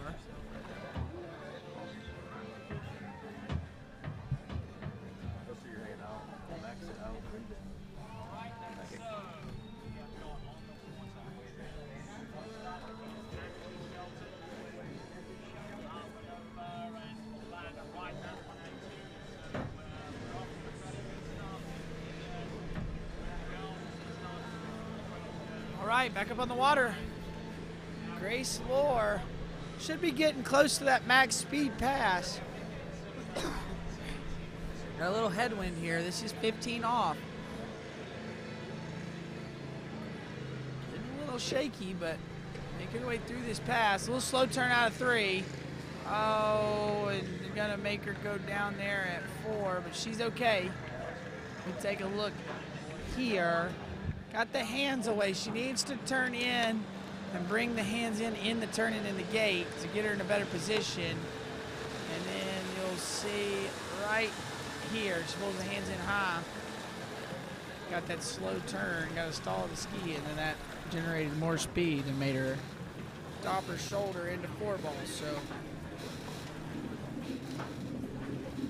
Grace Lohr will still put herself in the lead. That was the 32-mile-an-hour pass, so she is your new leader. Great skiing there out of Grace. As we move along with our next skier, This is the 6th seed. This comes from that family. They've got tons of them. I got to meet them the other day. They're all super great. The Buker family. There's 3 generations here skiing this weekend. So it's good to see them out here. But right now on the water, we got Joy Buker.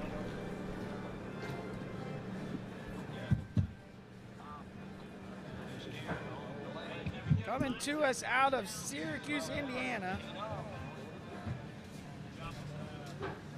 Coming in past number 1. Looking pretty good there at 1 ball. There she goes, cruising along. She's one of the more taller ones in this event, but looks good out there, ripping it up on that D3 water ski.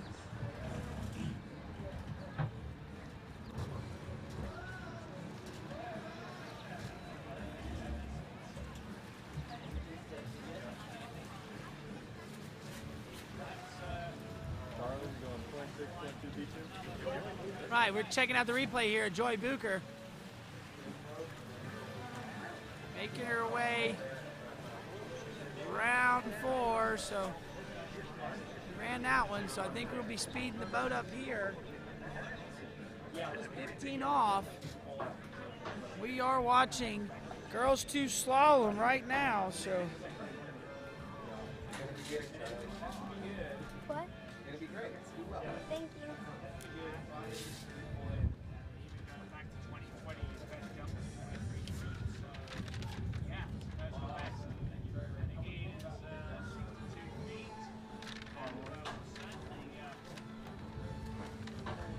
All right, back on the water, Joy Buker. Make sure you subscribe to the Water Ski Broadcast Company YouTube page if you're watching online so you can leave a comment in the broadcast. But right now we got Joy Buker out there looking pretty good.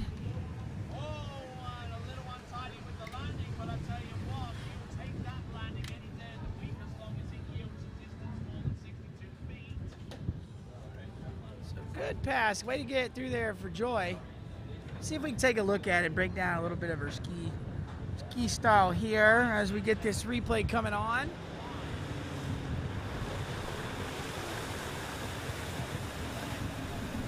All right, so here you go. Look at her here. She reaches not, she doesn't really want to fully extend that arm on the reach. And then here she definitely doesn't, so she brings that handle back into her inside part of her body. See, you see it really right here. You see how she brings it into her chest because she leaves her arm there. She doesn't have anything to pull on. So, gonna need to work on getting that hand all the way extended, but that's gonna make that ski get a little more snappy, and it'll have her in a little bit better position to run a few more buoys. But she's looking good nonetheless right now. Let's see what we can do here as we come in past number 3.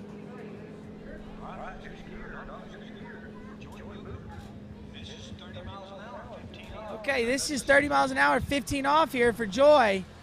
Gonna need to run this if she's gonna challenge our leader, but she's looking pretty good as the wind's gusting up on us. Getting pushed down the lake a little bit. Gonna need to work pretty hard here, 5 and 6. Oh, almost losing the handle, but getting through it. There you go. Just got a little bit blown by the wind. Let's see if we get the replay, if we can kind of see where it started going south. She almost lost the handle there. Ah, right here. So had a lot of slack there at the gate. That's going to create slack off of 1. You'll see it right here, even worse off of 2. Now we're pulling her down the lake. And then she goes here to 4. Look at her separation to 4. Now we're really going down the lake. The hands come to the chest, so we get pulled forward again going to 5. And yeah, never got the hands in. So lucky to not lose the handle right there, but it's okay. Get another crack at it. Let's look at Joy's personal best. It looks like she's got a best of 2 at 22 off, so able to run this pass. Be looking to do it. Got a nice headwind. Let's see what she's got here. Pulls out wide. Pretty good looking at the gate. Nice one. Oh, no. Shoulder. She just dropped the shoulder there at 1, and you'll see here she doesn't reach, and that's why she drops that shoulder. She just lets go, and it makes her drop the shoulder. So would have been better had she come in, and when she let go, she takes that arm and pushes it out straight so that she gets a real good separation and able to move the hips, and it keeps the shoulders level. But going down a little early there, so that's not going to be enough to give her the lead there. But it'll put her into second place right now behind Grace Lohr. Right now we got on the water Charlie Jones. Met the Jones family several summers ago, and remember when Charlie was just little bitty. It seems like every time I talk to her, she always seems to be getting a PB in slalom. So we'll see if maybe she could do that again today. Haven't seen her in a while, so I'm not quite sure what the PB is, but we would be pretty stoked with a PB today. All right, and this is going to be 26 miles an hour to start. This is Charlie Jones. She skis out of Wisconsin. Favorite thing out of there are the cheese curds. But right now, we got Charlie Jones on the water.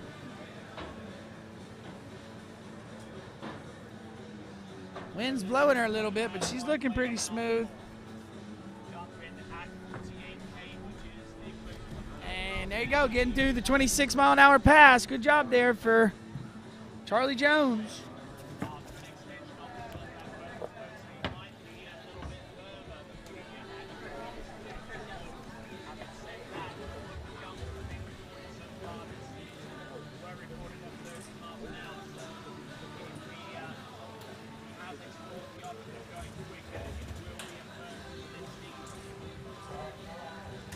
All right, we're getting the replay here. Charlie Jones, pass number 1. This is 26 miles an hour. Looks like she's got a personal best of 3 at 22 off, so can she be the first one of our competitors to run that 32-mile-an-hour pass? Time will tell. We'll have to sit here and look and see.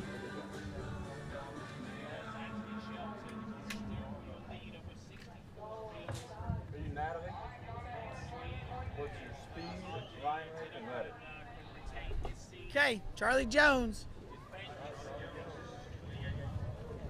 Okay, this is 28 miles an hour, 22 off the rope. So not at that 15 off like all the other competitors, going out at 22. Getting a little bit of the shoulder drop there, but making her way through it, so that's pretty good there. So 28 miles an hour, 22 off in the books.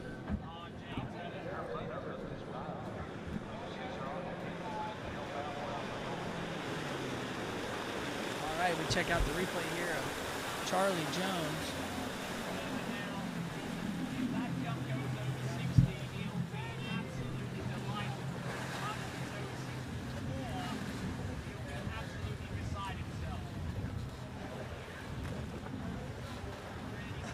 Charlie Jones here making good work of this 22 off 28 miles an hour pass.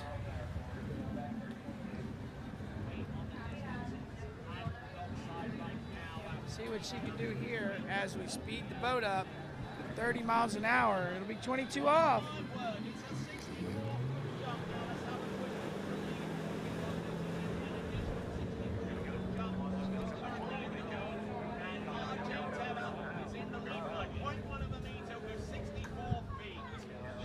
All right, Charlie Jones on the water. This is 30 miles an hour, 22 off. She is your 5th seeded skier, so she's looking to be the first one to make sure that they guarantee themselves a medal, but she's got to run this one first to see what she can do about it as she holds on and gets around 6. So that is going to be 30 miles an hour, 22 off. So we're going to get a chance to try this personal best.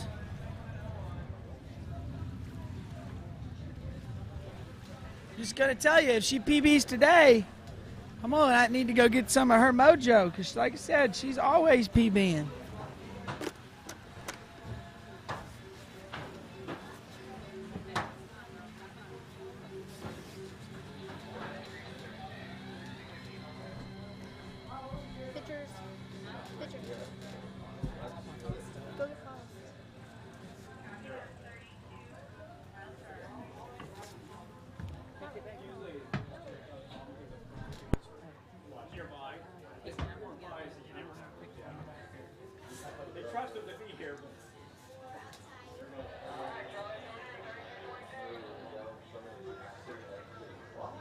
Okay, this is Charlie Jones, 32 miles an hour, 22 off. That's a big one ball there with this headwind. What can Charlie do with the 2? Can she hold on? Come on, Charlie. Gets to 3. Can she get outside of 4? Not going to be it, but I think that ties a personal best. At least that's what the scores say that I've got in the rankings list right now. So, big score there for Miss Charlie Jones. It's going to be 3 at 22 off. Put her in the lead, and she will guarantee herself a medal today here at the 2022 Goode U.S. Water Ski National Championships.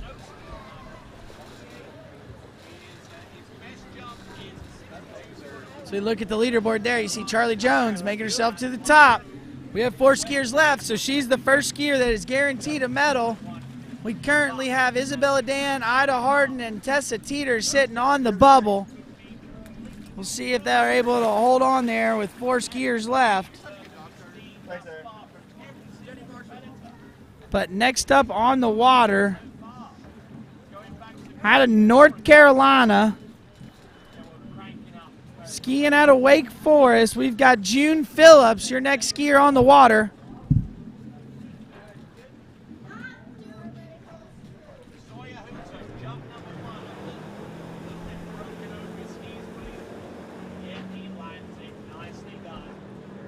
Okay, your 4th seeded skier here in girls 2. You got June Phillips.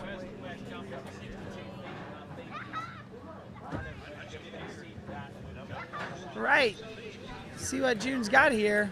I'm not quite sure what start speed is. I'll wait and get a confirmation. Okay, sounds like she's at 28 miles an hour, 15 off.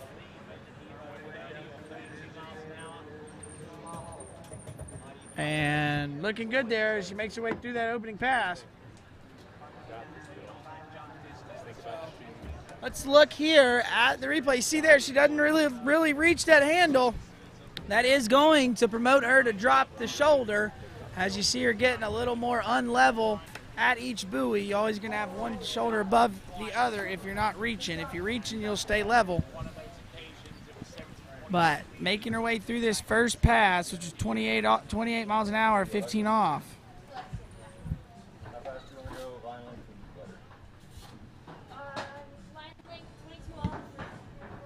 Looks like June Phillips has a personal best at the Southern Regionals of 5 at 22 off. So be looking to run it here today. You got to get more than 3 if she wants to take the lead away from your last skier, Charlie Jones.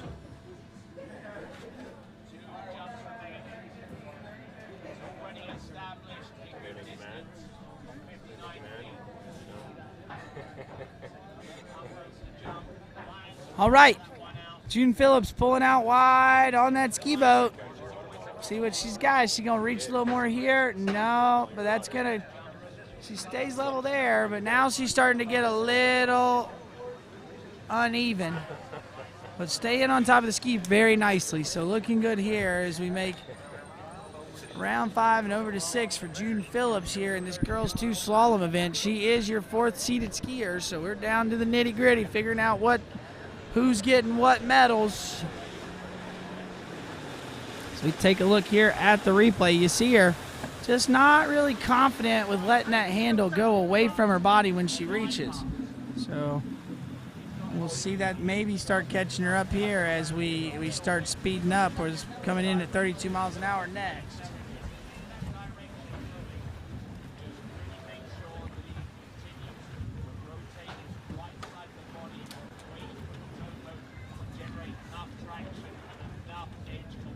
Okay, we sit here looking. We've got June Phillips in the water. 4th seeded skier.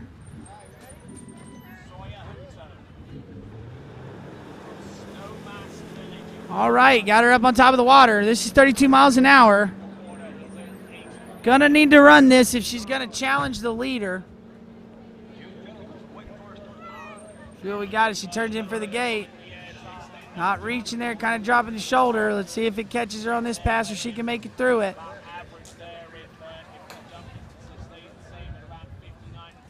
Ah, she's staying on top of this one pretty nicely. There you go. That's 32 miles an hour. It's June Phillips now going to have a chance to challenge your leader, Charlie Jones.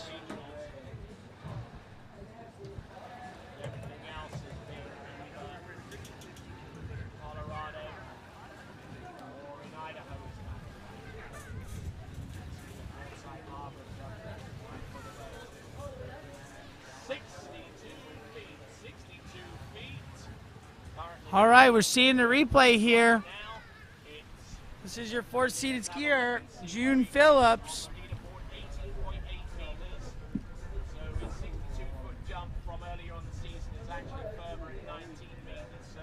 See what she's got here as we shorten the rope up for June.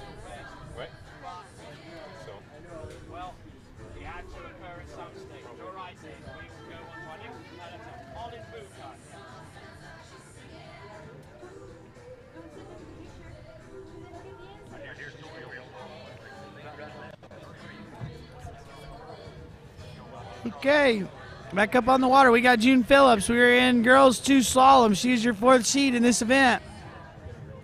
See what she's got. She comes into 1. See her drop the shoulder because she is not making a big reach, but holding on to it.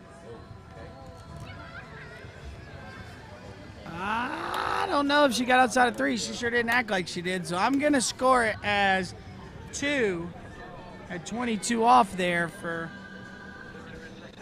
June Phillips, which is not going to be enough to put her in the lead, but will be enough to get her to second.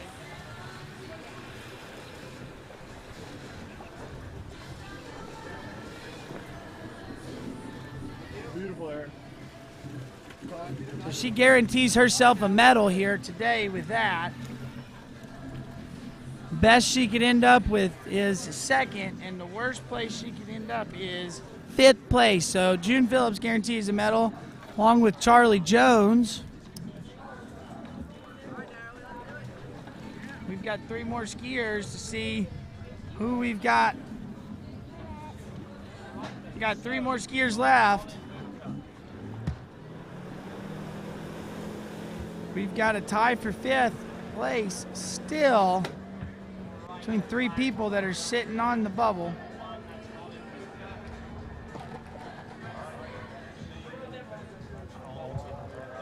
All right, this is Natalie Gustafson, skiing out of California. Seen this family here skiing. They've got several siblings and seen them skiing and absolutely crushing it this week. Brother Zane, brother Zeke skiing earlier this week, and I know that there was another little one. I'm trying to see if I can find her name, but right now we've got Natalie Gustafson on the water. She's looking good here on her opening pass.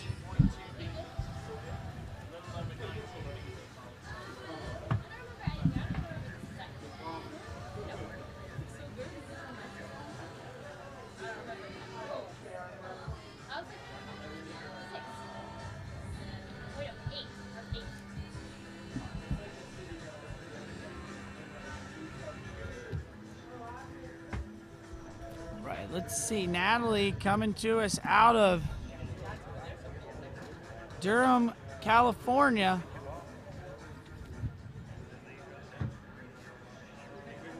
Wow, Natalie's got a couple scores at 35 off, so we'll see. This is 22 off. Needs to get more than 3 to take the lead. Look at her go. She looks really good out here. Getting that ski to bounce a little bit on her across the wakes.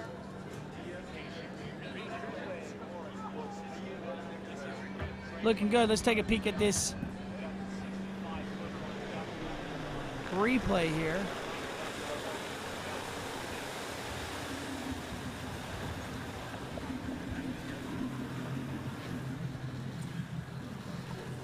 Right, yeah, you see the ski bouncing across the wakes. It's because she lets the hands go high. She just picks them up. Watch right here. boom, they go up right there, and they go up to like shoulder height. She's keeping down near the hips, and that'll keep the ski from bouncing as it hits the weights. There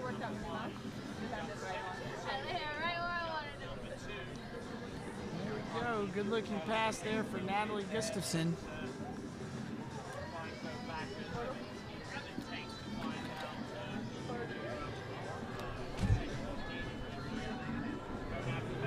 All right, so we've got Natalie coming back in. This should be 28 off. We're down to our top 3 skiers. See what Natalie's got as she comes into the course. Big dive into 1 ball. Looking good there at 2. See what she's got. Come on there. Got a little hitch off 2, making her a little late, but seemed to be working through this 28 pretty nice, and yes, she does. So she runs 28 off. She's your first skier to make it through 22 off. She is your first skier in this girls 2 division to make it through 28 off. Can she be the first girl in this division to make it through 32 off? We'll shorten the rope up and bring her in here shortly and see what we can do.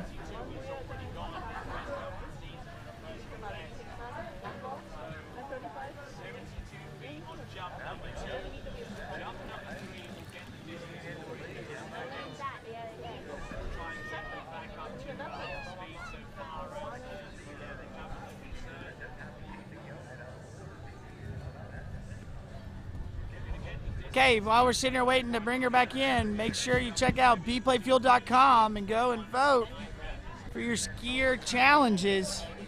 bplayfuel.com.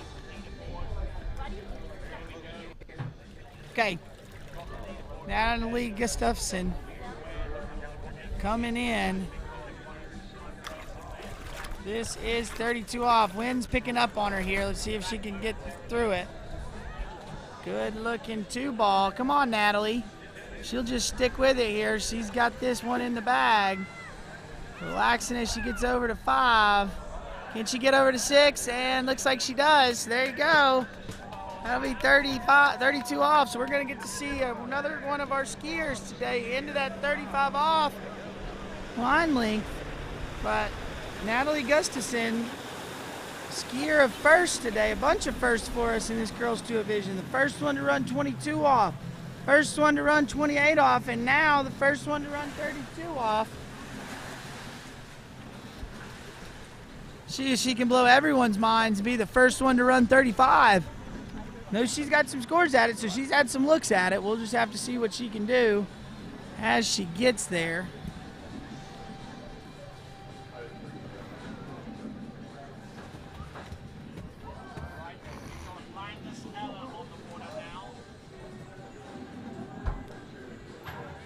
All right. We've got Natalie Gustafson. She's coming in. This is 35 off. We're going to want to see her get wide at the gate and keep the line tight and get a big, good turn in. No, got that slack there. So watch it over here at 2 ball. We're going to get more slack. There it is. Yep. If she had had the line tight, I think she could get the 3 ball, but unfortunately there for Natalie, not going to get 3, but that's a great ski-in. That's pushed the lead way out there for your last 2 skiers. That is 2 at 35 off for your 3rd seeded skier, Natalie Gustafson.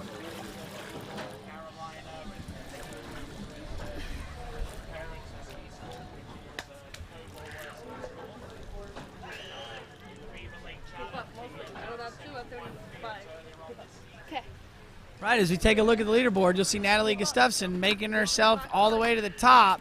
So now we have knocked that tie for 5th place out, so we will not have we don't no longer have a runoff as we stand right now. Joy Buker sitting on that bubble with a half at 32 miles an hour.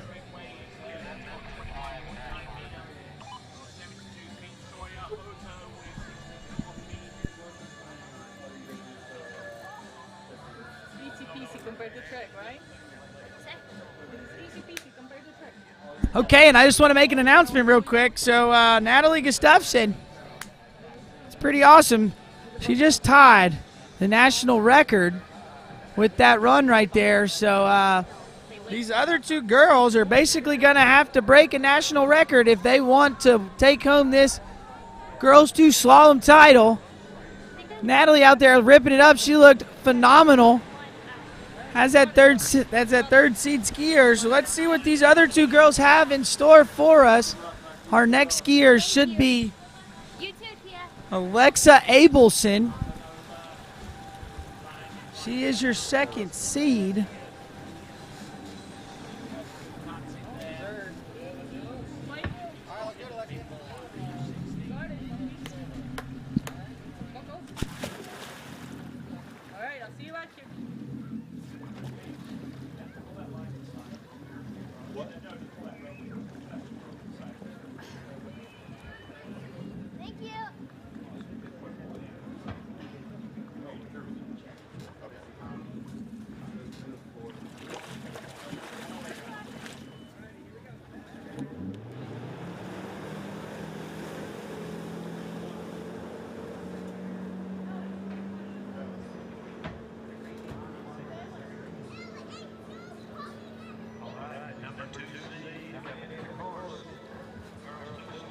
All right, we are back on the water. We got Alexa Abelson coming in. She's your second seeded skier. Coming in looking nice here. She's making her way around 5 and over to 6. So good looking opening pass there for Alexa Abelson.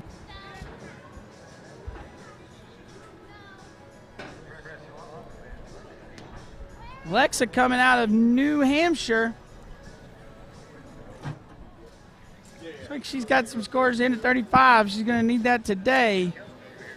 She's going to have a chance to take this slalom title.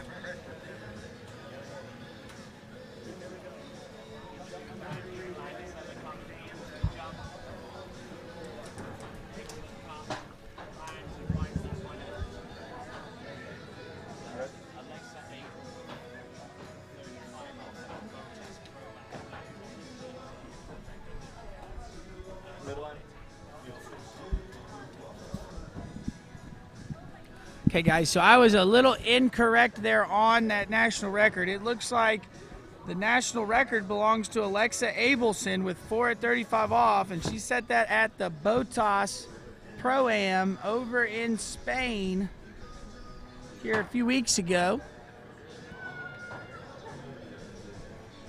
We'll see what she's got as we bring Alexa Abelson back in pass number 2, sorry.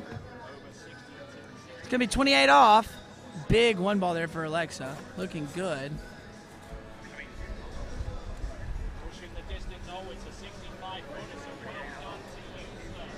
All right, Alexa Abelson making her way through the course. Just 28 off. Looks like a walk in the park. Just getting a warm-up run in there for Alexa.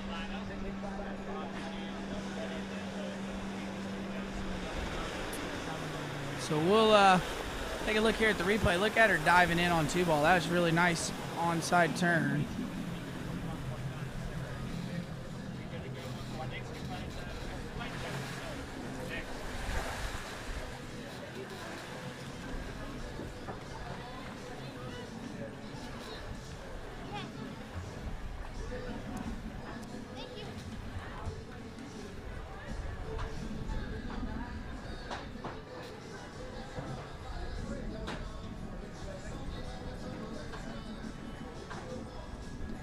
All right, we got Alexa Abelson on the water.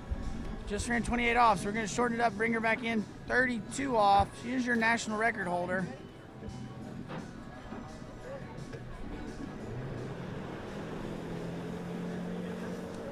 All right, here we go. She's 32 off. We'll need to run this if we're going to have a shot to challenge the lead. See what she's got. This is a tailwind. Nice 2 ball there. Oh, got off the handle really early into 3, so that created the slack and got her to drop the shoulder there. Uh-oh, we're in trouble now. And got the turn back at 5 ball. So we'll see here on the replay. If you watch, she lets go really early into 3. And that causes that slack line, so when the boat hit, it pulls the upper body. You see what I'm talking about here in just a moment. Does great job right there. Good job there from Alexa Abel. Now watch right here. She lets go there and waits, and then goes to turn. And that little split second of waiting is why she lost her hips as she was going behind the boat over to 4. So at least she kept her head calmed down and got it under control.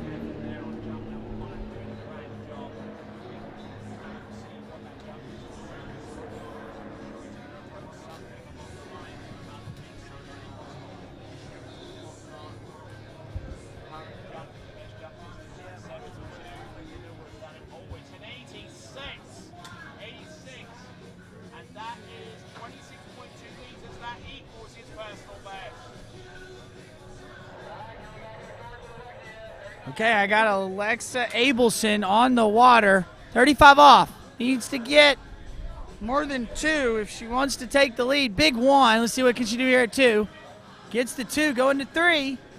Oh boy, looking good here out of 3. What can she do at 4? Gets to 4. Can she get over to 5? Going for a national record. Yes, she does. Can she run it? Here she goes. Oh my gosh, we got it. That's our first girl throwing the fist. There we go. New national record here in this girls 2 slalom event. And that is your first women's skier today in the girls 2 slalom event to make it into 38 off.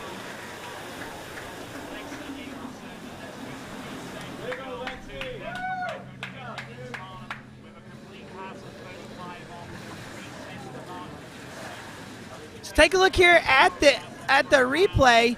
She gets over here. This is 4. This is the national record. Now she's pulling to 5 to try to get it. She gets pulled up, turns it. She goes, all right, I can get there.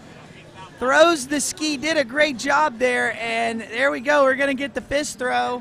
And I'll point this out today, too. She is your first female skier of the day to run that 35 off pass. So first female skier of the day to go into 38. We'll see if this girls 5 event after her can put someone else in that boat with her. But right now, your new national record, pending national record holder, and leader in this girls 2 slalom event right now, you've got Alexa Abelson.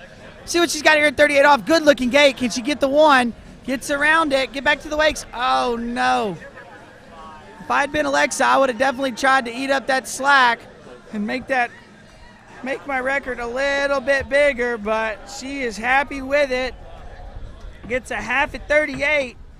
It's a big score here in this girls 2 slalom event. We got 1 skier left, Tia Byrne. We'll see how she can do after seeing that massive score be posted. Things just got really exciting here in that girls 2 slalom event.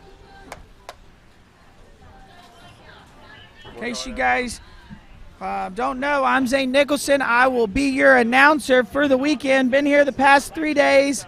Almost done with day 4, and I'm running the slalom lake for you, so if you're watching slalom, be hearing my voice. If you want to watch some jump or trick, be sure to go over to Lake 2, hear the voice of Tony Lightfoot giving you the call on all the jump and trick going on this week.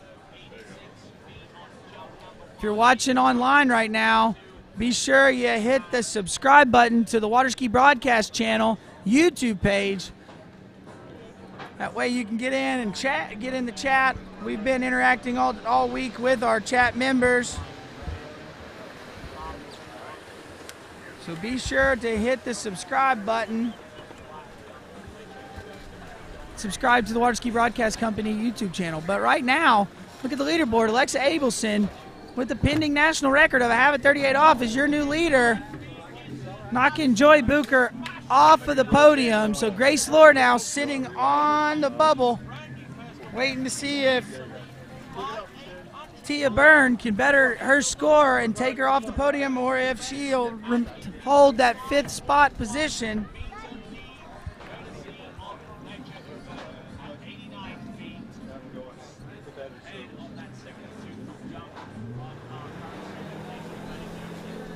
Okay, here we go. We got Tia Byrne coming in.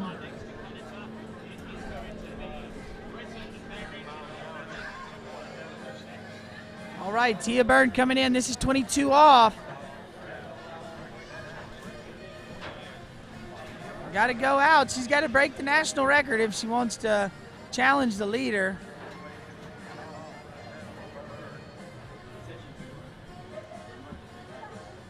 Good work there. Out of our last skier of the day, Tia Byrne. Is this the last skier? Take a look at this replay. Just not quite wanting to let go at first. So she lets go and then extends the arm, and that's causing her to drop that shoulder. Needs to be a little more deliberate. Like when she lets go ahead and get it out there and bring it back in. She's getting caught with her hand off the rope just a split second too long.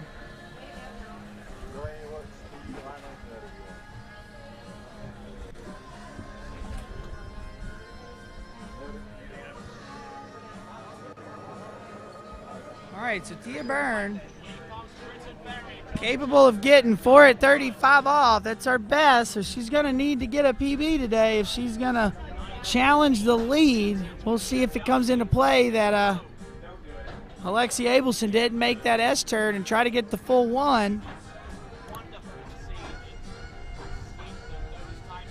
Here we go, Tia Byrne coming in. This is pass number 2, dropping the shoulder out of 1 a little bit. But looking good off of 2. Can she stick with it? She makes her way down the course. Looking good here out of 5. And there you go.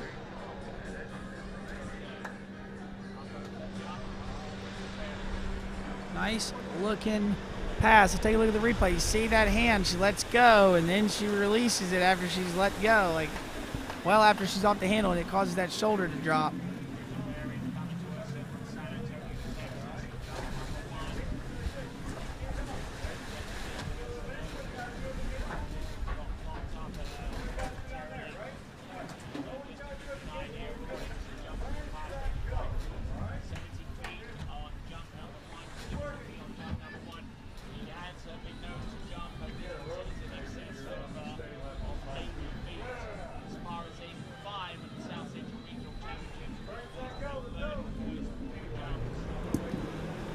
Okay, we're going to get her back up on the water. This is Tia Byrne. Last skier of this girls' 2 slalom event.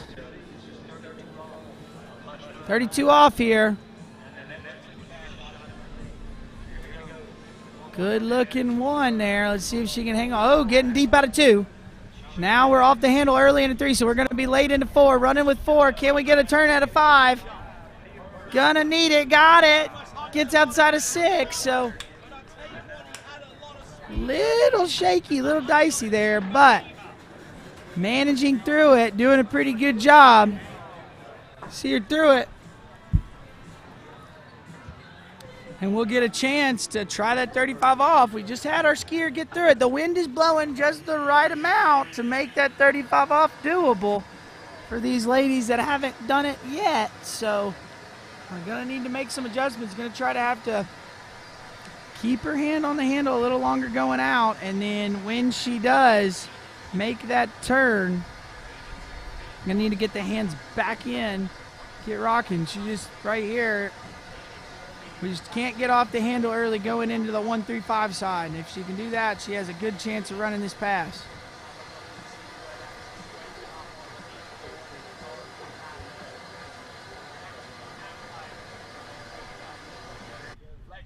All right, here we go.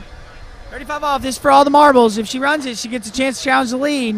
If she doesn't, she's got to get more than 2 if she wants to take second. So let's see what she got here. Don't slam it here. Oh, she tried to slam 1 ball, but can she get out of 2? Over to 3. Throws the ski at 3. Oh, and takes a bit of a spill. Are we okay? And so we get the wave. So, bit of a bummer there for Tia Byrne. Not going to end up where she was seated. We're going to end up with that silver medal as we take a look here. Look, just reaches, gets off the handle, and then finally you see the arm extend, and that's what's making her dip and have those heavy loads out of the buoy. Now, boom, taking a pretty good digger there. Probably got a lot of water up the nose, but she's okay. So we'll take a look at the leaderboard. There you have it. Alexa Abelson is your winner and pending national record holder with a half at 38 off. Tia Byrne going to take home second with 2.5 at 35. Natalie Gustafson, 2 at 35. And then Charlie Jones getting fourth with 3 at 22, and June Phillips rounding out the top 5 with 2 at 22 off. We'll take a quick break, and we'll come back here with your girls 5 slalom event here in just a moment.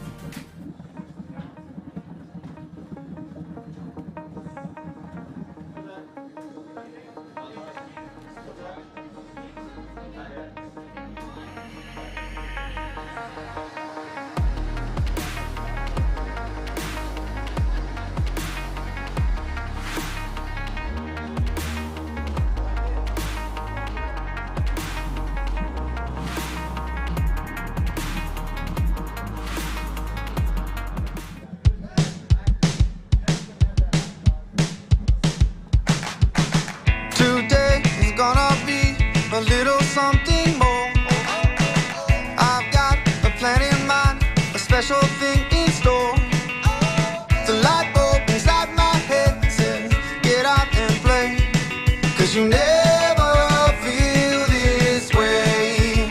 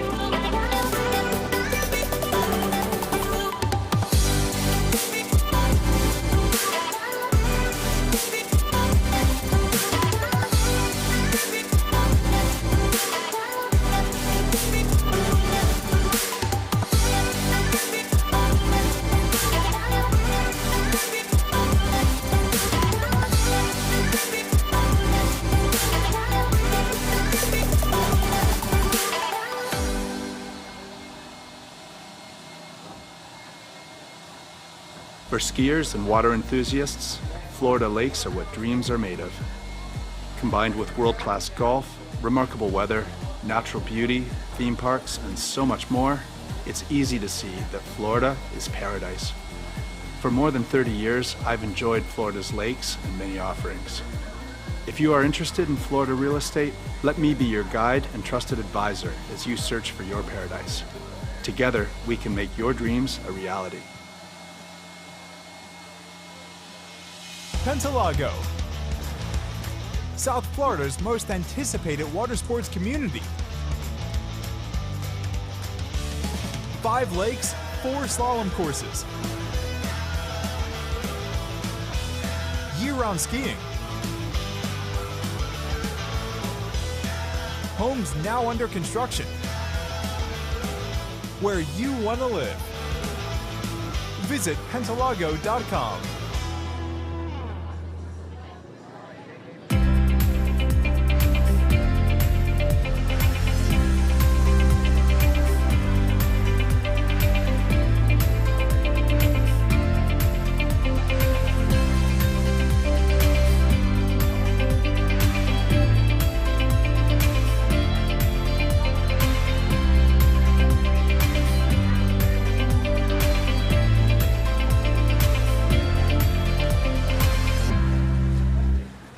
Hi, my name is Brantley Hawkins. I'm one of the co-founders here at New Dimensions Wellness. My partner and I have over 20 plus years of sports medicine and exercise experience working with the most elite athletes in the world. Together we have developed a proven system that has been sought out by these professional athletes and is now available to you. You will move your body and loosen your joints in ways that you haven't before. It's not your typical weight training, it's not CrossFit, and it's not crunch fitness. Once I got in here, it was a big eye-opener how much different that they go about everything.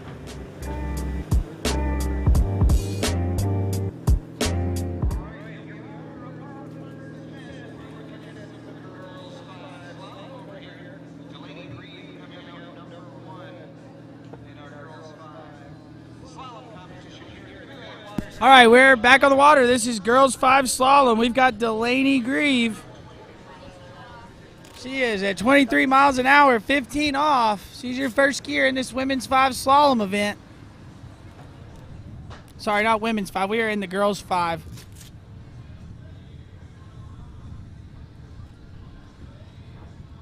Looking good as she's making her way over to 6. 15 off, 23 miles an hour.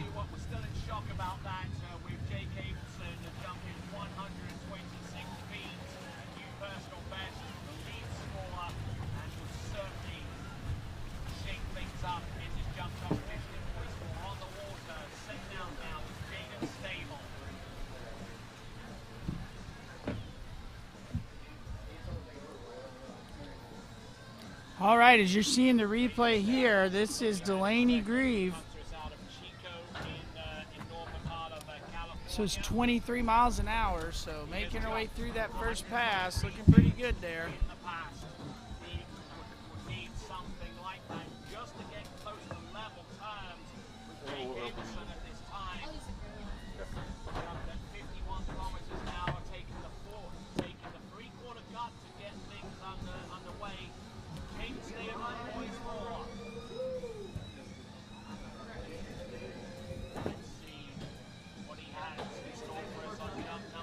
Okay, we're back up on the water. We got Delaney coming in here at 25 miles an hour. This is 15 off, so just ran the 23. See what she does as she makes her way. Round 1. Looking good here, Delaney. Pass number 2, making her way through it. Awesome ski in there. She gets over to 5. Can she get over to 6? Looks like she's going to, and that'll be 6 out the gate at 25 mile an hour for Delaney Grieve.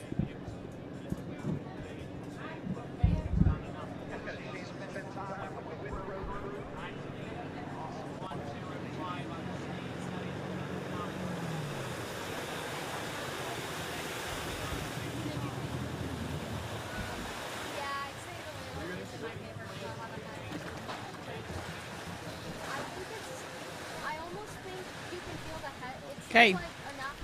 Check out the replay here. This is Delaney Grieve, your first skier in this girls 5 slalom event.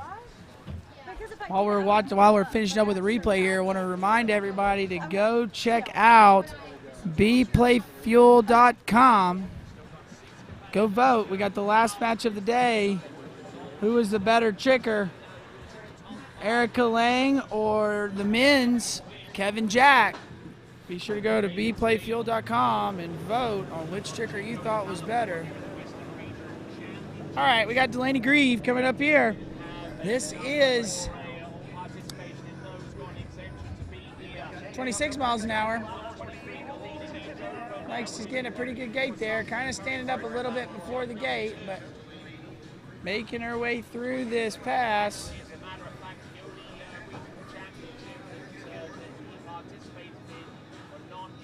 Looking good here as she's getting her way over to 5. Can she get 6 ball? Got the wind blowing her, but she sure does. So that is 26 in the bag. So we'll speed it up to 28 miles an hour.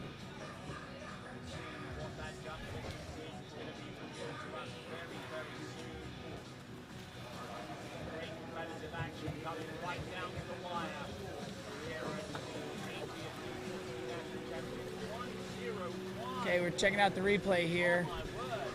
Delaney Grieve.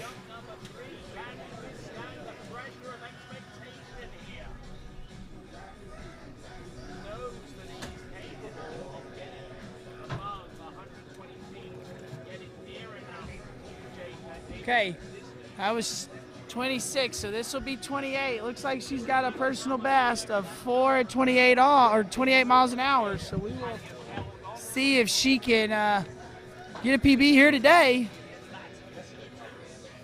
So we get ready to pick her up and bring her back into the slalom course. You see the wind. It's quite windy out there, blowing straight down the lake. So a little tricky for our skiers, but still got some really good skiing going on out here. So let's see what Delaney's got as she comes in for 28 miles an hour. See what she can get. Big one. Can she get outside of 2? Looks like she does. Come on, Delaney. There we go. Gets the 3. Can she get the 4? She does. Can she run this pass? This looks like, I believe this is a PB now. Can she run it? Come on, get over there, Delaney. And yes, she does. There you go. So we should get a little fist bump. We might not see it, but she should be happy. I do believe that that is a PB according to what I'm looking at here as far as scores go. That means we should be speeding the boat up to 30 miles an hour here next. So Delaney skiing out of Cincinnati, Ohio.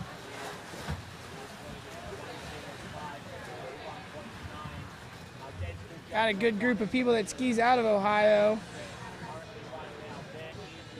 Not sure if he's here, but Gar Bradley, one of my friends from over out in Cincinnati, he's probably skis with Delaney and rooting her on right now. So Gar, if you're watching, shout out to you. Natalie, what speed, better, and line length?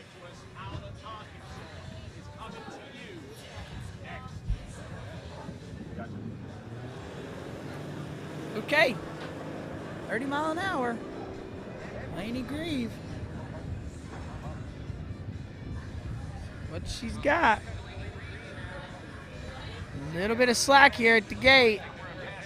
Kind of wiggled through and then pulled along to 1. Then it'll be fine. Can she get here at 2? You see the slack from the gate there. So we're going to call it 2 at 30 there for Delaney Grieve, your first skier of the day in this girls 5 division.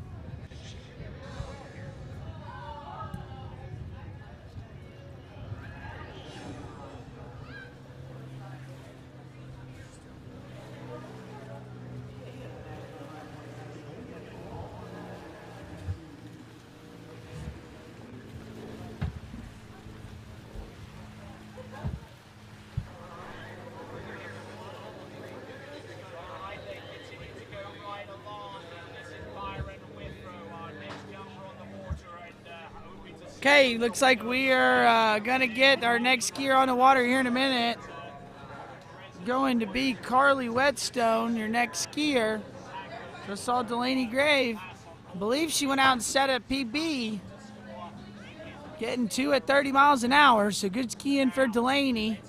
And we'll move along into this girls 5 slalom event. Look at that, solid as you like.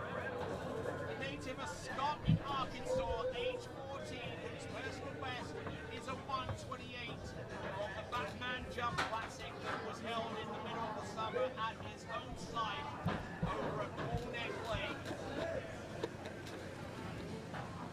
Look at this. Good, solid, scout effort there. Jump number 1. It may not be enough.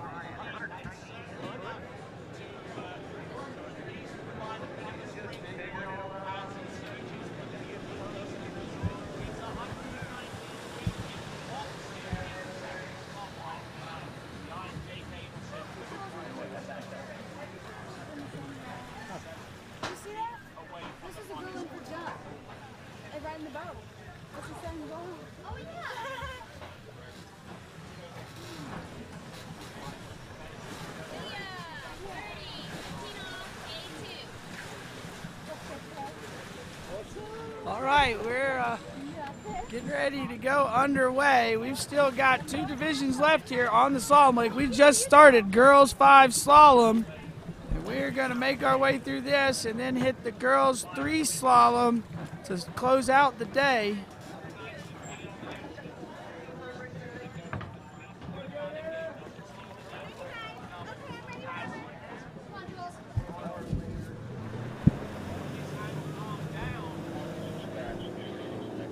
Okay, I just have been informed that Carly Whetstone has scratched, is not going to be skiing, so we will move along to Julia Zollner. All right, Julia Zollner on the water. This is 15 off. It was 30 miles an hour on this 15 off line length. Looking good as she's making her way through that opening pass. Nice good warm up there for Julia.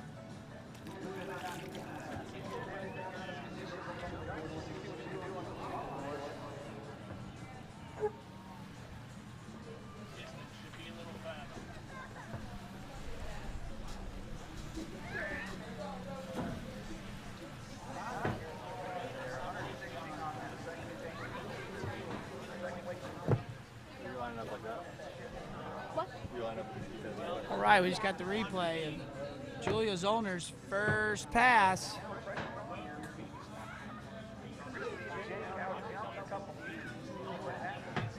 Look up, Julia is from Jacksonville, Illinois. Looks like she's got a best of 3 at 16 meters, so it's 3 at 22 off. So if you're checking in, I'm Zay Nicholson. That's Tony Lightfoot. He is finishing up Lake 2. We're on our last event of jump. I've got girls 5 slalom just started, so we are rocking and rolling. We'll be here for just a little while longer. And right now, you are looking on the water. You got Julia Zollner coming in here, 15 off, 32 miles an hour. Looking pretty good as she makes her way through this second pass. And 32 miles an hour in the books there for Julia.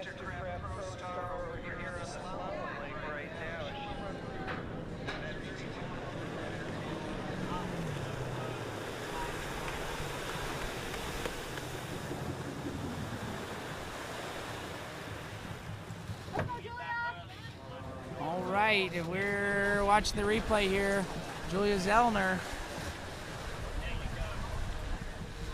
running her 32 mile an hour pass right here.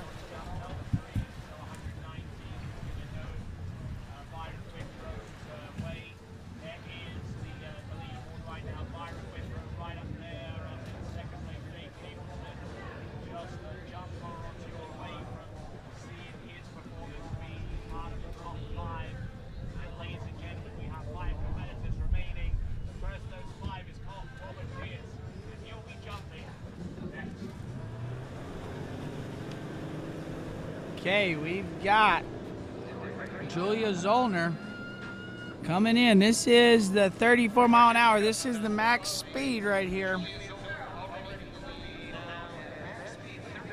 Looking pretty good as she's rounding 1. A little late out of 2. What can she do here? She's down course out of 4. Really going to have to work to 5. Can she get to 6? Oh, she dropped her shoulder.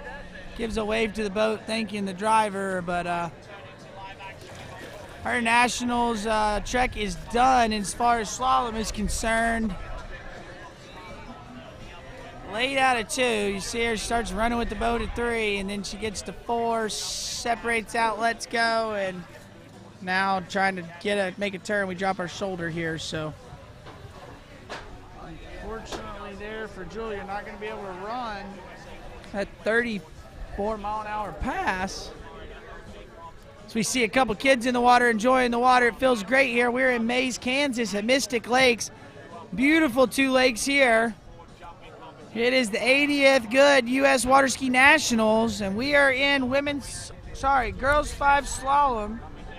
Our next skier getting ready on the water. That is Emma Wakefield out of Minnesota. See what she's got for us here. So we bring the boat back to pick her up and get her going.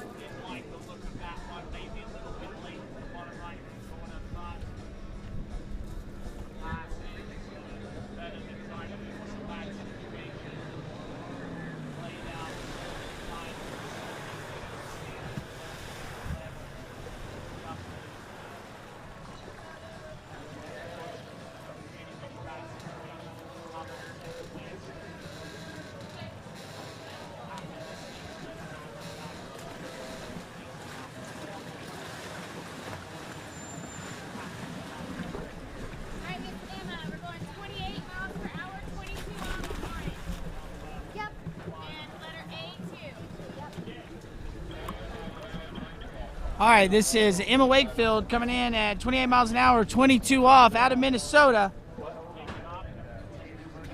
She is your next skier in this girls 5 slalom event.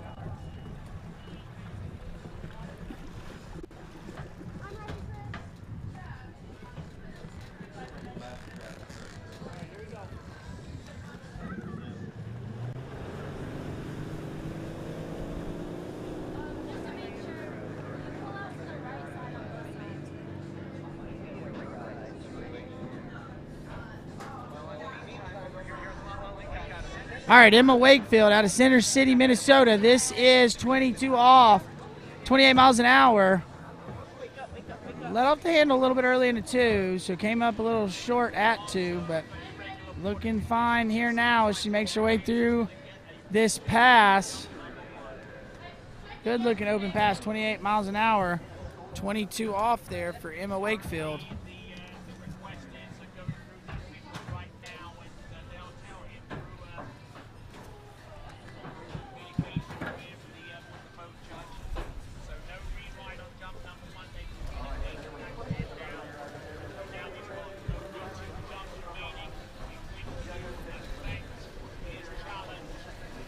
All right, we're watching a replay here of Emma Wakefield on her opening pass. This is 28 miles an hour, 22 off.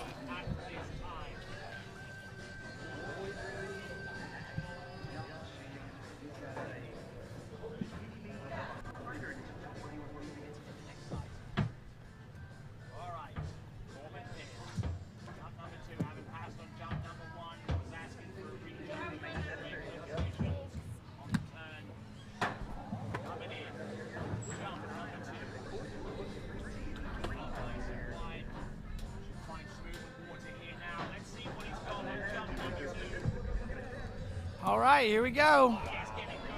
This is Emma Wakefield. This should be 30 miles an hour, 22 off. See what she's got as she's coming in. This is 22 off, 30 miles an hour. So looking good, making her way through here.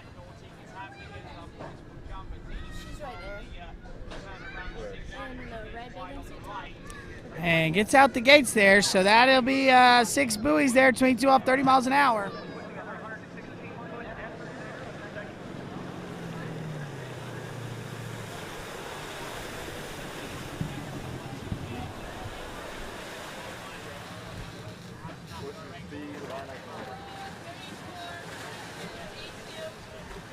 All right, we're checking out the tail end of the replay here for Emma Wakefield.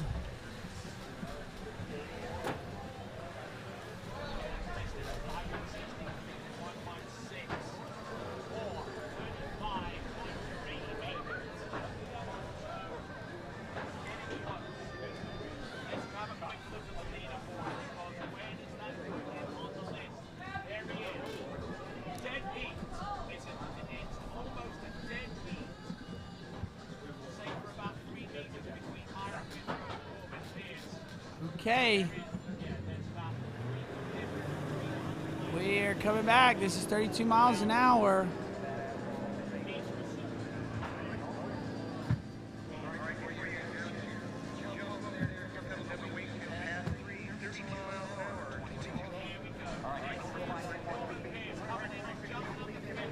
All right, Emma Wakefield, this is 32 miles an hour, 22 off, getting a little bit down course as she's coming into 4, but can she get outside of 5? Looks pretty good here.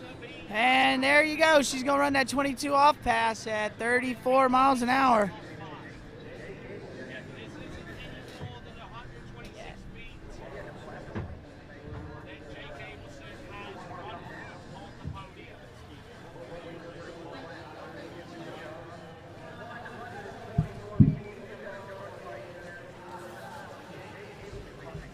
All right, so we see the replay here of Emma Wakefield running this 22:32 pass.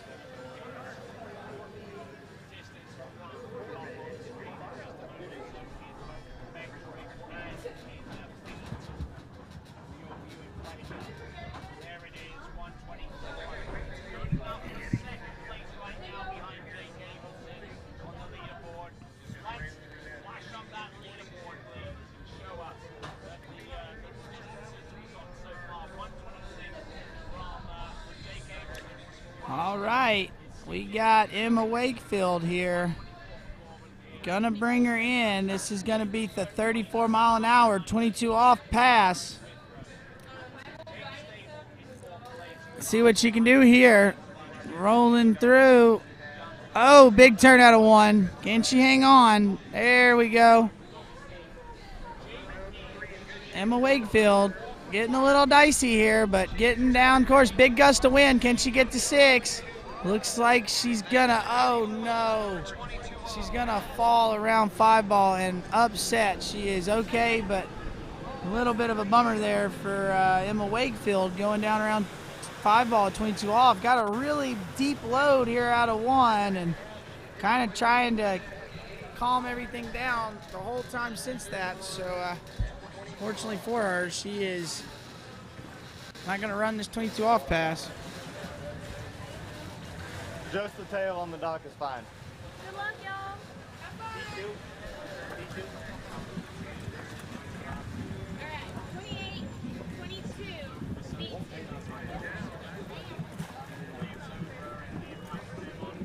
Oh, my bad. Okay, our next skier on the water, Natalie Pfister, coming in at 22 off, 28 miles an hour.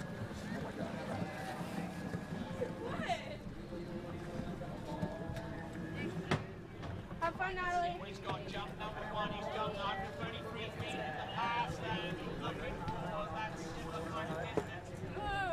the green handle. All right, as we take a look here, next skier is going to be Natalie Pfister out of South Carolina, coming from Lexington, South Carolina. Has a best score of 3 at 28 off, so we'll see. She's going to start at 28 miles an hour, 22 off. Elected to run several passes before we get to that 28 off pass. See what she looks like here. She comes in past number 1. Looking good here. She's making her way around this pass. This is a nice warm-up, probably getting a feel for the water, making sure that she's good and dialed in when she gets to that hard pass. Right now, she needs to run 22 off if she wants to take the lead.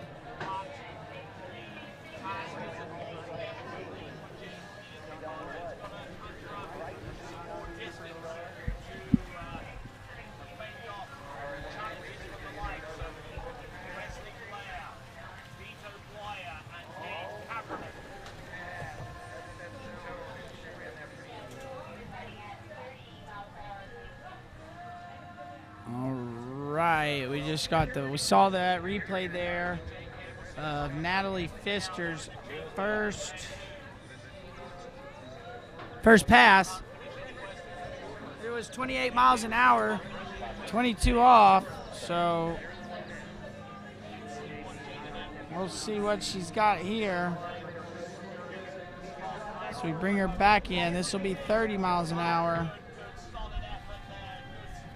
That glares.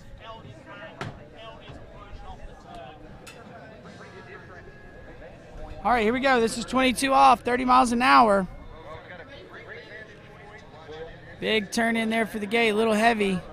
Probably got slowed down by the wind. But now settled down quite nice as she's going to 4 over to 5.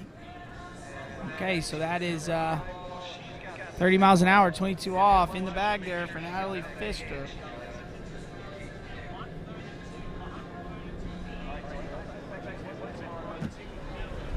All right, let's take a look at the replay here.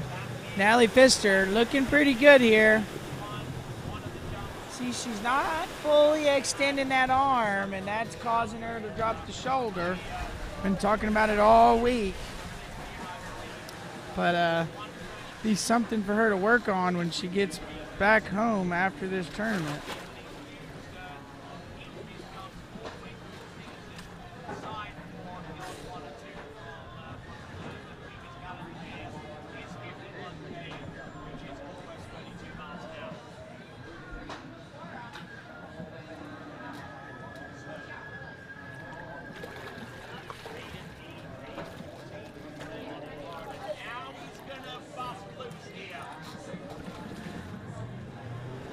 Okay, here we go. Natalie Pfister coming in. Pass number 3. This is going to be 32 miles an hour. 22 off.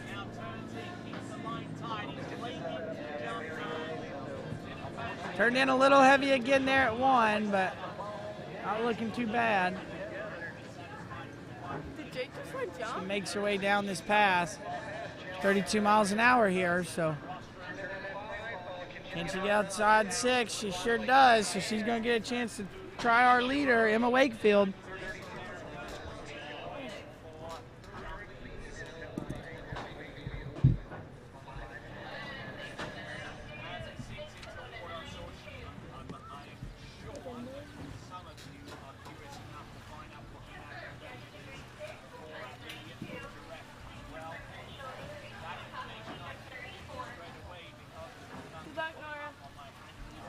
Okay, getting that replay in. There you go. That was 32 miles an hour. So now we're getting to challenge the leader. We got to run the whole thing if we want to take the lead.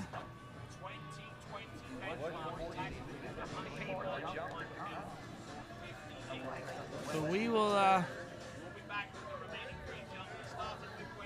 We'll see. It looks like we're tightening the boat up right now. We should get her on top of the water here in any second, and we will bring her back in. This is 34 miles an hour, 22 off.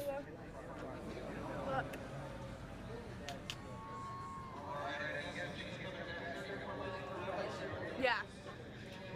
All right, let's look. Here we go. Natalie Pfister gets a pretty good 1 ball. Let's see, can she stick with it? Got a good little headwind to slow her down. Looking a little late here.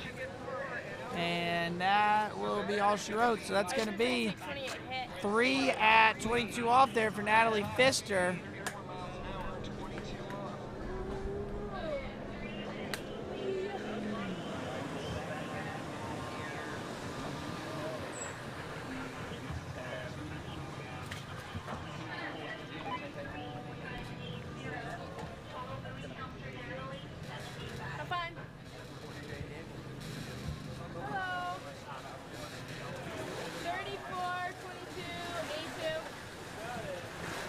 Okay, next skier on the water will be Elizabeth Hall. So we are down to our top 9 skiers in this girls 5 slalom event. Elizabeth Hall will be coming out at 34 miles an hour, 22 off.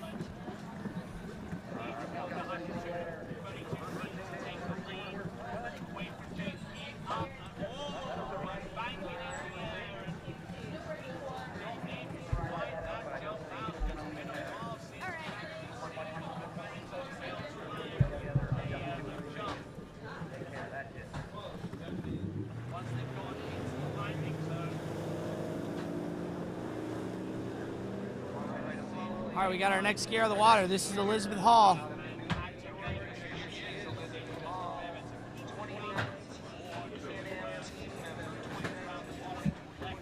All right. Oh, looking a little dicey there around 2. Almost making a... and she's down. That's going to be... it's not going to be an opening pass done there for Elizabeth Hall. It saw it kind of go to disaster here at 2-ball. See what happened. Looked good at the gate. Got a pretty good one. Goes here. Let's go with the handle really early. Didn't reach. Now watch her here. Yeah, she's letting go of the handle too soon, so she's not getting the ski to go all the way out and get outside the buoy enough. So, unfortunately there for Elizabeth, we are going to be, it's going to be the end of her slalom run. So, we'll move right along to Miss Clea Stern.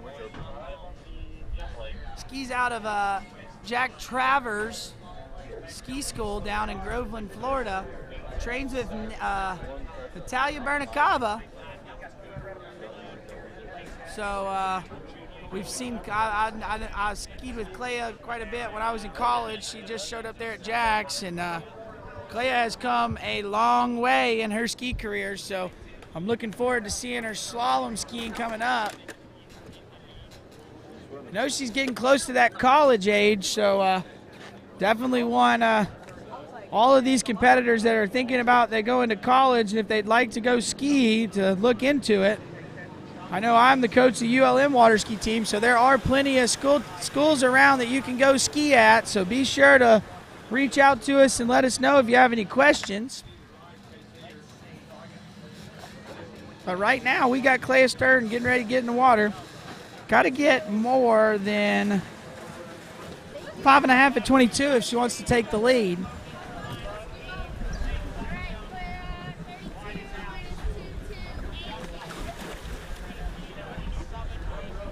All right, we're going out at 32 miles an hour, 22 off.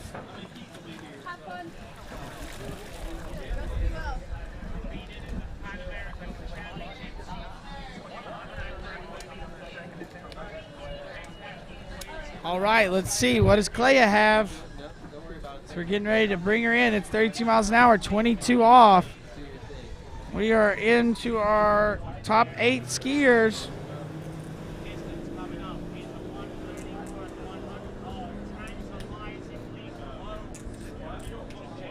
All right, Clea Stern here, riding that good water ski, 22 off,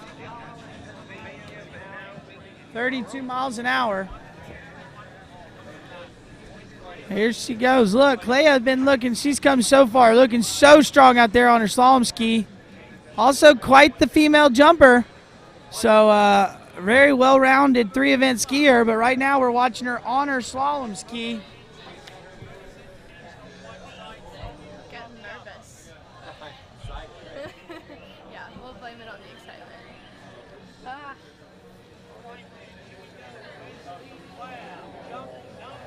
All right, we're checking out the replay here. This is Clea Stern. Pass number 1, 30 miles an hour, or sorry, 32 miles an hour, 22 off.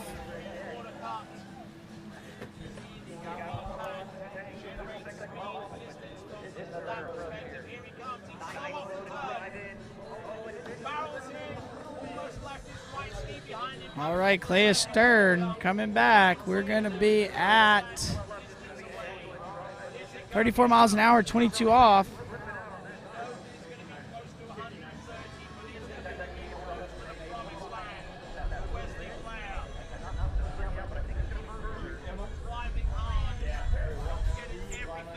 All right, here we go, Clea Stern. This is the max speed here for these ladies.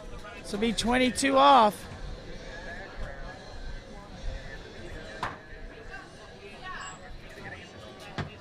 All right, big turn out of 1. Let's see what can she do as she moves into 3. Uh-oh, dropping her shoulder a little bit, getting a little out of sorts. Come on, Clea, got off the handle early into 5. Okay, but she still makes it through it. So there you go. That's your first skier today to run that 22 off pass in this women's 5 event. Sorry, girls 5 event.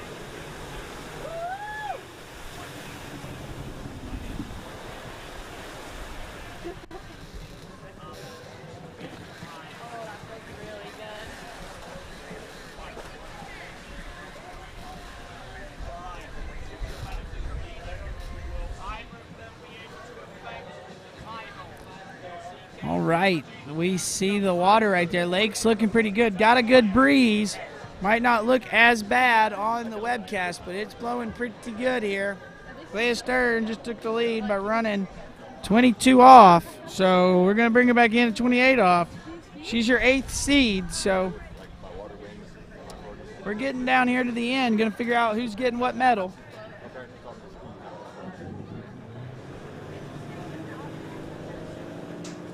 All right, Clea Stern coming in. Pass number 3, 28 off.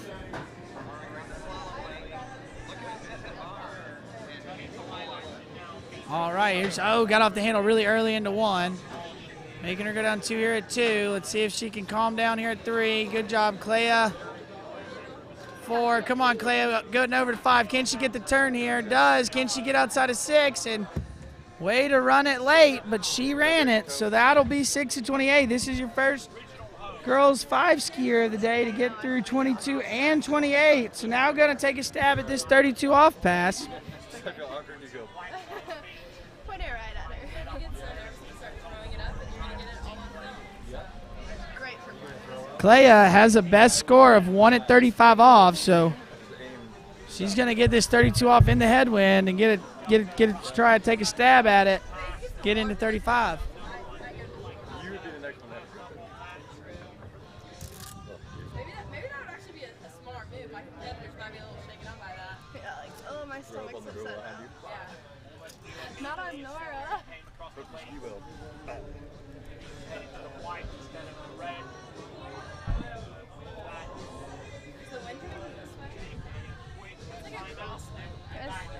Why does it feel like it's... I think it's hitting my back. Yeah. What is it? Hitting my back. Right now it's hitting my back square. I was thinking about the tailwind. Like It'll keep you wide on the All right, Clea Stern on the water. This is 32 off. Big turn out of 1 ball. Let's see if she can do something with it. Oh, no. And let's look at the replay and see what we've got. Off the handle way too early into 1. Then you see she comes here. Same thing. She just gets off of it too quick, and it causes her to drop that shoulder, giving her a load that she's unable to hold on to. But she's your new leader. 1.5 32 off with 7 skiers remaining.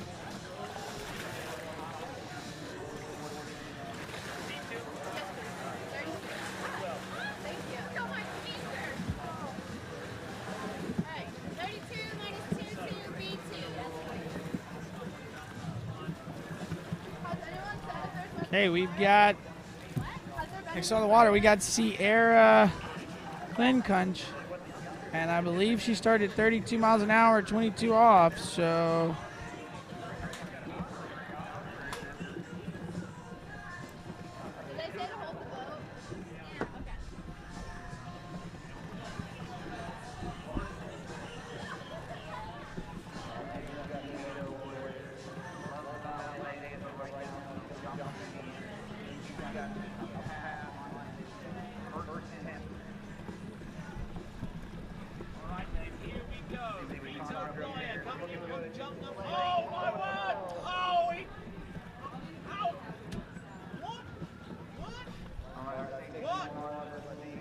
Just about managed to get those he's fine. I'll check 2 places. I'll check his right ski, and you can make up your mind up as to where the next place is. They're letting you swim for a little. I guess so. It's nice in the water at least. It's cold. You say it's cold? Yeah, I thought it was cold. It's so nice. Oh, my lake is bubbling. It's hot. My lake is that hot tub right now. Hot deep is right here.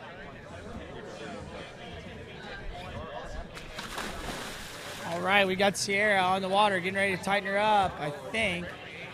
She's been out there quite a bit.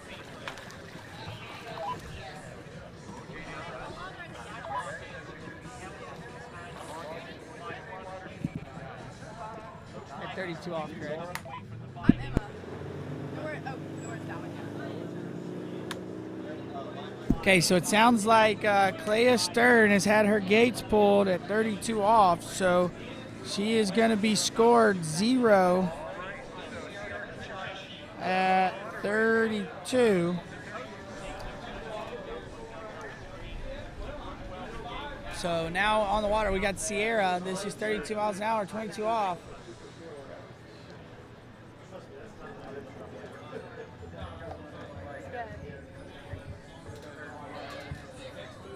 So there's no island, there's no island. Yeah, we'll check out the replay. You like pick you up and go straight in? There is an island, but we're Going around it? Is it, have you skied over before? Yeah. Isn't it pretty quick, like, get up and go? Don't what? Okay, Sierra looking good. We're just catching the tail end of that replay. She ran her 32 mile an hour, 22 off. Where do you ski? So now we're going to speed her up. I don't know if I should watch her or not. Don't? A lot of people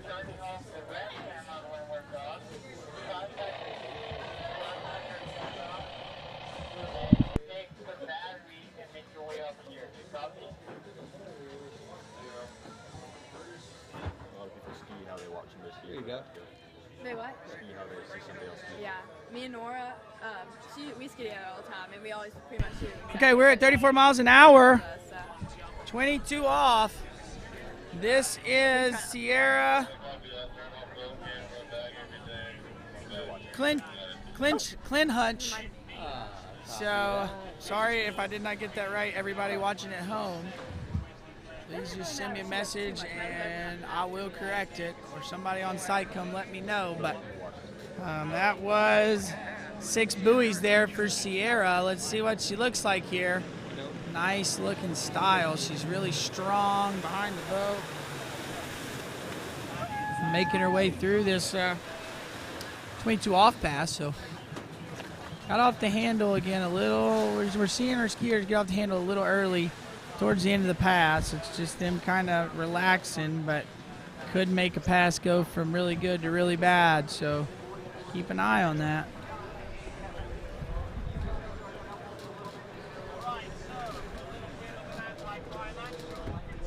You got it.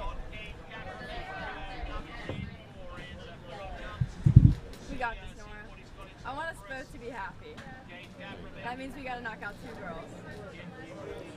Oh, last time I was at Nationals, it was, I will never forget it, so. Does this thing have audio as well? All right, here we go. We got Sierra coming in. This is 28 off.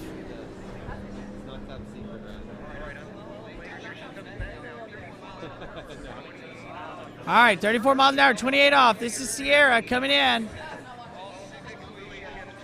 Gonna need to run it if she wants to challenge the leader. 0 at 32 off from Clea Stern. Looking good as she's getting down course at 4, but can she make it over to 5? She does. Big turn out of 5, and there you go. Second skier of the day in this girls 5 slalom event to run 28 off. Now if she gets a piece of 1 ball, she'll be your new leader in this event with 6 skiers left. Yeah, my heart was racing. Game time.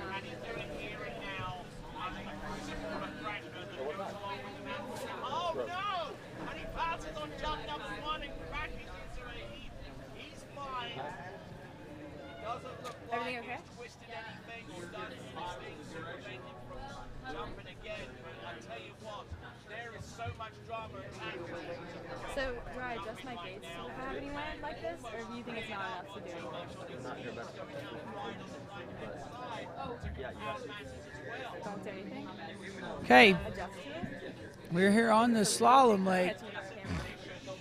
We're down to our last No, not like it's crossed, but I don't think it's 7 skiers. Adjust for this amount of wind. This is Sierra, just ran 28, gonna challenge the lead here. Clea Stern's got it with 0 at 32, so they're basically tied. And there you go, she'll take the lead. Gonna stretch the lead by turning 2 ball. See if she can get down this pass. Looking pretty good into 4.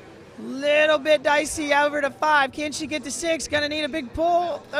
Yeah, there you go. Holds on to it. Looked like she might lose the handle going out the gates, but nice job there for Sierra.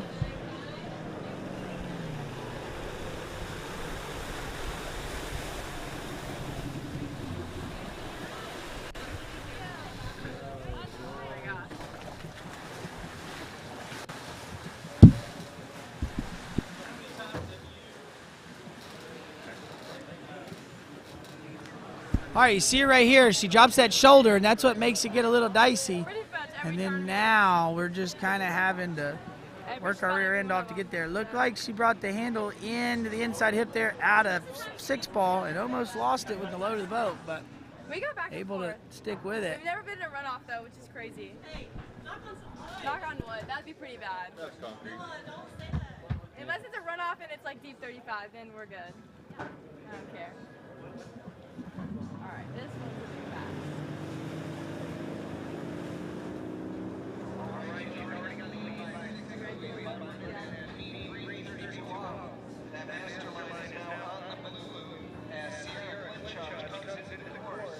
See how far she can push this one as she turns that one.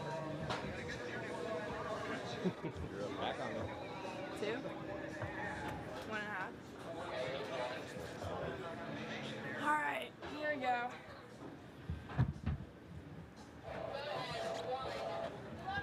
Thank you, you too.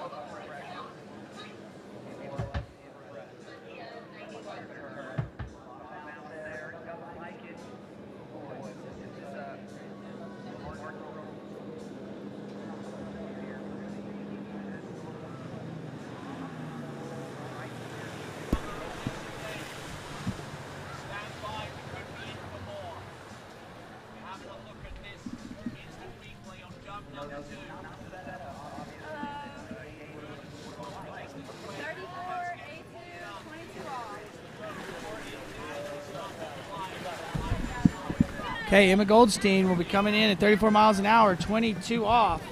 I believe she's one of these skiers that is getting ready to go to college and ski in college. Gonna go ski at the University of Alabama, so for all you people that may not know about all the ski schools, Alabama's got a team. I am the water ski coach at ULM, so we've got a team, and there are several around the state of Louisiana and Texas, so if you're in high school getting ready to go to college and you think you'd love to ski in college, you should check it out and join a team. All right, but Emma Goldstein coming in. This is 22 off, 34 miles an hour. See what she's got here as we bring her in. Pass number 1. Chopping her shoulder there, over at 3. Does it at 5-ball too, so it must be part of her style. Kind of something she's doing over there.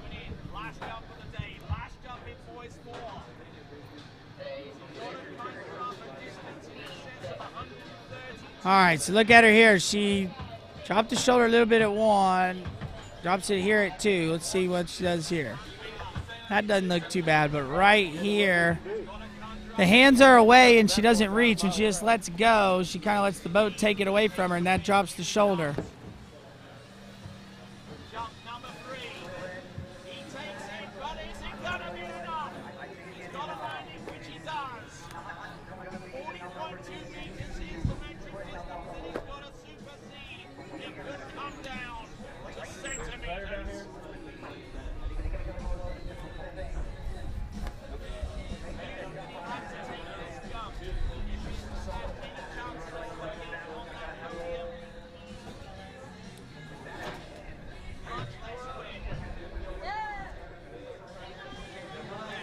Okay, Emma Goldstein coming in. This will be 28 off.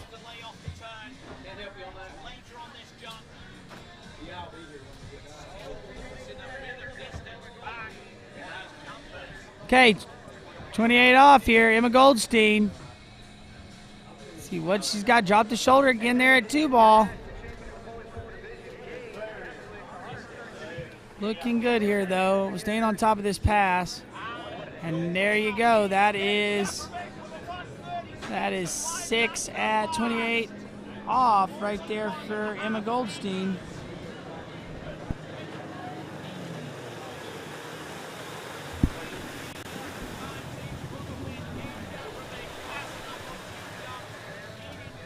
All right, we're seeing Emma Goldstein here, watching this replay, 28 off.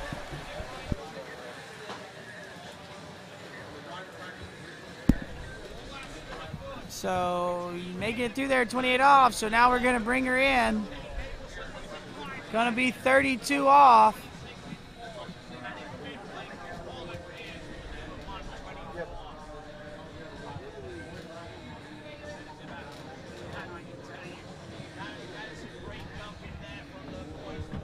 All right, Emma Goldstein coming in. This is 32 off. She's going to need to run this one if she wants to try to challenge the lead, which is 1.5 at 35 off.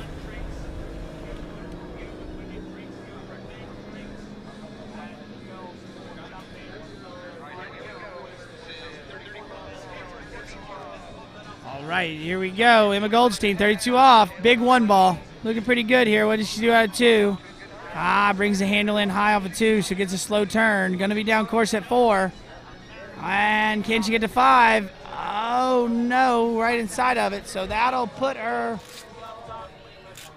into second place. 4 at 32 off.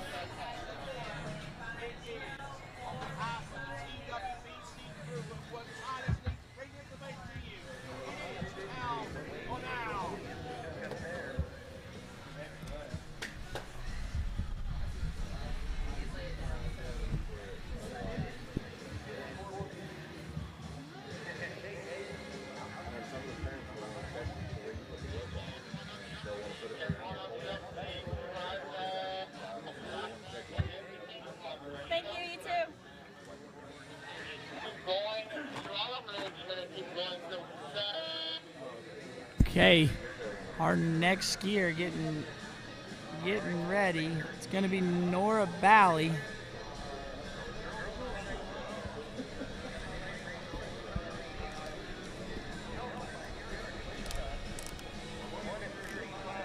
So we're in our top 5 women skiers.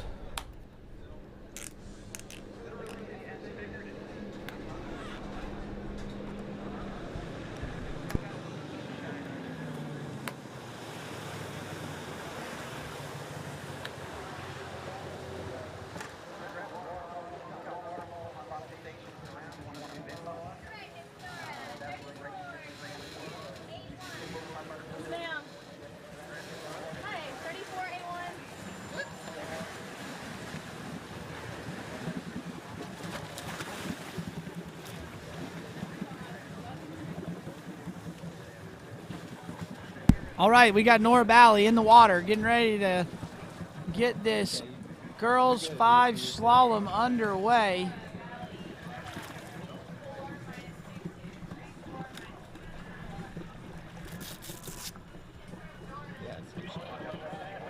All right, this is going to be 22 off, 34 miles an hour.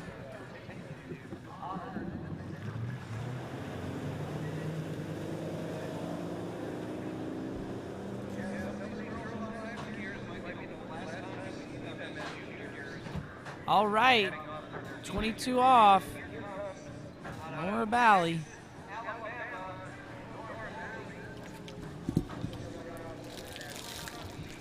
Coming here from Alabama. Looking pretty good, making good work here this first pass, 22 off.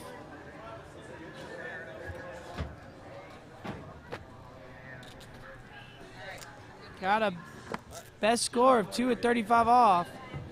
Yep, thank you.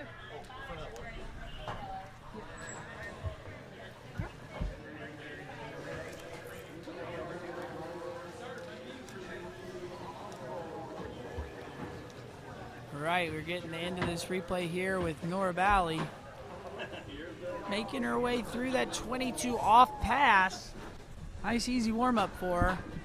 Got a best of a few scores at 35, so definitely able to challenge this leader.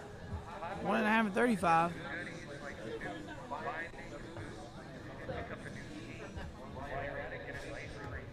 That's it. Thanks, Brad. Yep. I messed it up before. I mean, I always like to double check. Okay, we're getting her back on the water. This is Nora Bally. This will be 28 off. We're getting down. We are in our last 5 skiers of this women, girls 5 of slalom event.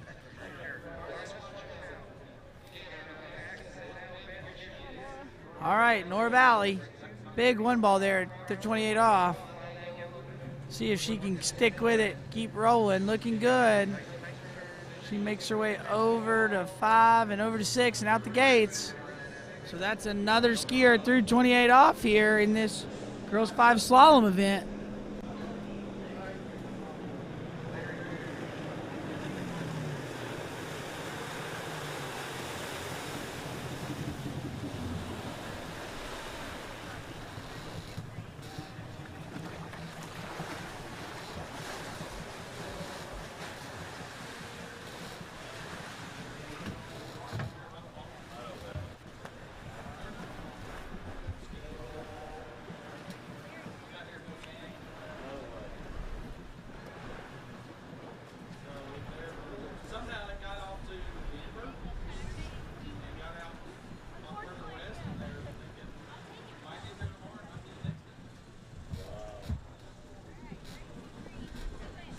Okay, Nora Bally coming in. This will be 32 off.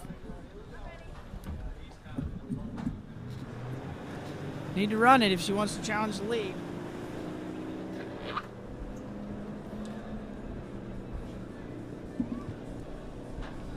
See what she's got as she's out nice and wide on the ski boat. Got a little slack there in the gate, so watch it here. It's going to show up right there. I think we're kind of learning that that gate really shows up at the 2-ball side, and it's not going to be enough to take the lead there from Nora Bally. That's going to be 1.5 at 32 off.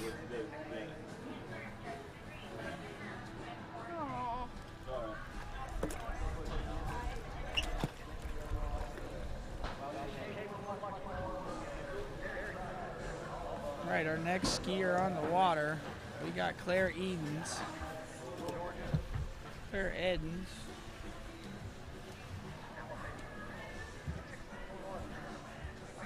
Hey, watch Mindy over there.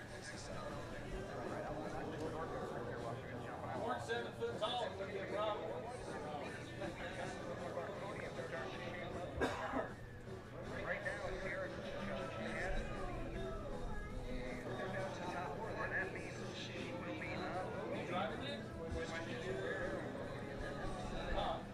Driving it?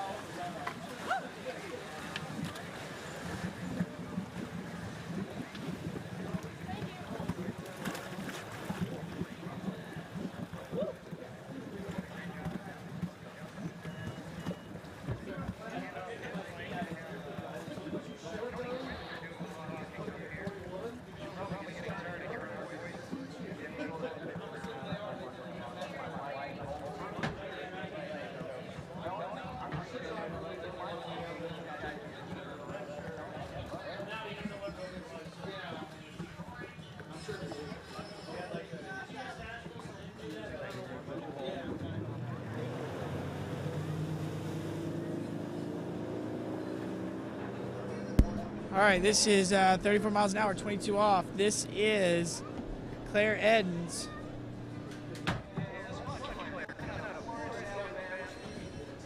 Coming to us out of Florence, Alabama, riding that good water ski. She is your 4th seed in this event.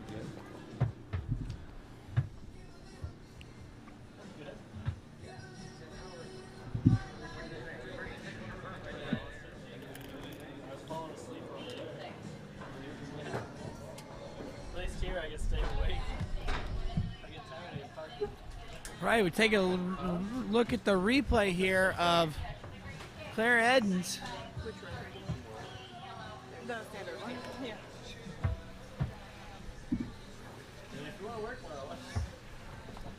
Making her way through that first opening pass, looking really good. Well, I mean, like I've skied a lot of tournaments this year with options. I just didn't know they had them.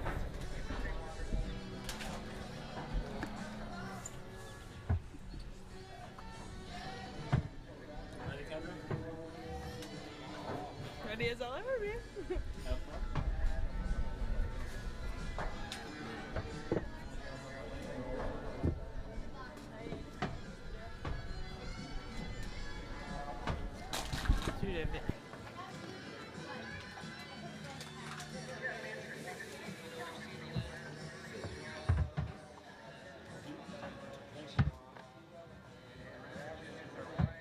All right, we're up here. We've got Claire Edens coming in. This should be 28 off. Looking pretty good as she's making her way through this pass. Get over to 5 and looks good. Nice 28 off pass there for Claire Edens. Looking good here on the replay. Let's see. Dropping her shoulder a little bit out of 2-ball, but not loading the rope too high, like too heavy, so it didn't really affect her. And she looked good here the half of this course. So we'll bring her back in. Got a little bobble there at 5, but we'll bring her back in at 32 off here just a second. Hey, Mom. Oh, hey, buddy. Can you stand back over there for me? Thank you. Can you confirm that for me? Yeah.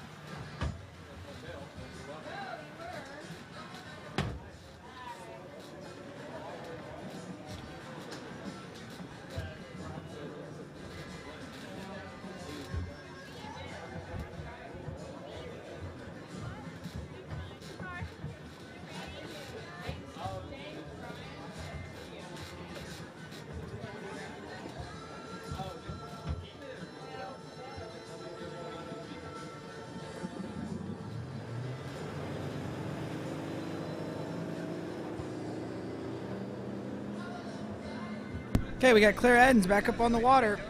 32 off. Got to run it if she wants to challenge the leader. A little slow out of 1. Now down course out of 2. Uh-oh, and not going to make it out of 3 balls. So that was 3 at 32 off there for Claire Edens.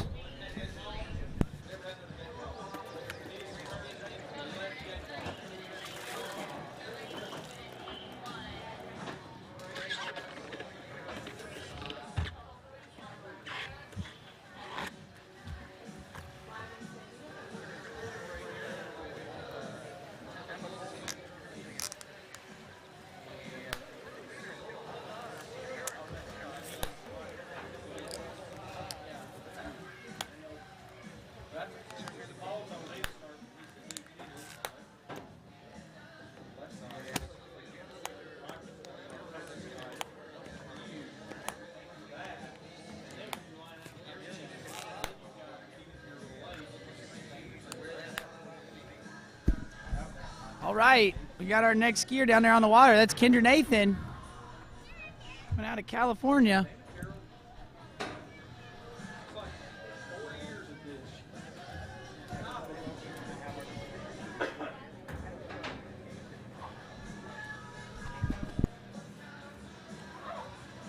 Hey, Vince, you copy?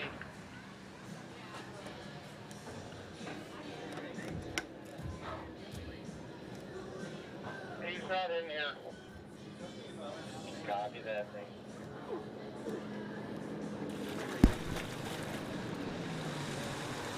right. We got Kendra Nathan sitting there waiting for the boat to come back. Out of Canyon Lake, California.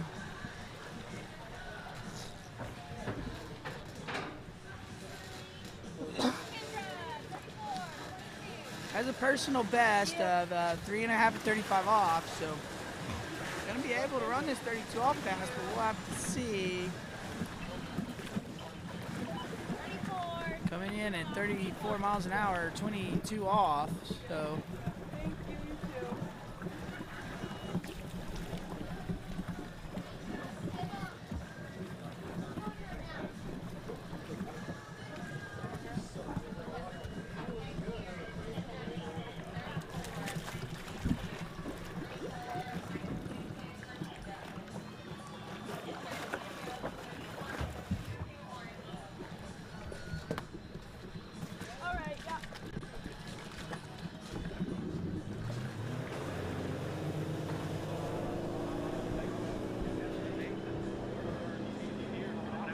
All right, Kendra Nathan coming out of this 22 off.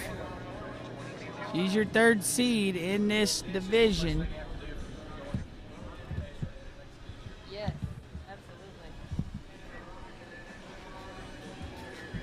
Oh, no, and Kendra Nathan going down early in slalom. Falling on her opener, so bit of a heartbreak there.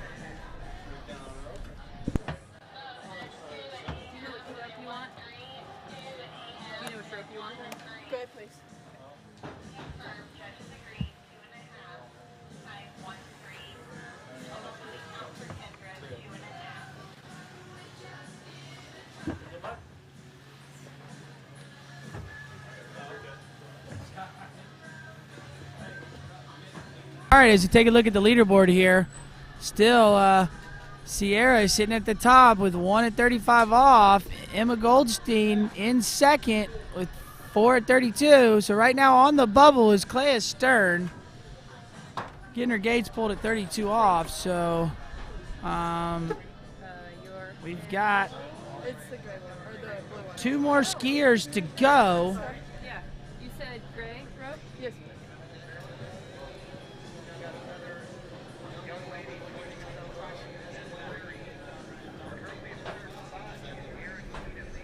Okay, and you see on the dock, we've got our next skier getting ready. We saw her sister take home the girls 4 title this morning. Know she'd like to repeat the same thing. She's also a part of that HO Junior Syndicate Junior Skiers program. So I've had the opportunity to get to ski with her sister, met her family. Dad Phil, good buddy of mine when we were sitting at the lake, so I know they're here watching, and we'll see if what Alexis has got going on, and she's coming in, so not quite sure what the start speed is yet, waiting for confirmation.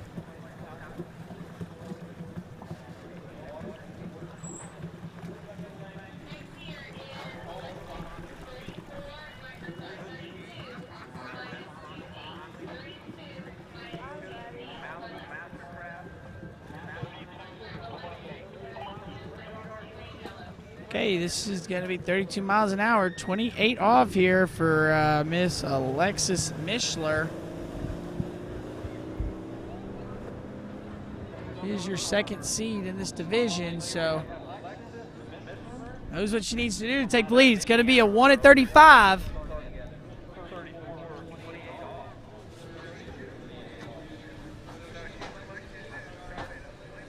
So looking good here. Electing to take a different start speed than everybody else. Oh, checking up there at 4.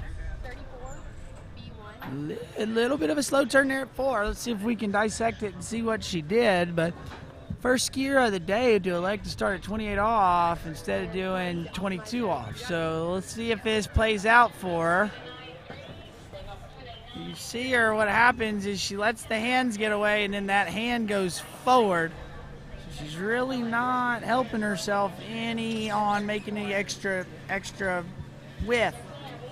She really needs to come in, bring that hand, keep it close through the edge change, and when she reach back into the wakes.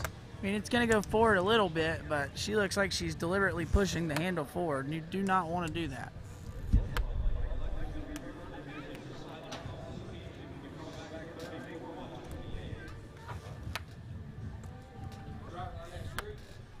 All right, so we'll speed the boat up here for Alexis and bring her in. Yeah, I'll just get distracted if you're up here talking to me.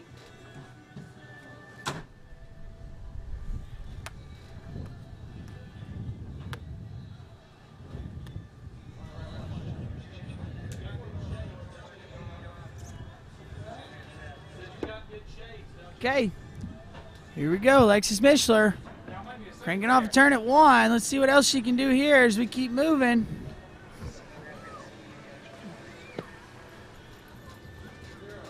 Looking good. This one looked a lot better. Looked like she may have been a little unsettled in that first Thank you. that first pass, but this one looked a lot more in attack mode, as you'll see here. Watch the hands.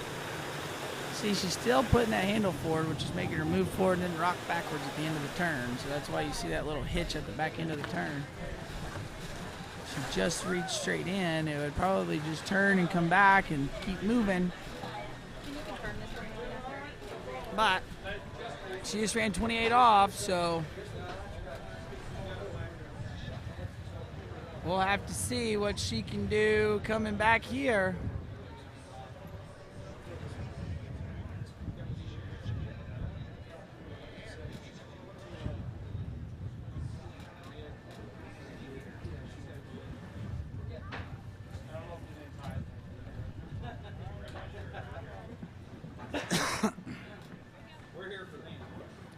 Right, we got somebody in the chat rooting for Alexis. Ryan, thanks for watching. But right now, your skier's on the water. It's 32 off. Needs to run this one. Nice, good looking one there. Let's see what else can she do at 2. See, now she's moving back because that hand goes forward. Watch her here at 4. Hand forward, backwards on the ski, out of the backside of the turn. Gets away with it there and runs it, but as you'll see, she's pushing the handle forward, so the only way to get the handle back to you is to pull on it. And we know, like when we teach somebody to ski on 2 skis and they bend their arms, what do? They fall backwards. Well, she's doing the exact same thing on her slalom ski. She's just putting the handle forward. When she brings it back, she's moving backwards, and then you see the hitch in the ski. So she'd be better off to reach kind of back where she came from. Plus, it would create more space because she'd be going more out.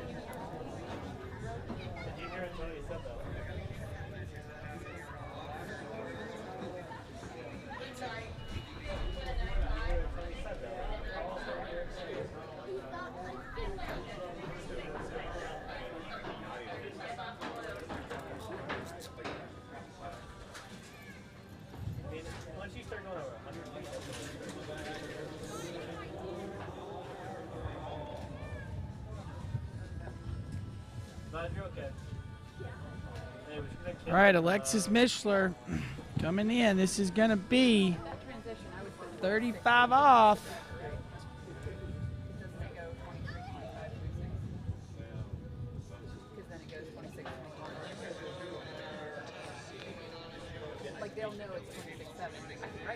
Let's see what she can do. She's going to need to get a good start here. Gets a big 1. Come on, Alexis. Nice start there, kiddo. Can you do with it out of 2? Pulls to 3. Can she get over to 4? Give it a turn. Go to 5, Alexis. Oh, no. And again, you're seeing that's a product of where that handle is going into 4-ball. She pushes it forward, and it's not really getting her the ski to go out from under her, and it makes it hard to turn on this offside turn over here. I'm a left foot forward skier. I have the same problem. But it's when you get the ski to go outbound, it wants to come back in. Right now, as she pushes up over the ski, she keeps the ski up under her, and then it just kind of doesn't want to turn, and when it does, it rocks to the back. So great ski in there from Alexis. That's going to put the pressure on this top dog, Elena Jones. But as we take a look at the leaderboard, Alexis bumping herself to number 1. Got one skier left to see to see if Nora Balley's going to make the podium or not. But right now we're getting ready to put Alana Jones in the water. She is your top seed for this women's 5 slalom event.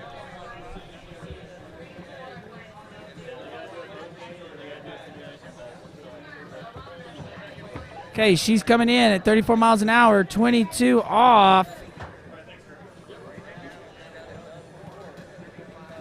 Got a few scores at 38, and then several in deep 35, so fully capable of taking this lead, but it is the Nationals. There is a little pressure. If you notice, Alana Jones is one of the tallest females we have seen in this event, in this tournament so far. She's got really long legs and long arms. You can tell she's a really good slalom skier just by her body physique.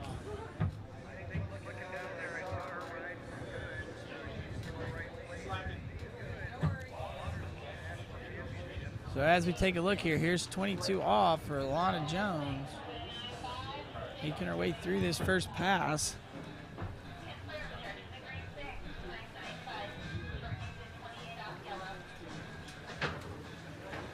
Alana Jones skiing out of Church Point, Louisiana. So another one of these young kids that's getting ready to be college age. Maybe we can get her to stay close to home and get her to come up to go to school with us at ULM. But if you guys are junior skiers and you're getting ready to go to college, you should definitely check out the college scene. It's a good way to keep skiing and build a lot of friends going up. I know there's a lot of college kids coming up, getting ready to ski later this week, so it's cool to see these young kids growing up and getting to do it as well. As we're sitting here waiting for Alana Jones, she just ran her 28 off pass.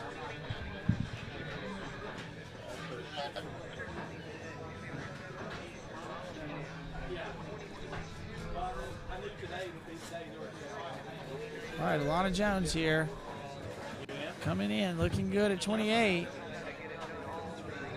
Really, you can tell it's just a nice, easy warm-up pass for her here.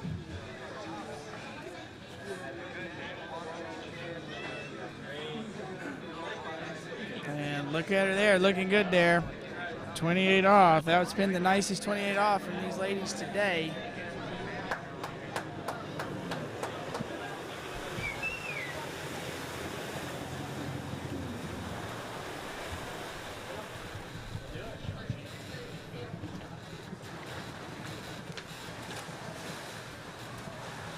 So Alana Jones just ran 28 off. She is your defending 2021 national champion, so she's trying to defend her title here. Alexis Mishler put out a pretty big score of 4 at 35 off, but Alana Jones looking good. She's going to take this 32 off in the tailwind. See if the wind doesn't kick up. It's starting to gust up here right as they're getting ready to take off. And the glare is going to start coming into play. We saw a couple rerides yesterday due to the glare. So driver wasn't able to see the ski path, but let's see what she's got. This is going to be a tough one. See, it's really bright there as you see her coming in. Gets a tailwind, got the tailwind push, but gets a turn. There you go, Alana. Making her way through. Getting off the handle a little early into 4, so making her run, but made that look nice and easy there for Alana Jones. So now she's going to get 35 off without the glare in the headwind. Knows she's got to get a piece of 5 if she wants to take the win outright. If not, she gets only 4. We'll have a runoff, and if not, your new champion will be Alexis Mishler.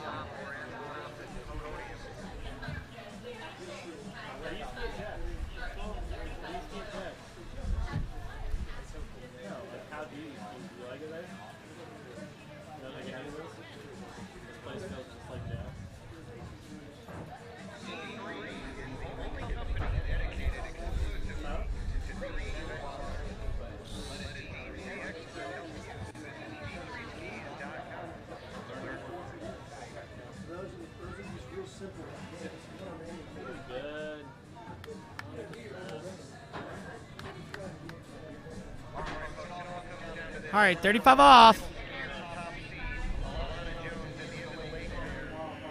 See what she can get. This is for all the marbles. Needs more than 4 if she's going to take the lead, take the title.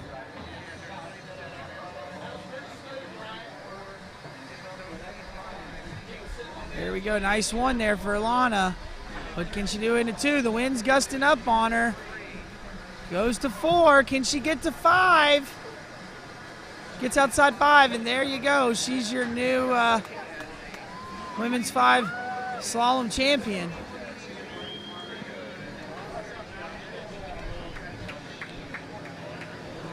I believe we now know where the medals sit.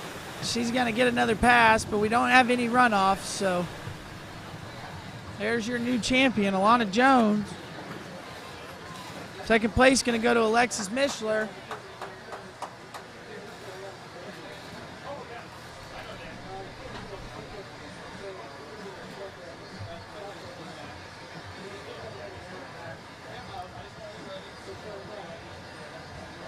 All right, Alana Jones. Gonna try 38. Looks like she's got a best score at 2. Got a tailwind.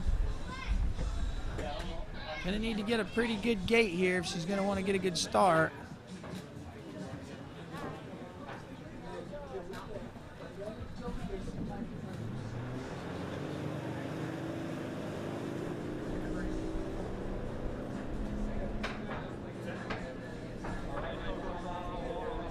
All right, Alana Jones, this is 38 off. She is your girls 5 slalom champion. Unloads pretty quick into 1. Yeah, that's going to be it for her. Hit the gate kind of hard, unloaded fast into 1, but there you go. You get a fist bump, and we'll look at the replay. Hits it hard right there. Boom, unloads really fast and comes up narrow into 1. So good skiing there for Alana Jones as we take a look at the leaderboard real quick.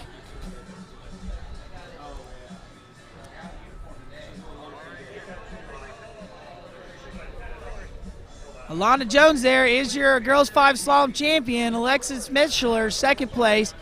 Sierra Klinhutch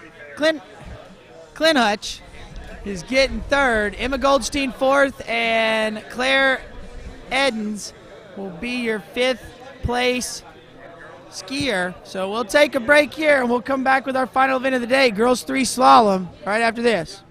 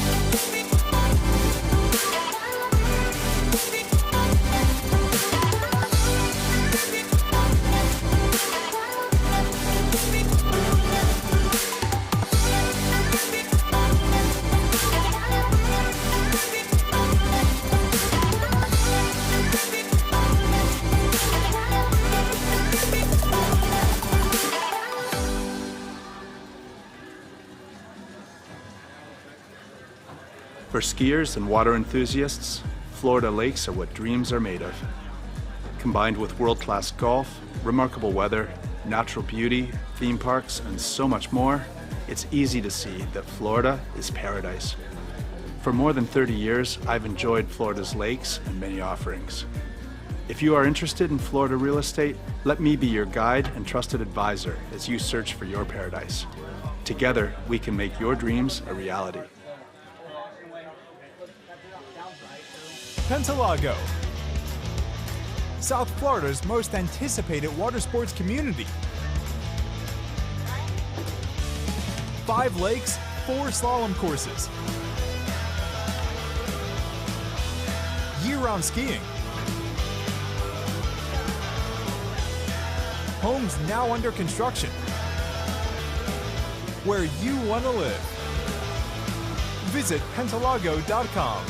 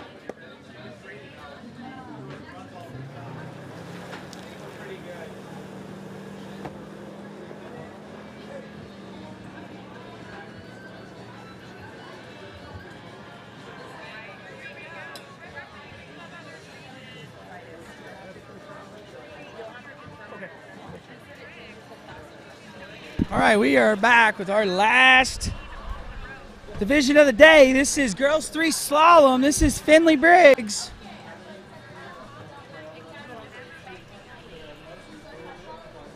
Got to figure out what she started at here, but looking good as she's getting to 6 and out the gates.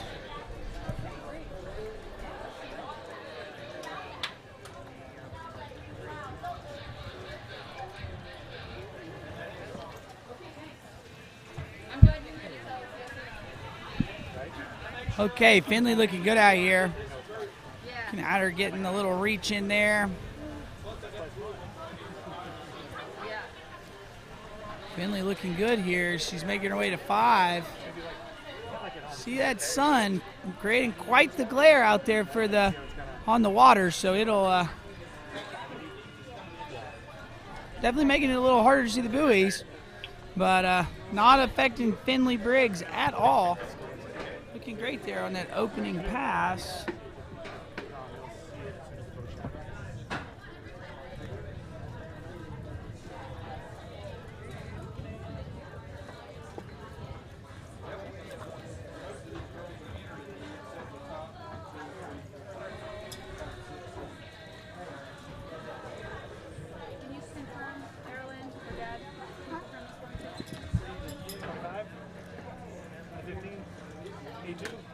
Oh no!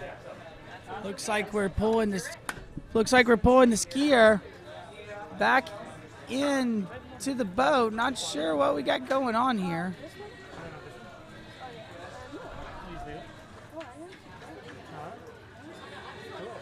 Maybe it looks like we've caught half of the sea monster down there. So it looks like maybe they were cleaning it off for Miss Finley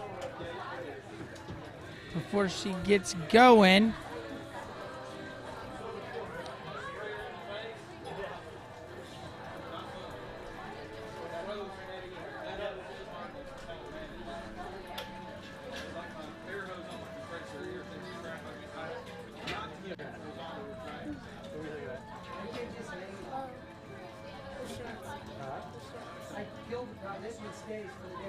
As we get a look at the dock there's Trent Finlinson. He's one of the pros walking around. Coaches a lot of these kids, does a lot with the kids here. You see him, he's always there supporting them. Good to see Trent down there on the dock, but now Finley Briggs, 15 off. This is her second pass, so Making her way through. Got a little bit of a headwind. Oh, no. Got off with one hand. How did she collect herself there? But that was pretty awesome. You saw it. She lost one hand pulling behind the boat and still somehow got hands back on, back around the buoy. Didn't freak out and got through that pass. So that's pretty impressive there for Miss Finley Briggs. It's probably the best recovery we've seen of the day.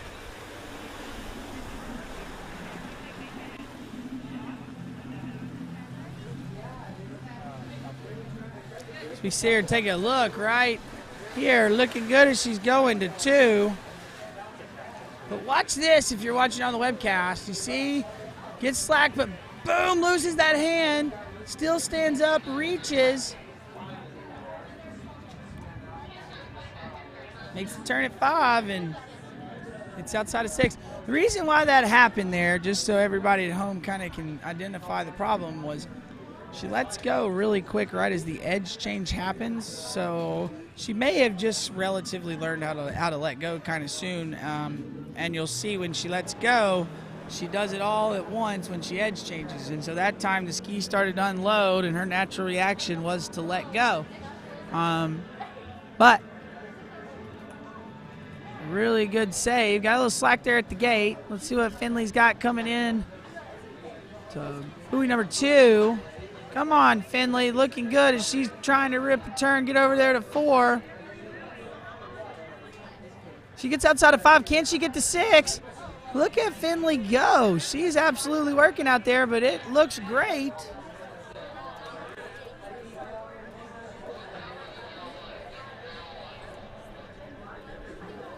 So we take a look at the replay here. Finley Briggs out of Florida from Ocala. Down there close to the Orlando, Florida area. So down there around a lot of good skiers. She's 12 years old. Looks like she's got a personal best here of 2 at 32 miles an hour. So we'll have to see what she's got when she comes back in.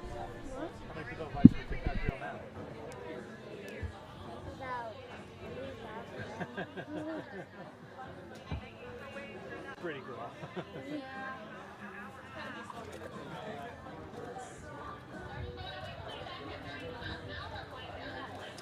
Step 1.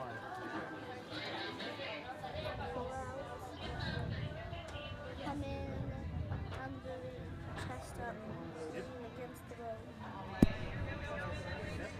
Yeah, all right. So we got Finley Briggs here. Pulling out, it's 15 off. This looking good here. I think this is 32 miles an hour. Getting a little shaky there. Working her way around 3.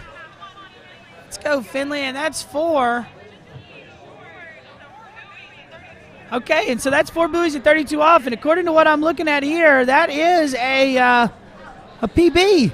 Looks like she got 2 at the Florida State Championship. She got then today coming out getting 4. So awesome job there for Finley. Got 1.5 at the AWSA Southern Regionals. So she's staying pretty consistent. But there you go. First gear off.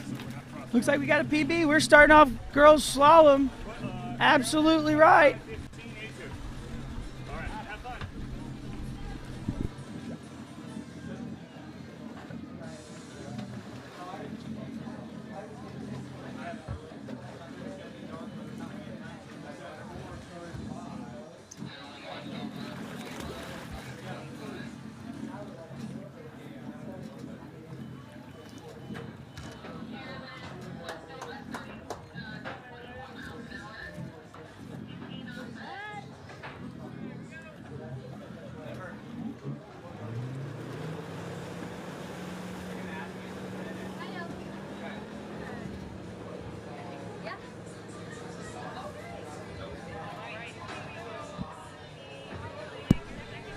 All right, Arlen Westover will be your next skier out on the water. This is 15 off. See where she's from here.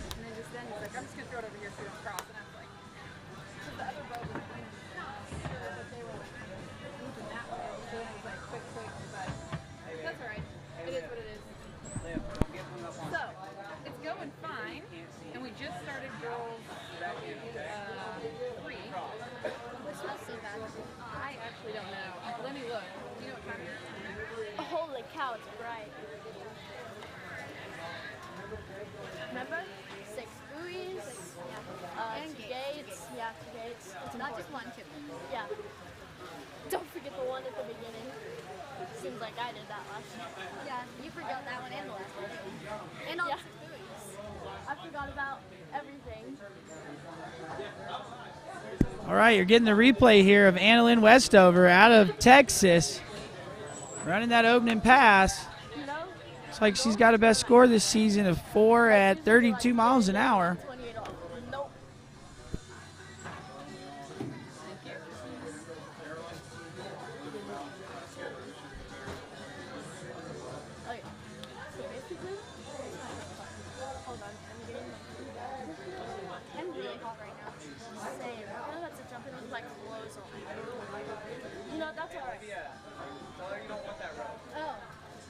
Can I use the optimized rope? Yes. What's the optimized? All right, Annalyn Westover out of Texas, making that first pass look really good. Looking good as she goes around 1. She's here at the 80th Goode U.S. Water Ski Nationals. This is 26 miles an hour, 15 off, so she's making good work out here, staying on top of the pass. She gets to 6 and out the gates. So that's another 6 buoys there for Annalyn Westover as we will take the boat down, speed it up, and bring her back into the water ski course.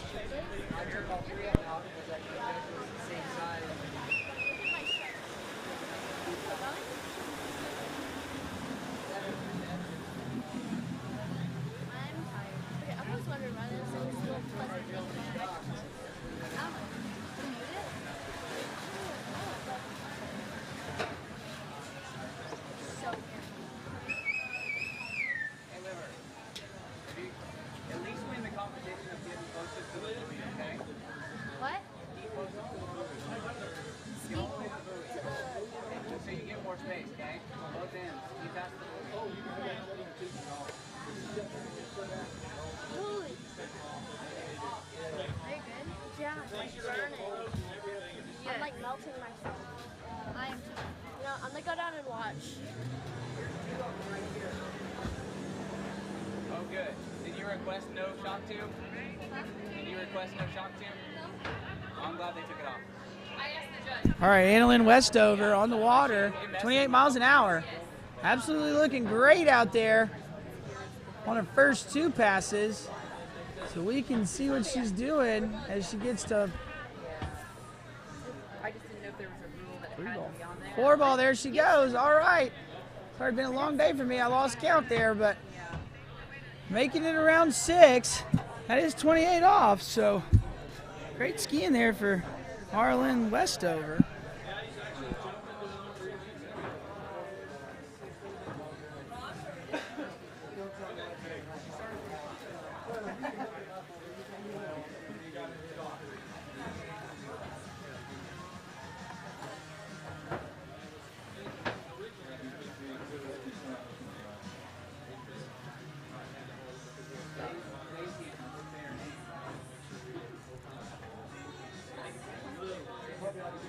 I think we're good. I'm about off the clock.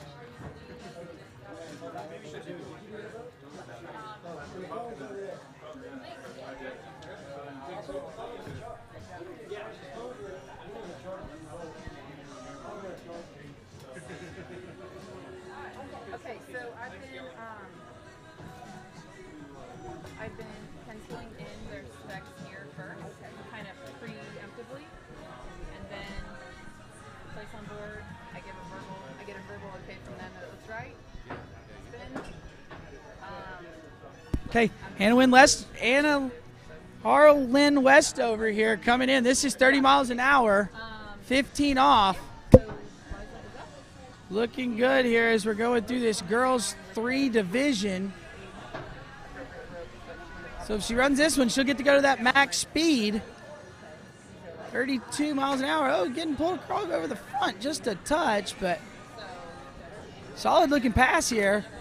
So while we're sitting here looking at the replay, let me introduce who has just joined me over here at the announcing booth. He's a phenomenal water skier. You guys recognize him because he's the most interesting looking dude at the lake. Also doing this flow point method to help skiers out with their physique and conditioning and training off the water. I'd like to let you guys in on, this is Marcus Brown over here to watch this girls 3 slalom event.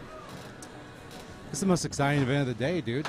Right here. Oh man, you got to get fired up. I know you're on the downswing. We got to get you back up. What do you need? You need coffee? Oh no, dude. I'll just be honest. I saw Alana Jones absolutely stroking 35 off, and that got me going. If you know me, I'm a slalom guy. Absolutely love it. We've had some good scores. Some good scores. Some national records being broke today. Lexi. So I'm not gonna lie. I'm through the roof. Alexis Mishler. We had Julie Mishler winning the girls 4 event earlier. So I mean, it's been an awesome day.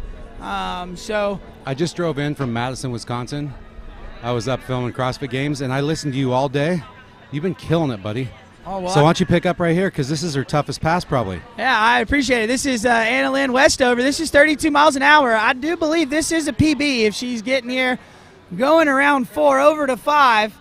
Oh no, and we're just falling in the drink, getting a little slap of the water. I think she wanted a few more. Let's look here at this pass. Maybe Marcus can tell you what she did wrong here. Yeah, I mean, she was looking good the whole way. She's fighting. I love how these kids all seem to rise to the occasion at nationals. She was pretty good out of 3, hard to see because of the spray. Actually, good 4. I mean, she's got a tight line there, and it's just the 5-ball blues. She just fell into no rope just for a moment. That was all it took. Yeah, and I mean, kind of to me, when I'm sitting there looking, it looked like she come off the second wake a little bit and picked those hands up a little high, so it kind of got her rolled in. Handle came a little high too soon, yeah. And then that kind of really promotes her to kind of want to roll that shoulder in to get the ski to turn, get the ski to kind of go out a little bit more, wider at the buoy. What's her PB? It looks like that would have been... That's 4.5 at 15:32. That's a new one. See? Because right here, it looks like she had... 4 buoys at 15:32, so big ski in there. She got excited, was hoping she could run the pass. But what's up with the kids going out at nationals and running PBs? It happens like 50% of the time. I have no idea. It has been a PB train all day, and if you know me, I get absolutely jazzed up about it. Yep. Especially when I've been really wanting our skiers to, when they ski good, to throw a fist. Let us know that we're you're happy, because we're gonna get pretty stoked for you too. Dude, this is what it's all about. See, look at the kids on the shore having a good time. Kids on the water, PBs going down. I mean, a couple people missed. There were some gates that were missed today. There were some broken hearts. But that's also what it's about, too. Trying to figure out how to get over those little challenges and come back next year stronger. Yeah, and I agree, right? Like, you have those heartbreaks, and there were several people that had them, but... that's why you do the sport. If we water skied every time and we got a PB every time we did it, why would we be doing it? Part of the sport is really figuring out that, hey, as we see the sea monster down there, we've been seeing that all over people's ropes, and that's what it actually looked like. So it's finally swam away from that far end and made it down there to the bank. So here on the water, I do know how to say this last name because her little sister skied well and came over and corrected me. So this is Olivia Mallets. Her sister Alyssa skied well earlier in the Girls 1 Slalom and Girls 1 Trick event, getting second place in those and in overall. But right now, we're watching Olivia Mallets in this Girls 3 Slalom event. Coming in, this is her first pass. 15 off. Looks pretty good. Tailwind. Yeah, and the thing is we've got that tailwind, and what the people at home might not see right at the angle at which we're watching, but the glare right now is pretty bad. Yesterday we had a few boys actually had to get a re-ride because the driver was out of the path because he couldn't see down, couldn't see the boat path. So, conditions are tricky here. They are tricky, and on the webcast, I know I was driving over and I was watching it. Actually, when Wesley was skiing and he sacrificed for 3 1/4 at 35, and I was like, it's not that bad. And I showed up maybe 20 minutes later. It's windy. It does not look as bad as it really is, unfortunately. But tailwind opener, she handled that pretty well. Yes, she did. And and it kind of, again, as you see on the webcast here, the land around the lake is built up way higher than the land. So that water is actually staying relatively calm, but it's a lot windier than it actually looks. And those skiers are feeling it on their body. And so what happens is you see these skiers go to, they adjust based on what they're seeing on the water, and then they get that wind, and they're like, oh boy. So kind of having to make a move on the fly. But what do you think's the biggest mistake you see younger skiers make? That you think kind of the biggest, most important thing that a lot of young skiers could work on? One thing that might help them, overall. To me, it's that line control when you reach at the buoy. We'll touch on this after we watch this second pass here from Olivia Mallett. Coming in, 15 off, second pass. This is a headwind. As you see her here, she's looking really good. Looking strong. Yeah, making her way around 5. Isn't it super easy? Just kind of opening up. Like, this is still a warm-up pass for Olivia, but kind of, Marcus, we'll go back to kind of what you were talking about, what I think is the biggest thing for these kids to work on, and we'll actually use this replay to kind of point it out.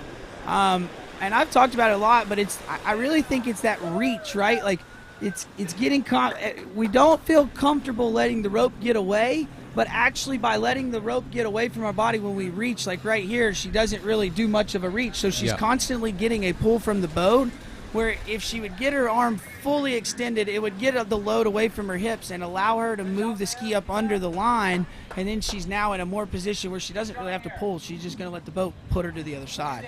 That's been my big thing that I've seen this week with these junior skiers, is just kind of looking like they're a little afraid to reach, and then the ones that do reach, man, they got a wicked turn. How much of that do you think is a function of being at nationals, and there's a lot of nerves, it's a big event, they kind of train all year for that?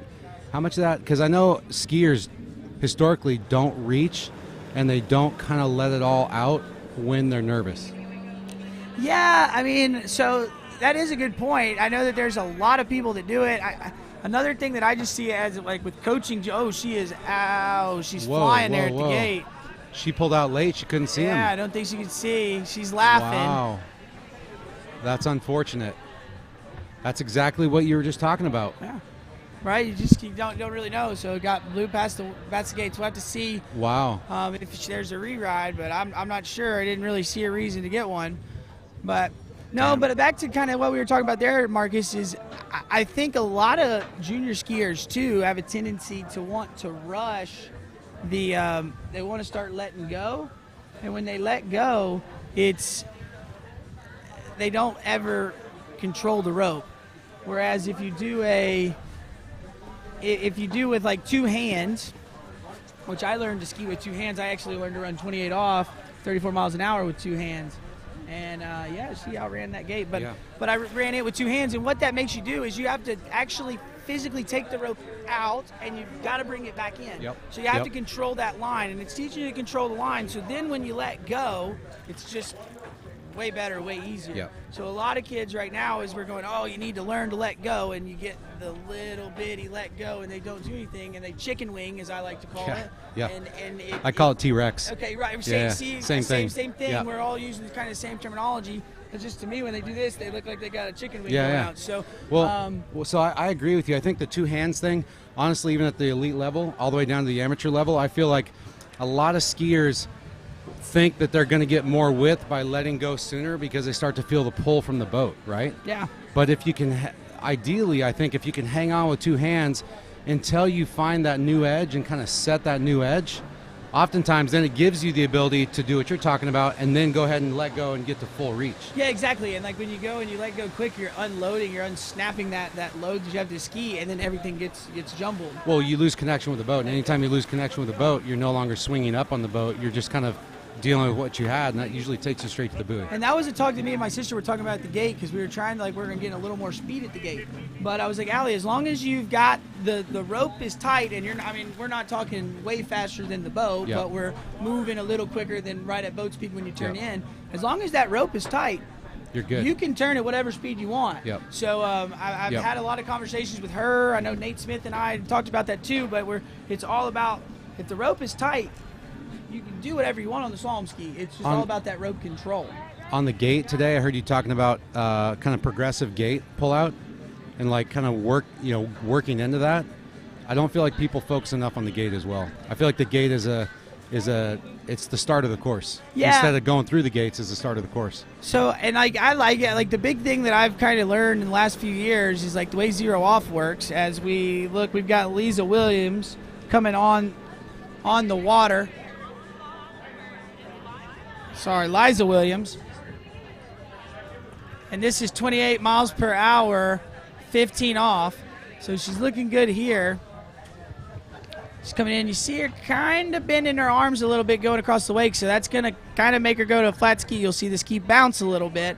If she'll get those arms straight and locked on the thigh, you'll see the ski move and they won't bounce as much, and the wakes will feel smaller. But back to that gate comment. Like when you pull out on the gate, the way zero off it works now, and like when you were in your prime and when I was learning to ski, right? We had perfect pass, so the boat went the same speed, so you had to pull out. It didn't matter. Yep. Now, when you pull out on the boat, it's going a certain speed, and it goes faster than the speed that you're actually wanting to make up that time. And so when the boat's pulling on you, you're actually not ever going to advance on the boat. So if you can progress into it and kind of sneak up on it, right? Hide from the boat, get moving, and then when it feels you're already moving, you actually are going to let the boat work with you. And then Instead you'll have of against control. you. You'll have control at the top of the gate. But that's what a lot of these skiers, you're seeing them with a lot of slack kind of at the top of the gate. And what's happening is they pull out really hard, and then when they unload, they don't do anything to find the rope again. And then they start plowing, and when they plow, they just drift in and create more slack. Yep. What do we have for a PB for Eliza? Let's look up here. I need to get a little. See, so she is from Missouri. Liza is from Missouri, Lake Winnebago, Missouri, to be exact. She is 13 years of age and looks like she's got a best score this year of, looks like she got a 0 at 22 off. So maybe got her gates pulled or something. And that was at the Midwest Regionals, which was here. So nice. Can ski good here. Got a little wind. We'll see if she can keep rolling with it as she's rocking around 5 and over to 6. But that's a good looking second pass. That was 30 miles an hour. You can tell she's a fighter.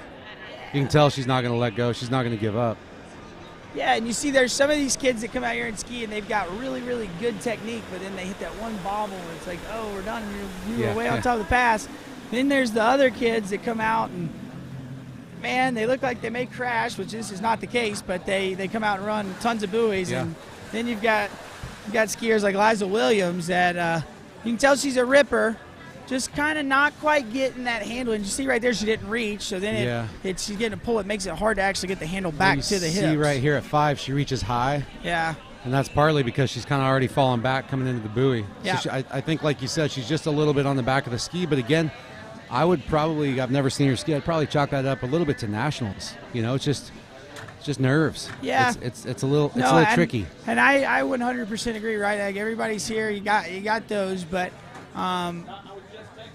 still the thing is we've been training all year for this tournament. So, Yep. I mean, while that is a very good, valid excuse, we also got to go. We're here to compete. Go. We can't we can't be coming here trying to excuse our way out of it. Oh, so wow. She pulled out late, too. Yeah, she hit it hard, but making her way. Let's see if she can calm down here. It might have worked for her a little bit. She's fighting. Uh-oh, she's in trouble. She's going to have to get a big 5-ball. Oh, look at the 5. Oh, my gosh. Wow. I can't wait to see the replay on that, Marcus. That was an awesome 5-ball turn. Needed the turn. She was late, almost dead to rights, and sure enough, come in here and crank this turn. Look here. I think she pulled out late on the gate again. Yeah, I mean. The glare. Everybody has been struggling at that end of the gate all week. So, dude, she got pulled out there at 2. She had an okay 3. Here's she gets 4. Pulled out again here, bad, right there. But watch the turn right here. Boom. Absolutely crushed it. Told you she's a fighter. Oh, yeah. You can see it. So I believe that was 32 miles an hour. So this should be 22 off. So she's now scored the same thing she did in the Midwest Regionals, but we would like to get a PB here. I know here at the announcing booth, I'm looking for a PB.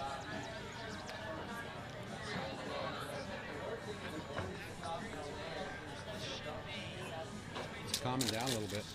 Yeah, the wind is kind of getting a little bit nicer. You are right, Marcus. Kind of getting that tail end of the day, getting the afternoon. So what kind of we get into the higher seeds. I haven't really looked at the list completely, but I know there's some good skiers coming up. Yeah, our top seed's Cameron Massey out of Florida.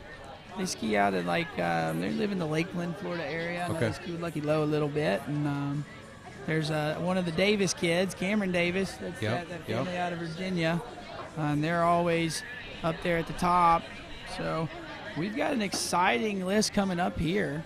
But right now we got Lisa Williams on the water. I believe this is 22 off.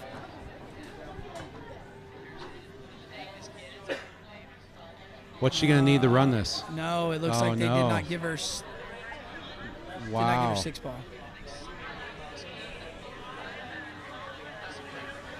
She missed the exit gates. No way. No, what a bummer. We have seen some gates being pulled today. That is heartbreaking. That's a bummer. That's what I'm talking about. That's tough. You know, dude, question. Shouldn't we allow at least juniors, boys and girls 1 through 5, shouldn't we allow them at least one mulligan on the gate?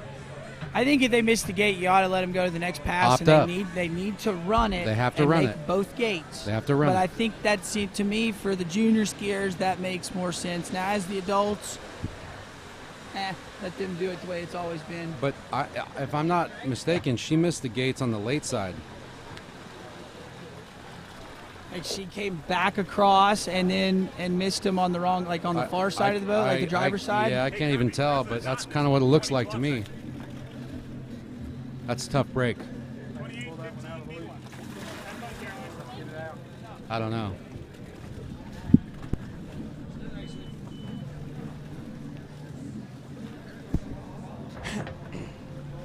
Yeah, you know what? Anyway, either way, I think we should look at that someday. I mean, this sport's too important for these kids, and I think that'd be cool. I think it'd be rad to be able to give them a chance to. I mean, for the kids to come here, right?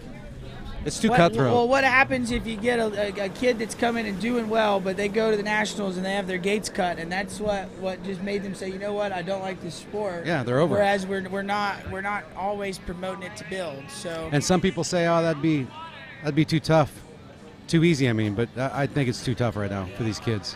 So Caroline Quimper on the water. She's coming in. Let's see if I can find some PBs for her.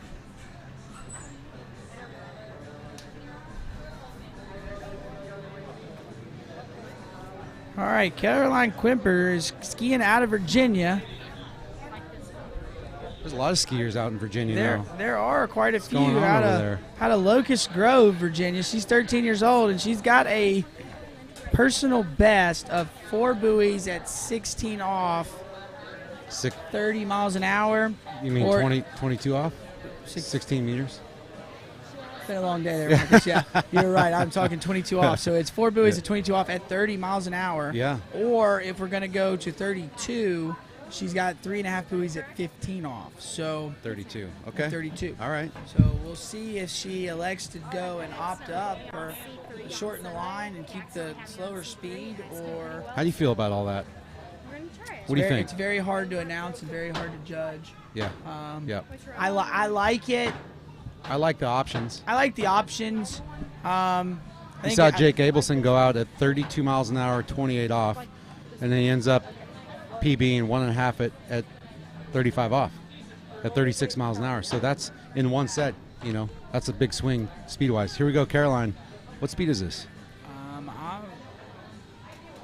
Looks like maybe 28, up 30 miles an hour. I'm off by 2 miles an hour. Here we go. A little narrow at 2. Dang.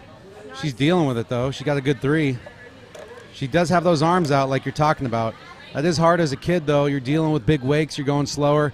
It's hard to kind of hold that position, get the position out of the buoy, and then if you get it, it's kind of hard to hold that when you're coming at those big wakes. 30 and 32 mile an hour. Yeah, so that's what, and I do a lot of coaching with kids. So a lot of the speeds that we do are these speeds. And Yep. I do a lot with older people as well, but I kind of, a lot of my things are with younger kids. And kind of what I've learned with coaching kids is that what we want to do, it's all about where the handle comes at the finish of the buoy. So if you see here on her replay, she kind of brings the handle. It doesn't ever come to that outside hip. It comes to the inside hip. Yep. And so if they're bringing it to where your pocket would be in your jeans, it's going to make you turn your hips 90 degrees, right? And so as you make that turn, as you're getting your feet turned, that's what's going to get pressure to the ski and make those wakes feel smaller.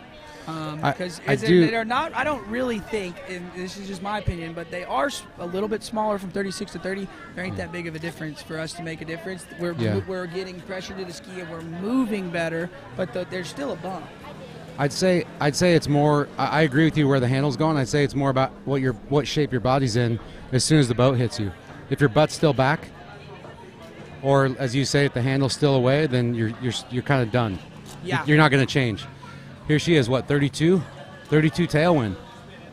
Oh, man, little slow out of 2. You saw that same thing again you've been talking about. Yeah. And you'll see she kind of just doesn't reach, and then that gets her to kind of drop the shoulder to get the ski to go out a little more, to get a little more width, and then next thing you know, she's going to end up heavy. So right here, doesn't really reach, and boom, drops the shoulder to try to get the ski to turn. Yep. And then it's a big load. And Yep. unable to hold Big it. load all at once. Yeah. So a little bit of a bummer there for Caroline Quimper. So That is a bummer. But you know what, Nationals, I'm gonna give the benefit of the doubt to the skier. It's nerve-wracking out there. It is. And you know what? I'm with you. I hope I don't make anybody think that I'm coming off and being super hard on the skier. I guess I just like to talk about it, let people know kind of what I'm seeing. So if they want to go back and watch this, because we do have this awesome broadcast with TWBC, right? Like we didn't have this when I was a kid, but you can go back and watch your skiing. And I just am trying my best to give as much little pointers as I can. Dude, so when they go home and they have something to work on to get better. I want everybody to get better. The better the skiing, the more fun, the more people are going to want to watch it. So anytime you get better at something, it usually becomes more fun. So if you give people that information, helps them progress, it's going to make it more fun. Yeah, and I mean, and like as I've gotten older in my ski career, I've learned that I appreciate more of watching other people get better than I do me getting a PB. You know, so I mean, like, wow, don't get me wrong. If I could go PB today, it would be a fun night tonight. But that's because you were running 39 when you were 15, bro. Yeah, that wasn't normal. Right. Yeah, most people weren't doing that. You kind of like made it hard to keep going up. That trend line was going to level out at some point. You just got there earlier than most people. Yeah, you're right. All right, who we have coming up? All right, looks like we should have Maggie Sanders here coming up on the water.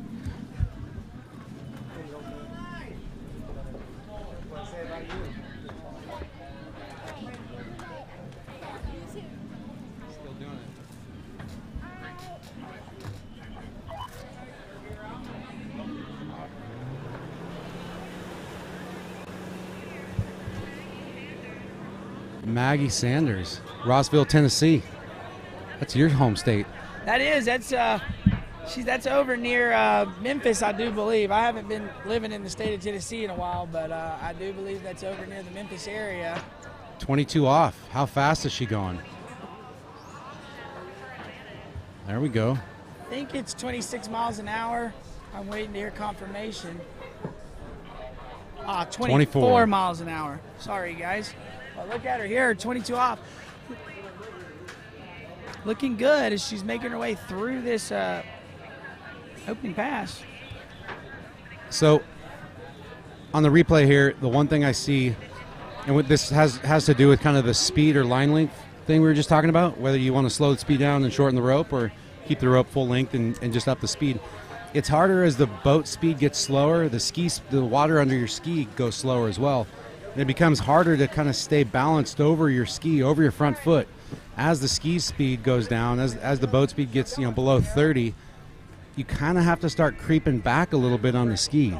And that's, I think, one of the reasons why I tend to kind of like get kids closer to top speed a little sooner, just because I feel like that gives them the most stable platform, the most support through their feet, to be able to not feel like the ski's dragging behind them and therefore have to push the ski in front of them and sit back. Yeah.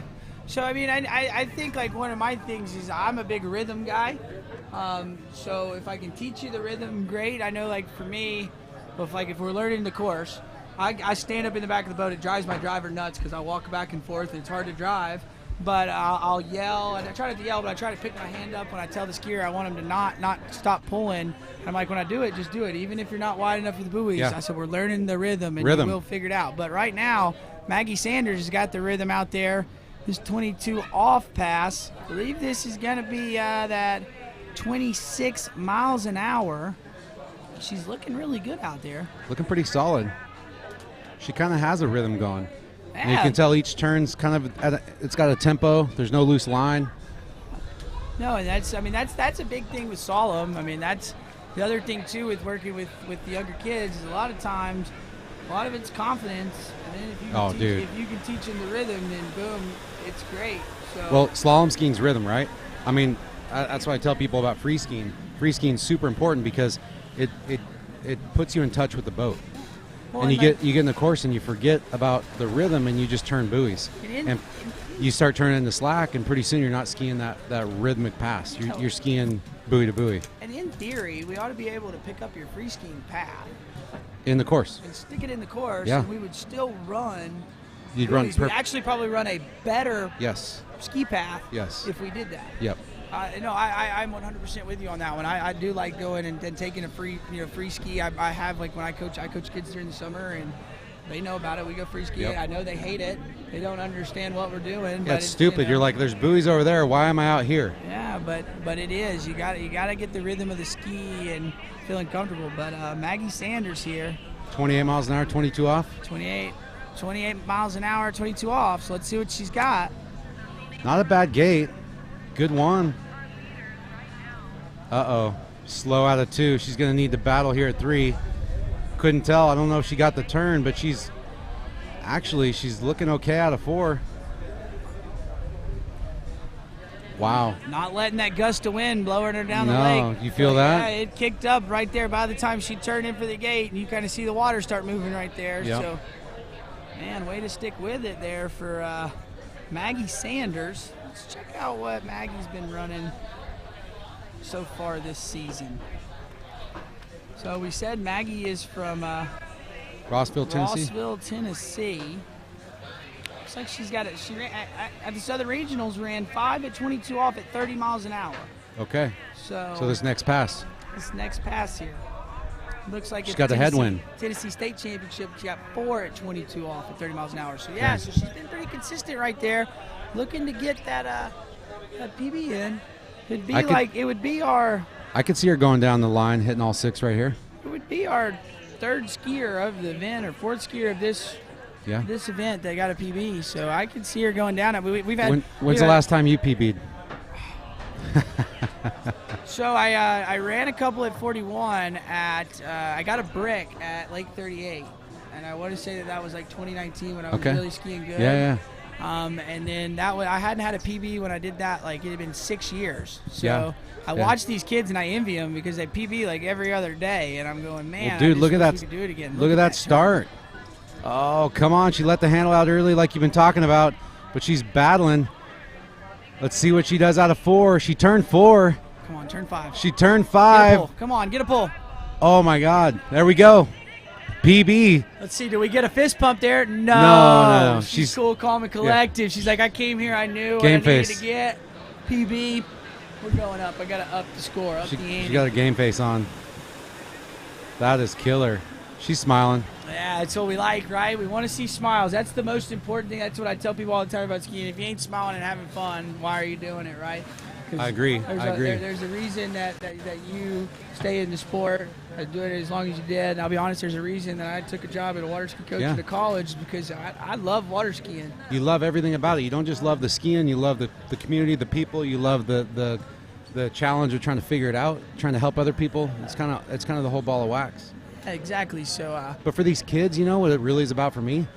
The kids, and I think a lot of parents get this, but for the kids, it's about putting them through a system, and water skiing is a system where they can learn how to be they can develop their character through the act of overcoming challenges, succeeding, failing, and it's about personal development. Yeah. And the scores are secondary, but here she is, PB territory. Any buoy after the gates is going to be a PB for Maggie Sanders. No, she PB'd after she ran that one there, dude. Yeah. So she's PB'd now. We're just adding on to it. Look at this. 2. So there we go. That's nice. That's 2 buoys at 22 off, 32 miles an hour there for Maggie Sanders. should be pretty excited about that one. I'm pretty sure that moves her up into the lead. We'll have to look at the leaderboard.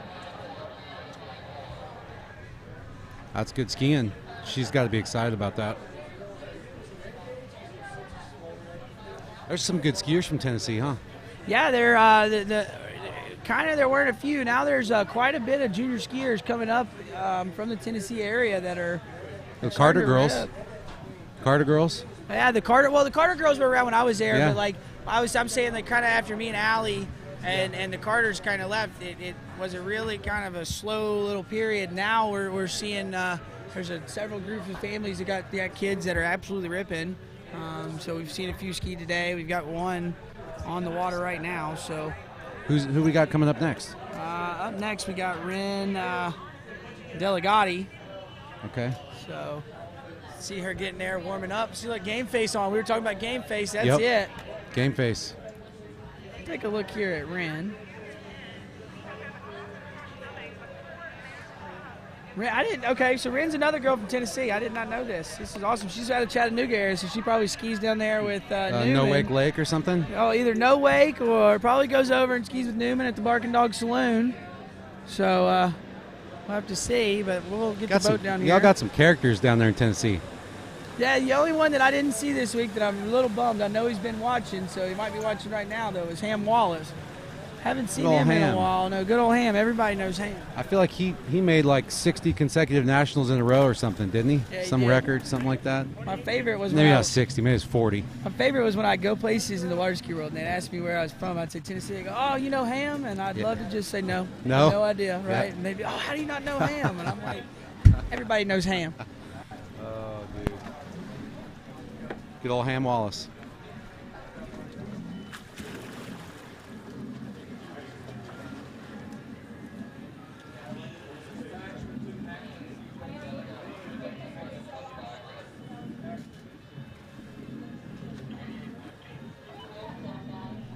All right. Ren's going to be coming out 28:15. The wind's dying down just a little bit. It's pretty nice out there.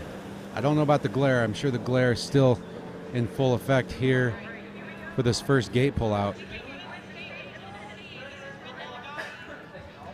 She looks like she's on it.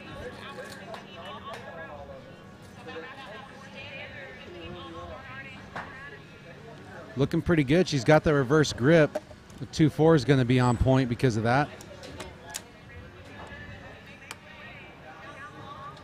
Just a little shaky, but I think she's just working out the bugs right now. No big deal. She's through that clean, and she's going to be coming back probably at 30, I would guess, unless she shortens the rope.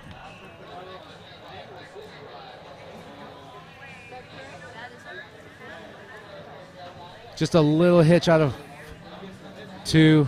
Not that big of a deal, though.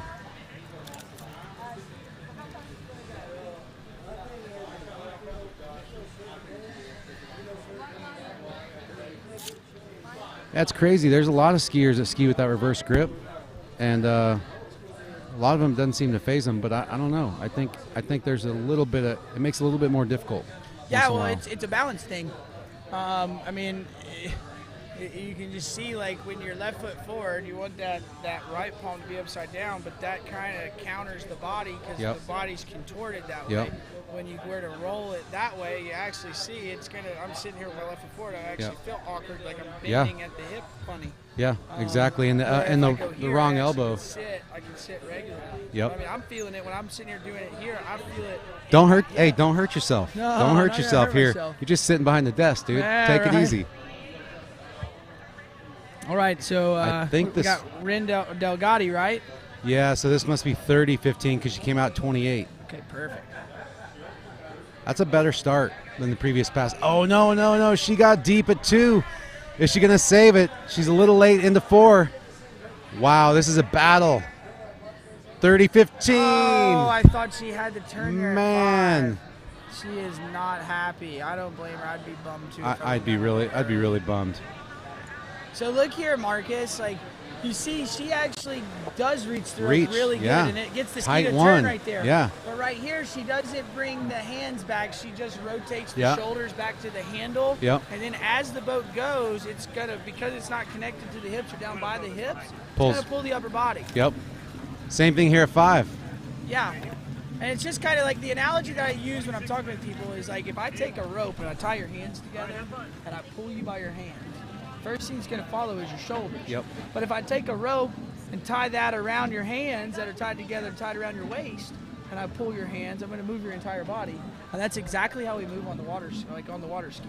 So that's like where you see like these smaller kids can actually get away with running these big passes because they're getting into a position and now physics takes over and they don't have to really be that strong because like we see a lot of these skiers are tiny running big scores Like Lexi Abelson running 35 off. Exactly, there you go. She's using alignment instead of muscle. Yeah.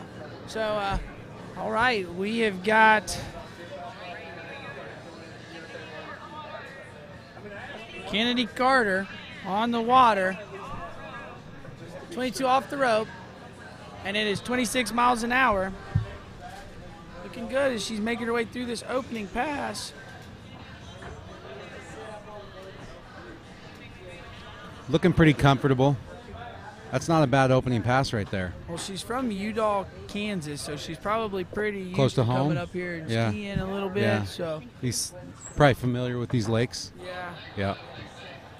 Not really sure where Udall is, but I assume she's probably skied here a few times. Looks like she has a best this year of 3 at 22 off at 32 miles an hour. Okay.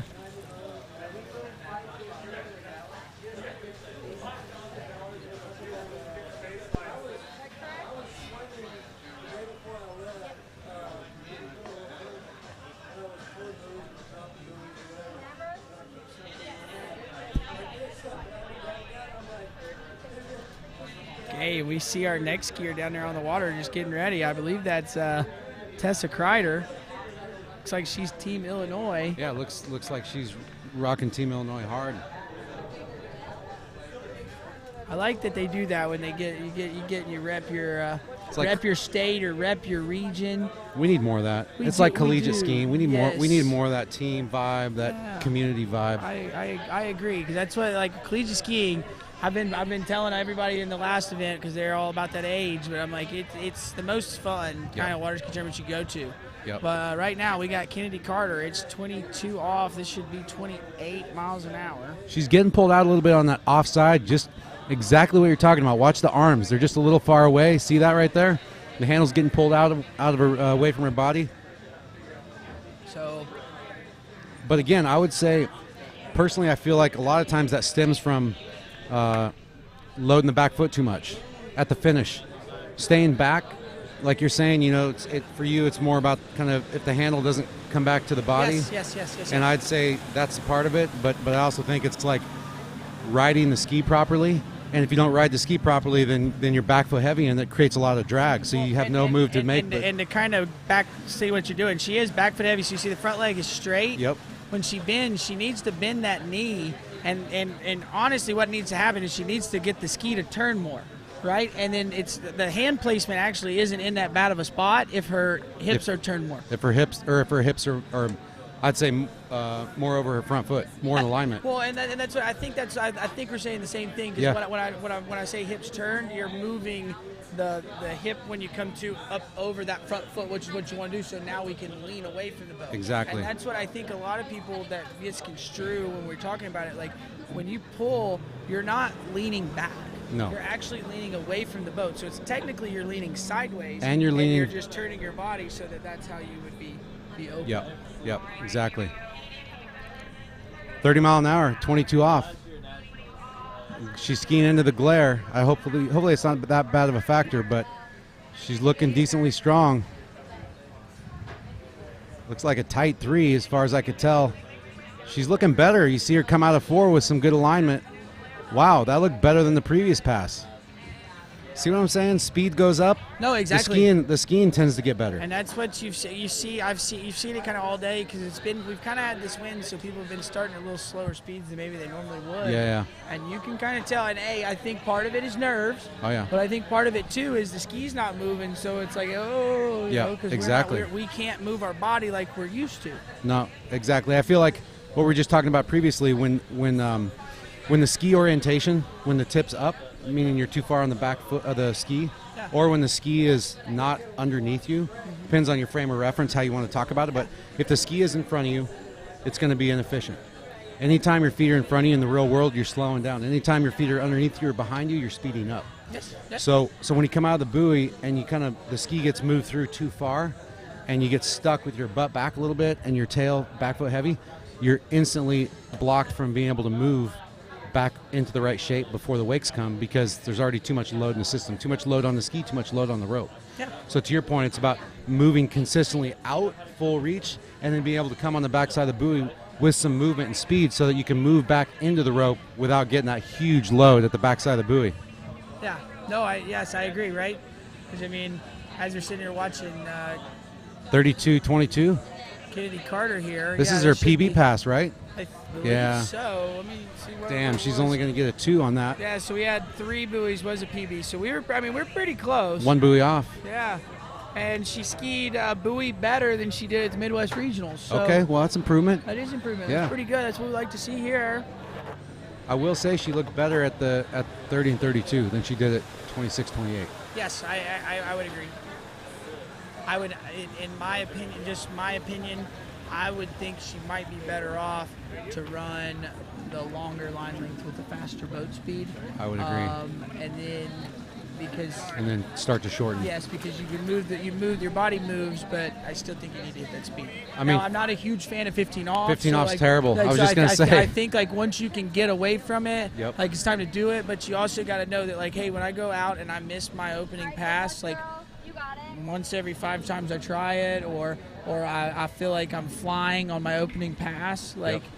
You need to go down. Down one, right? Like, yeah. I mean, I know. Like 32, you probably say the same thing for your 32s.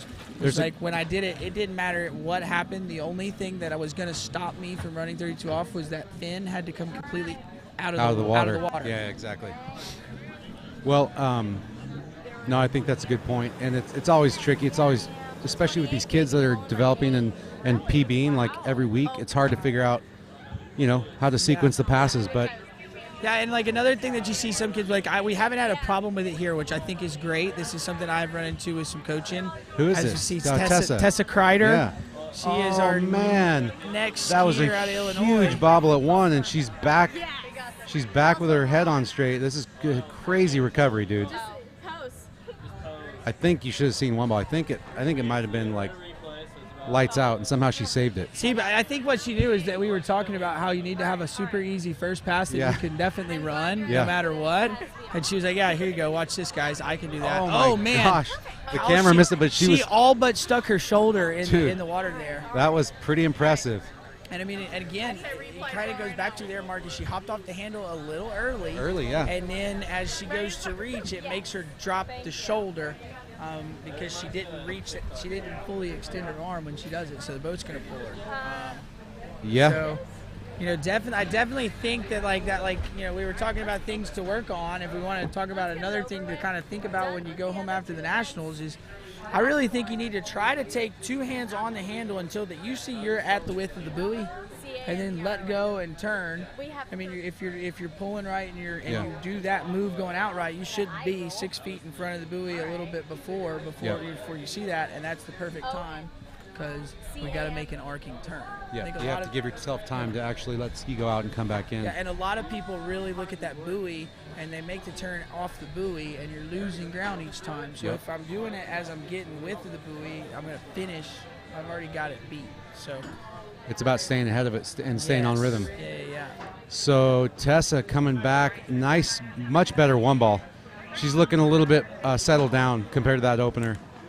She's actually got some good alignment. She stands on the ski really well. Just a little back out of 5, but nothing crazy. She's still feeling it out. Yeah. It's her second pass. Well, I mean, that first one was kind of a rodeo just from the start because it got that way. So now this is basically almost like the first pass. So she's probably still kind of trying to fill it out. Plus, there's the little wind out there. So, yeah, it's tricky. Well, you got a tailwind and you got glare. Yeah. So that first and third pass is quite tough. Hey, one thing I was going to say about technique and about coaching, and I think you and I, we tend to be pretty analytical. And you're a smart dude. You got the racing stripes. You got the party in the back, but you're really actually a very intelligent guy who's out there. People don't know that you've got this knowledge and this skill set. And what I've realized though is a lot of people aren't like me or like us, and sometimes there's different ways to get people. And I know you know this, but we've been talking more how we like to talk about specific moves with the body or the handle. But some people need to be coaxed into learning how to make the right moves in a different way. So like you talk about going out and just trying to ski rhythm or trying to have a different objective other than like, hey, do this with your handle, do this with your body. I think that's also important when you're coaching, especially kids, so they don't get too confused out there. Yeah, so a lot of the times when I coach, I'm more of a, hey, just go do this. Yep. And then once it works, once we're done skiing, especially when I'm a kid, I'll explain to them why. I want them to understand so they know what they're doing. But I do a lot of the times because I know that's how I like to be coached. If I'm being honest, like, I don't care what it's doing. Please just tell me what to do. I'll go do it. When it feels good and I ski good, then we'll go, okay, this is what we're doing. Yep. And then I'll, but that was just how I liked to get coached. Me too. My sister was that way, right? Like, she doesn't care what it does. She says, what do I need to do? What do I need to do? Yeah. And she'll go do it. So I think the other angle is like, and you know this from coaching, is just making sure that like some people are more feel oriented, and so it's about like, trying to get into the weeds for a moment with them and figure out, okay, well, what do you want to feel at this part of the course, and see if that lines up with what you know as a coach. And if not, then you try to say, well, hey, maybe you should be trying to feel a little bit more of something different at the finish of each turn, so that it's less necessarily about an objective than it is about like a feeling. Yeah. But I'm personally not like that, so it's been instructive, especially with the method over the last 2 years, trying to find different angles and new ways to get people moving in the direction I know they need to move to improve their skiing. Yeah, exactly. Actually, wait. But you and I are peas in a pod on that, so I think we like to talk about the technical side of it. Yeah. So, but right now we have it's still Tessa Kreider. Yeah. This is 22 off. I mean, dude. Now look at her. She's absolutely rocking and rolling. Oh, little hands up high. Got a big 4. Wow. Nice job there, Tessa. That was great. So, look, and we're getting the fist bump. That's what we want to see. That's my favorite part of the day is when I get a fist bump today. So, wow. Tessa right there throwing hands, being happy. Oh, it's a new personal best is what I'm hearing. Yeah. So, looks like her best before was 5, and she did that at the Midwest Regionals last week. So, already improving. Yeah. Now she's going to get to try 28 off. Look at this battle. Not a great 3. Fell off the back of the ski, pulled the handle high like you talk about. Nailed 4. One thing she did really good, though, off of 3, I want to pick out something off of 3, was she did bring the handle high, but if you look right after she gets done, brought it back down. Her hands go straight down to where they're supposed to be. Yep. So when she did hook up, it actually was. She got something out of it. It was efficient. Yep. Yeah. Yep. So, she got something out of it. Yeah, that's great ski. That's awesome skiing. So she's setting PBs now. Any buoy after this is added on to that PB. No. She set a PB by running it already. But so right now we are just adding on. Yeah. House money, as we like to Yeah, exactly. Right? Tailwind. All right, come on now. Ooh, just a little narrow one, and she wasn't able to keep the rope tight on the backside. Yeah, you can see taking the flat ski. This tends to happen when you make that move from 22 to 28. Right there. Yep. It's a way different look into 1. And at 28 is where I say you start kind of getting the feel of short line. Swinging, that little swing up on the boat. Right, whereas like 15, 22, you've really got to work to kind of generate your speed. Yep. Well, the other thing you were just talking about, she was really good out of 3. She fell off the back, but she got her hands back down. I would say, from a fundamental standpoint, and I don't know if you agree, but the better the skier, the better they are at recovering after a mistake. Yes.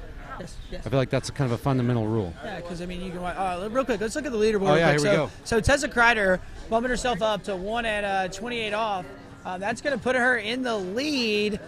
She's taking the lead by a lot there. Now we got a tie for second between Maggie Sanders and Kennedy Carter. And Anna Lynn Westover right now is sitting on the bubble. One of your first skiers staying on this podium. So we'll have to see. We've got 9 more skiers left, so we're in the top 10. This is the last event of the day. We are in girls 3 slalom. I'm Zane Nicholson. I've been here with you all day. I'm super excited to have Marcus Brown sitting here with us. How do you still have a voice, dude? I've been hearing you talk all day on the webcast. You're just crushing over here. Did you get some Tony Lightfoot blood? You know, he just gave me a little mojo. It's a cup of coffee in the morning, and then maybe a little something in the afternoon. But yeah, you got to do whatever it takes to keep rolling. You've been funny, sounding good. What's funny is some of the parents have figured out what I like in the afternoon. So okay, they've been delivering.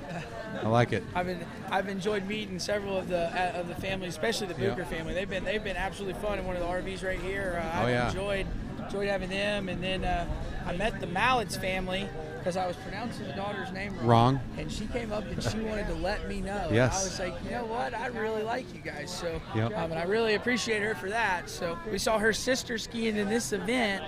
But right now we've got Cameron Showman on the water. Thinks they had a sibling ski earlier today. I do remember that last name, out of Missouri. Out of Columbia, Missouri.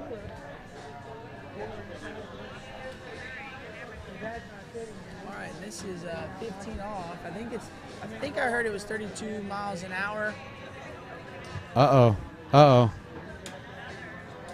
Come on. She's got it. I was a little scary out of 4.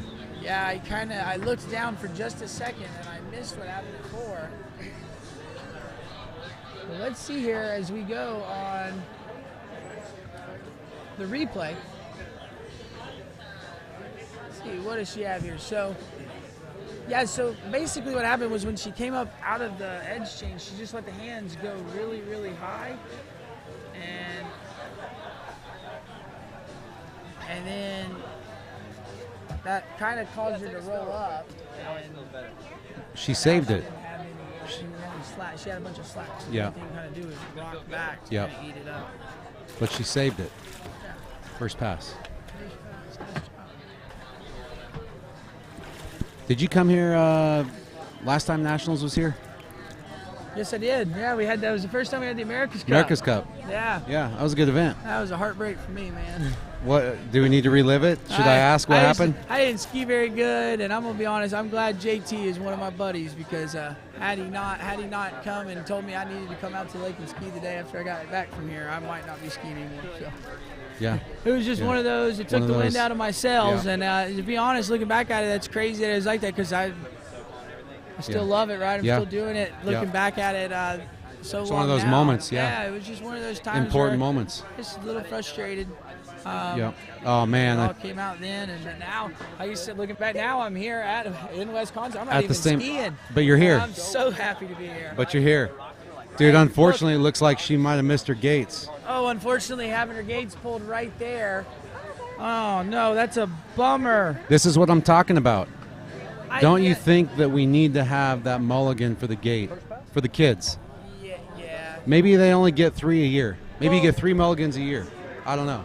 It depends. I don't know how far away from the gate was. Like if we saw the replay again. All I'm saying is if you miss a gate, you should be able to come back to the next pass, and if you run it, you're good. Keep going. I think if the kids even tap the gate buoy, it should be considered. Just all you gotta do is touch it. From what it looked like there, to me, it looked like the bottom of her ski might have hit the top of the buoy or something. She touched it. She made contact, maybe. For me, for the kids, I think that would be great. I think if they make contact, it would eliminate a lot of these problems. Now, if they egregiously, I think that makes it even better. If they miss it by a lot, then okay. But if they make contact with the buoy in any shape, form, or fashion, right? Yep. Then like Yep. let's give it to them. Yep. Kiss Even the if buoy, they, you still even get if it. they like jumped the wake and had to throw their fin out and tap the buoy on the way by, and Yeah, like yeah. at least they touched it. Like, let's go. Little donkey kick to the side just to make contact. Yeah. I mean, what are we doing here? Are we trying to build the future or what? I feel like there's a move there to be made. Hey, so who we have coming up next? All right, next up is Ella Gay. Oh wow. Okay. Ella Gay. Got that famous last name. Her sister being Anna Gay.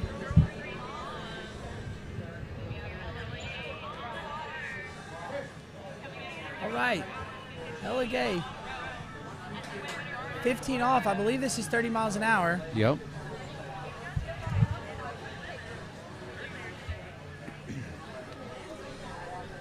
Looks like if I'm looking up scores here at the 2022 Southern Regionals, she ran 2 at 28 off. So Dude, she has an absolutely bomber 135 turn, just like her sister.